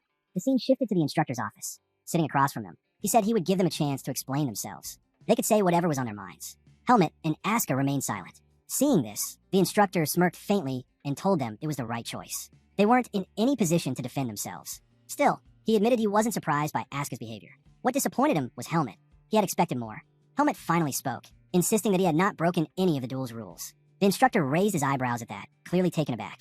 He explained that he had checked Aaron's condition before coming to the office. With visible frustration, the instructor revealed what he found. Aaron's windpipe had been torn, and every bone in his right hand was shattered. If Aaron hadn't been given immediate first aid, he would have suffocated. Though his vocal cords would heal, he might never again be able to wield a sword with his right hand. Asuka couldn't hold back and burst out, saying he didn't understand why they were being scolded. He insisted that Savitt and his friends got exactly what they deserved. After all, they had tried to kill him by hiring the Blackhawk. The instructor's response was swift. He smacked Asuka on the head. He reminded him that he hadn't asked for his opinion. Then, turning serious, he told Asuka that even if the duel's rules hadn't been broken, the fight had gone far beyond what was acceptable. Helmet then spoke up, saying he couldn't understand why he was being reprimanded. To him, Aaron was weak. A weakling who had still managed to humiliate both him and Asuka. Hearing Helmet call him his friend left Asuka stunned, but also strangely relieved. He admitted Helmet was right. Helmet then fixed his gaze on the instructor and said he had simply forced Aaron to understand his place. Asuka added that Savitt and his friends had stolen from their lockers and taken their textbooks. The instructor ignored Asuka and instead pressed Helmet with a sharp question. Would he use duels as an excuse to crush anyone he disliked? If so, he said, Helmet didn't deserve to be at the academy. Such a mindset went against everything the swordsmanship department stood for. Helmet clenched his fists, anger rising. He shot back, asking if nobles were free to steal, insult, and bully commoners. The instructor replied that he was not taking anyone's side. But to Helmet, that so-called neutrality was the real problem. Because the instructor refused to take a stand, the cycle of abuse continued. He told him he had solved a problem the instructor failed to address, and asked if that wasn't still in line with the ideals of the department. The instructor decided enough was enough. In one swift motion, he drew his sword and slashed the air. The strike tore clean through the ceiling above them, leaving Helmet stunned. Stop dodging the point, the instructor said firmly. You didn't bring justice. You simply used your strength to oppress the weak. He slid his blade back into its sheath, then asked Helmet if it would be fair for him to strike him down as punishment for his defiance. He went on, explaining that nobles and commoners would always exist, just as the strong and the weak would. But a noble should never despise a commoner for their status, and the strong had no right to trample the weak. What Helmet had done was no different from the arrogance of nobles who looked down on commoners. Helmet was shaken by the words. Asuka stayed silent, watching as his companion was scolded. Finally, Helmet asked the question directly. If his actions were wrong, then what would have been the right course to take? The instructor was taken aback by Helmet's question. He could see that Helmet was speaking with genuine sincerity. Turning his back to them, he admitted something unexpected. Both he and the academy bore responsibility for the bullying. He apologized to Helmet for failing to step in sooner. He laid his sword down and told the boys that the academy's purpose was not domination, but equality. Looking them in the eye, he reminded them that nobles and commoners were meant to stand as equals. If they held on to that truth, he said, one day they would discover the right answers for themselves. No matter what had happened, the instructor reassured them they were still excellent students. But as punishment, he would forbid them from dueling. The only exception was that they could still face each other if they wished. Asuka was relieved, even happy to hear that. Helmet, however, felt the opposite, like yet another problem had just been piled on him. Then, without warning, the instructor handed them a stack of papers. The boys froze in confusion. Irritated, the instructor demanded to know why they looked so surprised. Dueling restrictions alone weren't enough. He ordered them to write 50 apology letters each. Both Helmet and Asuka were stunned. Asuka quickly protested, saying they still had class to attend. But the instructor cut him off, telling them to finish before the theory lecture and return immediately afterward. They were to stop complaining, because in his eyes, this was already a light punishment. By nightfall, Asuka sat staring at his swollen hand. He could barely feel it anymore and cursed the instructor, calling him evil. He couldn't believe they had really finished all 50 letters. Helmet glanced down at his own hand, equally swollen. But unlike Asuka, he wasn't focused on the punishment. He didn't regret teaching Eren a lesson. What troubled him was that he had lost control of himself. For such a small matter, he had completely broken his composure. That was what unsettled him most. Noticing his distracted look, Asuka asked if Helmet was feeling down and if his hand hurt as badly as he did. Helmet shook his head and said what truly bothered him was that he had missed training. Asuka nearly fell over at that response. He told Helmet he was relentless. How could he even think of training after spending all day writing apology letters? Helmet replied that Asuka wasn't bad himself, considering how little he trained. That only annoyed Asuka further. He snapped back, saying he had never once seen Helmet training. Every time he looked, Helmet was always locked away in his private room. As they walked on, Asuka finally asked if he could also use the private training room. Helmet immediately refused. Asuka reminded Helmet that he had called him a friend, but Helmet ignored him and kept walking. From a window above, the instructor watched the two boys leave. Something about Helmet lingered in his mind. He knew Helmet was gifted, but the aura he had displayed against Eren, it felt unnatural, almost like demonic energy. He quickly dismissed the thought, convincing himself that Helmet was different from Asuka. At least Helmet listened. He hoped the boy would keep learning without straying from the right path. Then his eyes drifted upward. The gaping hole in the ceiling reminded him of his earlier outburst. Repairs would come directly out of his paycheck, and the thought left him frustrated. The scene shifted. Inside a dimly lit building, the men who had tried to kill Asuka knelt before their leader, Anton. His voice cut through the silence as he scolded them. Because of their failure, he had lost his spy in Badan. The men bowed their heads and apologized. One of them spoke up, insisting that the defeat was not simple. They had encountered someone far stronger than the average second-year student. Their leader added that the boy they faced was on par with a rank 2 mercenary. Before he could continue, Anton silenced him. He said he hadn't gathered them to point out mistakes, but to commend their survival. Escaping Badan alive after facing Helmet was worthy of praise. The men looked at each other, startled by his words. Anton then instructed his assistant, Chromo, to share new information. Chromo bowed, produced a sheet of paper, and asked if among their opponents they had seen a black-haired boy, pale-skinned, with noble-like features. The men froze in shock. The description was perfect. They quickly admitted that yes, that was the boy who had defeated them single-handedly. Chromo confirmed their suspicions. His name was Helmet. He explained that Helmet was once part of the Face Mercenary Corps, infamous for killing 5 of their men with nothing but a tree branch. After the massacre, he had gone into hiding, and since then they had been hunting him down. The men were stunned. To hear that this terrifying figure was now a student at the academy left even their leader reeling. He could hardly believe his group had clashed with the very man responsible for the slaughter. Anton leaned back and recalled the story. Helmet had once slaughtered 5 men with nothing but a tree branch. He admitted that hiding in Badan had been a clever move. The city was a place where outside information was scarce, making it the perfect cover. Still, Anton warned his men that it would be unwise to provoke Helmet while he remained there. He believed Helmet still carried a grudge, and sooner or later, he would come for them. The leader of the group paled at those words. Hesitantly, he asked Anton what their next move should be. Anton gave him a simple answer.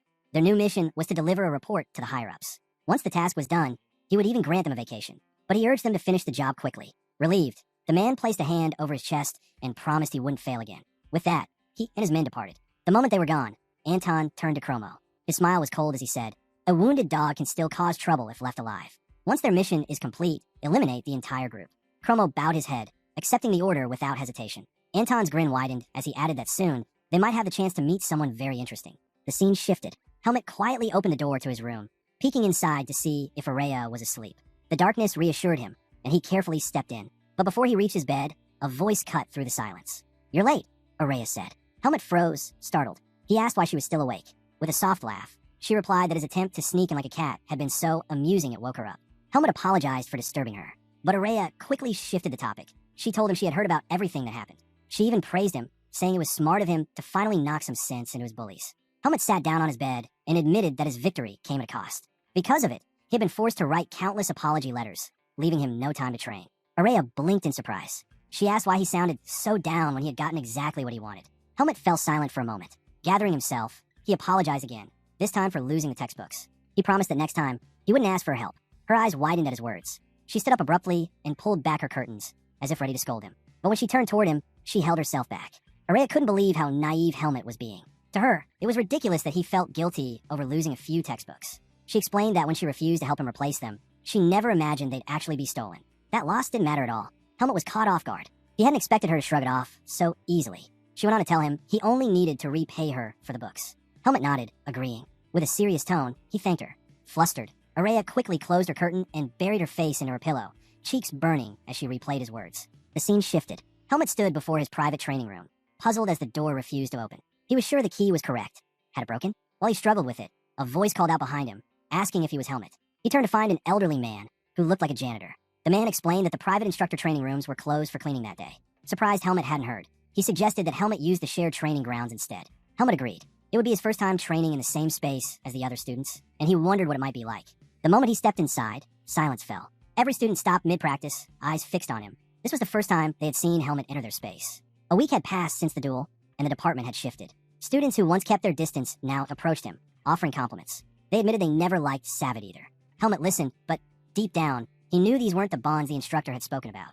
To him, it was obvious. The nobles were putting on a show, treating him as their equal only because they feared him. He couldn't understand what value there was in being their equal at all. Just as he prepared to begin training, a voice called his name. Helmet turned, and a messenger told him instructor Eden was looking for him. Helmet sighed heavily. Once again, training would have to wait.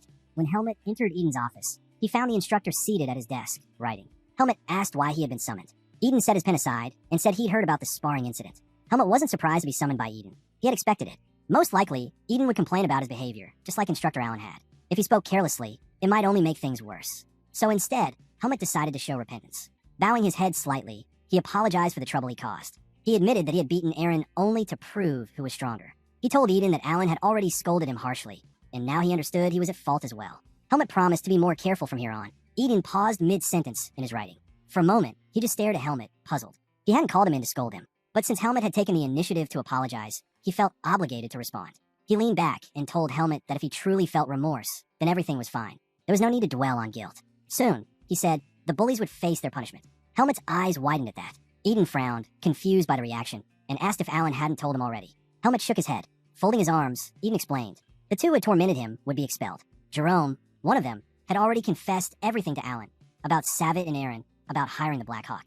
Eden stressed that such a crime was unforgivable, even for nobles. Helmet was stunned. Eden noticed the look on his face and gave him a small smile. He explained that Allen was an idealist, which was why his scolding had been so fierce. But, Eden continued, it was also the duty of a swordsman to stand against injustice. He urged Helmet to learn where the line was, to know his limits. Surely, he said, this incident had taught him what those limits were. Helmet nodded silently. He couldn't deny Eden was right. Eden's expression softened, and a bright smile spread across his face. He admitted that when he was younger, he too had caused plenty of trouble. Situations like this, he said, were nothing unusual in the department. The important thing was to avoid suspension. Then, leaning forward, Eden invited Helmet to his mansion for the holidays. He didn't need to bring the whole academy, just a few school friends. Helmet froze at the thought. The people he surrounded himself with were far from ordinary. He muttered that it might not be such a good idea. Still, the misunderstanding between them had been cleared up. Helmet wondered if he should ask Eden about something else. Helmet was about to leave Eden's office when Eden stopped him. He explained that he had prepared new textbooks. Since Helmet's bullies had destroyed the old ones to cover up their theft, he placed 2 fresh sets on the table. Helmet blinked in surprise. 2 sets? He asked why Eden had gotten more than one. Eden explained simply. Aska's textbooks had been stolen too. Helmet was to give the other set to him. Helmet didn't understand why he had to do it personally. He thought of asking for a reason, but changed his mind after catching the smile on Eden's face. He knew there was no point in questioning it. This was Eden's way of nudging him toward friendship. The scene shifted. Sion and Aska were seated together when Helmet arrived. Sion waved cheerfully the moment he saw him. Helmet raised an eyebrow. You're everywhere, he said as he walked up. Sion laughed and replied that he was simply sociable. Helmet placed a stack of books on the table in front of Aska. These are yours. Aska's eyes widened. He had been worrying about how to replace them, and now they were right in front of him. Grinning, he said Helmet was surprisingly loyal. But Helmet quickly explained the truth. It was Eden who had bought the books. That left Aska stunned. He muttered that nobles had it easy, amazed that Eden could buy 2 expensive sets without hesitation. Before Helmet could answer, Sion leaned in, interrupting. He said he had something important to share and that Helmet had arrived at just the right time. Smiling, he asked if Helmet was free that weekend.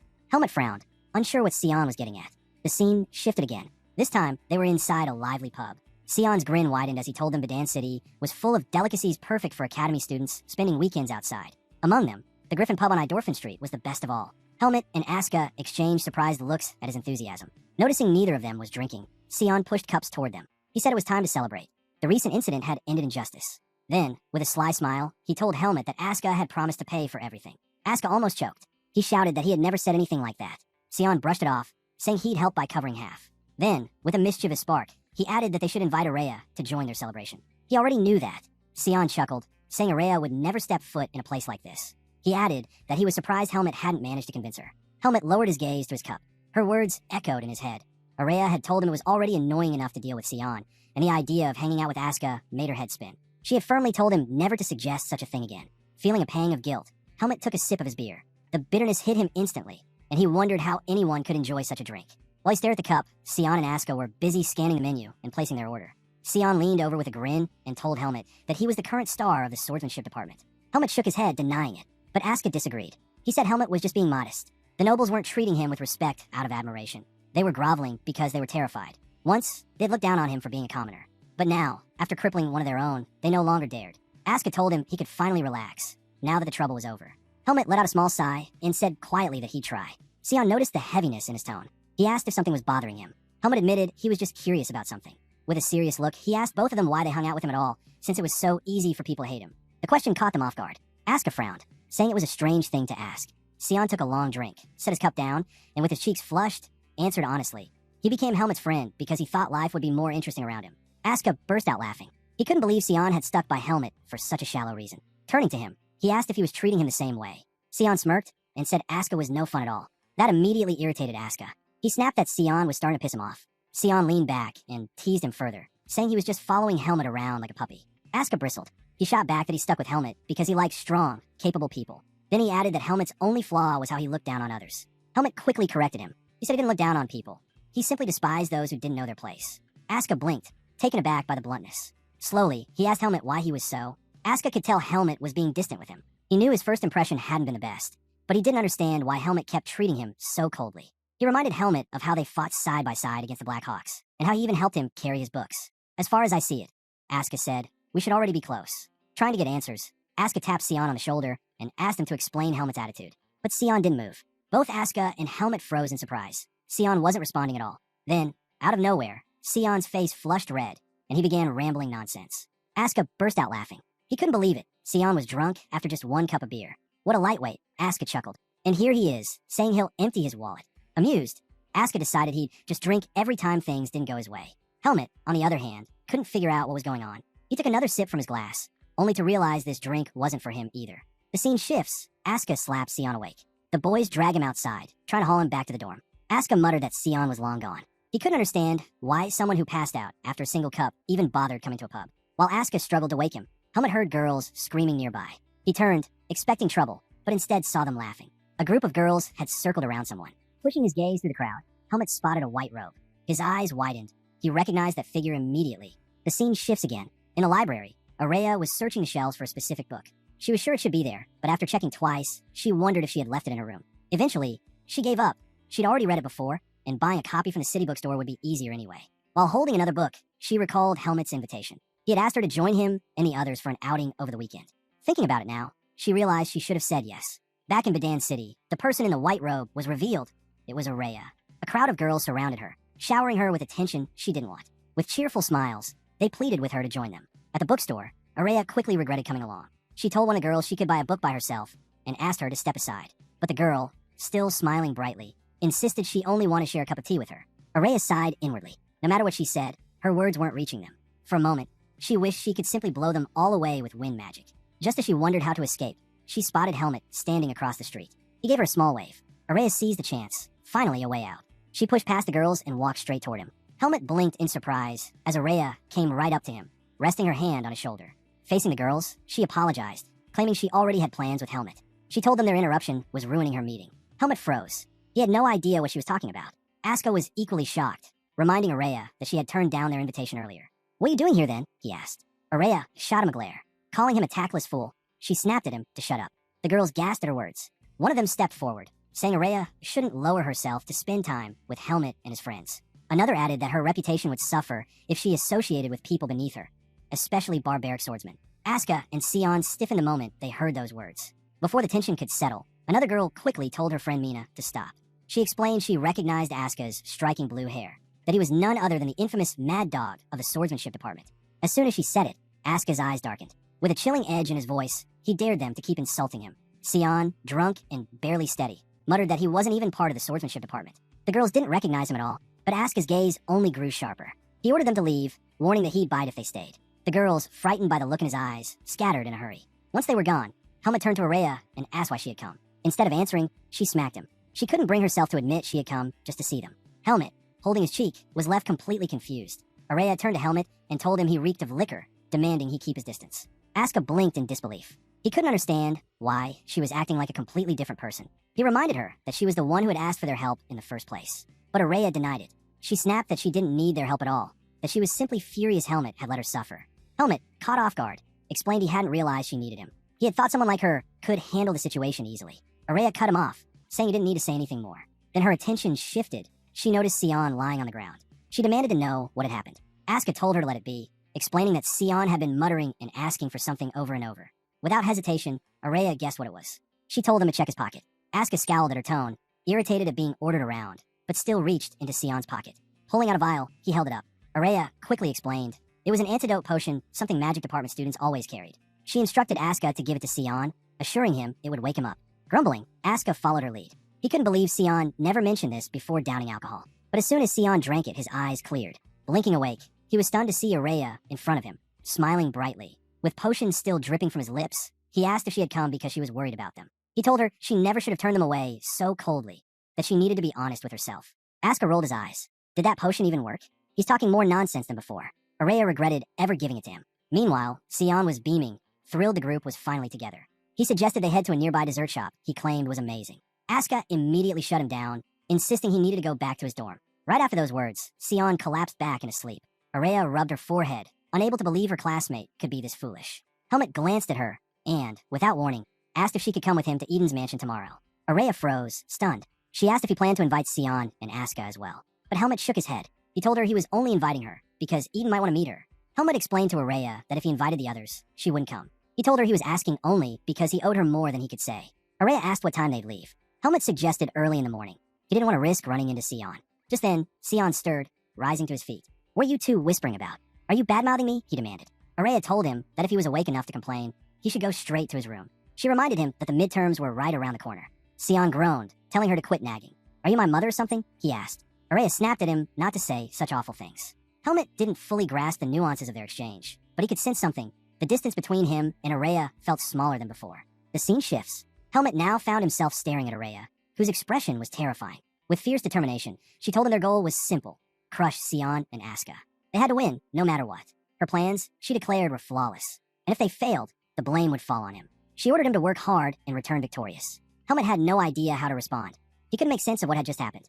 The scene shifts again, flashing back to a few hours earlier, before Araya's intensity had shaken him. Helmet entered a room and found Araya holding a stack of books. He was surprised to see her there, having expected her to be in the library. She explained she had just come to collect some books and was on her way back. Then she asked about his midterm preparations. Helmet replied that he was working on them. His tone, however, made her pause. She asked if something was wrong. Helmet admitted he wasn't worried about the practical exam. Then it's the theory exam, isn't it? She guessed. With a nod, Helmet confessed he had barely passed the transfer exam. He wasn't strong in liberal arts subjects. Curious, Araya asked which classes he was taking. Helmet told her, one on the history of the continent and another on understanding magic. Araya was taken aback. She knew those subjects would be miserable for him. Helmet explained that transfer students didn't have the freedom to choose. Araya told him the academy's system allowed students to select their liberal arts courses based on their grades. But for transfers like Helmet, it was different and far less forgiving. Araya explained that the academy had no plans to change its unfair system or introduce reforms. Still, she urged Helmet to aim for the top of the class. Helmet asked if it would be enough to simply focus on excelling in his practical exam. But Araya shook her head. That strategy wouldn't work. She asked if he'd even bothered to research how grades were assigned. She told him to listen carefully. In the swordsmanship department, students were given absolute evaluations until their third year. Duels weren't the only measure. Those only checked skill growth and determined rank. Rank 1 through 4 were considered grade 1. Ranks 5 through 11 were given grade 2. Even if Helmet scored 150 points with his skill, the system would cap it at 100. And even as the top student, there would always be 3 others sharing the same score. That was why, she explained, liberal arts would be the real deciding factor. Helmut muttered that he could just take the top spot from his 4th year onward. But Araya leaned in and asked if he'd be fine watching Asuka strut around after claiming first place. The thought made Helmut tense. He couldn't stand the idea of seeing such a sight. Their conversation fell into silence. Finally, Araya said she could help him if he promised to grant her one wish in return. Helmut replied that he could at least follow her to the library. The scene shifts. Helmut and Araya walk together into the library. Instead of stopping at the crowded study area, Araya led him deeper inside, toward a quiet hallway. Helmut asked where they were going. She told him they were heading to one of the library's private reading rooms, available only to students on the dean's list. Helmut was surprised. He reminded her that she used to have her own private dorm too. You really do have a lot of private rooms, he said. But Araya told him those privileges were gone, and it was because of him. She explained that she only got those private spaces because of the trouble she faced in public. Unlocking the door, she told him this room would be available to him only once, and he had to make the most of it until the midterms. When the two of them stepped inside, both froze. Sion and Asuka were already there. Helmut and Araya were shocked, while Sion greeted them with a cheerful smile. Welcome to the reading room, Araya, he said. Araya immediately demanded to know why they were there. Sion explained that Asuka was the top student in the swordsmanship department, and he himself was... Sion proudly announced that he was the second-ranked student in the magic department. Since Asuka was the top of the swordsmanship department, the two of them were entitled to use the private room. He asked Araya if there was any problem with that. Araya narrowed her eyes and demanded to know why he was with Asuka in the first place. Asuka stiffened at the question. He explained quickly that since they were from different departments, they weren't bothering each other by studying together. But Araya wasn't convinced. Something about it felt suspicious. Sion sat back down and, with a casual wave, suggested Araya and Helmut go use another room instead. He explained that he and Asuka were trying to focus. Helmut was stunned. Leaning close to Araya, he whispered that something was off. Sion normally stuck to them like glue, not pushed them away. Araya ignored him. Instead, she smiled sweetly at the boys. She said they would leave, since the last thing they wanted was to interfere with their studies. Sion grinned at her words. You really get me, Araya, he said, but her tone shifted. She announced she had a better idea. Sion froze. With an unsettling aura surrounding her, Araya suggested Sion follow her to the next room. She explained that Helmut and Asuka could study together without distractions, while she and Sion could make things more efficient by sticking with their own departments. Her logic was flawless, too flawless. Sion stared at her in shock. Is there a problem with my idea? Araya asked coldly. She reminded him that he had always wanted to study with her. Then, with a terrifying look, she pressed further. Was there some reason he didn't want to? Was he hiding something from her and Helmut? Both Sion and Asuka stiffened. They realized she had caught them. Finally, Asuka spoke up. He admitted he had asked Sion to tutor him. The reason? He was afraid Helmut might steal his top spot. Araya blinked in surprise. She told Asuka he was overestimating Helmut. But Asuka shot back that she was talking nonsense. He revealed that Helmut had been only a single mark behind him on the last quiz, despite not even having his textbooks yet. Araya calmly pointed out that she had helped Helmut prepare for that test. Asuka shot to his feet, pointing at her furiously. Then you're the problem, he shouted. He explained that while it was natural for him and Helmut to tie in the practical exams, he had been counting on theory to secure his lead. But with Araya supporting Helmut, he wasn't so sure anymore. That was why Asuka admitted he had turned to Sion. He couldn't afford to lose his position. Araya was left stunned by his reasoning. She told him he was worrying for nothing. Asuka, wide-eyed, asked if she really wasn't going to. Araya thought Asuka's question was ridiculous. With a look of disbelief, she told him she would, of course, help Helmut. That answer only irritated Asuka further. He wondered if Araya was deliberately testing his patience. She pressed him, asking why he needed Sion's help in the first place. After all, Asuka was the top of the swordsmanship department, while Sion held second place in the magic department. Sion bristled at her words. He snapped that when it came to magic liberal arts, he far outclassed Asuka. Then, with a smirk, he suggested turning the situation into a competition. He proposed a bet to see whether Helmut or Asuka would take first place. Araya dismissed the idea, saying there was no point, because Helmut would definitely win. Sion took offense, calling her rude. He insisted she accept the bet if she was so confident. The loser, he declared, would have to run 100 laps around the field without using magic. To provoke her further, he sneered, asking if someone as great as her was too afraid to agree. Annoyed, Araya finally gave in.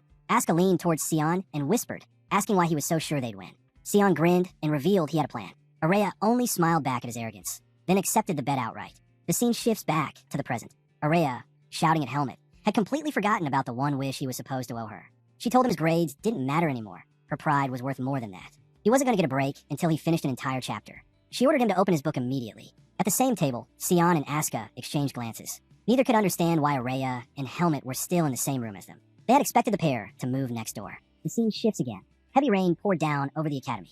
Sion stood by the window, surprised by the intensity of the downpour. But he wasn't the only one surprised. Araya, staring at Helmut's practice results, was completely shocked. She immediately realized she might be in trouble. She had expected him to show some progress, but the results were far beyond what she anticipated. Asuka, spotting her expression, couldn't resist mocking her. He found it hilarious that even the great Araya looked disappointed. Araya found herself cornered. There was no backing out of the bet now. She pulled out Helmet's papers and began reviewing them. His objective answers were solid, but his descriptive ones left her furious. She held up one question. Differentiate between a normal mage and a dark mage, and explain the harm caused by dark mages. Helmet's written answer? Dark mages are evil creatures, and you should avoid running into them. Araya stared at him in disbelief. Where would someone even find a dark mage? And do you actually think this is a proper descriptive answer? Helmet, confused, defended himself. He thought his response was honest and straightforward. After all, she had told him to write his thoughts. That only made her angrier. I wanted your thoughts based on theory. Who would ever believe you wrote this from experience? Helmet's next words shocked her. He calmly said he had actually faced a dark mage. Of course, Araya assumed he was lying. At a loss for what to say, she lowered her head and rubbed her temples. Sion and Asuka rushed over, eager to see what Helmet had written to make her so mad. When Sion glanced at the essay, he chuckled. It was obvious. Helmet had never taken an essay exam before. For transfer students, tests were almost always objective. Asuka skimmed the paper and was stunned. The questions revealed Helmet was taking the Understanding Magic course. He demanded to know why Helmet would choose such a difficult subject. Sion answered for him. Transfer students didn't get to choose their liberal arts classes. Asuka was floored. He couldn't believe Helmet had been forced into such a nightmare subject. Shaking his head, he told Helmet to just give up on the bet this semester. Even with Araya teaching him, there was no way he could pass. The sharp crack of Araya's palm hitting the table cut through the air. Her eyes burned with fury. How dare you suggest he give up? She snapped. My student will not lose to someone like you.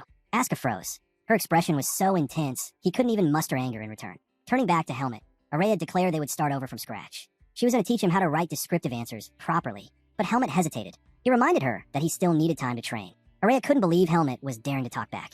She told him plainly. He wasn't leaving the library until he got his answers right. The two groups carried on with their studies. At one point, Asuka and Sion brought snacks to share, disrupting the atmosphere. Araya was visibly annoyed that they were disturbing her class, but eventually, everyone ate together and continued studying. Later that night, Helmet realized Asuka and Sion still hadn't returned to the library. Don't worry about them, Araya said calmly. They've probably gone to bed because they're full, but they made a grave mistake.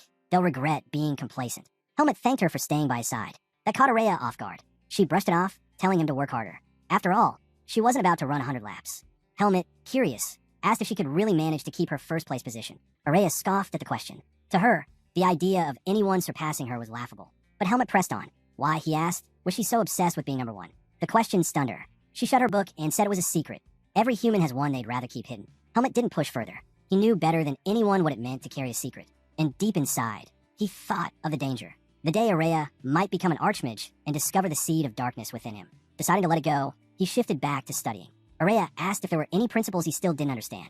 I'm stuck on irregular magic receptors, he admitted. Araya moved closer, sitting down beside him. Pushing her hair back, she revealed her face. Helmet froze. He hadn't realized how striking she looked up close. As she patiently explained the concept, Helmet found himself staring. Not at the notes, but at her. The soft, feminine details of her face distracted him completely. Then Araya glanced up and caught him. Their eyes locked, and the silence between them grew heavy. Is something wrong with you? She asked sharply. I don't like repeating myself. Helmet panicked and apologized. Seeing how distracted he was, Araya concluded he needed a break. Take a moment, she told him. Thank you, Helmet said, rubbing his face. I really need it. Maybe I've been studying too much. I think I'm seeing things. Araya stood, picking up her book. She turned her back to him, then playfully tapped him with it. Araya quickly lifted her book to cover her face. The truth was, she was blushing. Getting that close to Helmet had flustered her more than she'd admit. The next day, the scene shifted to the shared training grounds. A boy approached Helmet, asking about the bet he had made with Asuka. Helmet was surprised. You know about that? He asked. The boy nodded. He explained that a duel to decide the department's top student was a huge deal, especially with Araya involved. Word had spread fast. Even students from other departments knew about it. Smiling, the boy told Helmet he believed he would win. Helmet tilted his head. Why do you think that? Because you act more like a top student than Asuka ever has, the boy replied. This boy was Andro, the same one Helmet had defeated during the transfer exam. The two of them often compared stances during training, and Andro was one of the rare classmates Helmet actually talked to. Helmet admitted to him that he was struggling with the written exam, but reassured Andro he would still give his all to win. Andro grinned, saying he mostly just wanted to see Asuka lose for once. No one in the class liked how Asuka always acted as though the rules didn't apply to him. But then a shadow loomed. Asuka had been standing right beside them, staring with a chilling intensity. Helmet noticed first, but couldn't bring himself to warn Andro. Don't blame me for your incompetence. Asuka's voice cut in, sharp and cold. Andro froze in shock at the sound of it. He tried to stammer out an explanation, but Asuka shoved him aside without hesitation, turning his attention to Helmet. Asuka asked if he had heard the news about today's class. Helmet admitted he hadn't. All he knew was that it was supposed to be sparring practice. Asuka explained that they would actually be sparring against the first years. For Helmet, this was the first time hearing about it. Asuka speculated that it was just an event to stir up competition and motivate students before the midterms. but Asuka hated the idea. What he wanted most was a chance to duel Helmet directly. Andro, regaining his composure, chimed in to explain that they would have another official spar against the first years after the written exams. He added that the first-year class had some incredible swordsmen. Asuka sneered. To him, that information was useless. He shot Andro a glare and asked if he really believed a bunch of first years could defeat him. Andro faltered. Then, cautiously, he admitted there was one girl among them who stood in a league of her own. Asuka was stunned. A girl in the swordsmanship department? He found it hard to believe. The department was grueling, sweat, pain, and endless drills. Why would a girl willingly choose it? Andro explained that this girl wasn't just talented, she was beautiful too. Asuka groaned, hoping he wouldn't end up sparring against her. He didn't want to be forced into beating her mercilessly. While the others talked, Helmet quietly wondered what the first-year students would be like. The scene shifted. A girl was shown in her room, carefully polishing her sword. Moments later, the first years stepped into the sparring hall. The second-year students immediately noticed how disciplined and confident they carried themselves. A red-haired boy muttered to his friends that he too had looked just like them when he first entered the academy. Andro leaned toward Helmet and whispered, "She's here, the girl I told you about." Right then, the girl passed by. Andro and the others stared, captivated. Her beauty was striking, but more than that, she radiated the refined aura of a noble. The red-haired boy whispered that she looked familiar. Then, as if on cue, he and his friend turned to Helmet. The resemblance was undeniable. One of them asked bluntly if Helmet had a hidden family. Helmet froze. He didn't understand what they were talking about. But then, a thought struck him. Could this girl be connected to his lost family? The boy pressed again, asking if their assumption was correct. Helmet quickly denied it. During the first years, one arrogant student muttered that Helmet and the others looked like commoners. His friends tried to hush him, warning that the second years were their seniors. But he only laughed. The idea of calling a lowly commoner his senior was absurd to him. He sneered that if commoners were the top students, the second years must be weak. He and his friend began openly mocking them, even in front of Asuka, the infamous Mad Dog. One of them snickered that at least the commoners looked decent. The other burst out laughing, saying the second years must rank themselves by looks instead of strength. Asuka's classmates went pale. They had no idea how he would react to such insults. But Asuka only laughed. His grin was twisted, his tone chilling.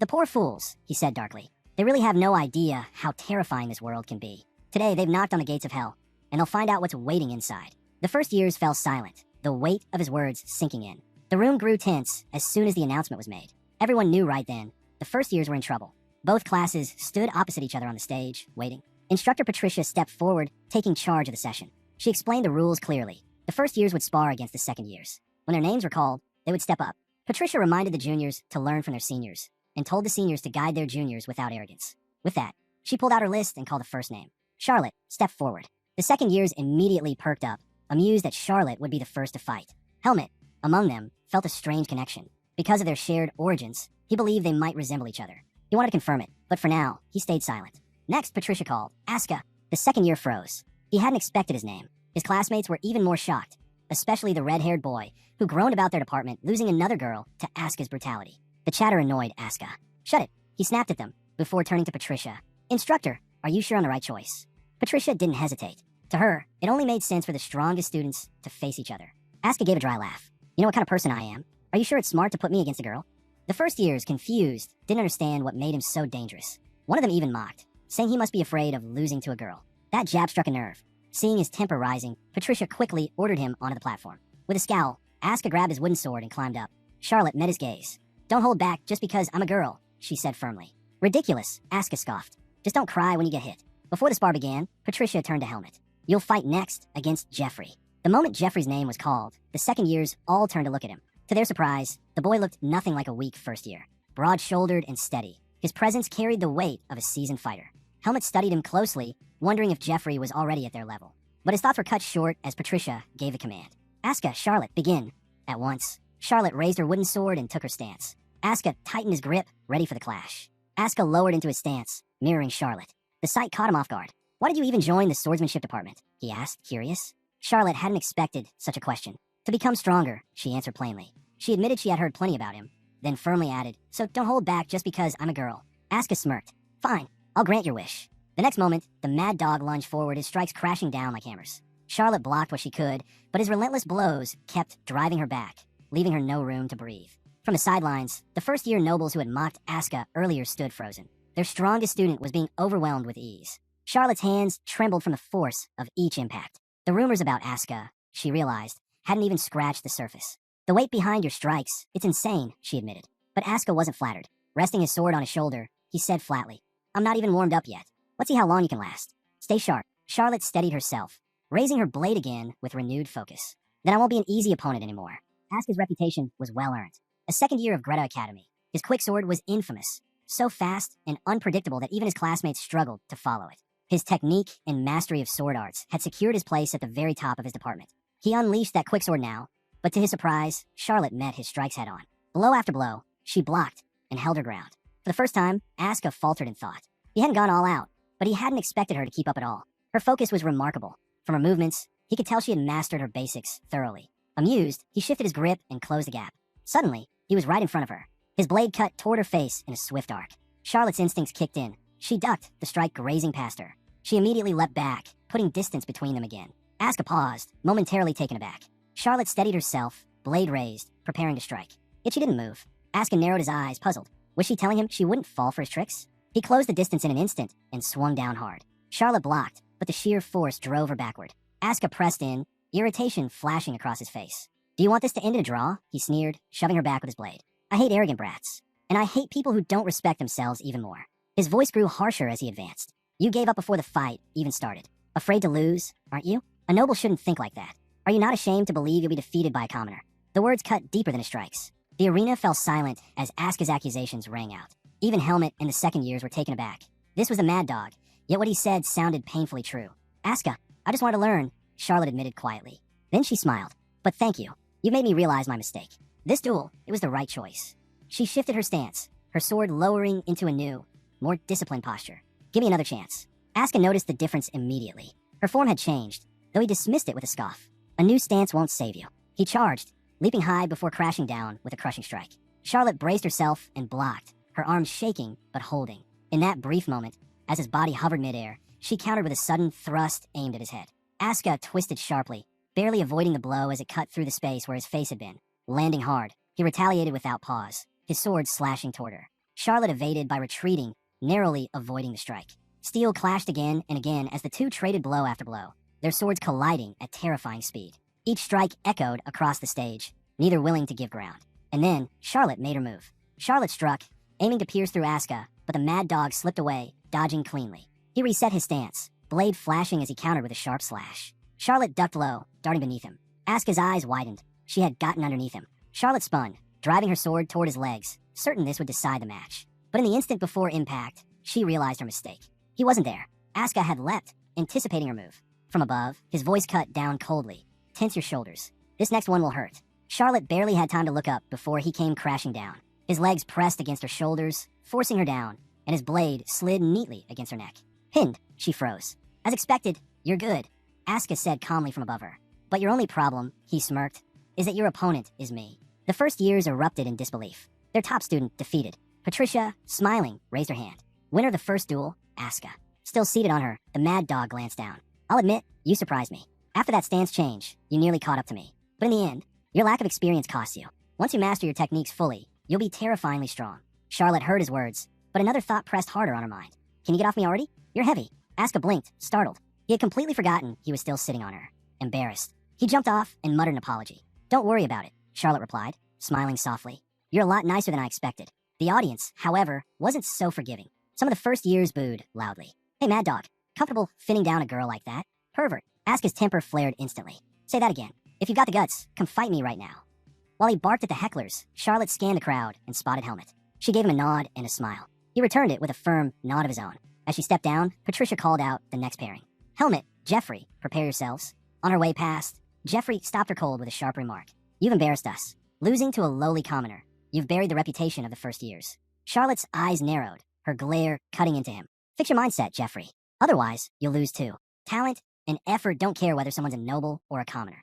Her words stung. Jeffrey rose, his expression hardening, and strode toward the stage. Jeffrey stepped forward, a confident smile on his face. I'll prove Charlotte wrong, he declared. The scene shifted. Memories of training with Andro flashed in Helmet's mind. Back then, Andro had posed a strange question. Helmet, what's more important, strength or technique?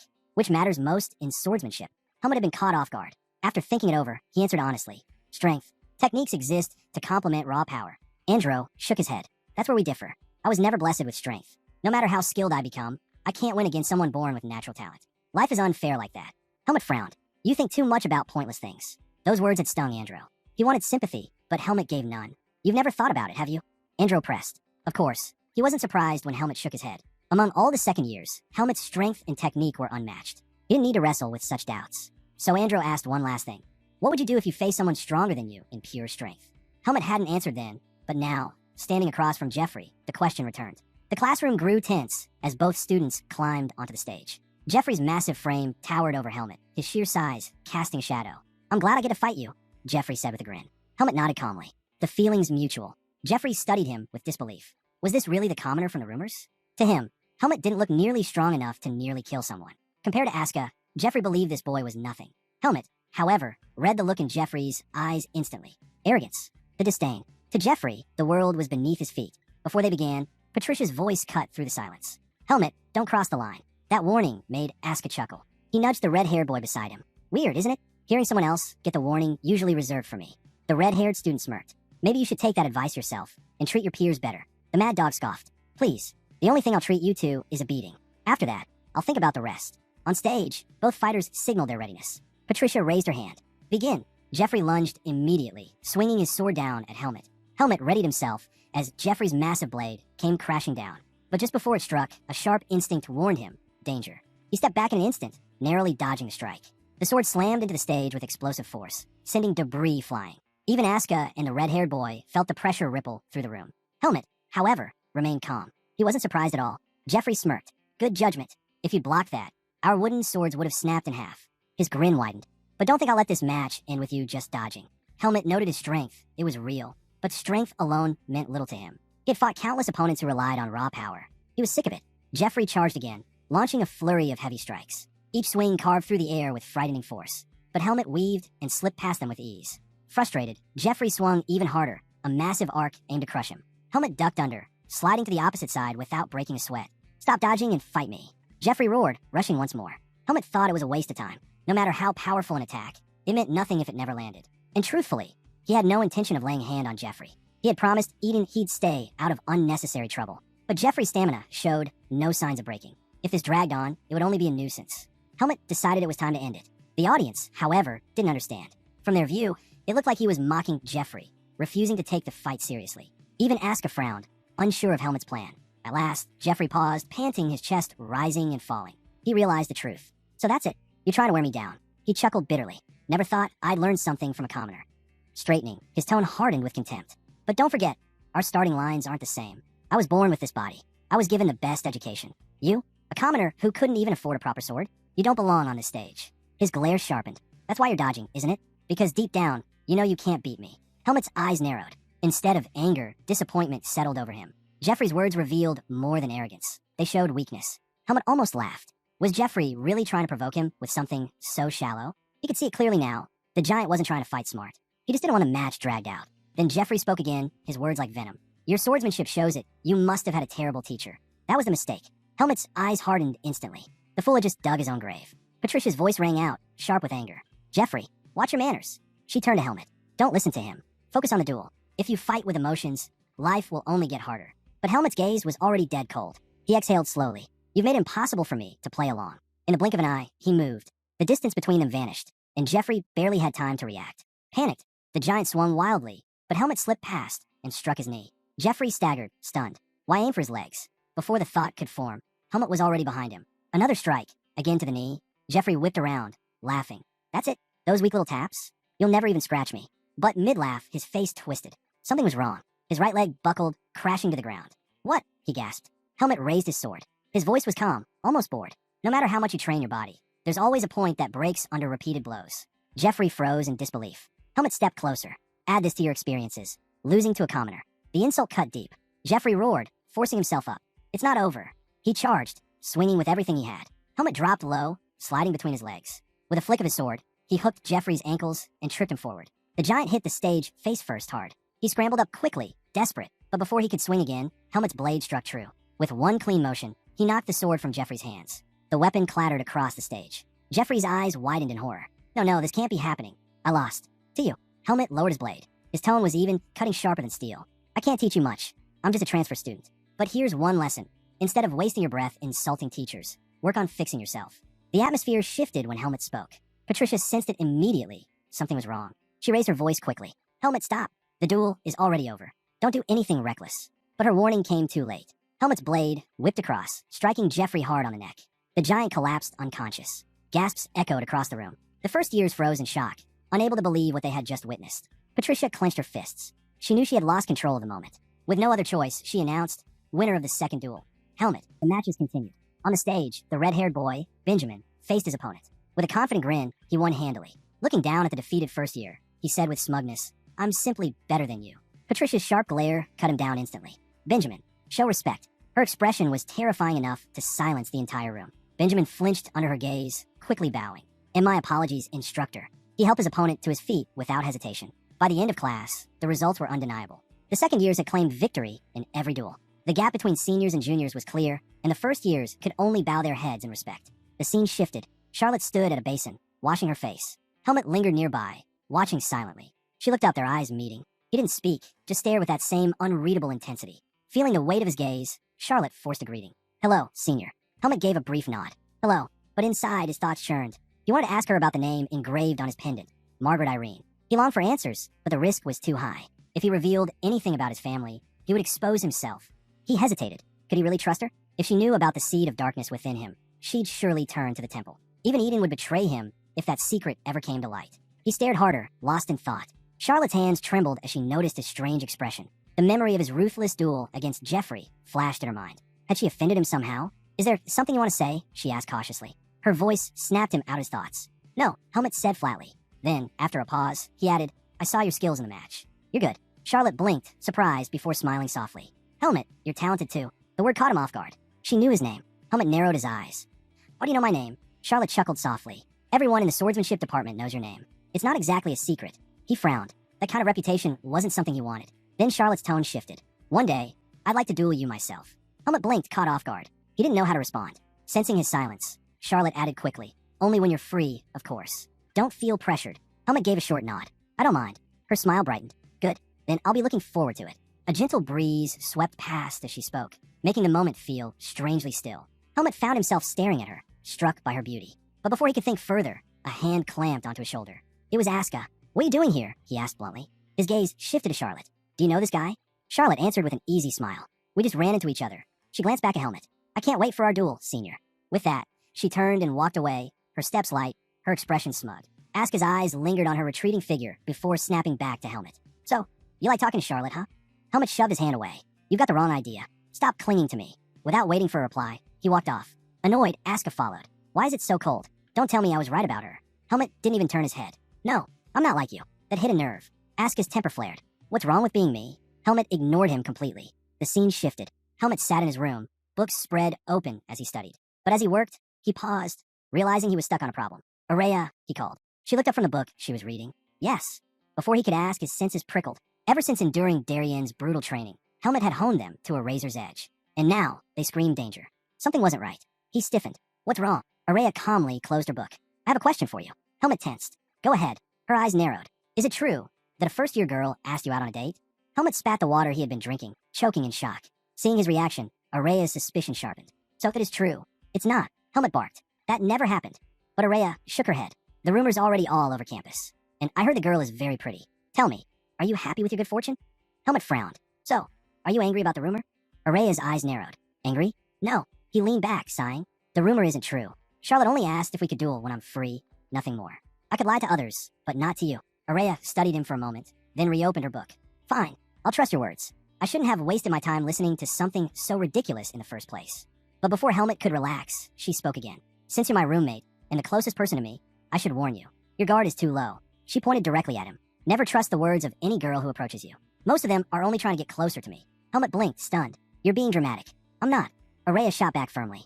I know I'm right. You've seen the people who hover around me. Some of them are obsessed, stalkers. And some are clever enough to disguise themselves, even sneaking into the dorms dressed as boys. A trickster like that could fool you easily. Helmet finally understood her angle. So, you're saying I should stay away from Charlotte? Araya's eyes widened slightly. That's not what I said. I only gave you an example. The choice is yours. Helmet exhaled, unimpressed. Then why not just say it directly? Tell me Charlotte's suspicions. It's not like I care if I never see her again. That answer caught Araya off guard. She looked away quickly. Do whatever you want. Just remember this. If a girl approaches you out of nowhere, doubt her. Girls will stab you in the back faster than anyone else, especially because you're a commoner. Helmet didn't argue. He simply listened, faintly amused. It was reassuring, in a way. Araya hadn't changed. What he didn't realize, though, was how blind he was to his own appeal. Helmet was far more attractive than he gave himself credit for. enough to catch the attention of plenty of girls. The scene shifted. Sion stood outside a restaurant, staring at the closed sign on the door. His expression twisted into pure despair before he dropped to his knees. No, he screamed dramatically. But this problem had started long before. Elsewhere, Araya sat reading a paper. Her eyes scanned the page carefully. Araya sat with a stern look, the paper in her hands. Helmet, Asuka, and Sion quietly watched her as she read through it. Once finished, she glanced up and told Helmet his answers were finally starting to look decent. A wave of relief washed over him, while Sion and Asuka cheered for his progress. Asuka praised Helmet, saying his brutal lessons were finally producing results. But Araya didn't share their excitement. She looked at Asuka and questioned why he was so thrilled, reminding him that Helmet was still their rival. Pointing at Helmet, she made it clear his answers weren't perfect yet. She urged him to keep pushing, reminding him his real goal was to become the top student. Right now, he was only at the starting line. Asuka tried to lighten things up, asking Araya to let Helmet enjoy his small victory. Then Sion broke into the conversation, his smile wide as he called everyone's attention. He announced that he had something special planned for them in honor of their hard work before the midterms. The group was surprised, especially Asuka, who thought the idea came out of nowhere. But Sion explained that no late-night study session was complete without late-night snacks. He invited them all to join him at a famous Waffle House. Asuka was baffled. He asked how Sion could possibly manage to study when he was always sneaking off to eat. Sion brushed it off, saying no one could survive without bread, and promised they'd regret missing out. He teased them with details. Freshly baked waffles topped with sweet strawberry cream. Just a thought made Araya's mouth water, and she admitted she wouldn't mind going. Asuka hesitated, wondering if it was smart to go out so late and questioning whether any restaurants would even be open. But Sion reminded him that the nightlife in Badan City never slept. Most restaurants stayed open late just for students like them. Helmet was shocked to hear that. The scene shifted back to the present. Sion was on the ground, crushed. The event he had planned had completely fallen apart. He had dreamed of a fun group outing, and now it was gone. Araya calmly told him he could always go eat alone next time. But with tears streaming down his face, Sion confessed he couldn't bear doing something that lonely. Trying to salvage the night, Araya asked if he wanted to return to the dorm or try another restaurant. Wiping his eyes, Sion decided going back would be a waste. Instead, he insisted they head to a different spot nearby. Araya helped Sion back to his feet and told him to lead the way. Sion was caught off guard. He couldn't believe Araya wasn't protesting the sudden change of plans. He asked if she was really fine with it. The scene shifted to a restaurant. Inside, Asuka scanned the menu, only to freeze in shock at the price of sandwiches. Sion looked at him in disbelief, asking why he was acting broke and whether he didn't receive financial support. That's when Asuka revealed his family only covered his tuition. Sion was stunned. He hadn't expected things to be that bad. He asked why Asuka wasn't receiving a scholarship for being the top student. Then, just to get under his skin, Sion teased him about always bragging about his scholarship. Asuka took the bait immediately. He snapped back, declaring he'd show Sion exactly why he was a scholarship student. The two scuffled, Asuka yanking on Sion's hair, while the others looked on. Meanwhile, Araya shifted the topic, commenting that the restaurant was much cleaner than she had expected. Sion explained that it had to be spotless since most of the clientele were nobles.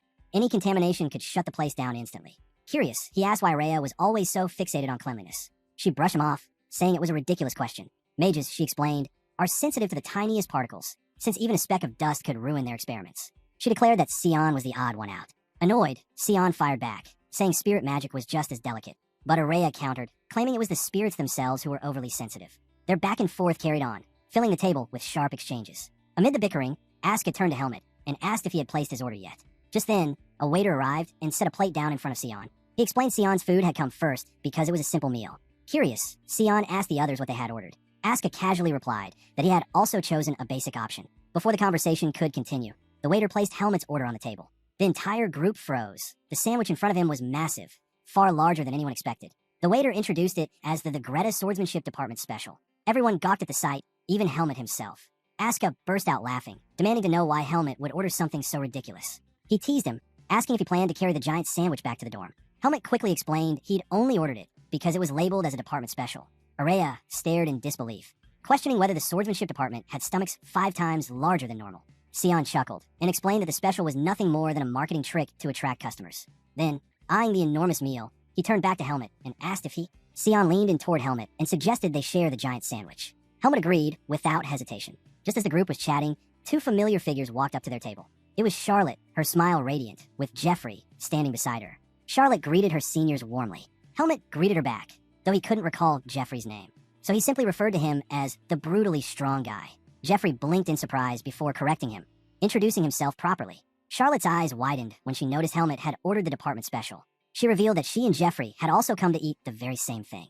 Asuka raised an eyebrow, shocked to see Charlotte arriving with Jeffrey. Charlotte quickly explained that Jeffrey wanted to place a bet on the massive sandwich. That stunned Asuka even more. He demanded to know why someone as towering as Jeffrey would gamble over food with a girl. He asked if Jeffrey didn't feel embarrassed by it. Charlotte frowned at the remark, snapping back to ask if Asuka was looking down on her. Confused, Asuka didn't get what she meant. But Charlotte made her point clear. She was a student of the swordsmanship department too, and students in her field ate just as much as they trained. She then turned to Helmet, asking for his thoughts. The question caught him off guard. When he noticed Sion about to cut the sandwich in half, he quickly smacked Sion's hand away, then sided with Charlotte's argument. Sion groaned in annoyance. Charlotte asked if she could join them at the table. But before she could settle in, Araya suddenly rose from her seat and walked over to her. The boys froze, unsure of what Araya was planning. Charlotte grew tense as Araya stopped in front of her, staring intently. Then Araya asked a sharp question. Do you know me? The entire table went silent. Helmet and the others exchanged confused looks, unable to guess what Araya was thinking. While everyone's attention was fixed on her, Sion quietly began cutting into the sandwich with his knife. The scene shifted, this time to the testing room, where instructors were observing a duel between Helmet and Charlotte. Helmet drove his wooden sword forward, forcing Charlotte back. He pressed his attack, stretching out his blade as he rushed in. But at the last second, Charlotte ducked, dodging his strike, and countered with an upward slash aimed at him. As her blade neared his face, Helmet reacted swiftly, kicking it clean out of her hand. Charlotte froze in shock, staring at her empty grip. Defeated, she clutched at her hand and admitted her loss. Instructor Patricia turned to Eden, silently asking for his opinion. With a nod from him, she commended the two students for their duel and told them to wait while the instructors deliberated on their grades. Helmet lowered his sword, accepted the instruction, and stepped back. Before leaving the room, he glanced at Charlotte, recalling their strange encounter at the restaurant. And with that, the scene drifted back once more to that very moment in the restaurant, when Araya had asked Charlotte if she recognized her. Charlotte blinked at Araya's question, surprised by it. She thought it was obvious. Of course, everyone knew the top student of the magic department. With a polite smile, she told Araya it was an honor to meet her. Araya didn't expect that response. Without another word, she turned back and returned to her seat. Helmet sat in confusion, wondering why Araya had even gotten up to introduce herself. Meanwhile, Charlotte felt her cheeks grow warm. She couldn't understand why she was acting so strangely. Watching this unfold, Sion smirked and muttered that none of them would ever get a girlfriend if they kept hanging around Araya. Asuka bristled instantly, clearly irritated by the jab. Helmet glanced upward and caught sight of Araya staring at him. But the moment their eyes met, she quickly looked away. That was all it took. Helmet understood her unspoken warning. He realized Araya was right. Charlotte might be trying to use him as a way to get closer to her. From that moment on, he decided to stay cautious. The scene shifted back to the test room. Helmet thought carefully about the situation. Even though Charlotte bore a resemblance to him, there was no solid evidence linking them as family. Revealing too much would only be reckless. He decided it was better to keep his distance. Yes, uncovering his heritage mattered, but even more important was becoming stronger. Strength was what he needed to break through every obstacle in his path. The next scene opened with Asuka resting in a private room, muttering to himself. He was busy reassuring himself that he wouldn't be suspended for the rest of the semester. Just then, Helmet walked in and casually asked what would happen if he didn't get suspended. Asuka practically jumped out of his skin at the sound of his voice. He snapped, telling Helmet to at least make some noise before entering. After calming down, Asuka waved it off and told him to sit. He asked Helmet about his duel with Charlotte. Since Helmet had returned late, Asuka assumed the fight must have been tough. But Helmet shot him a cool, almost condescending look. He said the duel had ended quickly, and the real reason for his delay was the instructors scolding him for finishing it too fast. That smug look annoyed Asuka. He grumbled that Helmet was starting to act just like Araya. Still, his calm demeanor told Helmet that Asuka's own match had gone well. Without wasting time, Asuka urged Helmet to start studying. He reminded him that he couldn't afford to slack off, especially not when Araya had such high expectations for him. The moment he said it, Araya's voice came from behind, agreeing with him. Asuka jumped in fright, spinning around. He had no idea how she always managed to sneak up like that, and accused the two of trying to scare him. Ignoring him, Araya turned to Helmet and asked if his next subject was understanding of magic. Helmet nodded in confirmation. Araya set a textbook down and told Helmet she wanted to run one final check. Helmet hesitated. He thought it might not be smart for them to study together, especially since she still had her own exam. But Araya shook her head. She explained she'd already finished her test, and now her focus was on helping him. Before the session could begin, Asuka cut in, asking Araya about Sion. She frowned, not understanding why he would bring that up. She told him Sion was probably buried in his own studies. But Asuka just scoffed, claiming Sion had no sense of responsibility at all. While the two went back and forth, Helmet's mind started to wander. Araya noticed immediately. She told him to stop spacing out and get his textbook. Snapping back, Helmet quickly reached for his book. Still, she could tell something was bothering him. She asked him directly what was wrong. After a pause, Helmet asked if she really hated the idea of running 100 laps around the field. Araya admitted she despised it.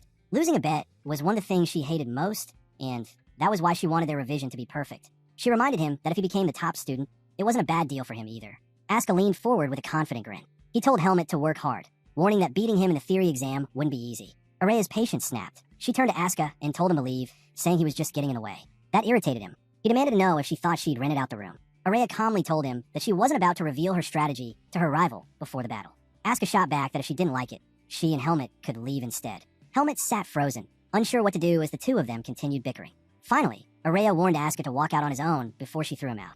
Asuka just smirked, told her to do her best, and finally left. Helmet sighed, realizing he'd never get any proper training done as long as those two were arguing. With the distraction gone, Araya handed Helmet a test. He focused hard and carefully answered each question. When she read through his work, she gave a small nod of approval. Helmet exhaled in relief, glad she was satisfied with his progress. The scene then shifted to a hall filled with students, all seated for their exam.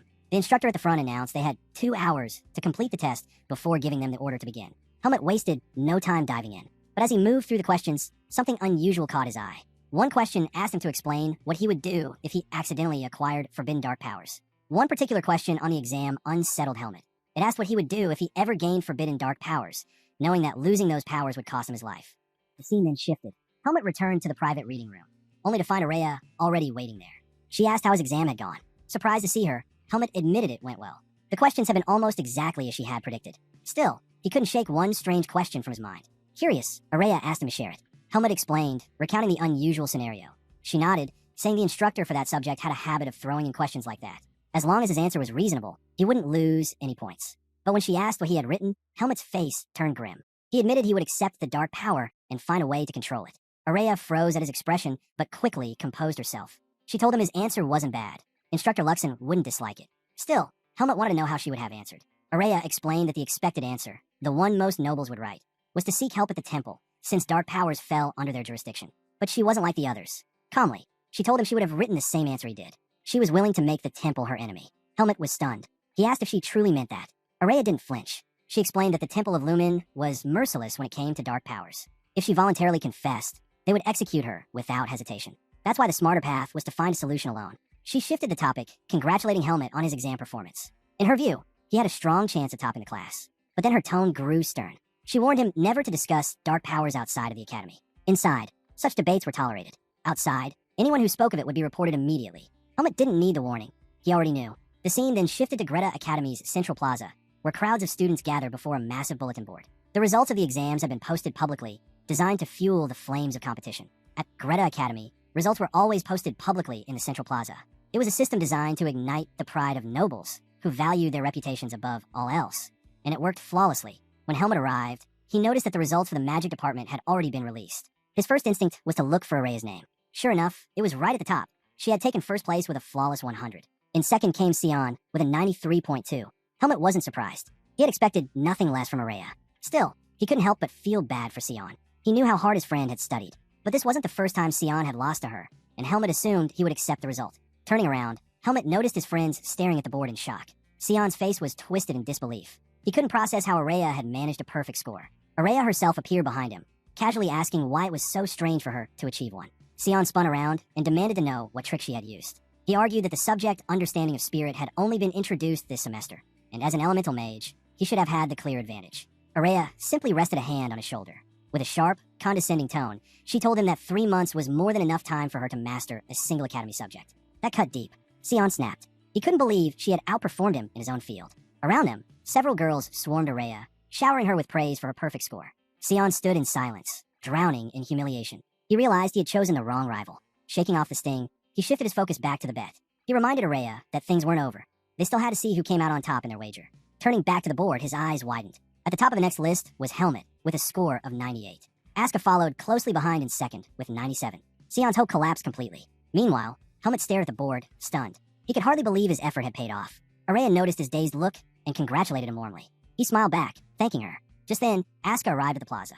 His eyes darted to the board, and he froze. He had lost, by a single point. 1. Araya turned to him, asking why he wasn't furious. To her surprise, Asuka admitted he just felt sad. Losing to Helmet stung, but he wasn't crushed by it. Then, with fierce determination, he pointed at Helmet. He promised that next time, he would win on his own strength, without relying on anyone else. As Asuka was talking with Helmet, Sion suddenly grabbed him by the collar and accused him of being a traitor. He shouted that Asuka must have lost on purpose just to see him suffer the punishment. Annoyed, Asuka shook him off, denying it flatly. He reminded Sion that the bet had been his idea in the first place, and now he had no choice but to honor it. Dropping to his knees, Sion turned desperately to Helmet and Araya. He pleaded with them, insisting that 100 laps around the field would kill him. He begged them to cut it down. Helmet, unimpressed, told him that no human would die from running 100 laps. That only made Sion bristle more. He snapped back that unlike Helmet, he was just a normal human. Switching tactics, he turned to Araya. He reminded her that she was a mage too, with terrible stamina and beg her to have mercy. 50 laps instead of 100. To his horror, Araya only smiled, amused by his desperation. Leaning close to his ear, she whispered that they weren't nearly close enough for her to show him any kindness. Then, with a sly look, she brought up his late-night snacking habits, pointing out that the full 100 laps would be perfect for getting him back in shape. Sion's face fell. Realizing his fate was sealed, he collapsed to the ground and wept. That night, the punishment began. Sion staggered around the field, cursing his friends as he forced himself to keep running. Helmet stood by, making sure he didn't give up. The scene shifted to the second-year students practicing swordsmanship. Benjamin gathered his classmates and made an announcement. They would have a camping class next week, held in the forest. Helmet and the others were caught off guard. Andro admitted he had never been camping before and asked Benjamin if he had ever done it himself. Benjamin was astonished. He quickly realized Andro's sheltered life as a noble explained everything. According to Benjamin, camping wasn't difficult at all. The real problem was finding a place to relieve yourself. With a straight face, he explained the risks: stepping on someone else's mess, or worse, getting in your hands while digging a pit. Andro and Asuka recoiled in disgust, their faces twisting at the thought. Benjamin kept going, warning them to bring proper shovels to avoid trouble. Then he added another tip: never stick your head out of your sleeping bag at night, unless you want to be swarmed by mosquitoes. Asuka narrowed his eyes, starting to think Benjamin was just trying to scare them. Asuka narrowed his eyes, suspecting Benjamin was just trying to scare them. Then he remembered, Helmet used to be a mercenary. Turning to him, he asked if camping was really that frightening.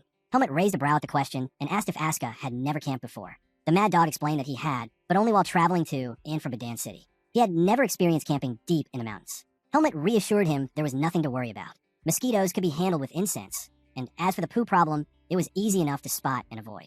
But instead of easing his nerves, Asuka grew more irritated. He complained that Helmet was just making him feel worse by pointing out the obvious. Still, he admitted it was best to be well prepared. He then suggested they head to the market over the weekend to stock up on supplies, asking Helmet to come along. Helmet agreed. The scene shifted to a bustling market. Once there, Asuka quickly realized he had no idea what they were supposed to buy.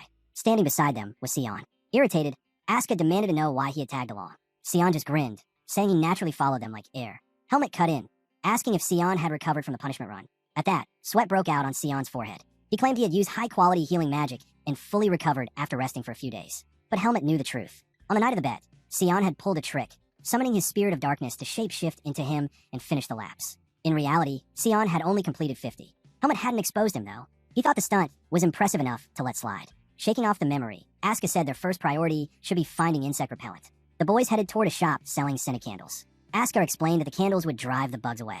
Helmet agreed, adding that it was especially useful while eating in the forest. He reminded Asuka to choose candles that weren't too strong, since the smell might ruin their meals. Then Helmet mentioned another necessity, a good lamp. He explained that the hills grew pitch dark at night, but he cautioned against buying one that was too bright, since that could attract predators. Instead, it needed to shine just enough to light the path ahead. Asuka listened carefully, weighing his advice. Asuka was stunned by how detailed Helmet's knowledge was. He couldn't believe his friend was so meticulous about preparations. Helmet explained that buying the right lamp was important. You didn't want to deal with unexpected trouble in the mountains. While Asuka understood, he raised another concern. If the lamp tipped over while they slept, it could cause a bushfire. At that, Sion pulled out a scroll and handed it over with a grin. He explained that it was a bushfire extinguishing magic scroll. Once activated, it created a vacuum that would immediately snuff out any flames. Asuka's eyes widened in surprise. He didn't know such a thing even existed. Then, in classic Asuka fashion, he muttered that the scroll could easily be used to kill someone. The mood shifted instantly. Sion frowned, telling him that normal people didn't think of such things. He made it clear he had no interest in being tied to murder and asked Asuka not to drag him into it. The two moved on to browse more items. Soon, Sion excitedly pointed out a small grill that could be used to cook vegetables. He boasted about how portable it was. Asuka, forgetting the purpose of the trip, stared at it, wondering if he should actually buy one. Helmet watched silently, realizing his friend was preparing for a picnic, not a camping class. Deciding to handle things himself, Helmet told Asuka he was going to look for gloves. Asuka waved him off distractedly, telling him to go ahead. As Helmet walked through the stalls, a thought hit him. The camping class would be held outside the city. That meant he couldn't afford to lower his guard, not with the Blackhawks still out there. He doubted they would attack in a place crowded with academy instructors and students, but caution was always better. After all, Asuka himself had been attacked once. Still, Helmet was tired of living under that shadow. He decided that once he became stronger, he would confront the organization directly and end things on his own terms. Lost in thought, he wandered until something caught his eye. A man stood nearby, spinning sugar into a strange, fluffy treat with a machine. He called out to passersby, asking them to buy the unique dessert of Badan. A curious girl stepped forward and purchased one. Helmet froze, staring. The thing looked like a cloud on a stick. He had never seen anything like it before. It was his first time encountering cotton candy. The girl noticed his curiosity and approached him. With a cheerful smile, she explained that cotton candy was made by melting sugar and pulling the thin strands of melted sugar onto a stick. The girl told Helmet that sometimes technology can be even more fascinating than magic. Her words caught him off guard. The blonde girl with striking red eyes leaned closer and asked if he remembered her from their magic theory class. Helmet shook his head. He didn't recognize her at all. Curious, he asked who she was. The girl seemed surprised, but not completely shocked. She explained that they were classmates, though she had already guessed Helmet wouldn't know her. After all, he always kept to himself and showed little interest in others. Finally, she introduced herself as Teresa and admitted openly that she was interested in him. She asked if he could spare her some of his time. At that moment, Araya's warning flashed in Helmet's mind. She had told him before that girls who approached him out of nowhere were only trying to use him as a bridge to get closer to her. Remembering those words, Helmet turned away. He told Teresa he wasn't alone and needed to leave. Teresa, confused by his coldness, begged him to wait. But Helmet cut her off, saying if she truly wanted something, she should speak to Araya instead. That shocked her. Only then did Teresa realize what Araya had warned him about.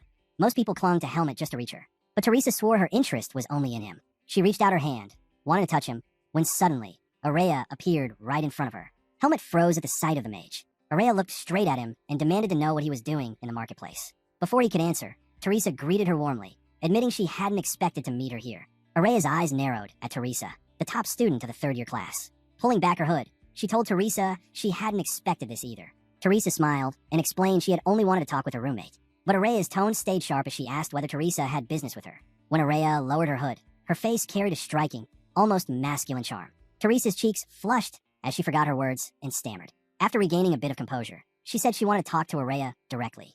Araya ignored her. Instead, she grabbed Helmet by his clothes and ordered him to come with her. Teresa was stunned by the way Araya dragged him forward. As they walked, Araya glanced at Helmet and questioned if he really didn't take her seriously. She couldn't understand why he was still entertaining Teresa after her warning. Helmet quickly explained. He had tried to turn Teresa away. Helmet explained that the only reason he had listened to Teresa was because he didn't want to be disrespectful toward his seniors. Hearing that, Araya sighed. She realized her friend had taken his lessons in ethics a little too seriously. She advised him to speak up whenever something didn't sit right with him, reminding him that his silence often ended up causing her unnecessary trouble. Helmet calmly replied that if she found it stressful, she could have simply ignored him. That only made Araya more irritated. She told him they would finish this conversation later, then suddenly shifted the topic, asking about Asuka and Sion. Helmet blinked in surprise. He asked how she even knew the boys were in the marketplace. Araya explained that Helmet would never willingly come here on his own, which made it obvious that he had company. Helmet admitted he wasn't sure where the boys were, so Araya decided they would look around together. This confused Helmet. If she found the situation troublesome, why was she staying by his side instead of walking away? He couldn't make sense of her reasoning. Eventually, the two found Asuka and Sion, who had clearly been shopping without restraint. Both of them were weighed down with a mountain of unnecessary supplies. That night, the group headed back toward the academy. Asuka walked with a grin, proudly telling Helmet that they were now fully prepared for camping. Sion, however, frowned. He pointed out that Asuka might have gone overboard and asked how exactly he planned to fit everything onto his horse. With an easy smile, Asuka replied that he'd just borrow space from the other students. Sion, frustrated, teased him by asking if this reckless shopping habit was the reason he was always broke. Asuka quickly denied it, insisting he didn't have a problem. Soon, the two were caught up in a heated argument. Watching them, Helmet couldn't help but smile. But his smile faded when he suddenly felt something strange. His instincts flared, and he quickly turned around. There was nothing, just empty benches behind him. Seeing no one there, Helmet returned to his friends and continued walking. Still, his senses stayed sharp. Helmet was always on guard, no matter where he was. But this time, even he didn't see what was coming. The moment he stepped forward, a figure emerged. A man appeared, sitting casually on one of the benches. His red hair glowed faintly beneath the night sky, and a grotesque mask covered his face. Helmet, who could sense almost anything, had no idea that his life as an academy student was about to reach its end. Shifting to Anton and his assistant. Both were kneeling before a heavy door. Inside, a voice demanded to know who was there. Anton introduced himself nervously as the branch manager. The sound of footsteps grew closer, and Anton's heart tightened with unease. When the manager raised his head, there was nothing before him. But before Anton or Chromo could react, the figure appeared inside the office without warning. Anton's eyes widened. It was the same man who had been watching Helmet from the bench. The man ordered Anton to keep speaking. The branch manager froze, choosing his words carefully. He couldn't afford to say anything foolish in front of this figure. This was no ordinary man. He was one of the most powerful forces within their organization, a member of the Hawkeye. His name was Pichot, the entertainer. Anton quickly presented a stack of papers. He explained that their branch had been struggling to eliminate Helmet and asked Pichot to review the boy's information. As Pichot flipped through the papers, he frowned. Something wasn't right. According to the records, Helmet was a rank 2 mercenary, a member of the Face Mercenary Corps, and a second-year student at Greta Academy. Pichot questioned whether the academy even had an instructor capable of training someone like Helmet. Anton replied that Helmet didn't need the academy at all. He believed Helmet was simply using the school as a cover. He added that Eden Kudrow, a powerful noble of Badan, seemed to be backing Helmet. Pichot asked about Helmet's history as a mercenary. Anton admitted he had found nothing. The only record began when Helmet suddenly joined the Face Mercenary Corps by coincidence. That explanation only deepened Pashot's suspicion. He tapped the paper with his nail, then slowly shredded it to pieces. A boy with no past, yet skilled enough to be a rank 2 mercenary while posing as a student. Pashot muttered that he had never encountered someone with such a suspicious identity. Anton's heart sank. He nervously asked whether their branch had tangled with the wrong person.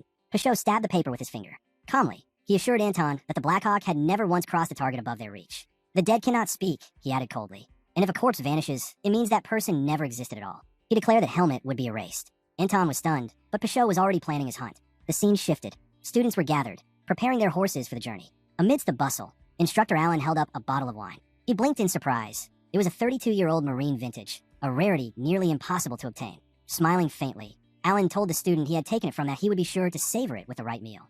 The boy pleaded with Instructor Allen not to drink the wine. He explained that he had saved his pocket money just to buy it. But Allen shook his head. He reminded the student they were heading out for training, not a picnic.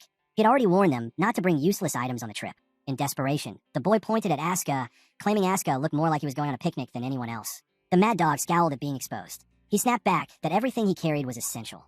Unmoved, Allen gave Asuka 10 minutes to decide what he truly needed. He explained that carrying too much weight would only slow down his horse. Asuka was stunned. He argued that every single item in his pack was necessary. But Allen cut him off. Light luggage, he said, was the key to proper camping. Annoyed but with no choice, Asuka finally agreed to obey. Once everyone had finished repacking, the group mounted up and began their journey. As they passed through the city gates, Helmet looked around quietly. It had been a long time since he'd stepped outside of Badan. The air beyond the walls felt different to him. Lighter, freer. Asuka soon noticed Helmet's horse. He immediately pointed out that it looked far superior to the others. No doubt, because a noble was backing him. Curious, he asked Helmet what breed it was. But Helmet admitted he didn't know. He simply added that Asuka's horse also looked good. The mad dog narrowed his eyes, sensing that Helmet wasn't being serious. He reminded him there was a clear difference between the two horses. Then he asked a question that caught Helmet off guard. What was his horse's name? Helmet tilted his head. Did a horse even need a name? Asuka was taken aback. He called him a heartless rascal and explained that for a swordsman, a horse wasn't just an animal. It was a partner that stayed by their side for years. That was why most swordsmen named their horses. He urged Helmet to name his on the spot. After a moment of thought, Helmet noticed the horse's bluish mane. Calmly, he decided to name it Asuka. The mad dog's jaw dropped. He demanded Helmet change the name immediately. Helmet simply asked why it mattered. Asuka gritted his teeth and said if Helmet insisted on giving a human name, he should at least call it Araya. Helmet shook his head. Araya, he said, didn't resemble a horse at all. Asuka exploded with frustration, shouting back, "Then do I look like a horse to you?" After traveling the whole day, the group finally reached their campsite. Instructor Patricia stepped forward, instructing the students to take a rest. She ordered them to unload their luggage and remove the saddles. Patricia told the students that once they finished unloading, she would share the schedule with them. Asuka dropped onto the ground, exhausted. He couldn't believe it had taken an entire day just to reach the campsite. Muttering to himself, he wondered how far they had actually traveled from the city. Before leaving, Helmet had already been briefed about the plan. On the first day, they would rest and enjoy a barbecue.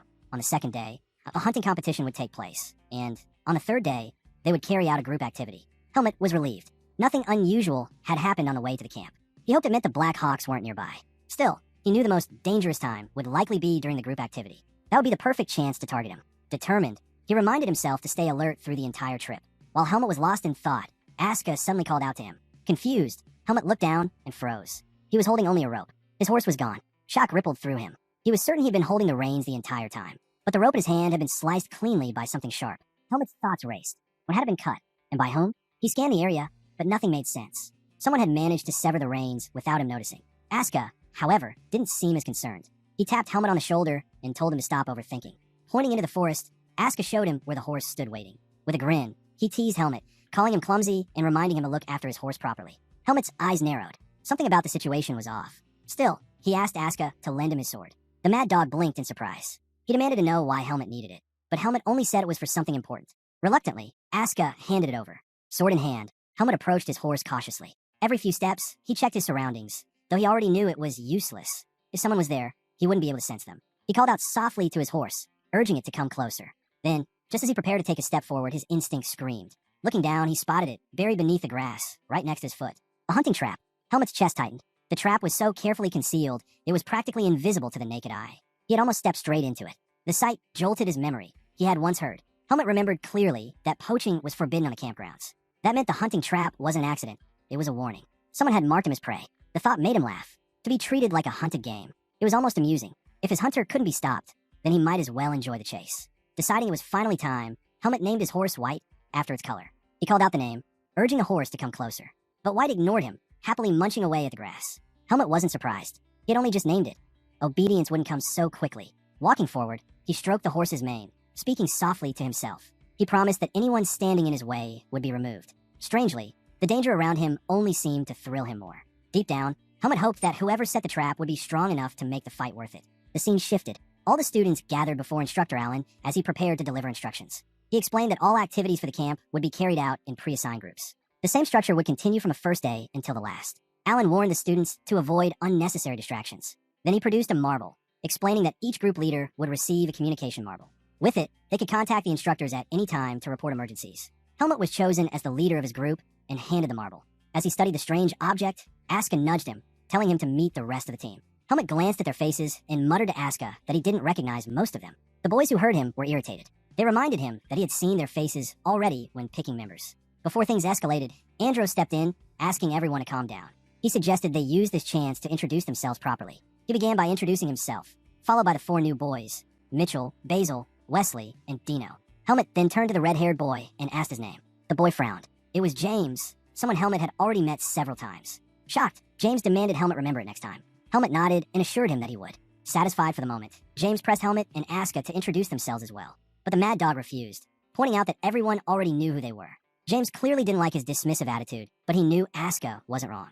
Helmet then told the boys to begin preparing dinner. He made it clear that teamwork would matter more than anything else. Helmet told the group that he needed to report something to their instructor. Asuka frowned, confused why Helmet would have anything to say so soon after camp had begun. He asked what it was about. Helmet explained quietly that he had discovered a trap in the forest when retrieving his horse. Asuka's eyes widened. He reminded Helmet that setting traps was strictly forbidden on campgrounds. Then he guessed that Helmet's sour mood earlier had been because of this. Determined, Asuka insisted on accompanying him to check it out.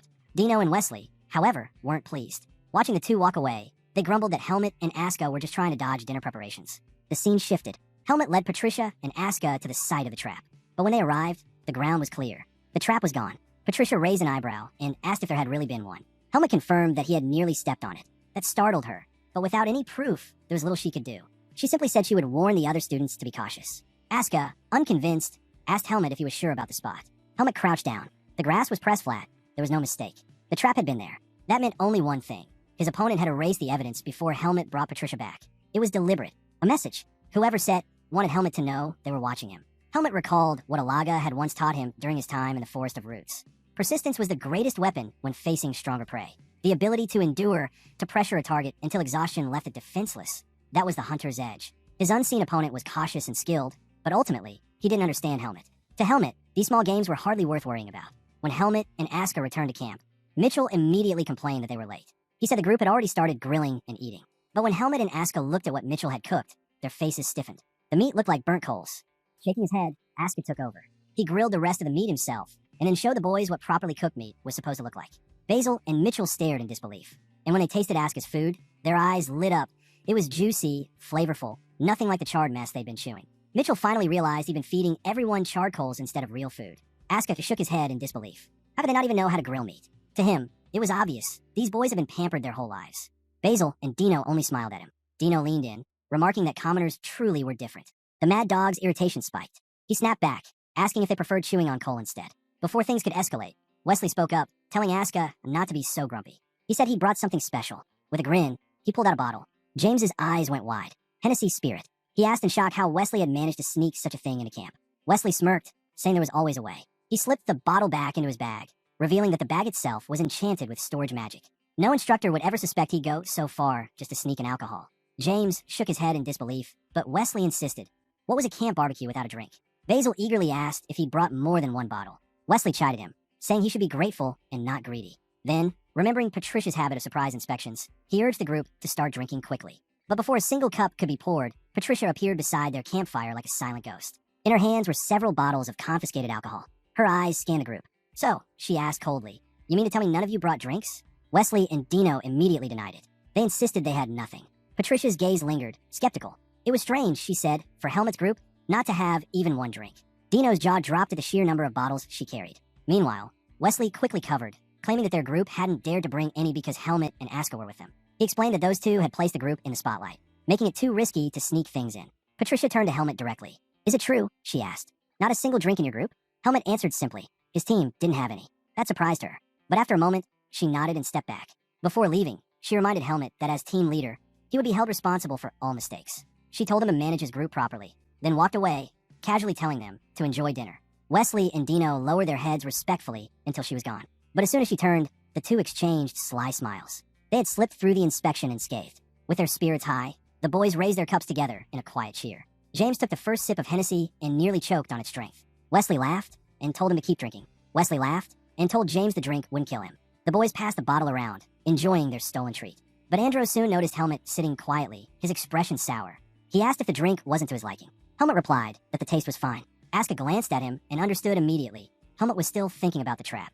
He knew his friend was the type to brood over such things. Basil chimed in, suggesting that some hunter must have secretly set it up. Mitchell raised a brow, surprised that Helmet was actually worried. He said if he had skills like Helmet's, nothing would bother him. Dino agreed, adding that if he were at Helmet's level, he'd fear nothing at all. James smiled knowingly. He told the others that Helmet was far more remarkable than he appeared. He had seen glimpses of Helmet's skills firsthand. Asuka scowled, not understanding why James was singing Helmet's praises. Mitchell disagreed too, saying there was no need for proof.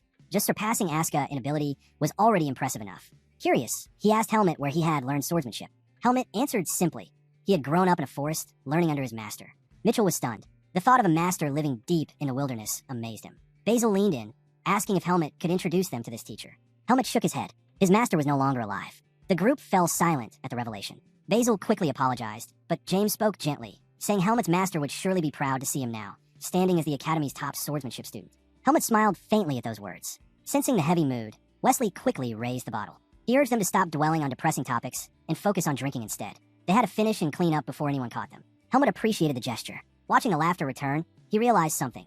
Humans bonded over drinks. And that, too, was a kind of strength. Later, when the group finally drifted into sleep, Helmet rose quietly. Asuka, clearly drunk, cracked one eye open and asked where he was going. Helmet replied that he needed to throw up. With a groggy laugh, the mad dog told him to walk as far away as possible. Helmet slipped into the forest. But unlike the others, he wasn't drunk at all. He had discovered a way to neutralize alcohol completely. Alone among the trees, he knew his opponent was still watching. He wondered if this would be the moment they struck, or if they would remain hidden. Carefully, Helmet spread his senses outward. The silence pressed in. His unseen enemy was cautious. Helmet was impressed by how cautious his unseen opponent was. As he scanned the area, his eyes caught sight of a small cottage tucked away in the forest. He quickly realized this must be where the campsite manager lived. Curious, Helmet approached the cottage and knocked on the door. At once, a lamp flickered inside. Moments later, an old man opened the door. One look at Helmet's clothes, and the man correctly guessed he was a student of Greta Academy. Helmet nodded and explained that he needed a favor. He told the manager that he had discovered a hunting trap in the forest. Concerned for the safety of the students, he asked if the patrols could be increased.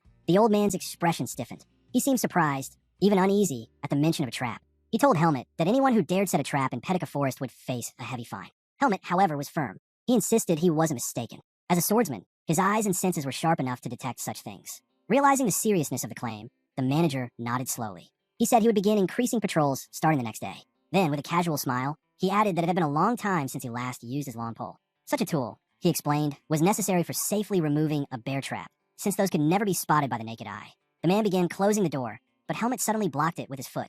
His eyes hardened as he told the old man he had never mentioned what type of trap it was. The man's smile widened, but his gaze sharpened. He asked if Helmet had perhaps misidentified the trap, or maybe he had seen a different kind. After all, most who set traps in the forest usually lay bear traps. He leaned forward, pressing Helmet to say what kind of trap he had actually seen. Something about the man's behavior set off alarms. Helmet noticed the way he smiled while one hand stayed braced on the door. He decided not to confront him directly. Instead, he kept calm, saying the manager's assumption was correct. He explained that he was only surprised at how quickly the man had guessed it without hearing details. Helmet urged him to be cautious when searching for it. The old man thanked him for the advice and moved to shut the door again. But once more, Helmet stopped him. This time, he asked about the swordsmanship department's annual events. Specifically, he wanted to know where the hunting competitions and group activities usually took place. The old man finally revealed that the hunting competition would take place in a mountainous region north of the campsite. As for the group activities, they would be spread across the 12 peaks of the same area. He assured Helmet that the events had always been held there, unless, of course, something unusual disrupted them. Helmet thanked him and stepped away. The door shut behind him, but as he walked on, his eyes lingered on the cottage. Something about it gnawed at him. He couldn't sense any buys from the old man, which meant he wasn't a martial artist. Yet Helmet's instincts were still screaming. For a brief moment, Helmet considered turning back, breaking the old man's neck, and forcing the truth out of him. His hand even tightened on his sword, but he stopped himself. Acting recklessly now wasn't smart. Not when he wasn't alone in the forest. As he returned toward camp, Helmet reminded himself that he didn't need to overthink it. The hunter stalking him would eventually make a move, and when that happened, he would be ready. But the moment he stepped back into camp, his eyes widened in horror. Instructor Patricia was there, gripping the bottle of Hennessy in one hand and Wesley in the other. Wesley looked beaten and half-conscious. Patricia's eyes burned as she turned her glare on Helmet. The next morning, all the students were gathered outside. The instructors sat inside a tent, watching as Instructor Allen addressed the crowd. The heat in the forest was almost unbearable, leaving both students and instructors visibly uncomfortable. Even Patricia and Professor Dwayne muttered complaints under their breath. Allen, however, kept his composure. He explained the rules of the hunting competition. Above all, safety came first. He reminded the students to identify their targets carefully and begged them not to accidentally shoot one another. Each pair of students would work together so they could respond quickly to injuries. If one partner was hurt, the other was to immediately contact Professor Dwayne using their communication marble. Before departure, every student would receive a bow, arrows, a map, and rations. Those who already owned a bow were free to use their own. Allen added that rankings would be determined by their catches, and the top performers would be rewarded with prizes. The announcement sparked excitement among the students. Cheers rippled through the group. That was when Basil raised his hand and asked Allen. The rule was simple. Whoever caught the most targets would win the competition. But when one of the students asked about it, Allen shook his head. He said the question was good, but the answer wasn't that simple. Victory wouldn't be decided by numbers alone. This stunned Basil and the rest of the students. Allen explained that the ranking depended on the value of each animal. A fox, for example, was worth more than a rabbit, and a bear was rarer than a fox. Rarity was what truly mattered. After clearing up their doubts, Allen gave the final instructions. The hunt would last until 5 in the evening, no later. The forest darkened quickly, and he warned them to stay on schedule. Aska stepped forward, resting a hand on our boy's shoulder, his confidence on full display. He declared to the others that he and Helmet had no chance of losing. Wesley's temper flared. He couldn't stand the idea of the two strongest students teaming up. He asked if they even had a shred of conscience left. Basil raised his hand, questioning whether such a pair should even be allowed. Allen admitted it was unusual, but he didn't object. Teams were free to form however they wanted. The answer didn't sit well with Wesley or Basil. Helmet and Aska started walking into the forest. Aska turned back for a moment, warning the others not to follow them if all they wanted was an easy hunt. His words only fueled Wesley and Basil's frustration. The scene shifted. Deep in the forest, Helmet and Aska moved with bows and arrows in hand. Aska reminded Helmet that the two of them were the strongest. If they gave it their all, first and second place were practically guaranteed. He even asked if Helmet wanted to compete with him, but Helmet wasn't paying attention to his partner's boasting. His thoughts were elsewhere. He had noticed that no one had followed them. That meant he could fight freely if his hunter appeared. It also meant it was time to separate from Aska.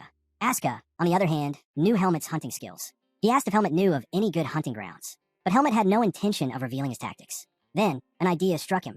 If he could help Aska catch a target, he could send him back to camp and get rid of him. So, Helmet told Aska to follow him. The so-called Mad Dog was thrilled by this. The two crouched behind a bush near the river. Helmet explained that every animal needed water, so the simplest way to catch prey was to wait by the riverbank. Aska nodded, convinced that Helmet's strategy would work. Aska wasn't impressed with Helmet's plan. Waiting by the river felt too slow. He argued that searching for animals would be faster, but Helmet disagreed. He calmly explained that if they moved around too much, their prey would spot them first and run away. Hunting wasn't about speed, it was about patience. He urged Aska to take this chance to practice. The response only irritated the Mad Dog.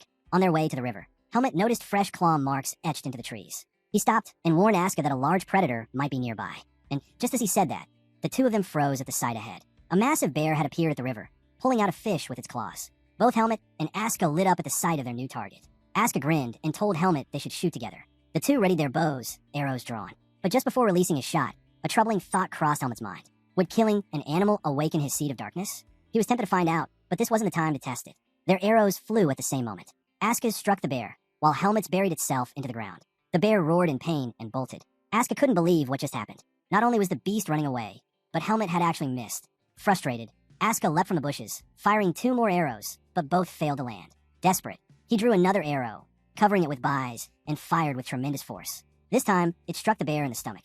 The beast let out one final scream before collapsing. Aska's face lit up with triumph. He had landed the kill. But his celebration was cut short by a chilling sound echoing from the forest. A scream unlike anything they'd heard before. Both Aska and Helmet froze. Aska, unsettled, asked whether bears could even make such a noise. The moment he spoke, the sound came again, louder, stranger. Helmet's eyes narrowed. He knew immediately. That wasn't an animal. He told Aska to stay behind and deal with the bear, while he went to investigate. Without waiting for a reply, Helmet sprinted into the forest, pushing his speed to the limit. Leaping through the branches, Helmet soon spotted movement below. In the clearing, 2 students stood out. One was still on his feet, the other collapsed on the ground. The one standing was Wesley, and he was panicking. Wesley was trembling. No matter how hard he tried, he couldn't activate his communication marble. Just then, Helmet landed behind him. Startled by the sudden footsteps, Wesley screamed. When he turned and saw Helmet, his shock only deepened. He demanded to know how Helmet had managed to find them. On the ground nearby was Basil, his body shaking uncontrollably, his legs caught in a bear trap. Helmet froze for a moment, stunned by the sight. Wesley rushed forward, pleading for help, begging Helmet to assist in prying open the trap. But Helmet remained calm. He warned Wesley not to act recklessly. If they pulled it open without a plan, Basil would bleed out faster. He promised he would handle it himself. Helmet slipped into the forest, carefully searching the undergrowth. Soon he spotted a plant, pulled it from the soil, and tore off a leaf with his teeth. He chewed it, testing its properties. Still unsatisfied, he searched further, tasting more leaves until he finally found the right one. Returning with both plants and a few rocks, Helmet dropped them before Wesley. The boy stared, confused, and asked what the leaves were for, but Helmet gave no answer. He simply poured water from his flask over the rocks, then stretched his hand out to Wesley. Without explanation, he asked him to hold the bottle. Wesley, bewildered, did as he was told. Helmet placed the chosen leaves on one rock and crushed them with another, grinding them into a paste. Wesley could only watch in shock. While working, Helmet suddenly asked him, was he close to Basil? Wesley quickly answered that he was. The moment the words left his mouth, Helmet ripped a strip from his own coat. Wesley yelped in disbelief. He couldn't believe Helmet had just torn his clothes without hesitation. But Helmet ignored the protest. He wrapped the cloth tightly around Basil's injured leg. Then he picked up an arrow and warned Wesley to hold Basil steady. He explained that he was going to break the trap's locking mechanism. Raising his hand, he infused energy into the arrow and struck the metal with force. Sparks flew, and the trap gave way. Helmet immediately noticed something strange about it as he pried it off. But before he could dwell on it, Basil cried out in agony, finally freed. Helmet tossed the trap aside, then scooped up the herbal paste he had prepared. He gently smeared it over Basil's wound. Wesley's eyes widened in disbelief as he watched. Helmet calmly explained that the herb would stop the bleeding, and that Basil's life was no longer at risk. Helmet told Wesley they needed to call Professor Dwayne immediately. Wesley didn't hesitate. He pulled out the communication marble at once, while Basil continued trembling on the ground. Helmet's eyes fell back on the trap. He had prepared for the worst, but what he discovered shocked him. The joints of the mechanism had been left loose on purpose. If it had been secured properly, Basil would have already lost his ankle. This wasn't an accident. Someone had set the trap as a prank. And not just on anyone, a prank on nobles. Helmet clenched his thoughts. His hunter wasn't simply dangerous. He was reckless enough to toy with lives. This was a far bigger problem than he first imagined. But then another realization hit him. Aska was still alone. Helmet turned quickly, ready to head back.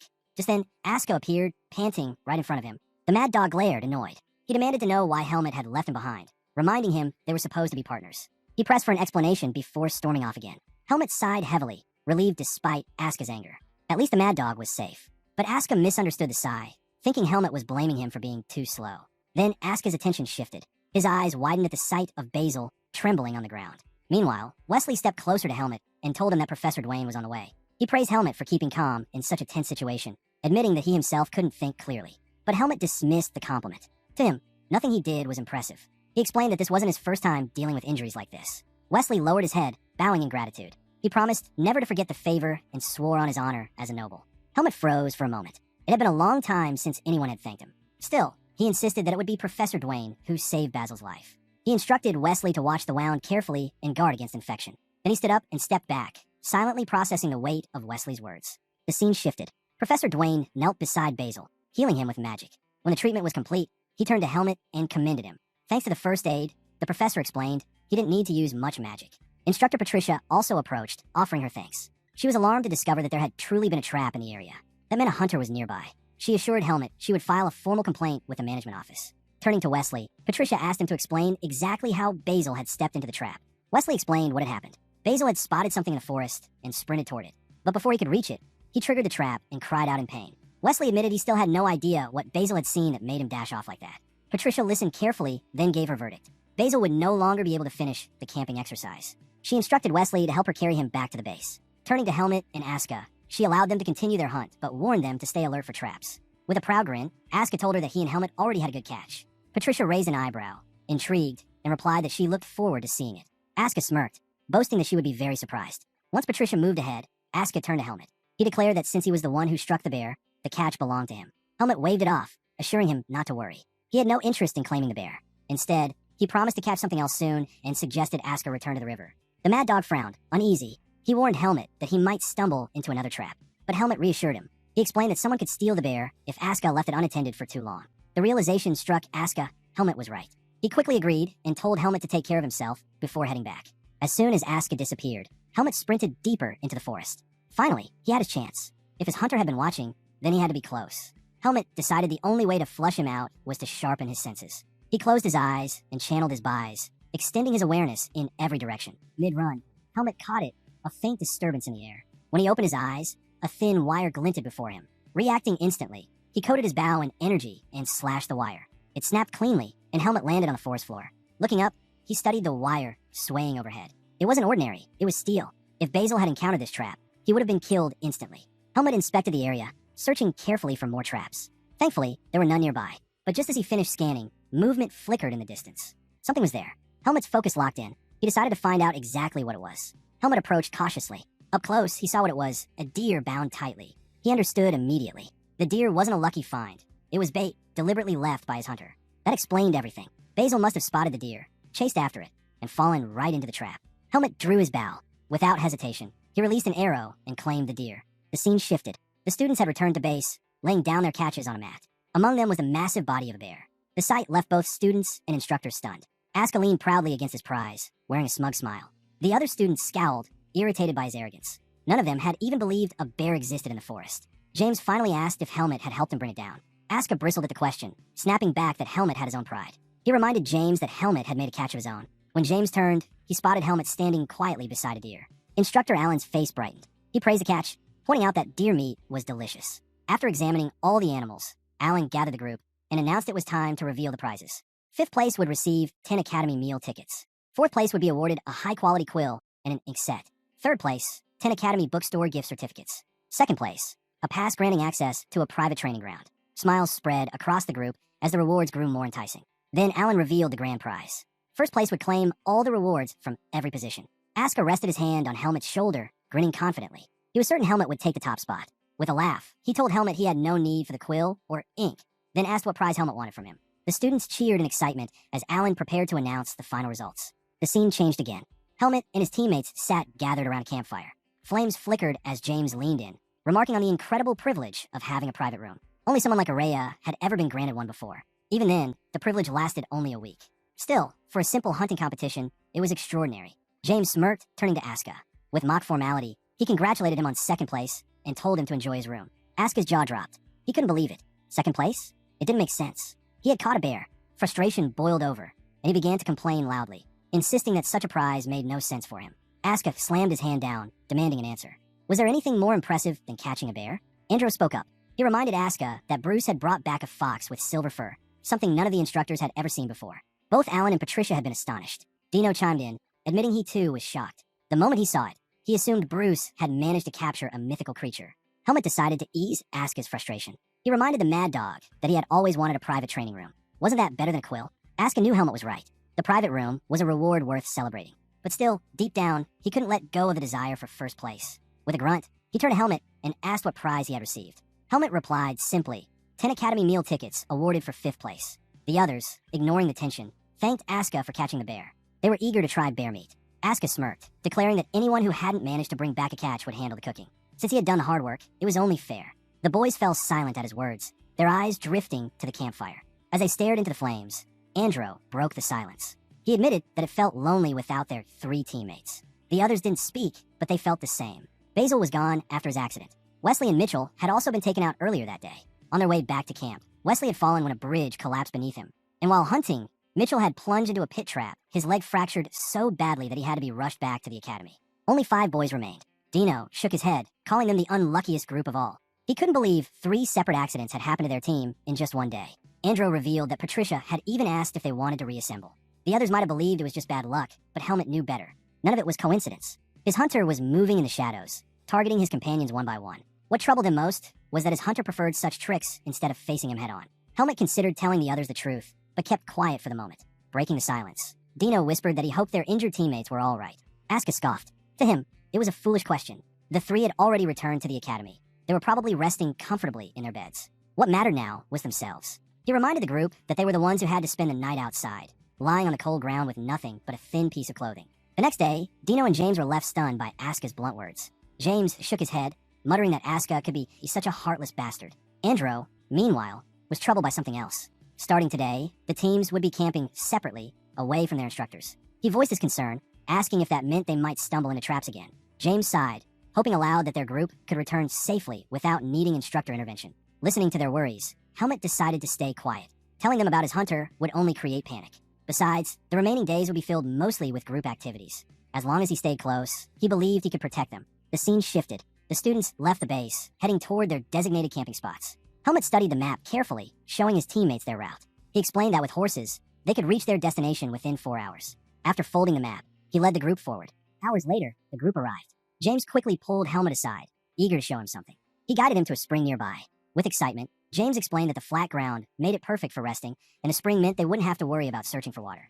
To him, it felt like a stroke of luck to find such a spot in the mountains. Helmet dismounted, stepped to the spring, and scooped water with his hand. He tasted it carefully. Relief washed over him. It wasn't poisoned. He couldn't help but remember the troubles he'd once faced while traveling with the noble lady. Just then, Asuka approached. He raised an eyebrow, surprised that Helmet had rushed to the water immediately. With a smirk, he asked if Helmet had been that thirsty. Helmet didn't bother to answer. Meanwhile, Dino suggested they unload and rest. They had arrived earlier than expected, so there was no need to hurry. James agreed, pointing out they still had plenty of food from the day before. He promised to fetch firewood later. As the others began unpacking, Helmet wandered his gaze across the area, assessing it carefully. By evening, the group had settled in. The camp was ready, and a fire burned steadily. The boys sat around it, their eyes fixed on the flames. The mood was heavy, the air thick with a quiet sadness. Helmet sat with them, watching. As Helmet glanced around, he could see it clearly. His teammates were weighed down. Their silence wasn't without reason. 3 of their members had been injured and sent back to the academy. The thought alone was enough to leave the group uneasy. Breaking the heavy atmosphere, Helmet stood up.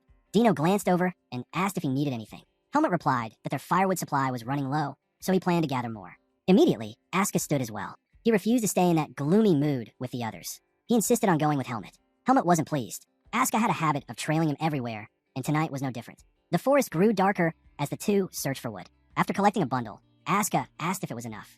Helmet thanked him for the help, but explained that the wood he gathered was unusable. It was wet. Asuka frowned in surprise. Couldn't they just use any wood? Helmet shook his head. Wet wood wouldn't catch fire. The darkness annoyed Asuka even more. He grumbled that it was so hard to see. Then, half joking, he complained that when they returned to the city of Badan, his eyes would be blinded by all the bright lights. Helmet didn't answer, scanning the area instead. Asuka grew frustrated. He stood up, demanding that Helmet at least say something. But Helmet brushed him off, telling him to stay focused on collecting dry wood. That stunned Asuka. He muttered that Helmet was nothing but a cold-hearted bastard. When silence lingered again, Asuka decided to sing to himself. Then, to his surprise, Helmet finally called his name. Asuka lit up at the sound, only to quip that if Helmet spoke, then he should be allowed to sing. Helmet ignored the remark and handed him the wood he had gathered. Helmet instructed Asuka to take the bundle back to camp. Asuka blinked in surprise. He asked if something was wrong. Helmet answered calmly. He had something urgent to take care of. The mad dog quickly caught on. He asked if it was something serious. Then, turning back with a smirk, he told Helmet to handle his business far from camp so it wouldn't stink. To Asuka, it made perfect sense. Helmet had been disappearing suspiciously often since they started gathering wood. Once Asuka left, Helmet slipped deeper into the forest. There, in the shadows, was a man sharpening a stake. Helmet stepped out to greet him. His voice was steady as he asked the man if he was satisfied with his preparations. His hand tightened around the hilt of his sword. Helmet gripped his sword and stepped forward toward his hunter. The figure revealed himself. It was Pichot, the entertainer. Pichot smiled, thanking Helmet for accepting his invitation. He said the little pre-work had been enjoyable thanks to him. With a playful tone, he added that Helmet must have questions, then motioned for him to sit on a log so they could chat. While sharpening his stake, Pichot admitted he was in high spirits. At last, he could meet Helmet face to face. He confessed he had grown tired of watching from the shadows. Leaning closer, he asked Helmet how it felt to finally come face to face with his hunter. Helmet's eyes narrowed. He remarked on Pichot's strange taste in masks, pointing out that he was still hiding his face. That alone made him certain this man was shady. Pichot only laughed. He told Helmet he was unlike any other prey he had stalked. Most people, when they realized they were being hunted, ran for their lives. But Helmet had done the opposite. He kept chasing after his hunter. Pichot admitted he almost couldn't believe it. Helmet acted like he was the predator instead. Helmet stayed silent. Pichot's tone shifted. He said he had revealed himself not just to talk, but to give Helmet one final chance. He claimed they had much in common. Then he slipped a hand into his pocket and pulled something out. With a flick, he tossed it toward Helmet. Helmet's hand shot to his sword, ready to strike. But what landed before him wasn't a weapon. It was a worm. As Helmet stared, Pichot formally introduced himself. He revealed that he was an entertainer of the Dark of Hawkeye, an elite unit directly under the command of the Blackhawks leader. With that title came the power to recruit valuable members. Pichot told Helmet that he was too talented to waste away here. He offered him a place in the Blackhawk, on one condition. To join, Helmet had to swallow the worm. The entertainer explained calmly. The worm would burrow into his heart and consume it unless he was given a special medicine. Other than that, it carried no side effects. Then Pichot raised the stakes. If Helmet refused, his men, already lying in wait, would slaughter his teammates. He urged him to think carefully. Helmet's glare hardened. He accused Pichot of lying. In his eyes, this man wasn't the type who could command loyal subordinates. Pichot shrugged. He told Helmet to believe whatever he wanted, but Helmet pressed further. He pointed out something strange. If Pichot killed nobles, wouldn't that bring him trouble? Could he really get away with that? Pichot smirked. He replied coldly, "Not all nobles are equal." Pichot told him he had already sent the keen nobles away. Right then, Helmet realized he was talking about his 3 teammates. The entertainer casually placed a hand on his head, telling Helmet not to think too much. From the start, He never had a choice. The only way to survive, Pashot claimed, was to accept his offer. Hearing this, Helmet's eyes drifted to the worm on the ground. He stared at it for a moment before shutting his eyes, disappointed. Pashot dared to say they had much in common, but Helmet crushed the worm under his foot and raised his blade. He told the entertainer that he clearly hadn't done his homework on him. Without another word, Helmet charged. Pashot quickly hurled his stake at a hidden switch. Instantly, steel wires shot out from the ground, whipping toward Helmet to shred him apart. But that kind of trick wasn't enough. Helmet's sword lit up with buys, slicing through the wires with ease as he closed the distance. Standing over his enemy, Helmet declared that everything would end if he cut him down right here. He swung his blade to finish it, but his strike meant nothing. Pashot's body dissolved into crimson smoke and vanished, only to reappear beside him. Helmet couldn't understand what just happened. Pashot pulled out a knife, pressing it against another wire. With a smirk, he told Helmet he had wasted his chance and wouldn't leave this forest alive. The moment the wire was cut, a rain of projectiles came crashing toward Helmet. Shocked, Helmet barely had time to react. At that same moment, back at the camp, a deafening sound echoed through the woods. The ground trembled lightly beneath them. James turned to his teammates, asking if it was a landslide. Asuka looked at him surprised. Impossible, he said. There hadn't been any rain. As Asuka tended to the fire, Andro wondered aloud why Helmet hadn't come back yet. He found it strange he'd been gone so long. The mad dog just laughed it off, joking that maybe Helmet was battling constipation. Asuka, on the other hand, couldn't see the point in Andro's concern. To him, nothing could possibly happen to Helmet. While they argued, Dino returned carrying a huge bundle of hay. James noticed right away. He remembered Dino had taken hay earlier to feed the horses, so why was he bringing more back? Dino dropped the hay in front of them and asked James if he had moved the horses. James shook his head, surprised. He hadn't touched them since leaving them by the pond. That's when Dino revealed the shocking part. The horses were gone. The group rushed to check, and sure enough, the ropes had been cleanly cut. 5 horses vanished without a sound, without a trace. The boys stood frozen, stunned by what they were seeing. James couldn't make sense of it. None of them had moved the horses, so who could have done it? Asuka found it unbelievable. How could someone take 5 full-grown horses and not make a single noise? Before they could piece it together, the bushes rustled. Every boy turned stiff. Asuka and James carefully looked over their shoulders, and from the shadows, a dark figure emerged. Their breath caught as the shape stepped closer, until the light revealed it was Helmet. Panting hard, our boys stumbled into camp. Asuka let out a sharp yell, scolding Helmet for startling them. He started to ask him to check on the horses, but quickly noticed something was off. Helmet looked pale, exhausted. Asuka demanded to know what had happened. Helmet ignored the question and instead turned to James, asking if anyone was missing. James blinked, stunned, asking what he meant. The worried looks spreading across his teammates' faces told Helmet it was time. He called them in closer around the fire. Once everyone was seated, Helmet told them everything. The words hit like thunder. The Black Hawk had sent an assassin, not only after him, but after all of them. James froze, trembling as the realization sank in. Andro asked the obvious question, were the 3 injured students victims of that same assassin? Helmet didn't answer fast enough before James snapped. Anger erupted out of him as he accused Helmet of dragging them into danger. None of them had provoked the Black Hawk, so why should they die for Helmet's mistake? Before he could say more, Asuka smacked him on the head, shutting him up.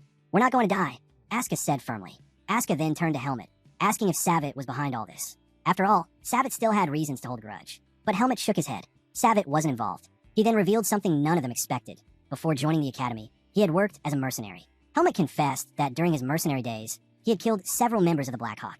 That was the reason they wanted revenge. The boys sat stunned, hardly able to process what they were hearing. James broke the silence, asking how many men Helmet had killed. He reasoned the fight must have been brutal, considering those were grown men with plenty of combat experience. But Helmet downplayed it. They weren't particularly strong, about the level of rank 3 mercenaries. As soon as the words left his mouth, he regretted them. He should never have admitted it. Glancing at his teammates' faces, he expected horror, maybe even disgust. Instead, he saw admiration. Andro leaned forward, impressed that Helmet had so much real combat experience. Dino agreed, saying it explained why Helmet was so much stronger than the average student. For a moment, Helmet was taken aback. They weren't afraid of him. They were impressed. Then it hit him. They were swordsmen, after all. To them, such things were badges of strength. Even so, Helmet knew James had been right. It wasn't fair for them to suffer because of his past. He promised that he would take responsibility for everything. But Andro objected. Facing an assassin alone wasn't the answer. Instead, they should contact their instructors. James immediately turned to the Mad Dog, demanding the communication marble. But when Asuka reached into his pocket, it was empty. His face went pale. He told the others it was gone. James and Dino exploded, yelling at him. Dino even called him an idiot for losing something so important.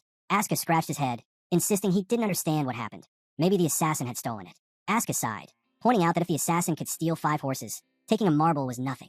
Andro then turned to Helmet, asking what their next move should be. Should they run immediately? Helmet shook his head. Pashot had likely littered the mountain with traps. Traveling blindly at night, with their vision cut, would be reckless. After a long pause, Helmet finally made the call. They would leave at dawn. Without horses, the journey to base would take 12 hours, but it was their safest option. He explained that Pashot was avoiding him on purpose. The assassin knew he couldn't win in a direct fight. That's why Helmet would stay at the rear, watching over his teammates. With steady determination, he told them one last thing.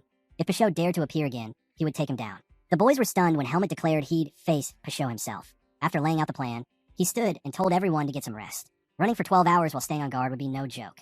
They also needed to ration their food carefully. Once the meeting ended, the group retreated to the tent, leaving Helmet outside to stand watch. As he kept guard, Dino and James suddenly stepped back out. Helmet raised a brow, asking why they weren't asleep. James explained that they had decided to keep watch in pairs. It would be more efficient than leaving him alone.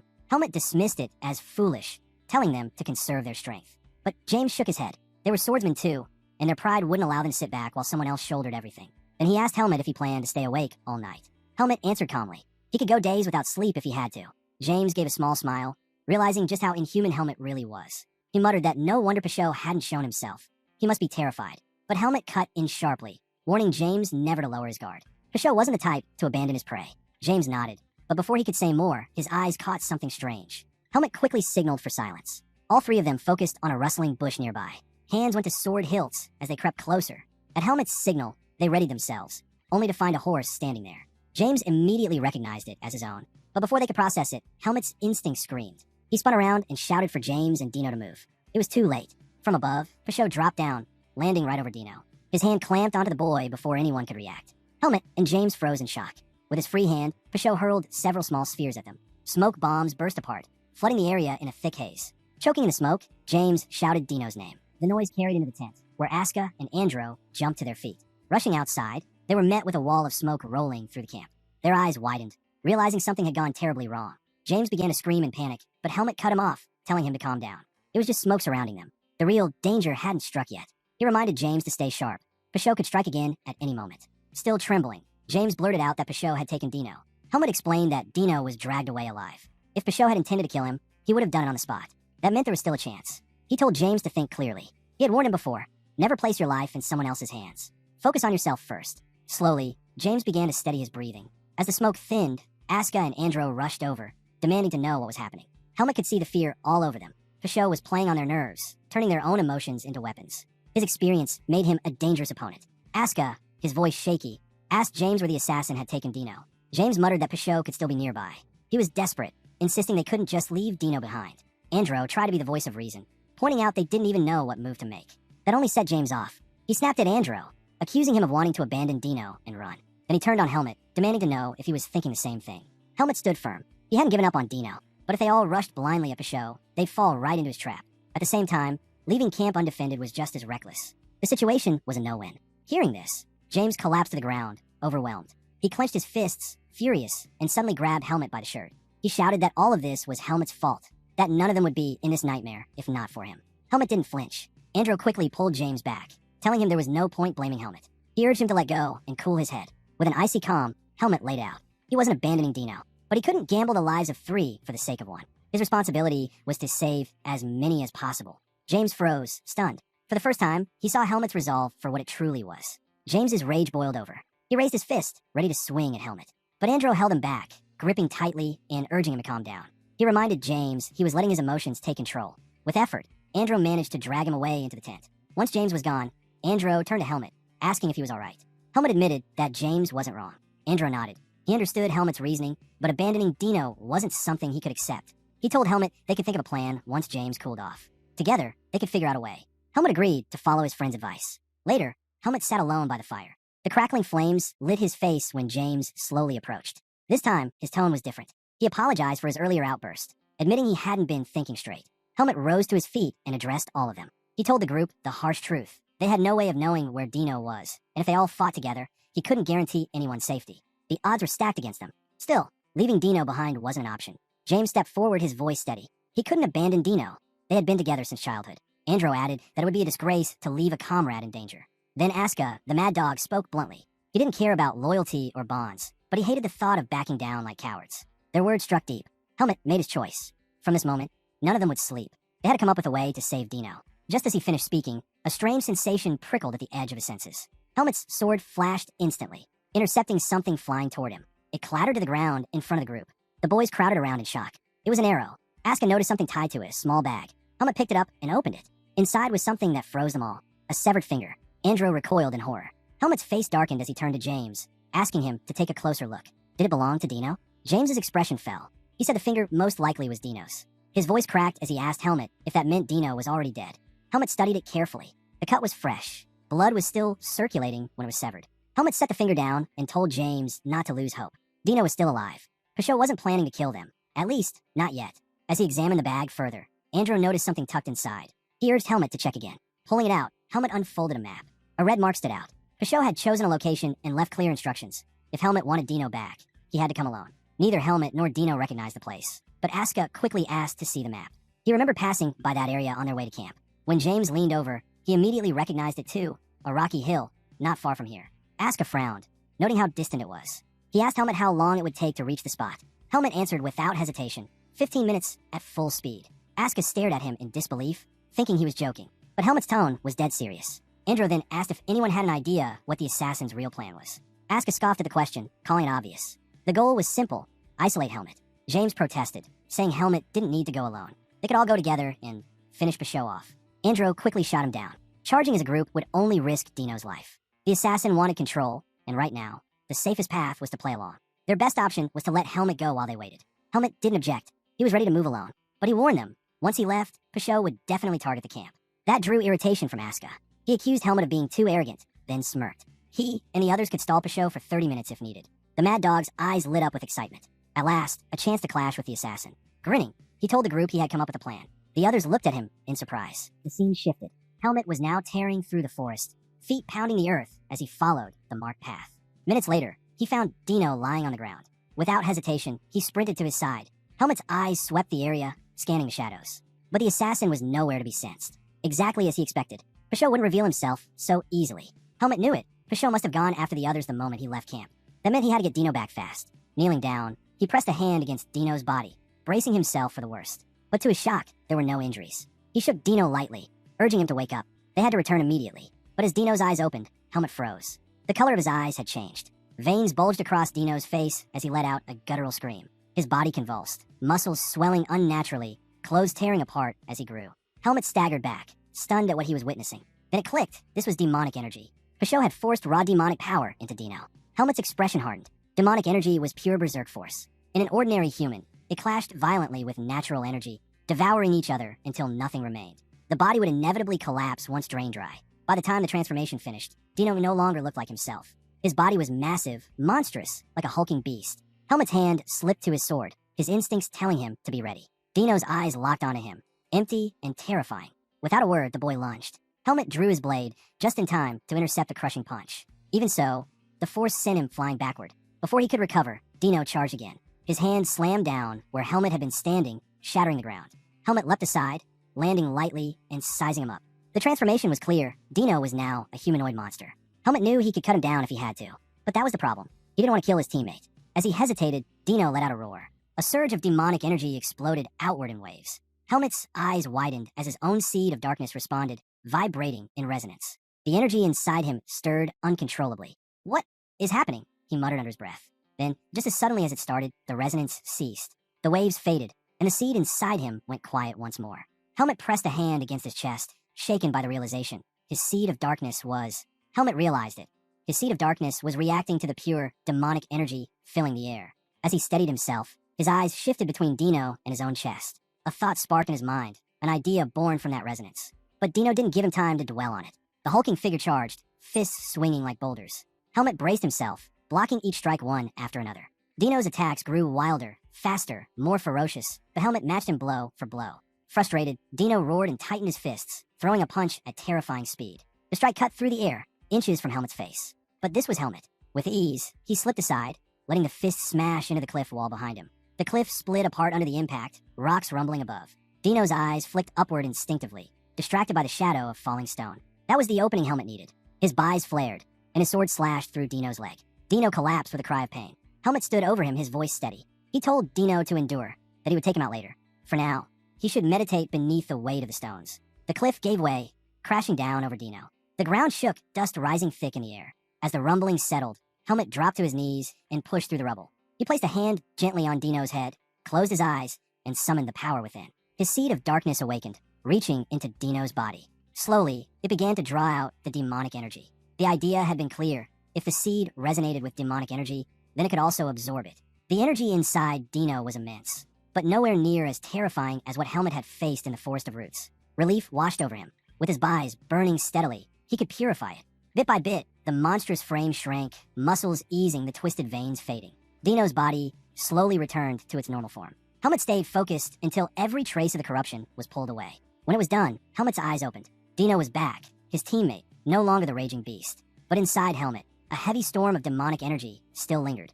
He immediately set his eyes ablaze, burning through as much as he could. Yet, even after the effort, plenty remained. Still, it was weak, manageable. He could burn away with time. For now, the important part was clear. Dino was safe. Helmet let out a quiet breath of relief. If Basho had shown up during this, the fight would have been near impossible. But with Dino recovered, there was no reason to linger. He had to bring him back to camp. Helmet tugged at the rubble, urging Dino to pull himself together. They had no time to waste. Camp was vulnerable, and they had to return quickly. But before he could get him out, the ground beneath them began to tremble. Cracks split across the surface, spreading fast. Helmet's eyes widened. The battlefield's impact had weakened the terrain. Before he could react, the earth gave way, collapsing beneath them. The scene cut back to the camp. Asuka, Andro, and James stood shoulder to shoulder, weapons drawn. James broke the silence, nervously asking the mad dog how long Helmet had been gone.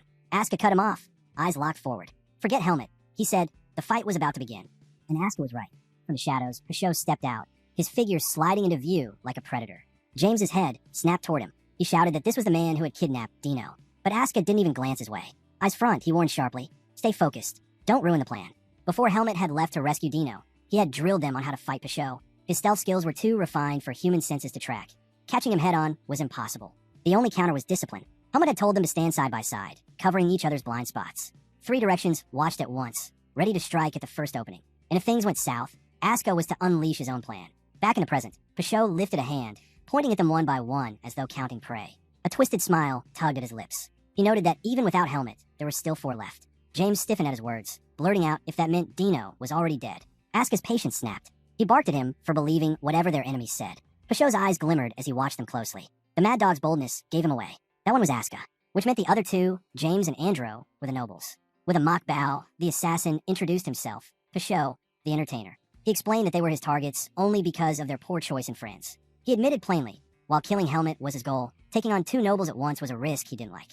He preferred clean hunts, not messy gambles. Then, fixing his gaze on James and Andro, Basho made his proposal. Basho turned to the 2 boys and urged them to deal with the commoner among them. If they did, he promised to let them go free. His words left the boys stunned. With a sly grin, Basho told them this was their chance to finally get rid of the troublemaker in the swordsmanship department.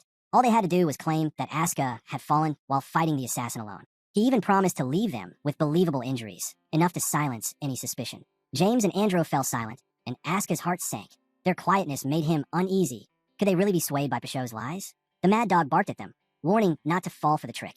His frustration grew as the boys stayed silent, forcing him to demand an answer with a sharp glare. Finally, James spoke. He declared that his mind had never been clearer. Asuka was caught off guard, while Andro broke into a smile at his friend's words. Lifting his sword, James told Basho that no swordsman would ever abandon his comrade. He vowed they would defeat the assassin together and all return alive. Annoyed, Basho cursed himself for even trying to reason with what he called the blockheads of the swordsmanship department. He crouched into position, warning them that he'd bury them all. Asuka quickly called out, telling the boys to stay sharp. Basho was preparing to strike. In the blink of an eye, the assassin vanished before their eyes. Shock ran through Asuka and James, but Asuka reminded him firmly.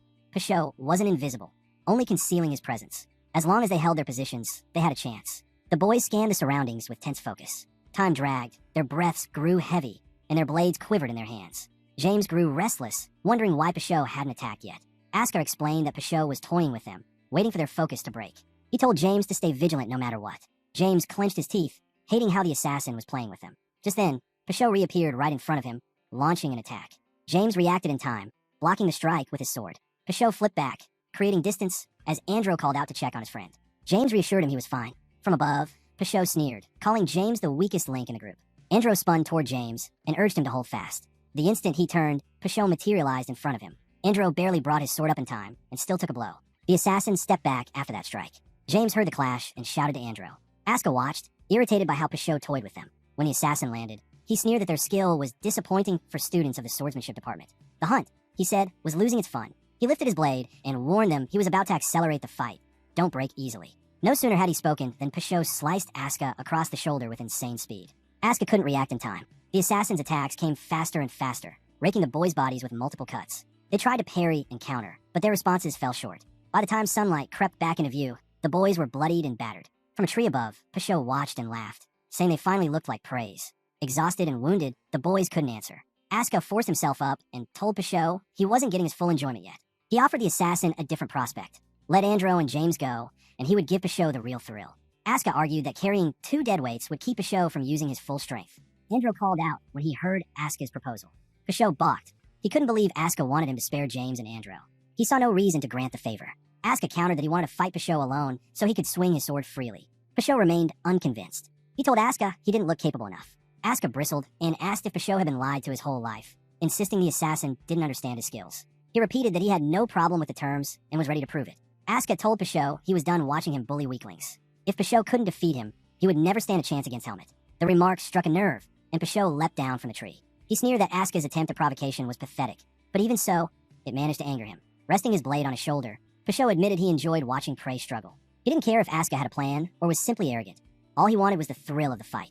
He demanded that Andro and James be removed. Asuka turned to the boys and ordered them to retreat. James, barely on his feet, tried to protest, but Andro quickly cut him off. He warned James that without stopping the bleeding, he'd be in grave danger. Andro told him to let Asuka take over while they sought treatment. Supporting each other, the two slowly dragged themselves out of the battlefield. Now left alone, Asuka stretched his body, loosening up before gripping his sword firmly. He declared he was ready. Instantly, Pashot appeared behind him, blade slicing toward his neck.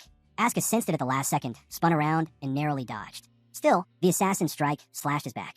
Asuka retaliated with a swing, but Pashot's speed carried him away. The assassin vanished again before reappearing midair, descending on Asuka with blinding speed. Asuka tried to block, but Pashot's strike cut into his shoulder. The assassin landed, only to have Asuka charge him without hesitation. Pashot slipped away with ease, retreating backward before leaping high into the air. From above, he watched as Asuka shifted into a new stance, hand pressed against his back, sword poised in a style unfamiliar to Pashot. To Pashot's surprise, a cut now marked his mask. Landing lightly, he eyed Asuka carefully. This stance, it was the very one Charlotte used. Yet, he had never heard anything about Asuka wielding another style. For the first time, Pashot wondered if the Mad Dog had a plan. Shaking off the thought, he ignored his instincts and lunged into attack. Pashot's blade carved another cut across Asuka's body. Gritting his teeth, the Mad Dog endured the pain, forcing himself to stay calm as he focused his buys. He sharpened his nerves with it, preparing himself to strike the moment an opening appeared. He could feel Pashot's sword closing in again, realizing that only someone like Charlotte could perfectly execute this technique. Pashot closed the distance with ease and landed yet another blow. Asuka had no choice but to take the hit. From a distance, James and Andro watched, wide-eyed, as they recognized the technique Asuka was using, Charlotte's own style. When Pashot lunged again, Asuka sensed the attack just in time. Throwing his hand up, he barely stopped the blade from reaching his neck. The assassin pulled back, displeased that his strike had been blocked. Asuka staggered, gasping for breath, while Pashot suddenly burst into maniacal laughter. Asuka demanded to know what was so funny. Pashot grinned, declaring that he was thoroughly enjoying the fight. He admitted he was impressed. Cornered as he was, Asuka's senses had sharpened. He praised the Mad Dog, saying he had risen to the level of prey worthy of Helmet. With a chilling tone, Pashot confessed he wanted to keep fighting. But, since his main dish would soon arrive, he needed to finish things now. The assassin readied himself, saying the fun was over and promising Asuka he'd let him rest in peace. Annoyed, Asuka lifted his sword, retorting that he wouldn't die just because Pashot wished it so. In a flash, Pashot appeared before him, his blade slicing toward Asuka's neck.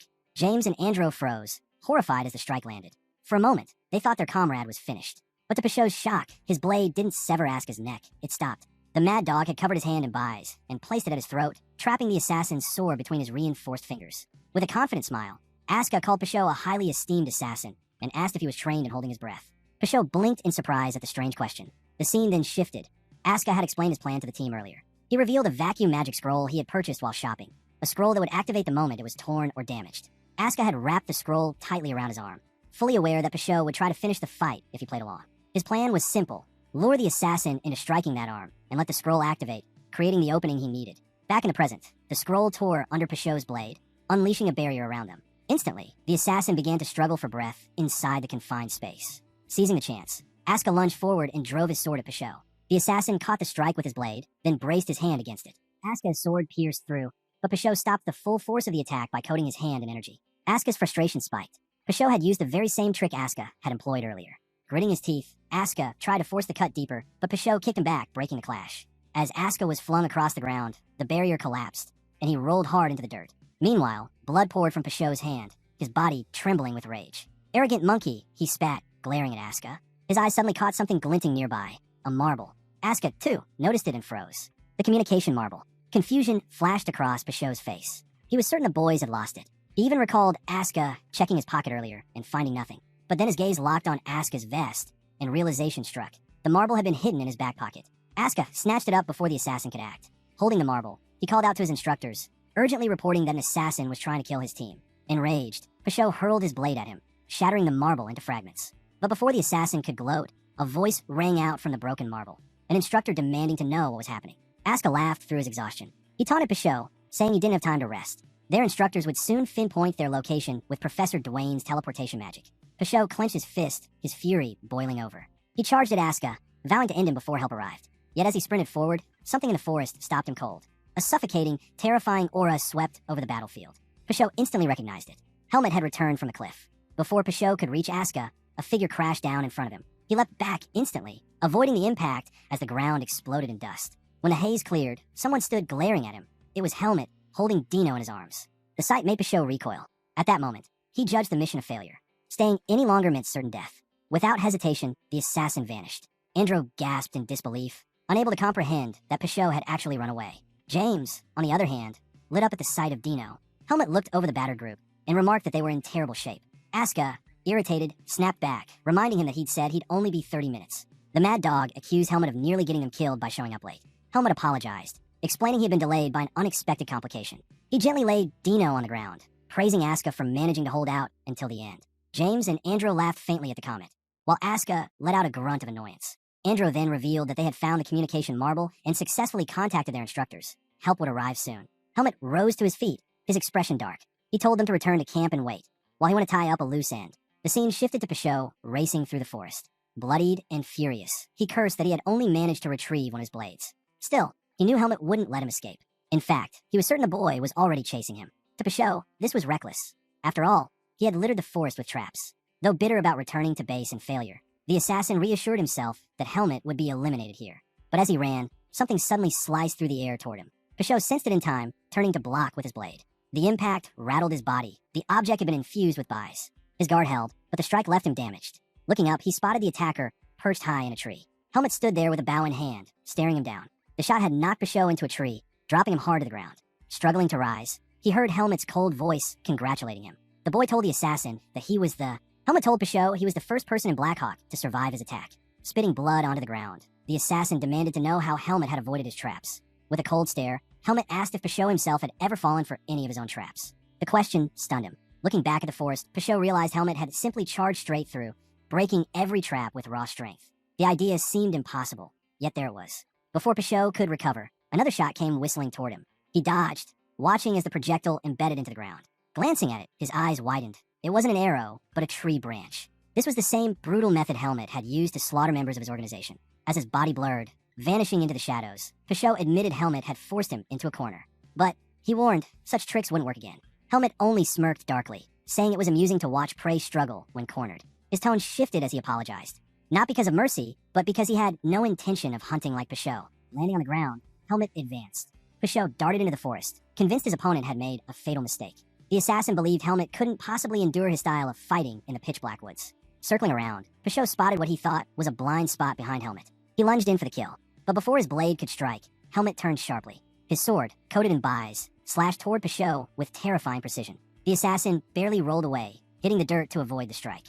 He rose quickly, rattled. How had Helmet sensed him? Helmet's presence loomed with a suffocating aura, his glare sharp enough to pierce the shadows. Pashot tried to brush it off, telling himself it was just luck. To end things, he decided to unleash his full power. Bounding into the trees at breakneck speed, he hacked through branches as he moved. Leaves rained down in waves, designed to mask his presence. With darkness swallowing the forest, he was confident Helmet's eyes and ears would fail him. At such speed, no one should have been able to track him. And as the leaves closed in around Helmet, Pashot rushed from behind. But before his blade could strike, Helmet spun and slashed. The assassin froze in shock. He couldn't understand how Helmet had sensed him. Barely dodging, he retreated deeper into the forest. From a distance, he looked back and realized something strange. Helmet's eyes were closed. The revelation left Pashot stunned. To test it, he lunged again. This time, Helmet's buys-coated sword intercepted him perfectly, forcing him back once more. It became clear, no stealth technique could completely erase the killing intent released during an attack. Pashot understood at last. Helmet was instantly detecting that murderous aura, locking onto his position and countering without hesitation. The sight was unbelievable. The assassin had expected Helmet to be exhausted after battling a berserk human and enduring countless traps. Yet here he was, performing feats beyond human limits. Helmet calmly asked why he wasn't attacking anymore. Had he already run out of tricks? Before Peugeot could respond, Helmet declared it was his turn to strike. His blade flared as he wrapped it in an immense embodiment of Bai's. The sight shook Peugeot to his core.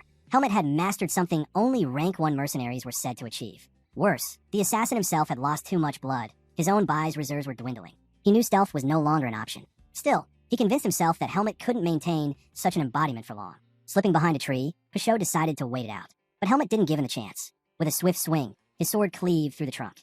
Peugeot narrowly escaped, but the tree collapsed in two. Before the assassin could recover, Helmet closed the gap and delivered a crushing blow. The strike sent Peugeot flying, his body slamming into the ground. A thunderous explosion rippled across the forest floor as he struggled to rise, coughing blood. Before Peugeot could even take a step, Helmet appeared before him, glaring down with a menacing stare. He asked if the assassin had anything left to show now that his weapon was gone. Peugeot suddenly laughed. He admitted there was only one thing left for him to do. Raising his hand, he declared that he wanted to surrender. Helmet was taken aback for a moment, but then drove his boot into the assassin's chest, knocking him to the ground. Peugeot laughed again, mocking him. He asked if a student of the swordsmanship department was really allowed to treat a surrender man like this. Helmet reminded him coldly that this wasn't a duel. He lifted his leg and stomped down, snapping one of Peugeot's legs. The assassin screamed in agony. Helmet told him not to even think of running away.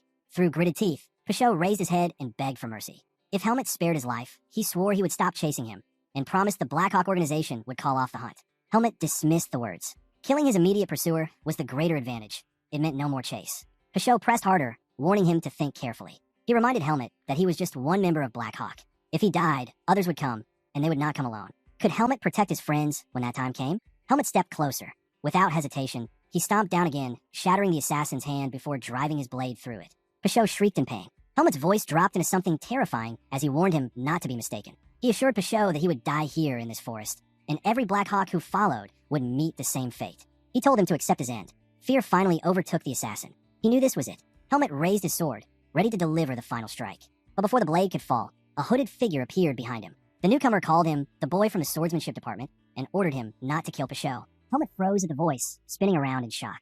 The hooded man smiled faintly, explaining that killing Peugeot would cause problems for the organization. Helmet's eyes narrowed in confusion. Who exactly was this man? Helmet studied the hooded man, unsettled. His presence was even harder to detect than Peugeot's. Standing right in front of him, Helmet couldn't tell if the man was alive or a corpse. Peugeot's voice shook as he whispered the man's name, Talon. Watching the assassin tremble, Helmet instantly realized this was the leader of Black Hawk.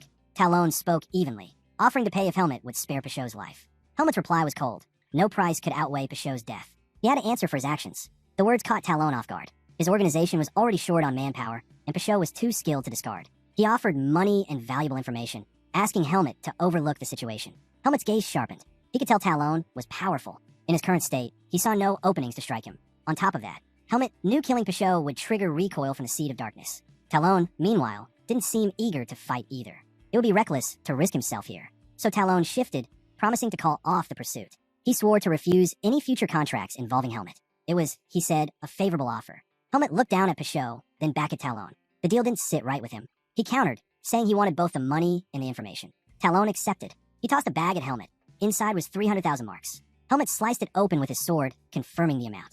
Talon added that he would also grant him a piece of information for free. But Helmet wasn't satisfied. He leveled his blade at Peugeot and demanded at least 5 pieces of information, one set from Talon and another from Peugeot. Talon glared at him, though he wasn't surprised. With decades of buying and selling secrets, he had met countless people and could always tell when someone carried heavy intent. Talon noticed the puzzled look on Helmet's face and remarked that he was making quite a curious expression. Helmet was caught off guard by the comment. Raising his hand, Talon made things clear. He and Peugeot together would only give him 5 pieces of information in total. He warned Helmet that he couldn't push for more than that. The deal had limits, and Talon wasn't about to suffer further losses. After considering, Helmet accepted the terms. Without hesitation, he pointed his sword toward Peugeot and demanded to know where the horses were hidden. Peugeot quickly answered. He revealed that the animals were tied up inside a large cave. All Helmet had to do was head east from their current position to find them. But Helmet wasn't done. He pressed further, asking if the Hawkeyes would come after him for killing Peugeot. The entertainer explained that the Hawkeyes didn't work like a true team. Most members operated solo, only teaming up occasionally for specific jobs. In fact, some would probably be glad to see Peugeot gone, as his death would mean less competition. Teamwork, he said, wasn't something the Hawkeyes valued. That revelation left Helmet taken aback. Wanting to confirm something, Helmet shifted his sword closer to Peugeot's mask and began to lift it away.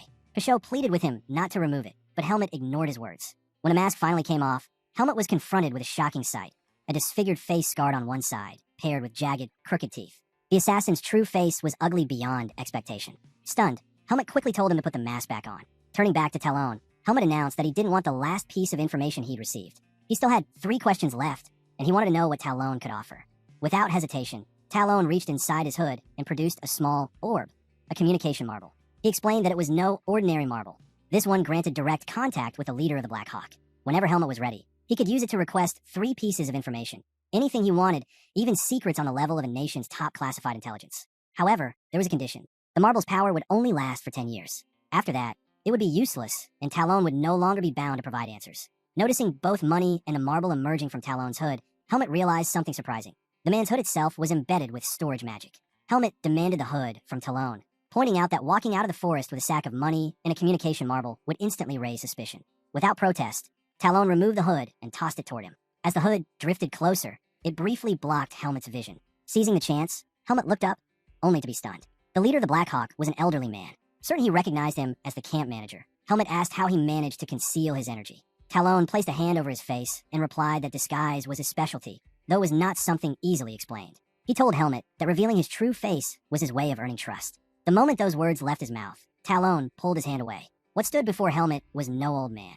The leader's real face was that of a striking young man with deep red eyes and 2 cross-shaped markings etched onto his features. Seeing him, Helmet reacted instantly. He lifted Pichot and hurled him straight at Talon. With ease, Talon caught his subordinate, his expression hardening. Helmet warned him that if Pichot ever crossed his path again, he would kill him without hesitation. Talon, however, only smiled and thanked him for sparing the entertainer's life this time. But when he noticed how badly Pichot was injured, his mood shifted. He knew he had to get him treated quickly. Helmet slid his sword back into its sheath and turned to leave. But before he could take another step, Talon called out to him. He told Helmet that he had a question of his own. From what he had observed, it was clear Helmet had no issue taking a life. Yet, every time before he struck, there was hesitation. Was it an act of innocence?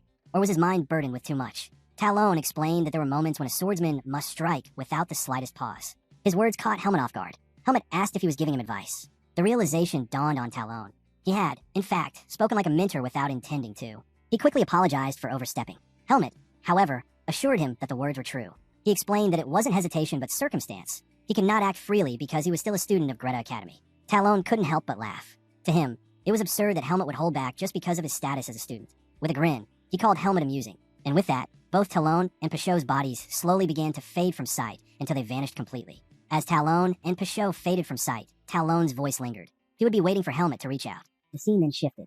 Talon and Pichot rode together on horseback, leaving the forest behind. On the ride, Pichot spoke, his voice heavy with shame. He couldn't believe his leader had given away money, his hood, and even 3 pieces of valuable information just to save him. Talon calmly asked if Pichot thought the price had been too high. Pichot immediately shook his head. He swore he would remember this debt for the rest of his life, and one day, he would repay it. He vowed to kill Helmet himself and reclaim everything Talon had sacrificed. Hearing this, Talon smiled. Then, looking straight ahead, he asked if Pichot truly believed he had come close to completing his mission. He made it clear, Pichot had not even scratched the surface. From now on, Talon declared, the Black Hawk would cut all ties with anything involving Helmet. The statement shocked Pichot. He argued back, insisting they could gather more fighters, combine their strength, and crush Helmet before he grew into a greater threat. Talon laughed. He knew the outburst came not from strategy, but from anger. Anger that Helmet had torn off Pichot's mask. Talon explained that yes, the organization could kill Helmet if they threw everything they had at him. But the cost in men and resources would be far too great. Helmet wasn't worth that sacrifice. Instead, Talon reminded his subordinate that Helmet had shown mercy earlier. A man who could spare an enemy, Talon said, was not the type to betray his allies. There was far more to gain in forging ties with him than in starting a war. With a small smile, Talon told Pichot to focus on his recovery. He added that Helmet was more like a wild beast than a man. Dangerous, untamed, but not without reason. The scene shifted again, this time back to the camp.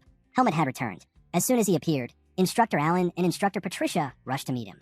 Alan, clearly concerned, asked if he was hurt, if he was all right. Helmet assured him that he was fine. As he spoke, Helmet's eyes swept across the camp. He spotted Andro and James lounging under a tree, while Aska stretched nearby. Not far off, Professor Dwayne was tending to Dino's injuries. Just as Helmet took in the scene, Alan's tone suddenly shifted. He began to scold him. Alan immediately scolded Helmet for chasing after Pichot. He demanded to know why Helmet had acted so recklessly. Helmet calmly replied that nothing had happened. He explained that Pichot was too fast, and he couldn't catch him even if he tried. Alan's tone grew sharper. He reminded Helmet that something terrible could have happened. But Helmet simply answered that as long as nothing did, there was no problem. Alan clearly disliked the response, but in the end, He had no choice but to let it go.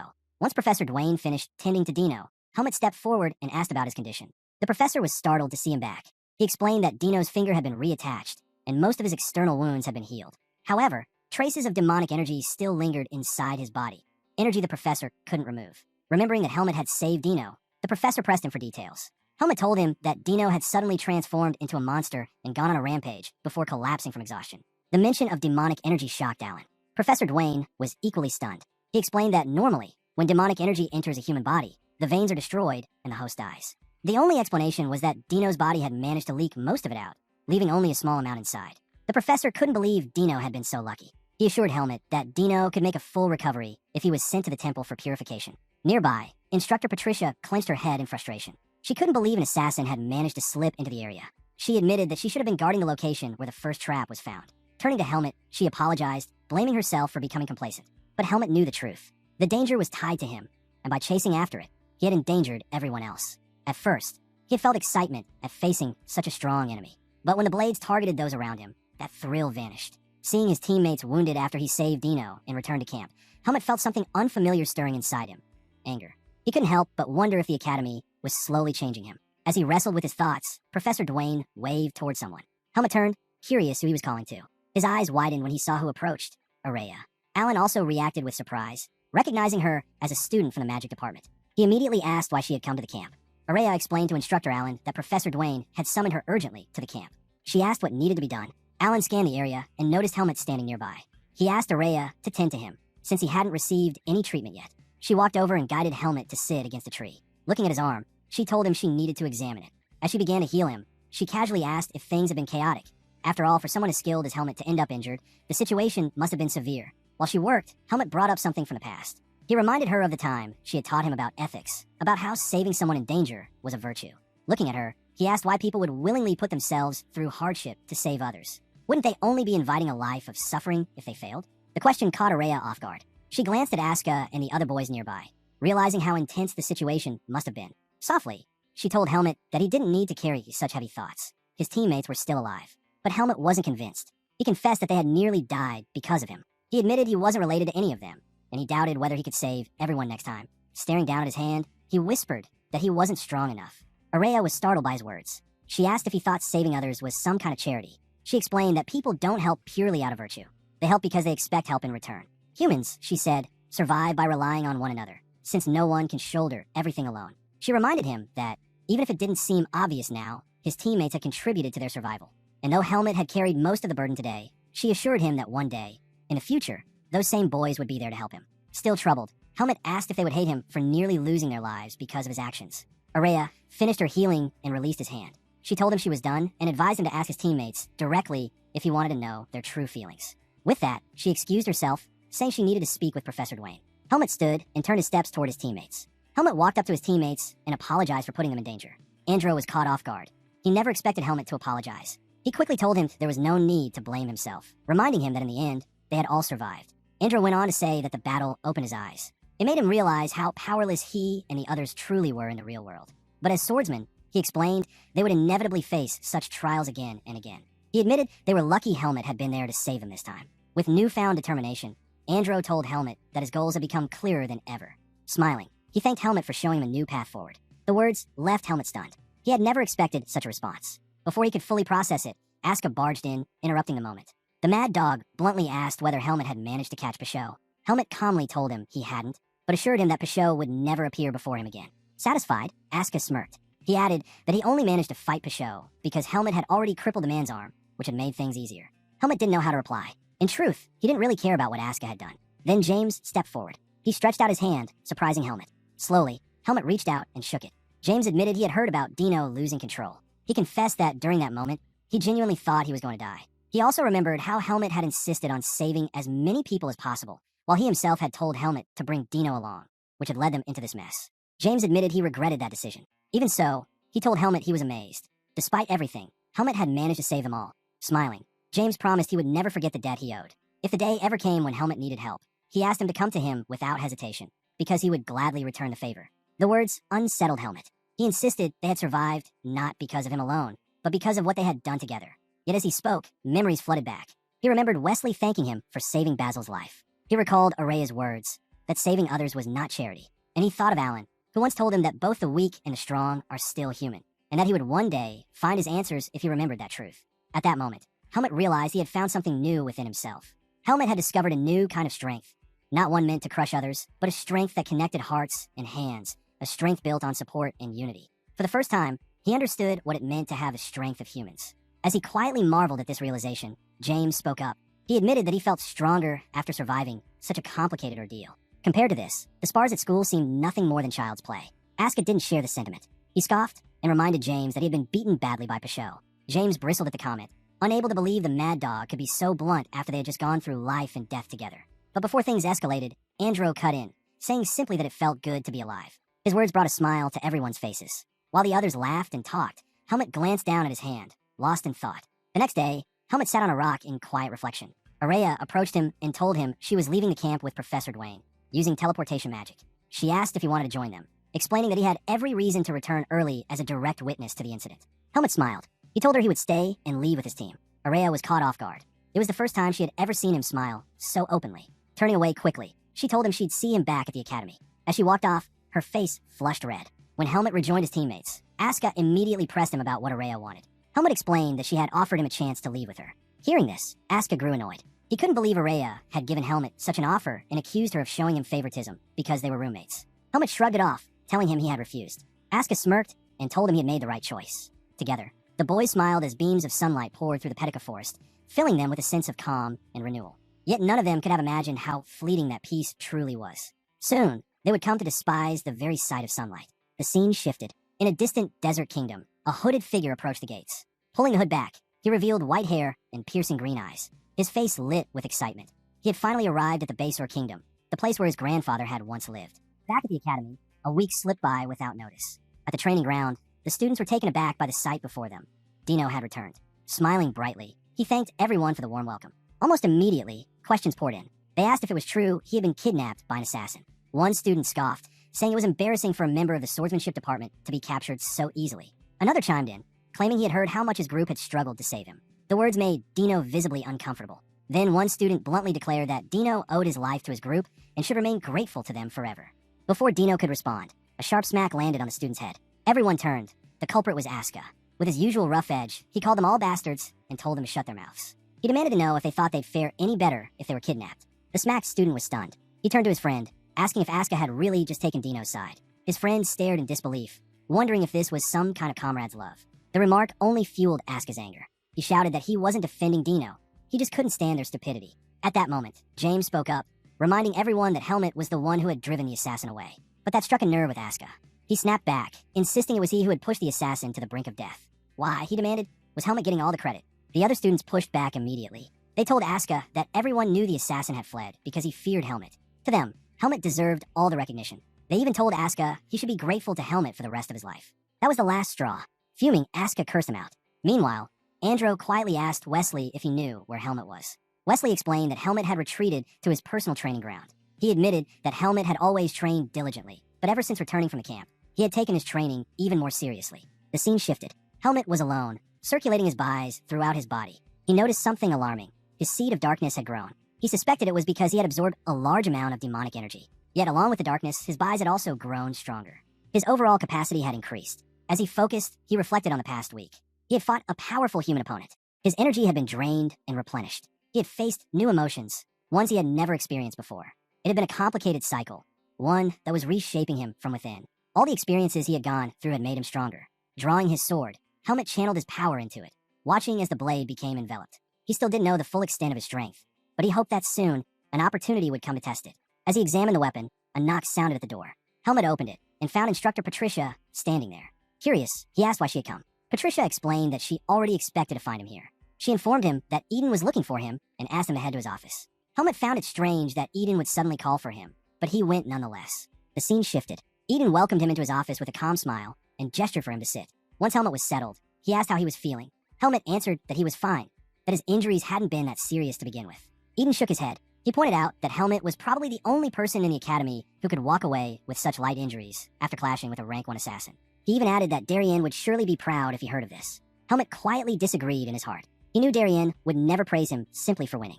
Instead, he would have scolded him for the risk he took and for failing to handle things perfectly. Eden, however, moved on to the real reason for their meeting. He reminded Helmet that the school break would arrive after the final exams and asked if he had any plans. Helmet revealed that he intended to travel, taking on mercenary work along the way. Eden pressed further. Did he already have a destination in mind? Helmet replied that he did. Eden studied him carefully before asking if he was planning to leave Greta Academy. He made it clear that he wouldn't try to stop him if that was his decision. But at his age, he believed Helmet still had much more to learn here. Helmet agreed. He reassured Eden that if he ever decided to leave, he would inform him ahead of time. There was no need for concern. Eden looked relieved at the response and told him to reach out if he encountered difficulties during training. He admitted that he wasn't sure if anyone in the academy could truly teach Helmet's swordsmanship at this point. Hearing that, Helmet recognized the opportunity. He revealed that after the recent incident, he had advanced to the next level. Now, he wanted to find out just how much he had improved. Eden's face lit up with genuine happiness. He praised the news and stood. Then, turning to Helmet, he said he had another question. Helmet nodded, asking him to continue. Eden asked Helmet if he had ever heard of the Basor Kingdom. Helmet shook his head. The name meant nothing to him. Eden explained that Basor was where Darien Depert had been born and raised. Handing Helmet a paper with details, he revealed that a major fighting competition would be held there during the upcoming school break. He told Helmet that Basor was filled with outstanding swordsmen, and the tournament would be the perfect place to measure how much stronger he had become. Helmet hesitated. He pointed out that things could become complicated if anyone recognized the sword techniques of the divine swordsman. Eden agreed. He reminded Helmet of the very first time they had spoken, when Helmet insisted that the world must never know he was Darien's disciple. Eden explained further. Darien wasn't just any swordsman in Basor.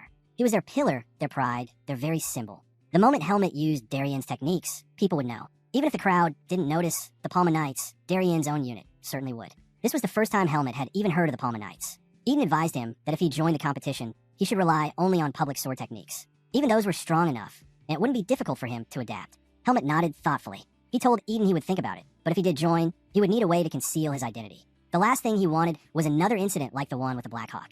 Eden fully understood. He remembered how much trouble that pursuit had already caused Helmet. Still, he asked if the situation with the Black Hawk was truly resolved. He admitted he trusted Helmet's word, but he worried the organization might not honor its promise. Helmet reassured him. He said he had good reason to believe they would keep their word. Even so, Eden urged him to be cautious and to take his time deciding whether to compete. Then he asked if Helmet was heading back to training. Helmet shook his head. He explained that there had been an announcement about a practical exam for the finals, and he was going to class. Eden wished him luck, though a nervous look crossed his face. He added that Helmet shouldn't resent the instructors too much for deciding on such a test. Helmet wondered silently why Eden would say such a thing. The scene shifted. Instructor, Alan announced that the practical exam would be none other than the Antimon Combat Ability Assessment. The room went silent. No one expected this. Helmet, in particular, didn't even understand what Alan meant at first. Alan clarified. The test had 10 stages, and each student would enter alone. They could stop at any point if things got too difficult, but the higher they climbed, the more points they'd earn. He reminded them of Dino's incident, stressing that everyone should have learned something important from it. Demonic energy wasn't some distant threat. It was right here, closer than they thought. The forest was full of monsters that often clashed with humans. As swordsmen, they would face these creatures sooner or later. Normally, this exam was reserved for senior students. But after what happened during the camp, the instructors agreed that it was better to make everyone aware of the danger earlier. Andro raised his hand, asking if they'd really be fighting monsters. Alan smiled and said the type of monster would remain a secret. But he assured them not to worry. The opponents weren't real. Instead, they'd be facing illusionary monsters conjured with magic, which meant no one would be seriously hurt. Hearing this, Andro let out a breath of relief. For a moment, he thought the academy had brought in actual beasts. Aska, however, grinned. Since they were just illusions, he said they could beat them down without hesitation. Alan chuckled at that confidence. He reminded them that the seniors who had taken the same test once felt the exact same way, overconfident before the fight began. His advice was simple. Don't get cocky, just give it everything you've got. Those words, though, only made the students more nervous. As Helmet thought about monsters, his mind drifted to Alaga and Naho.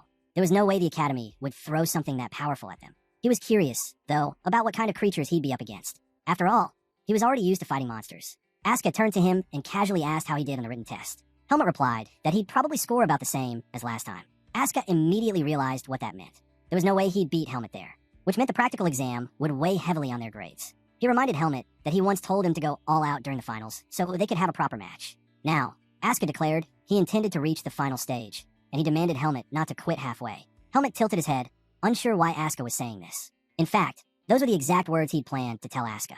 When he pointed that out, Aska clicked his tongue in frustration. Aska clicked his tongue and muttered that Helmet was starting to sound more and more like Araya. Still, he grinned, saying he wanted to see just how far they could both go, and whether anyone could actually clear stage 10. The scene then shifted. Examinee number 15, Aska the Mad Dog, staggered forward, drenched in sweat and breathing hard. He had pushed himself all the way to stage 7, the farthest anyone had reached. But instead of triumph, there was frustration written all over him. "I can't believe this," he growled. "Not even stage 10. How can a test be this hard?" He shook his head, saying that even priests rarely encountered monsters like the ones he faced. Pointing toward the other examinees, he noted that no one else had even broken past stage 5. Around him, the students were battered, exhausted, and clearly shaken. Turning to Helmet, Asuka demanded to know if the exam was even fair. But Helmet calmly reminded him that the point wasn't to clear all 10 stages. It was about facing the challenge head-on. "You're fine," he said simply. Asuka scowled. "That's not the problem," he snapped. Before Helmet could respond, his name was called. It was his turn to enter the test area. Asuka leaned in, lowering his voice. "Forget what I said earlier. Just go and see for yourself. When you reach stage 8, you'll understand why I ran out. Don't stop before then." Helmet paused, wondering what Asuka had encountered that left him so shaken. With that thought lingering in his mind, he stepped into the hall. The moment he entered, a voice called out to him. Helmet looked up and immediately recognized the man standing there. "Long time no see. Since the camping incident," the man said. Helmet narrowed his eyes. "Professor Dwayne." The professor smiled faintly, surprised that Helmet remembered him. He explained that he rarely interacted with swordsmanship students, but Helmet stood out. During the midterms, his answer on magic had caught Dwayne's attention. A refreshing perspective compared to the typical responses of the magic department. "I have high expectations for you in this test," Dwayne said, raising a small glowing orb. "Show me your determination against the power of darkness once again." Light swirled as his magic activated. Helmet drew his blade without hesitation. "I'll do the same as always," he replied. A green flash filled the air, and from it a creature emerged. The stage 1 monster, the rabbit beast. The creature lunged forward in a blur of motion. With a swift, clean strike, Helmet cut it down instantly, the beast vanishing into nothingness. Professor Dwayne's eyes widened in shock at the sheer ease of the kill. Helmet calmly sheathed his sword and said, "All right now, I understand." Helmet finally understood what the illusions were like. Professor Dwayne, watching closely, noticed something important. There wasn't even the slightest hesitation in Helmet's strikes. This wasn't just natural talent. It was the result of relentless training and hardened experience. Curiosity stirred within the professor. Just how far could this boy's abilities go? The test pressed on. The second monster appeared, and Helmet cut it down with a single swing. The third came a massive frog, and it too fell instantly. Next was a giant snake, then a hulking wolf. With the same effortless precision, Helmet carved through each one. A massive bee was shredded apart, and a giant grasshopper of stage 7 followed. And then stage 8, the very stage where Asuka had given up. Helmet braced himself, eager to see what had driven the mad dog away. The circle blazed with light, and from it emerged a monster that towered over him, an enormous centipede stretching endlessly across the floor. Even Helmet paused, taken aback. He understood immediately.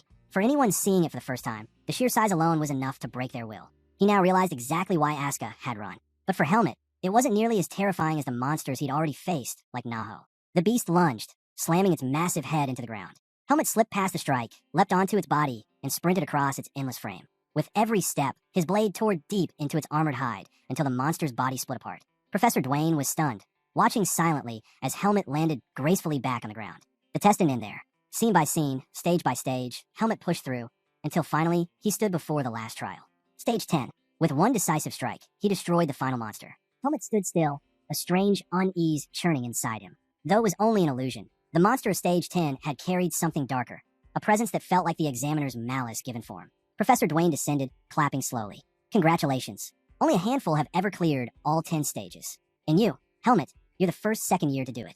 Take pride in that." But Helmet simply nodded, unmoved. Dwayne went on, explaining that students who conquered stage 10 were granted a special reward. They could request any artifact of their choosing. Surprised, Helmet admitted he hadn't known about this. "That's because I'm the one who makes them," Dwayne revealed. "Whatever you want, tell me. I'll craft it for you." Helmet fell into thought. The professor reassured him there was no need to decide now. He could come to the research lab later with his request. Then, an idea sparked in Helmet's mind. Looking up, he asked, "Can you create something that can change a person's appearance?"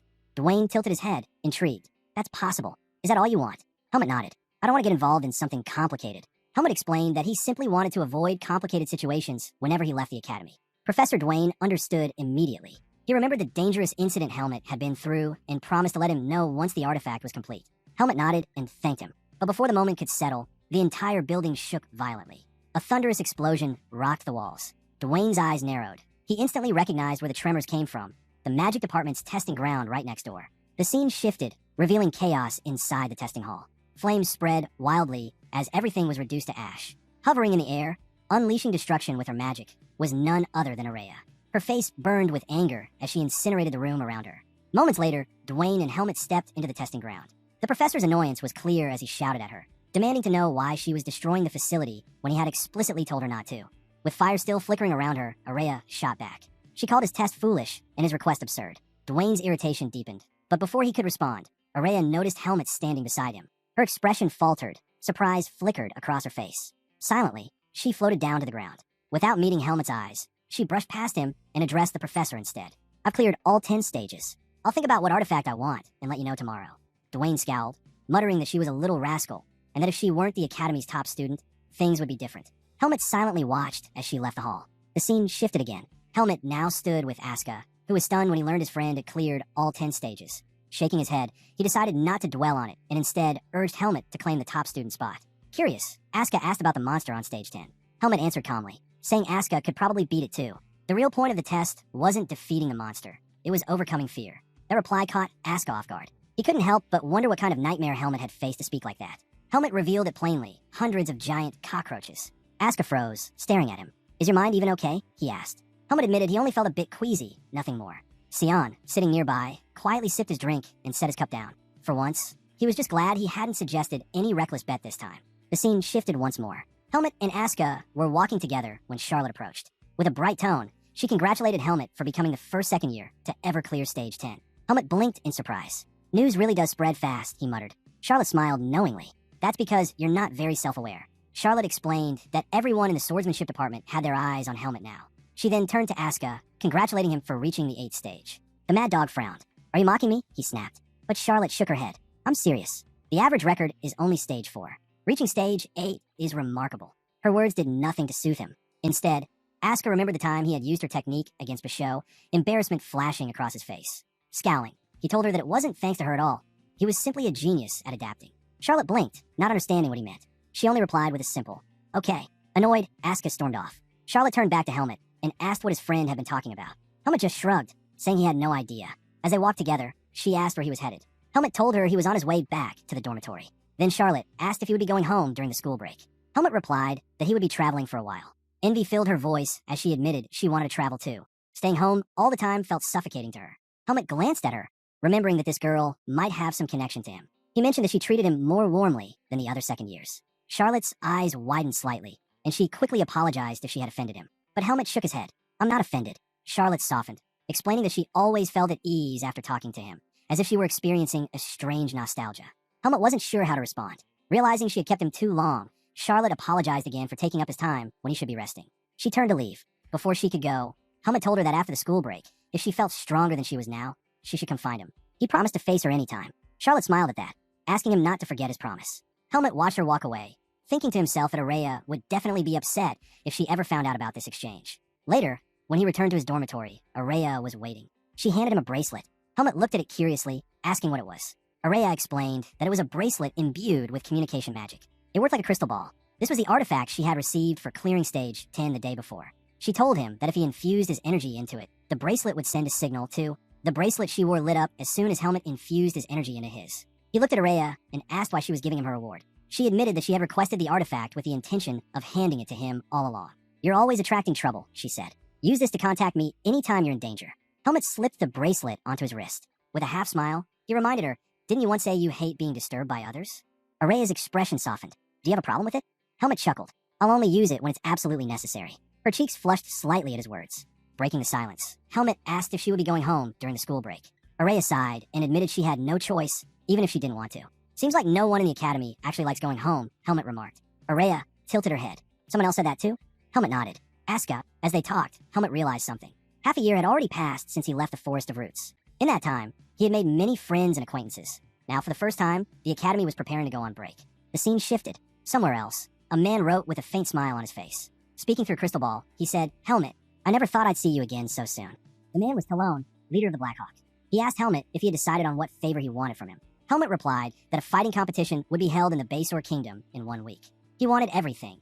Information on the powerful figures in the kingdom, especially the nobles and organizers of the event, as well as details about the king, the royal family, and recent major events. Talon narrowed his eyes. So, you're planning to attend this competition? Helmet cut him off coldly. I'm the one asking the questions. The leader quickly apologized, then pressed for clarification. When you say information, do you also mean public opinion? The nobles' reputations, their personalities, even family ties? Helmet told him to decide for himself. It doesn't matter if your investigation is half-hearted. That would just make me think the Blackhawk's intelligence gathering is weak. Talon froze for a moment, realizing Helmet's game. The boy had been precise in what he wanted, yet vague in scope.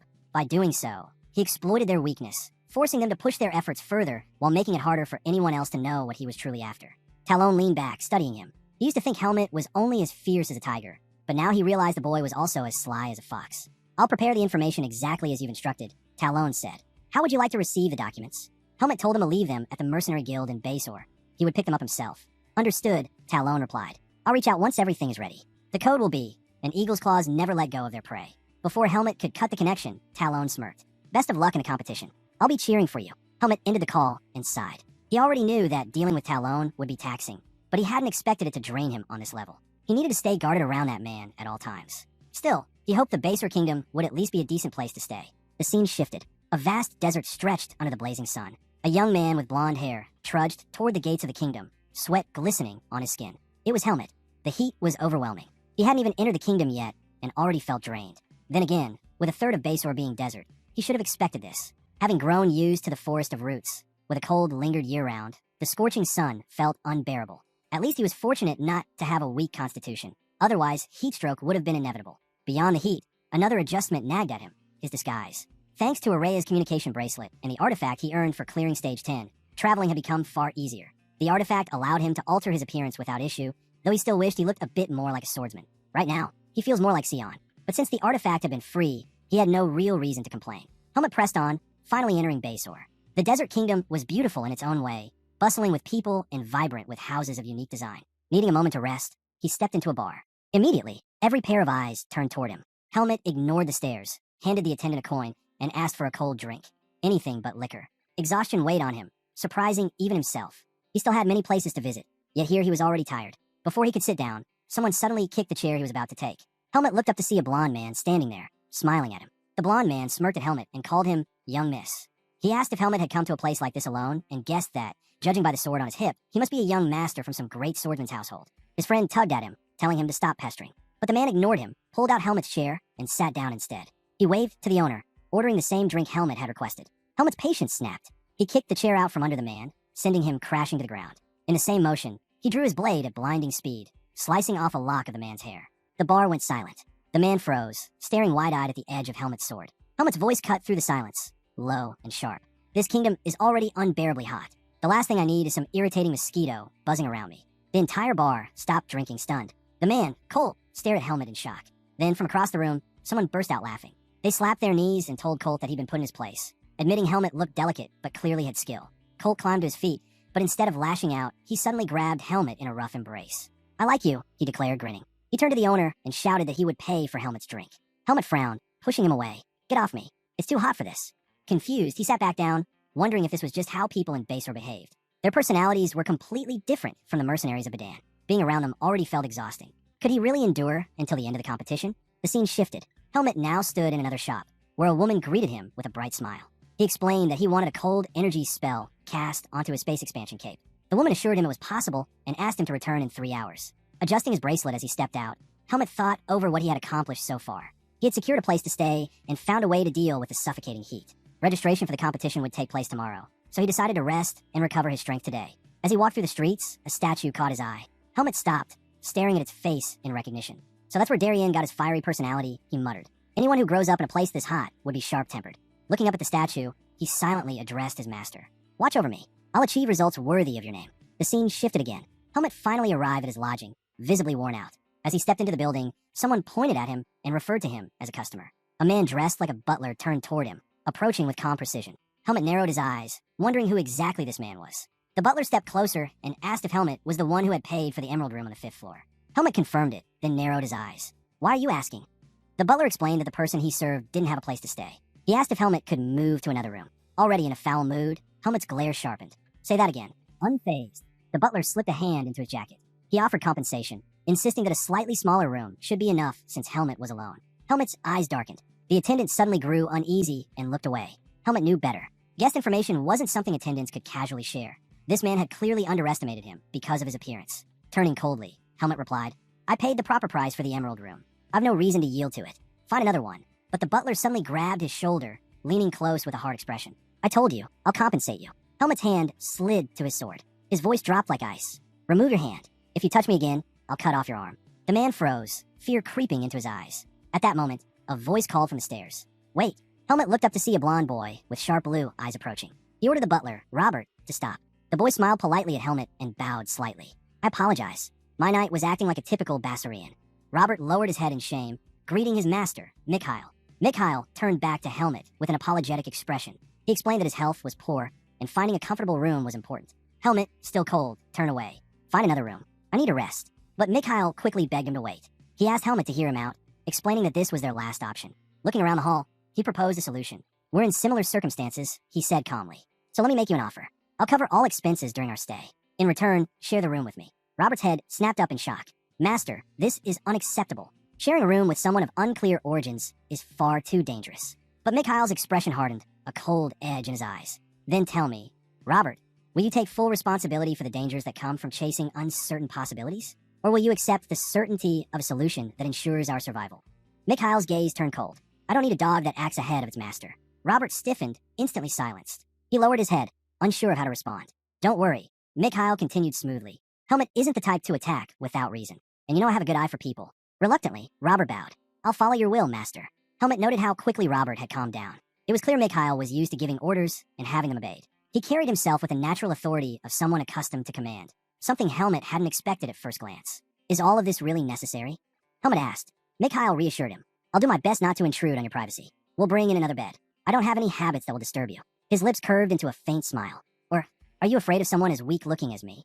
At that, Helmet frowned. Now that he thought about it, he had never seen anyone with so little energy before. You look like you'd crumble if I bumped into you, he said bluntly. I didn't even know people like you existed.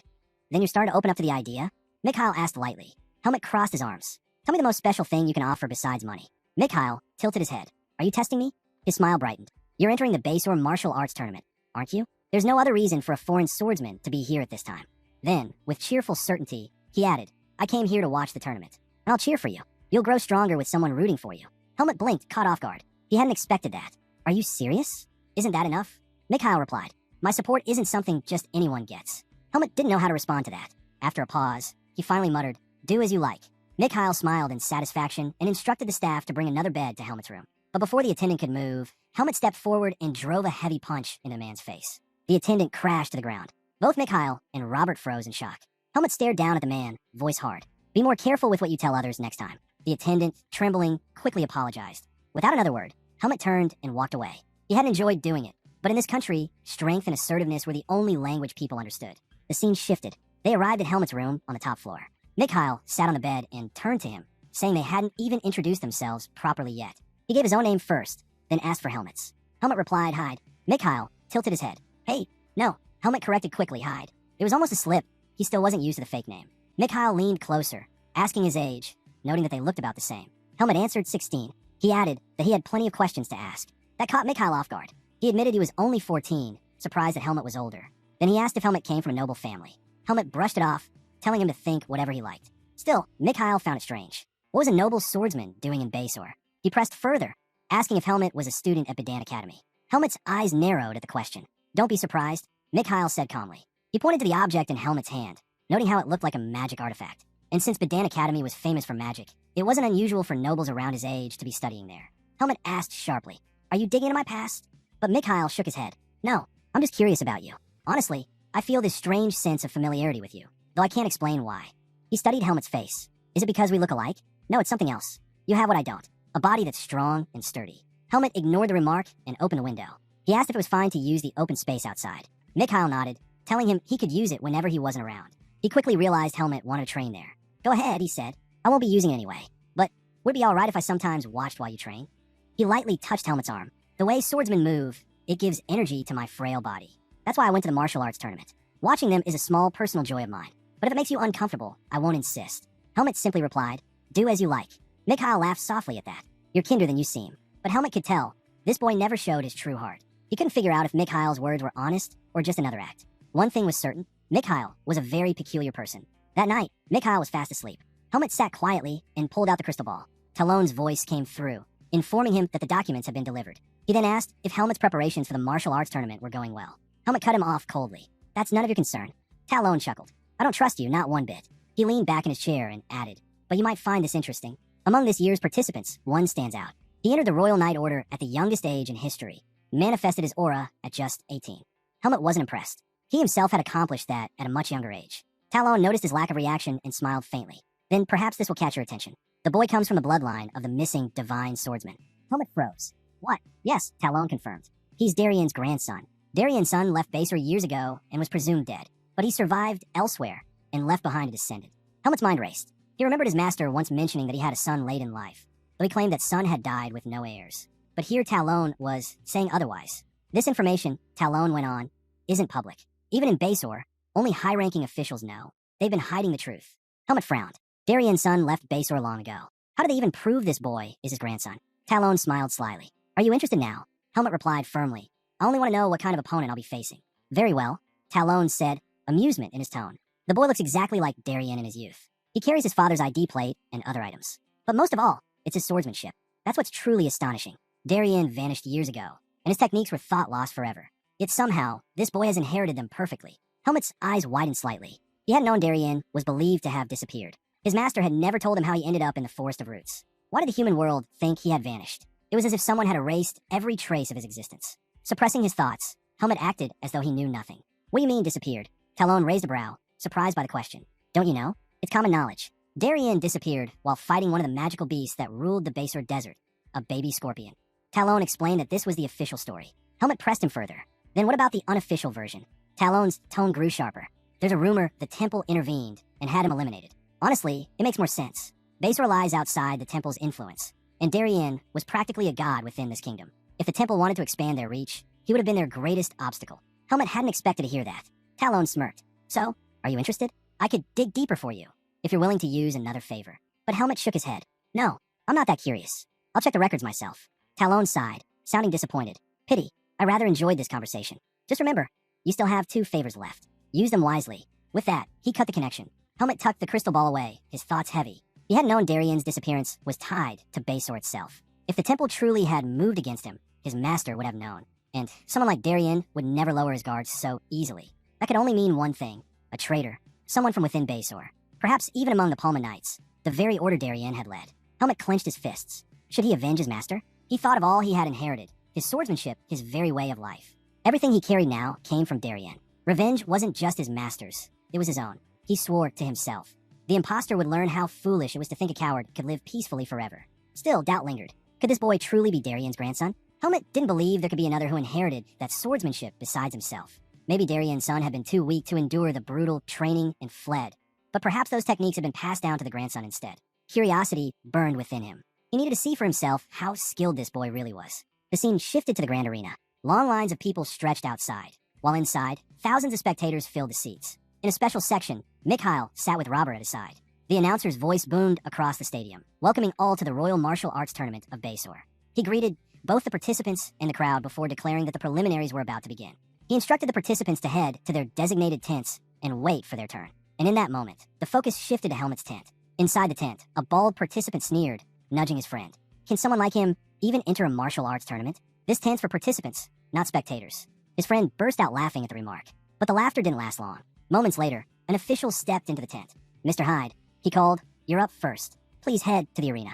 As he looked up, the man froze. Helmet stood calmly, surrounded by the unconscious bodies of the 2 mockers. I'll go right away, Helmet said, brushing past him. Then, almost as an afterthought, he added, those 2 signs of heat stroke. Adjust the sequence of their match. The official's eyes widened at the sight of the collapsed men, stunned into silence. Meanwhile, the arena roared with excitement. The announcer welcomed their youngest contestant, Helmet, who stepped into the ring after removing his cloak and donning the armor. His opponent, the undefeated back-alley swordsman of Basor, a thug known as Jackal. In a special section, Robert leaned toward Mikhail. That's Jackal, the captain of the Mola gang.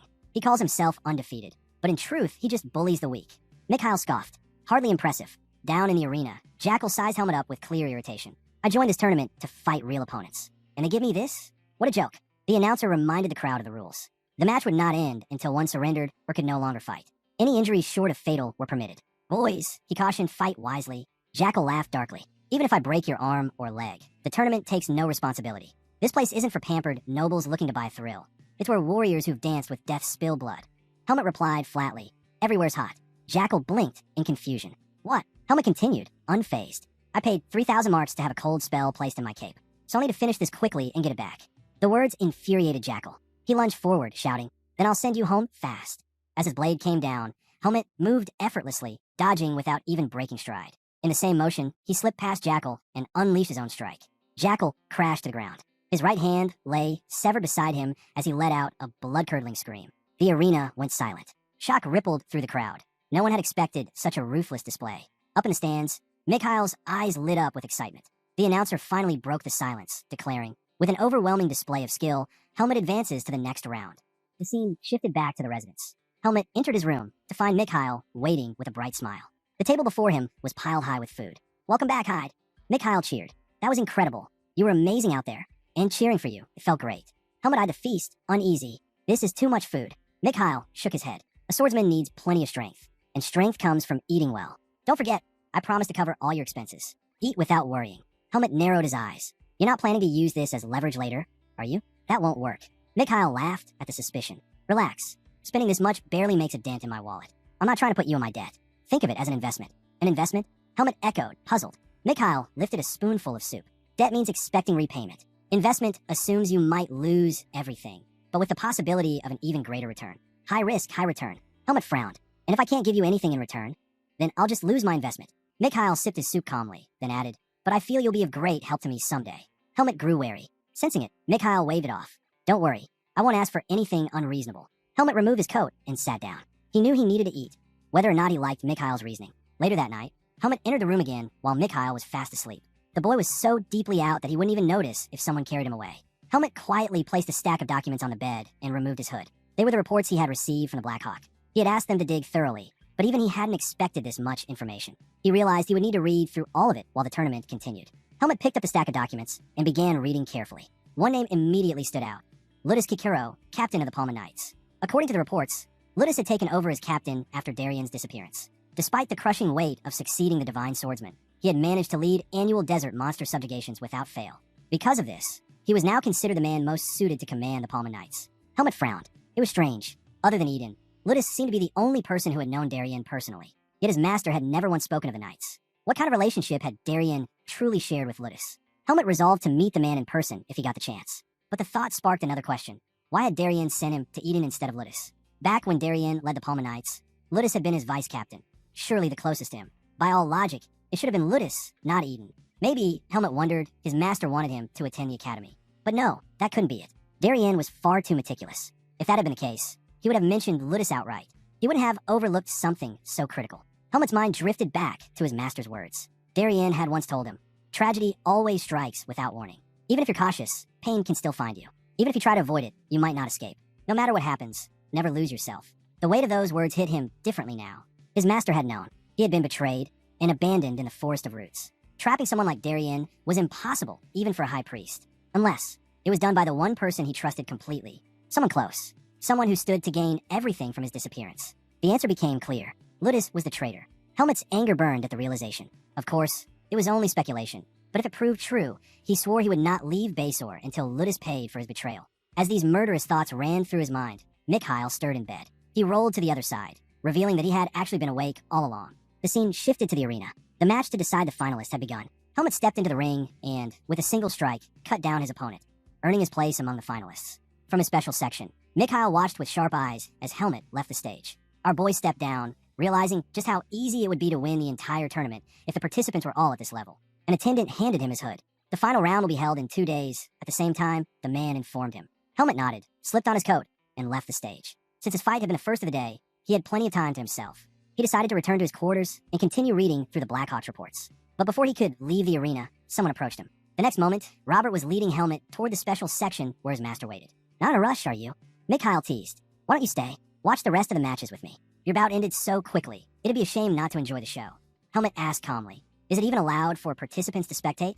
Mikhail smirked. "There's no rule against it. Though, in Basor, people see it as unmanly, like you're trying to size up your opponents in advance. But someone like you doesn't need to analyze anyone. Still, it'll be fun." Helmet thought for a moment, then agreed to stay. The second round began. A towering man stepped onto the stage, the head of the renowned Basor Kendo Hall, Kyle. The announcer introduced him with pride, and the crowd roared. But then came his opponent. Helmet's eyes narrowed as the announcer declared the name, Luke Jagar, the youngest to ever join the Palma Knights. A genius, a rising star. Helmet was certain he had seen this boy's face before. Kyle himself looked surprised. "A Palma Knight? This is an honor." Luke smiled politely. "The honor is mine." To face someone as respected as the head of Base or Kendo Hall, it's a privilege. Please go easy on me. Helmet studied him carefully. That face, it was exactly how Darien would have looked at that age. He wondered just how skilled this boy truly was. The two squared off, drawing their swords. The audience fell silent, every eye locked on the ring. Kyle gauged the boy's stance. No openings. Not a single flaw. He could tell Luke was dead serious. Luke glanced at the restless crowd. If we keep testing each other,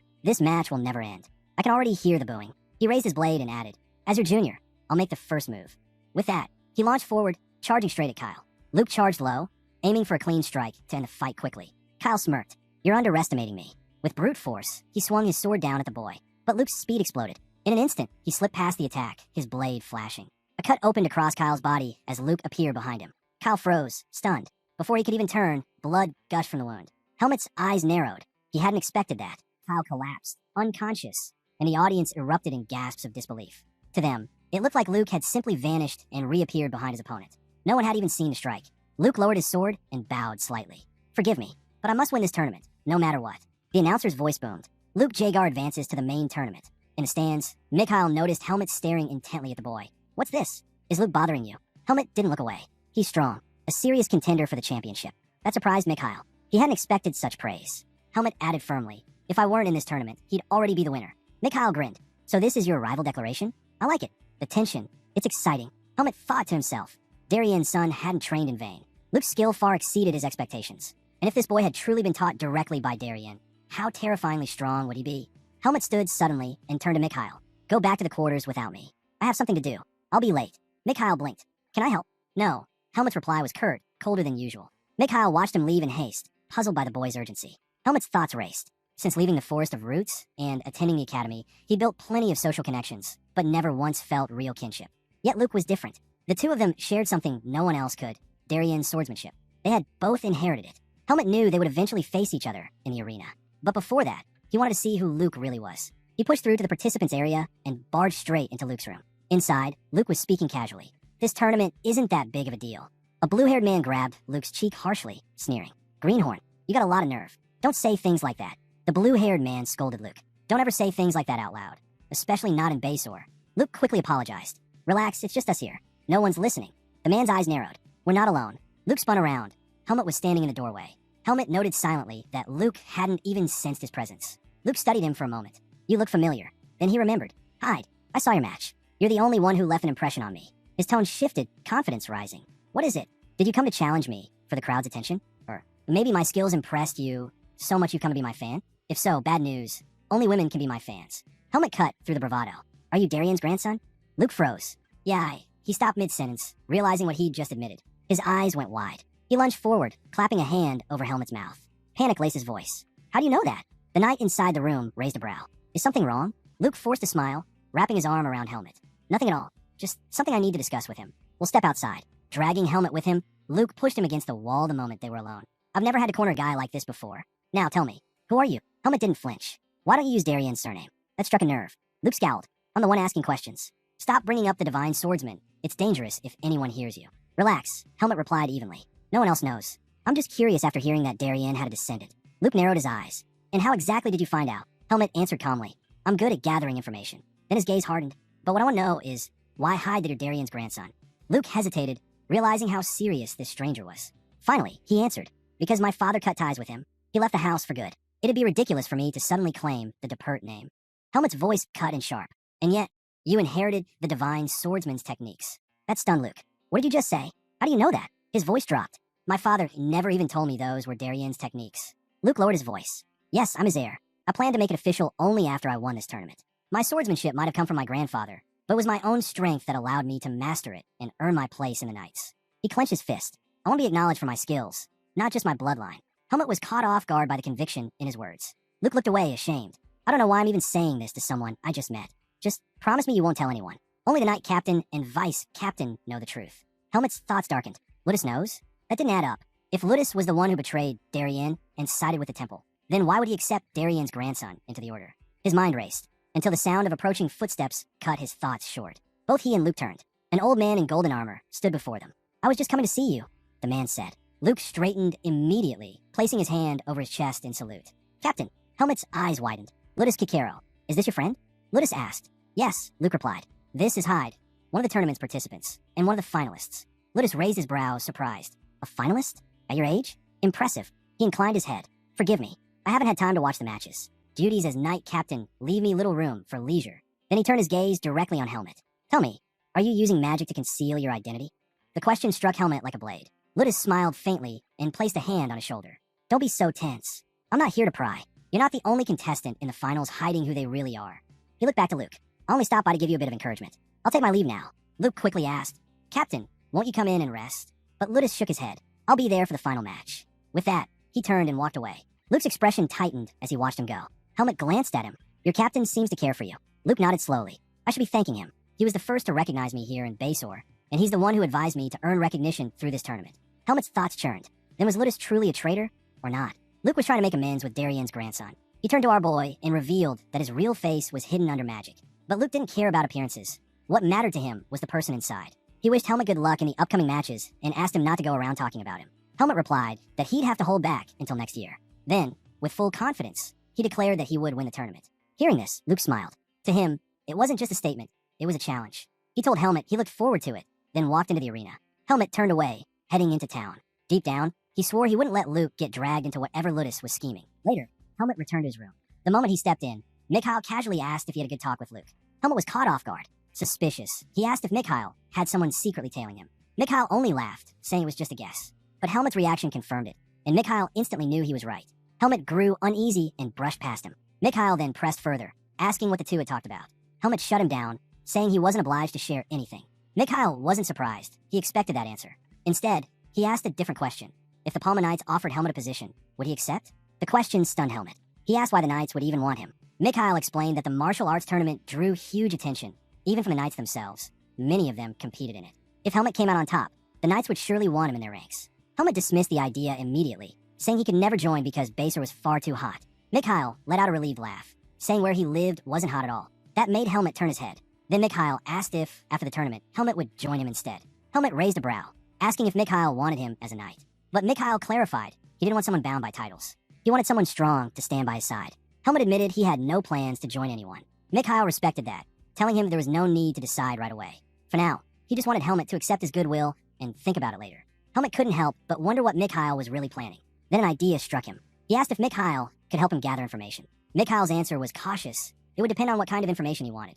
Helmet finally revealed what he needed. He wanted Mikhail to dig up information on the Palma Knights, their captains, their members, and the missions they usually undertook.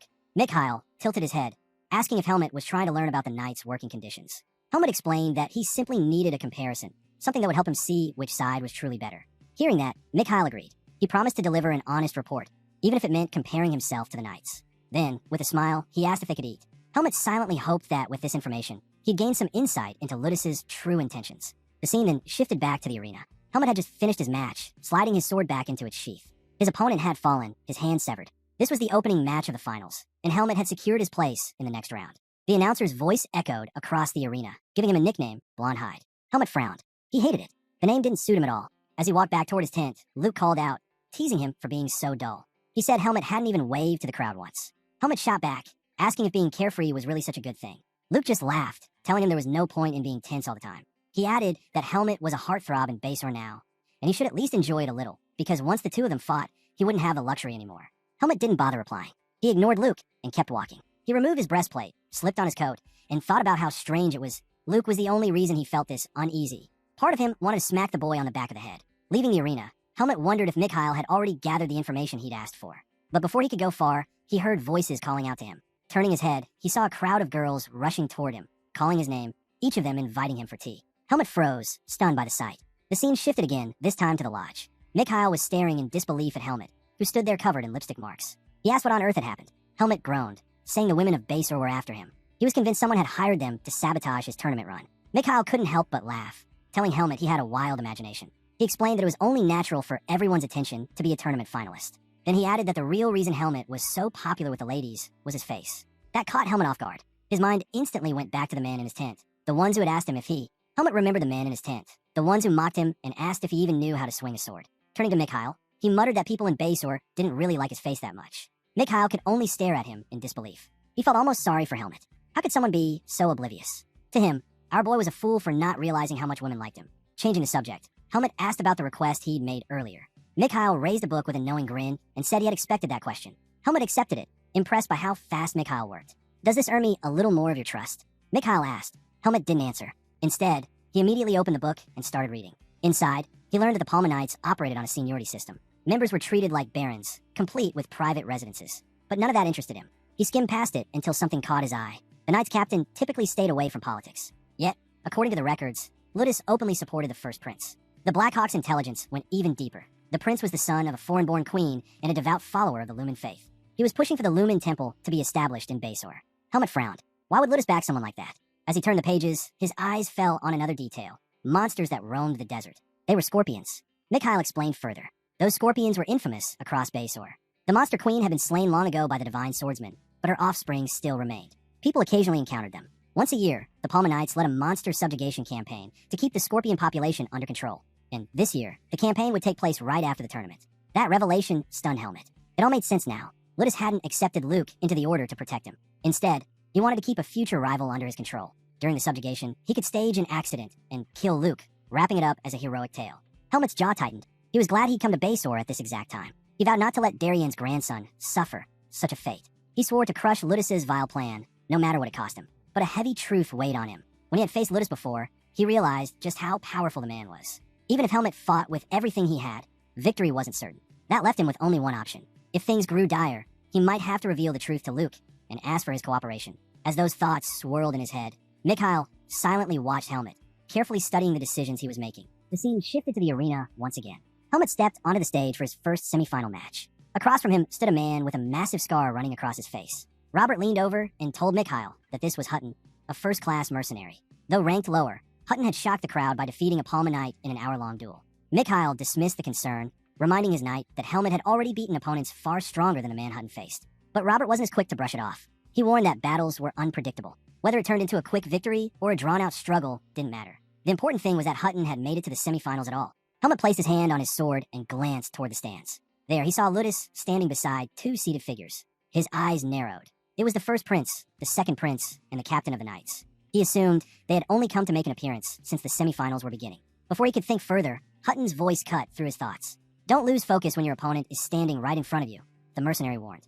Overconfidence is the fastest way to lose. Helmut drew his sword and shook his head. I wasn't distracted. My mistake if it seemed that way. As he sized the man up, Helmut guessed that Hutton was on par with Peugeot's level. For a first-class mercenary, his energy didn't feel particularly strong. Still, Helmut was curious about his fighting style. He decided to test him. In a flash, he charged forward. The moment Helmut closed the distance, Hutton angled his blade toward the sunlight, catching it in just the right way to blind him. Seizing the opening, Hutton slipped into Helmut's blind spot and swung. But Helmut's instincts kicked in. He sensed the attack and blocked it just in time. Both men leapt back, resetting their stances. Helmut didn't hesitate. He rushed in again. This time, Hutton dragged his sword across the stage floor, splintering the stone. Shards of rock shot up into the air, which he flung toward Helmut like projectiles. Helmut cut through them with ease, but as he raised his head, Hutton was already upon him. Steel clashed as the mercenary swung, his strikes coming faster and faster. Helmut blocked each blow, his blade moving effortlessly in defense. With one forceful push, he shoved Hutton back, forcing the man to skid across the stage. The audience gasped at the display, clearly impressed. Even Mikhail leaned forward with interest, watching the duel unfold. Helmut wiped the sweat from his forehead. This wasn't as simple as he thought. Hutton was trickier than expected. Then he noticed it. Hutton was deliberately delaying his attacks, holding back half a beat in ways that threw off his timing. Helmut pierced through an opening with a sharp, precise counter. At once, he understood. Hutton hadn't neglected his fundamentals. This wasn't a man relying on luck. Hutton exhaled heavily. He admitted that he had trained hard for his swordsmanship, but against Helmut's reflexes, it wasn't enough. Even if they were the same age, he said, he could never match that kind of speed. Then Hutton's energy flared. He declared that if this were a mercenary mission, he would have waited for the perfect moment to strike. But here in the arena, he couldn't afford to lose face. He lunged at Helmut, blade raised. But it was a bluff. Hutton's real weapon was hidden in the mechanism built into his sword, which extended his attack range. He was betting that someone like Helmut, so cautious about rhythms and delayed attacks, wouldn't be able to handle a strike that came just half a beat faster. Unfortunately for him, Helmut shattered his sword with a single blow. Stunned, Hutton froze. In that instant, Helmut's blade was already at his neck. I'm sorry, Helmut told him. I was ordered not to kill you. Relieved, Hutton smiled. The announcer quickly declared the fight over. With Hutton's weapon destroyed, Helmut was named the victor and advanced to the finals. Helmut offered his hand, pulling Hutton up. He told him he had ended the fight quickly because he hated the heat. Hutton laughed at that. He confessed that his final strike had been aimed at cutting off Helmut's wrist. Helmut shrugged. It would have been fine. The rules allow anything short of killing. Hutton shook his head. Ruthless. He stared at the remains of his broken sword. Geniuses really do exist. I can't believe someone this young is already at your level. You'll go down in history, Helmet replied calmly, telling him he could have grown stronger if he'd put more effort into training instead of relying on tricks. Hutton burst out laughing. He explained that as a mercenary, versatility was everything. In real battles, having extra cards to play was often the difference between life and death. For someone like him, with only average talent, strategy was the weapon that let him stand toe-to-toe with stronger opponents. But after crossing swords with Helmet, he realized something painful. When faced with overwhelming skill, all of his clever tactics crumbled. As the two spoke, the first and second princes silently watched from their seats, their eyes fixed on the battlefield. The first prince's gaze followed Helmet as he stepped down from the stage. He turned to Ludus, remarking on how skilled the young fighter was for his age, and asked for his opinion. Ludus replied that ever since his first encounter with Helmet, he had sensed something unusual about him. He admitted that it would be ideal if they could recruit him into the Night Order. The second prince also kept his eyes on Helmet, his interest clear as he watched him leave. Meanwhile, Mikhail sat deep in thought. He couldn't shake the feeling that Helmet's true purpose had nothing to do with something as small as winning the martial arts tournament. He remembered how Helmet often wandered at night, scanning his surroundings, always searching for something unseen. What was it that he was really after? As Mikhail pondered, his attention was drawn to a commotion nearby. Someone was being stopped from entering his section. Curious, Mikhail asked an attendant to explain. The attendant reported that a man was insisting on meeting him, but the guards wouldn't allow it. The man turned out to be bald, with a fiery red beard. He struggled against the attendants, calling out to Mikhail and begging for an audience. One of the guards scoffed, calling him a disrespectful thug. Mikhail silenced them and addressed the man directly. Who are you, and where do you come from? The man quickly apologized for his behavior. He introduced himself as a blacksmith from Baysor, revealing that all the swords supplied to the Palmanites were forged in his workshop. Intrigued, Mikhail asked why he had come. The blacksmith explained that he had heard rumors of Mikhail being close to Helmet. He asked if he could meet the young fighter, insisting that he only wanted to confirm a suspicion. Mikhail narrowed his eyes and asked what suspicion he meant. The blacksmith lowered his voice and said it was about Helmet's sword, its origin, to be precise. Before anything more could unfold, the second round of the semifinals began. Luke stepped into the arena and secured an easy victory, ensuring the tournament finals would be between him and Helmet. The scene then shifted to Helmet's room. He was startled when Luke walked in, his expression heavy with concern. Luke revealed that the second prince was coming. Officially, it was to encourage the tournament finalists, but Luke was certain he was the true target. Helmet asked why the second prince would want to see him specifically. Luke explained that the prince must already know his identity. He was the grandson of a divine swordsman. By recruiting him, the second prince would gain the Palma Knights' backing. And in Baysor, their support was as good as a direct claim to royal succession. Helmet now understood the gravity of the situation. Right now, the captain of the Palma Knights stood firmly in support of the first prince. If the second prince tried to recruit Luke, it would directly challenge that position. Helmet pointed this out, and Luke admitted he was right. That was exactly why the meeting felt so awkward. He owed the captain a great deal. But then Luke froze. A thought struck him. He turned to Helmet and asked how he knew so much about the political situation. Helmet reminded him that he'd once said he was good at gathering information. Luke sighed, realizing he couldn't dodge the meeting. He asked Helmet if he could think of some excuse to get him out of it. Before Helmet could answer, a voice came from behind. The second prince had arrived. He told Luke that if he was busy, he could always return later. Luke stiffened, instantly realizing he'd made a mistake. Spinning around, he tried to cover it up, insisting it was just a misunderstanding. The prince waved it off with a smile, saying he understood completely. He simply enjoyed teasing him. He commented that Darien, the man he remembered, had always been stern and unshakable. At times, it was hard to believe Luke was his descendant. That caught Helmet's attention. He asked the prince what kind of man the divine swordsman truly was. The prince looked at him curiously, then praised his performance in the tournament, calling his swordsmanship remarkable. He admitted he'd only met Darien a handful of times in his youth, but the impression remained vivid. Darien had been loyal, dependable, and the strength in his eyes reflected the very spirit of Baysor. Helmet was surprised to hear this perspective. The prince then asked if Helmet's interest in Darien's grandson came from the same curiosity. Luke immediately cut in, demanding to know how much of their conversation the prince had overheard. The prince chuckled, assuring him he hadn't meant to interrupt. He said he only stayed quiet because their discussion seemed important. Turning to Helmet, he asked if there was anything else he was curious about. Luke grew defensive, warning the prince not to reveal too much to Helmet. He claimed that Helmet was practically a divine swordsman stalker. The prince laughed again, but shook his head. He said Helmet didn't give off the impression of someone with malicious intent. A swordsman's heart, he explained, is reflected in their blade. Helmet's sword pursued nothing but pure strength. That alone made his fascination with Darien unsurprising. Helmet, without hesitation, told the prince that he was better than Luke. The prince burst out laughing, amused by the bluntness. Then he asked if Helmet would consider working with him. But Helmet rejected the offer immediately. The second prince hadn't expected Helmet to be so blunt toward royalty. Still, he smiled, shook Helmet's hand, and wished him a great match in the finals. He encouraged him to learn more about the divine swordsman's character, saying it would serve him well. Then he turned to Luke, shaking his hand too. He told him that after the finals, he would summon him for a proper discussion. Luke froze. His face tightened with worry as he asked if the prince truly intended to call for him. Is that a problem? The prince asked calmly. Luke hesitated, caught off guard. He reminded the prince that he had said he understood his situation. If he appeared alongside the prince in public, both he and the captain would be placed in an awkward position. But the prince's expression turned serious. He told Luke that this matter concerned his safety. That surprised both Luke and Helmet. The prince turned to leave, telling Luke that this was all he needed to know for now. He promised to send for him discreetly and urged him not to worry about prying eyes. Before walking out, he told Luke to take care. As the door closed, Luke let out a deep sigh. Helmet looked at him and remarked that, despite all his worries, he and the prince seemed rather close. Luke admitted that the prince was far more approachable than one might expect from someone of his rank. He respected him as a great man, but the circumstances made it impossible to get too close. Helmet advised him to accept the second prince's invitation. Luke blinked, surprised. Did you not hear what I just said? Helmet told him plainly that no one else would take responsibility for his life. If he kept letting the situation drag him along, he would eventually lose himself once the situation abandoned him. As Helmet spoke, Luke felt something stir inside him, the faint presence of his grandfather's aura.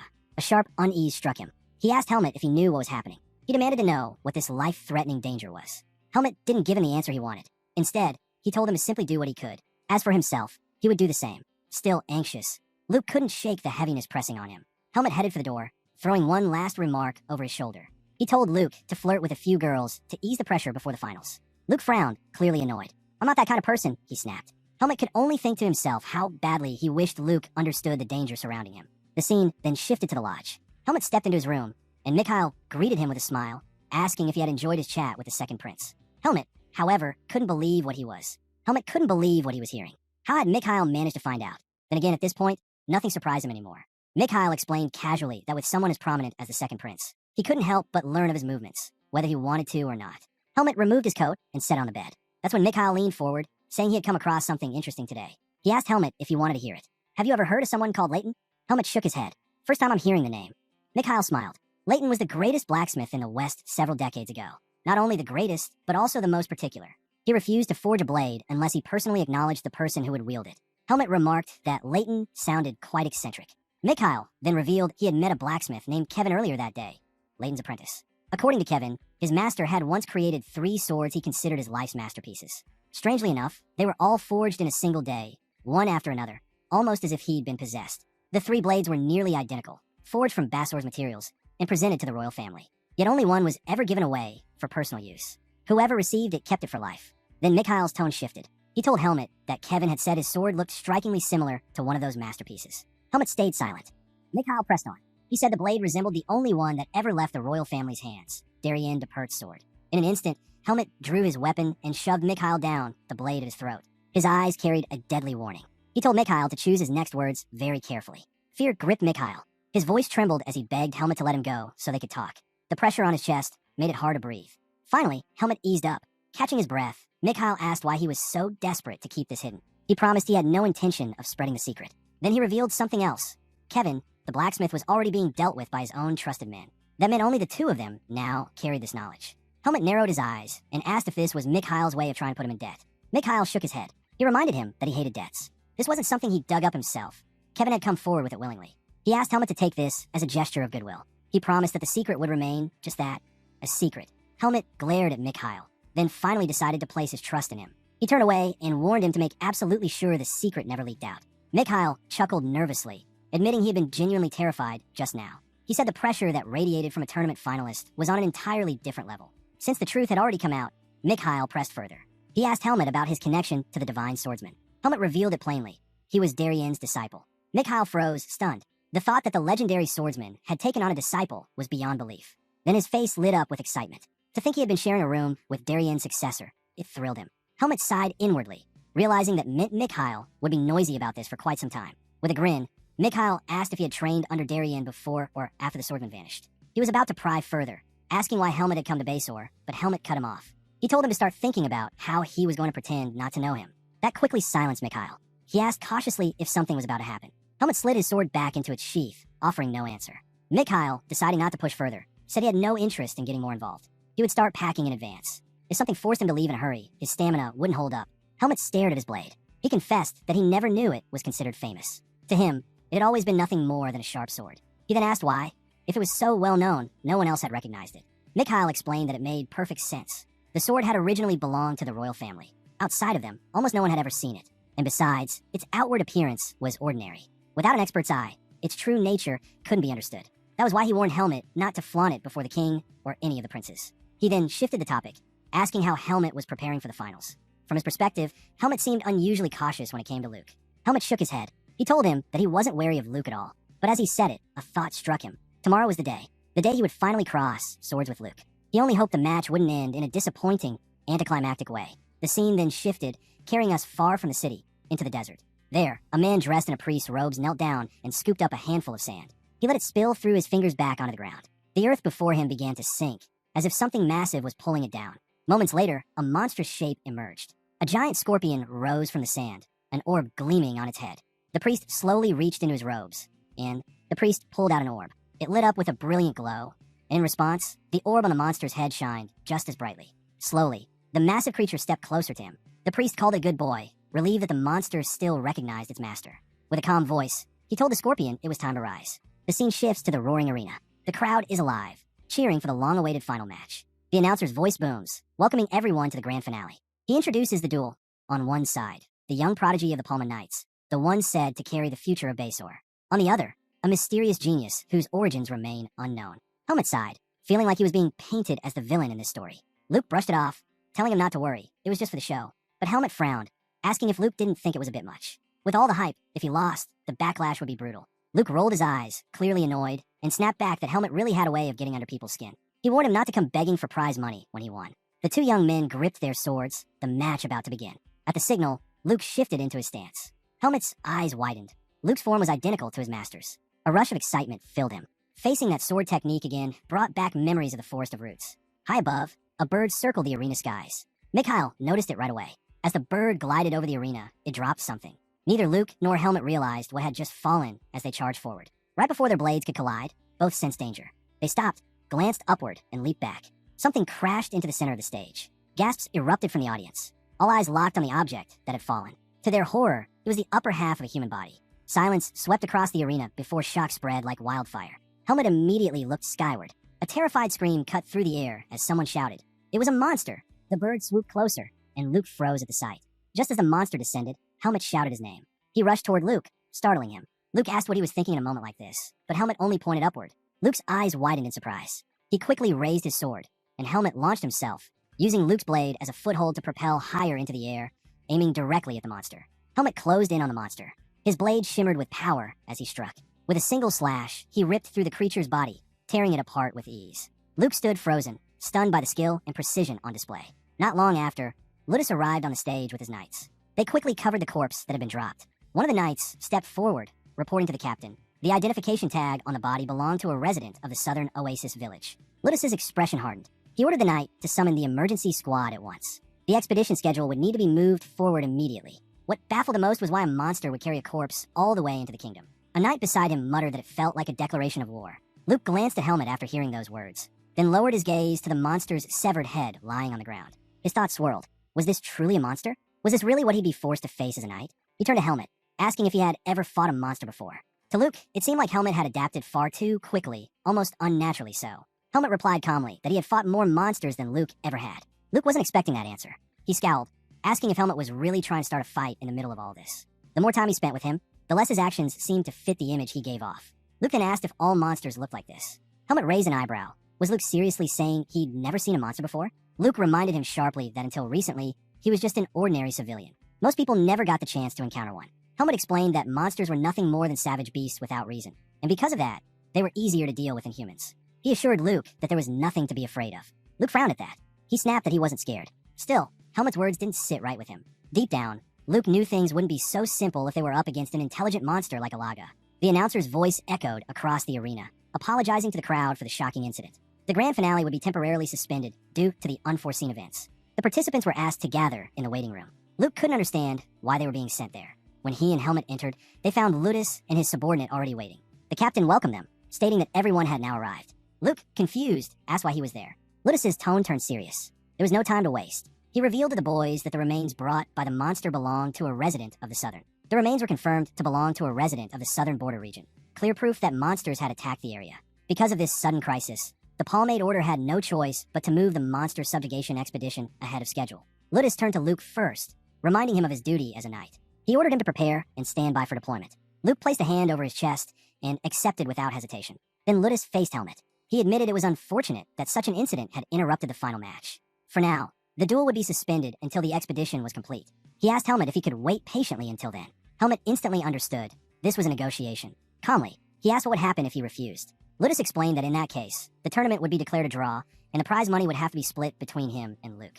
It wasn't the outcome anyone wanted, but under the circumstances, there was no other option. After a moment of thought, Helmet offered another path. He suggested joining Luke on a monster subjugation expedition. Whoever defeated more monsters would be declared the champion of the tournament. Both Ludus and Luke were caught off guard by the proposal. Ludus frowned, warning that monster subjugation was not a sightseeing trip.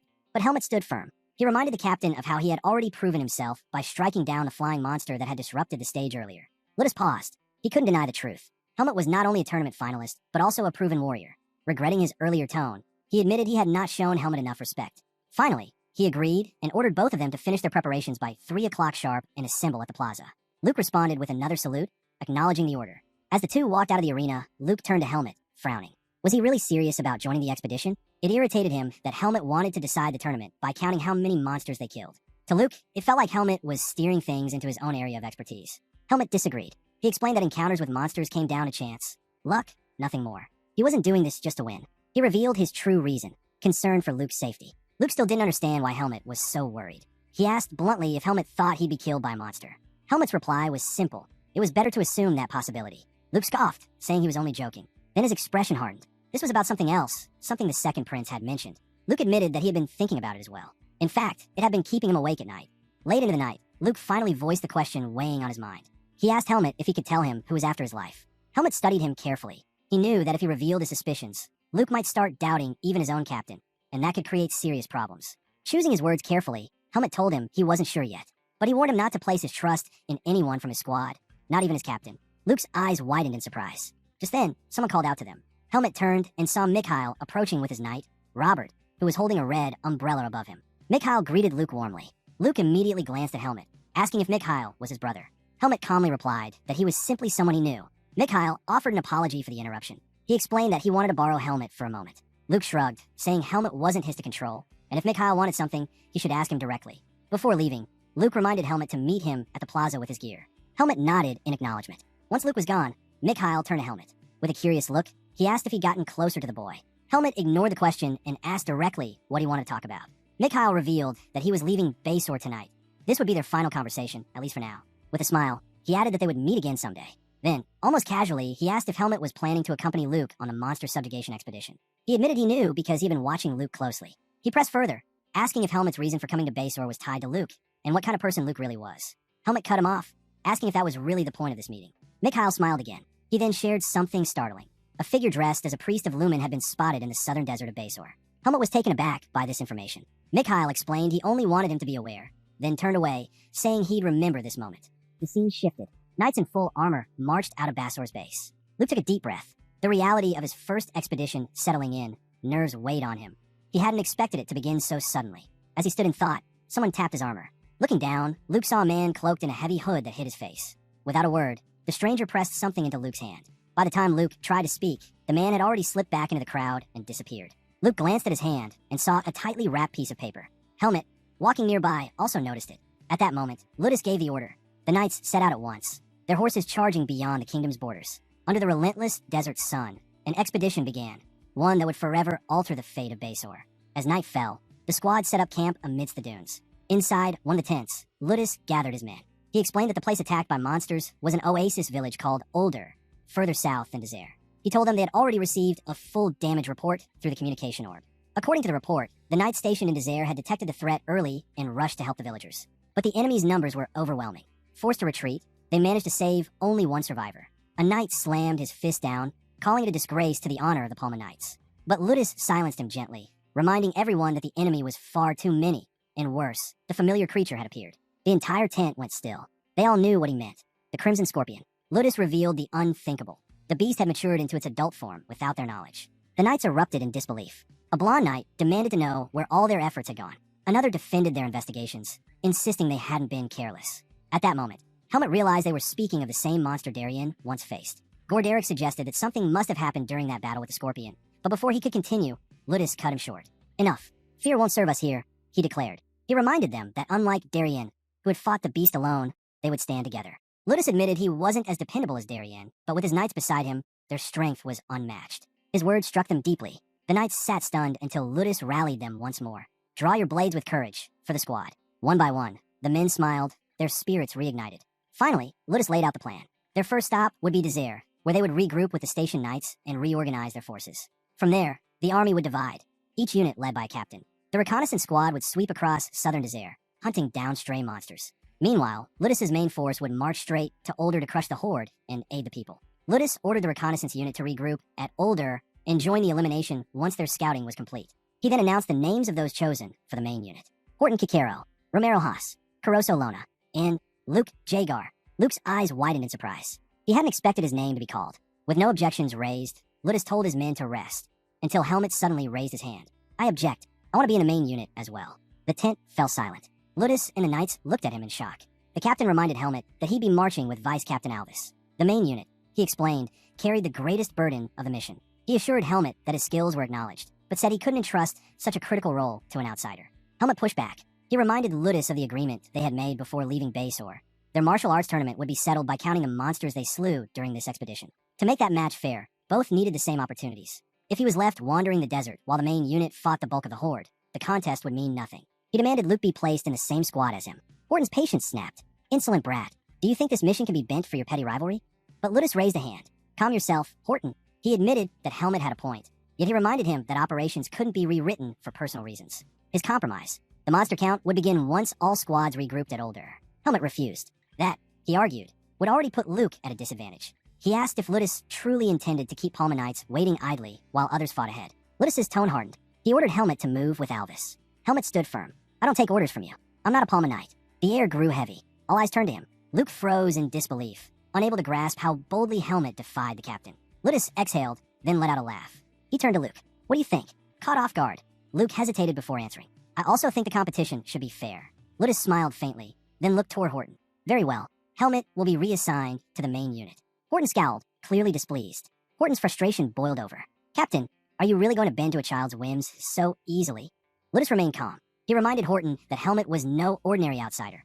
He was a finalist in their martial arts tournament. Adding him to the squad wasn't the real problem. The issue was balance. With 13 members instead of 12, the formation would be uneven. Turning to Helmet, Ludus said, you'll be placed at the rear. It will be harder to protect you there if monsters strike. Is that acceptable?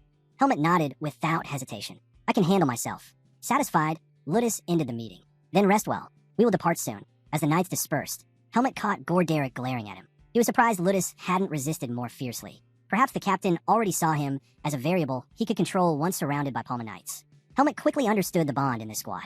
Their loyalty to Ludus was absolute. If he ever clashed with the captain, every knight here could turn against him. He knew he'd need complete focus moving forward. Luke, meanwhile, watched Helmet quietly, a trace of worry in his eyes. The scene shifted to Désert, where Ludus and his men joined with the station knights. Once the plan was shared, they set out again, heading straight for Older. But as the desert village came into view, something felt wrong. This should be Older, Ludus muttered, scanning the horizon. All he saw was devastation. The village lay in ruins. Not a monster in sight. One knight wondered if the creatures had moved elsewhere.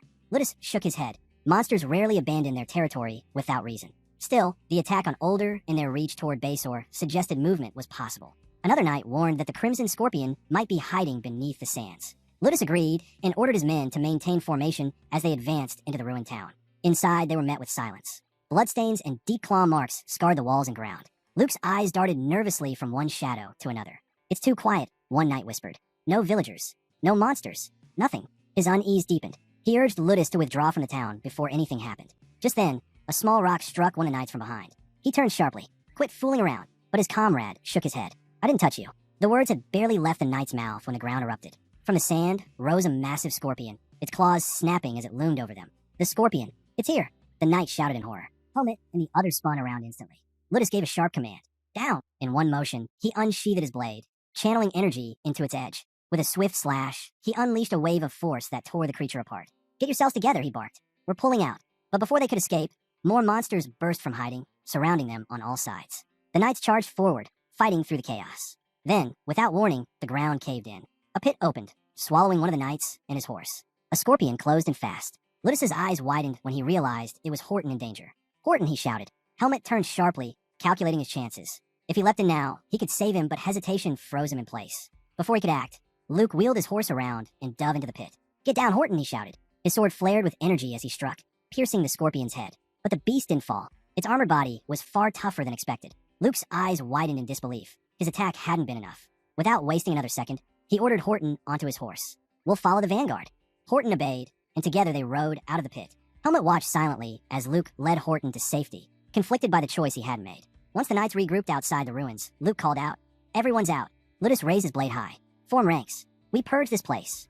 The battalion wheeled around and charged back in, clashing with massive snakes and scorpions that had taken over the town. Helmet's thoughts drifted as he fought. Horton, he knew, was loyal to Ludus, his henchman through and through. That made him a potential enemy, one he might have to face in the future. His hesitation had come from that very thought. But Luke had hesitated at nothing. Even knowing there was a traitor in their midst, he'd acted without fear. Was he too naive? Or was he simply that kind-hearted? When the dust settled, the ground was littered with the corpses of slain monsters. Ludus surveyed the battlefield. "It's over, but I didn't expect them to be lying in wait." A knight at his side frowned, and there were too many scorpions. Far too many. This could be bigger than we imagined. Meanwhile, Helmet and Luke rested against a large rock, catching their breath. Luke sighed heavily, exhaustion in his voice. Helmet handed him his water skin. Luke accepted the bottle and took a long drink. Helmet remarked that he looked exhausted, but Luke shook his head. Not tired, just disappointed. It was too easy. Helmet frowned. "Then why save them?" Luke looked puzzled. "What do you mean? You pulled Horton out of danger. Him and the others you saved, they might one day raise their blades against me." Luke's gaze shifted toward Horton and the knights. Then, calmly, he said, "I didn't take up a sword to stand by and watch when people are in need." Helmet had no reply. With a faint smile, Luke added, "Besides, Horton isn't really a threat to you." Elsewhere, Ludus studied the bright sky overhead. "We still have some time before regrouping," he noted. The knight beside him asked, "Should we contact the other squad?" Ludus shook his head. "If nothing's coming through, it means they're fine. A unit led by Dasim and Romero can handle stray monsters easily." Just then, another knight rushed over, holding out a communication orb. "Captain, you need to take this call." Ludus accepted it. "Is this from Dasim?" The knight shook his head. "No, sir." Bringing the orb close, Ludus announced, "This is the knight captain." A voice responded, "This is Heinz, garrison knight of Desert. I have a report. First, is everything under control on your end?" Ludus narrowed his eyes. Did something happen?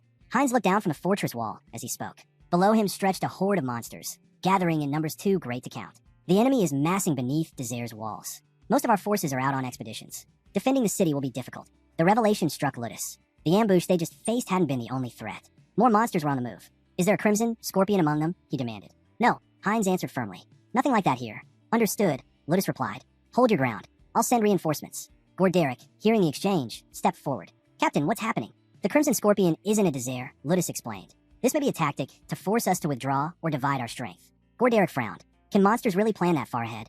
Ludus glanced back at him. "They just ambushed us, didn't they? It's not impossible." Ludus made his stance clear. "If the monsters think diversion tactics will break us, they're wrong. We won't back down that easily." He ordered a small force to remain behind for scouting, while the rest would ride to Desert as reinforcements. Helmet froze. This move meant Ludus could send nearly everyone back, except for his closest henchmen. If that happened, he and Luke would be completely isolated. A chill ran through him. Had the captain planned this all along? But Helmet wasn't about to let things unfold so easily. Ludus laid out his orders. Only he and 5 knights would stay. The rest would march back to Desert. Then he turned to Luke and Helmet. "You two are going with them." The boys were stunned. Helmet could hardly believe what he'd heard. Luke opened his mouth to argue, but Ludus cut him short. "Follow my command," he said firmly, placing a hand on Luke's shoulder. "I'm not sending you back because I doubt your strength. I'm sending you because I trust you." His tone softened. "Once the work here is done, we'll regroup. Together, we'll crush the Crimson Scorpion. And Luke," Ludus leaned closer, lowering his voice. "You'll have your chance. You'll take revenge on your grandfather's greatest enemy." Luke's eyes widened at the words. Ludus straightened, his command voice returning. "Make your preparations. We move out at once." The scene shifted. Helmet and Luke rode with the returning unit, the desert winds whipping around them. Helmet's mind churned. Why send him away? Ludus had the perfect chance to trap him and Luke, yet chose not to. Did this mean Ludus was the traitor? Or was it just suspicion twisting his thoughts? The captain had never acted out of line. Maybe he was following orders from the First Prince, but no. Helmet shook the idea from his head. Overthinking would only blind him. Tragedy, he knew, always struck without warning. He couldn't afford to lower his guard. As he wrestled with his thoughts, Luke called out, breaking the silence. "Helmet, do you respect the Divine Swordsman? Do you feel the urge to destroy the Crimson Scorpion, to avenge him?"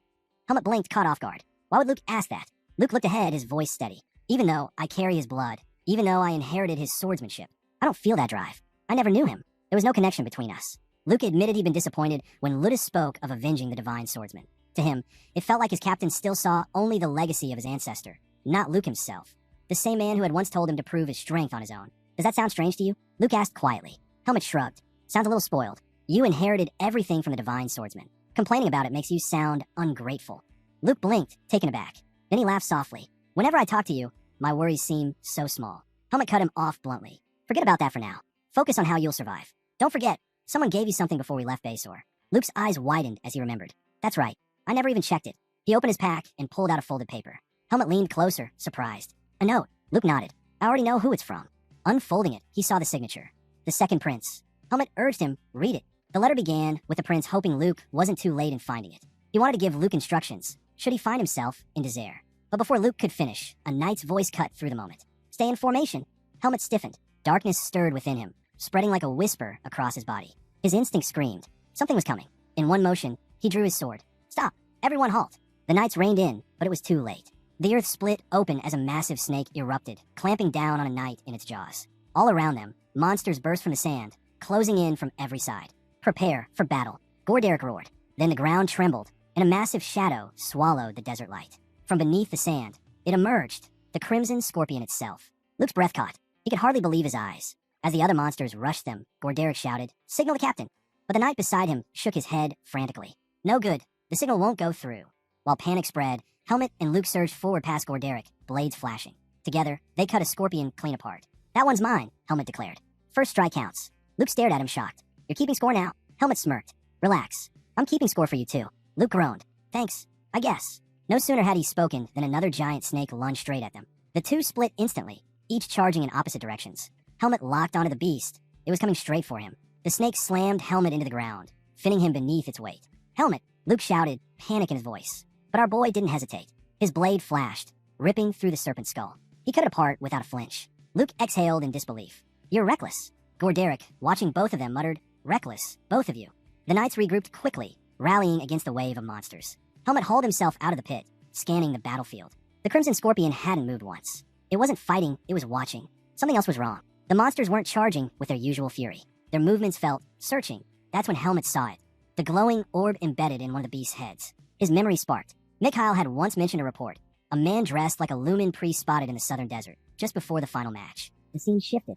Ludus stood apart, gazing at the sky. Captain, Alvis asked, did you forget something? Ludus's lips curled into a strange smile. No, it's just about time for something to arrive. Back on the battlefield, Helmet spun suddenly. Luke, he shouted. Luke turned, startled, just as a massive snake burst from the sand, coiling its tail around him. He cried out as it tightened and dragged him downward. Helmet rushed forward, sword drawn, slashing at the creature. But the monster slipped aside, pulling Luke into the earth. No! Helmet's voice rang out in disbelief. Then, a figure appeared, his voice cold. Target secured. Kill the rest. The monster's ferocity doubled, surging with violence. The sky darkened, shifting into a blood-red haze. From the shadows stepped a man robed like a Lumen priest. He stood beside the towering Crimson Scorpion, his presence chilling. You're the last one, he sneered. The unlucky lamb who somehow survived. Helmet stood alone, surrounded by corpses, fallen knights, and shattered beasts. His eyes burned with fury as he fixed them on the priest. At first, he thought the sickening energy stabbing into his heart was demonic. Perhaps his seed of darkness reacting to something.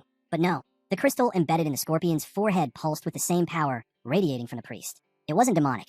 It was divine. The priest studied him with interest. You possess strength beyond reason. To cut down almost all of my summon monsters and still have energy to spare. For one so young, your power is far greater than I imagined. The priest studied Helmet closely. I can sense it. A faint, ominous energy clinging to you. Tell me, boy, what are you?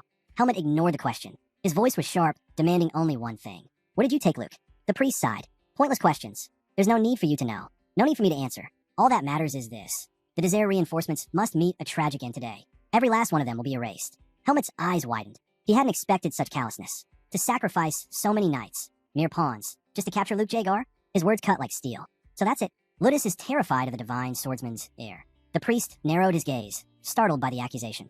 Are you truly an outsider? Helmet shifted into his stance, his blade steady. Things won't unfold the way they did against the divine swordsman. I'll carve the truth out of you, and I'll find Luke.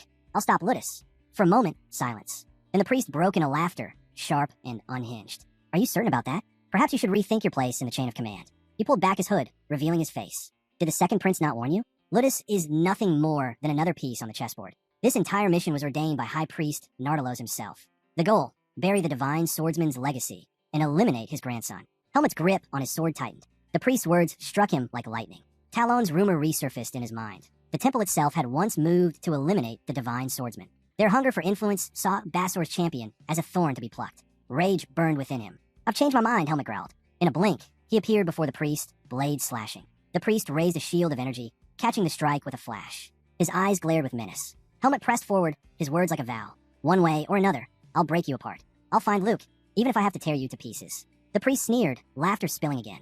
Reckless bastard. The second prince clearly misjudged you.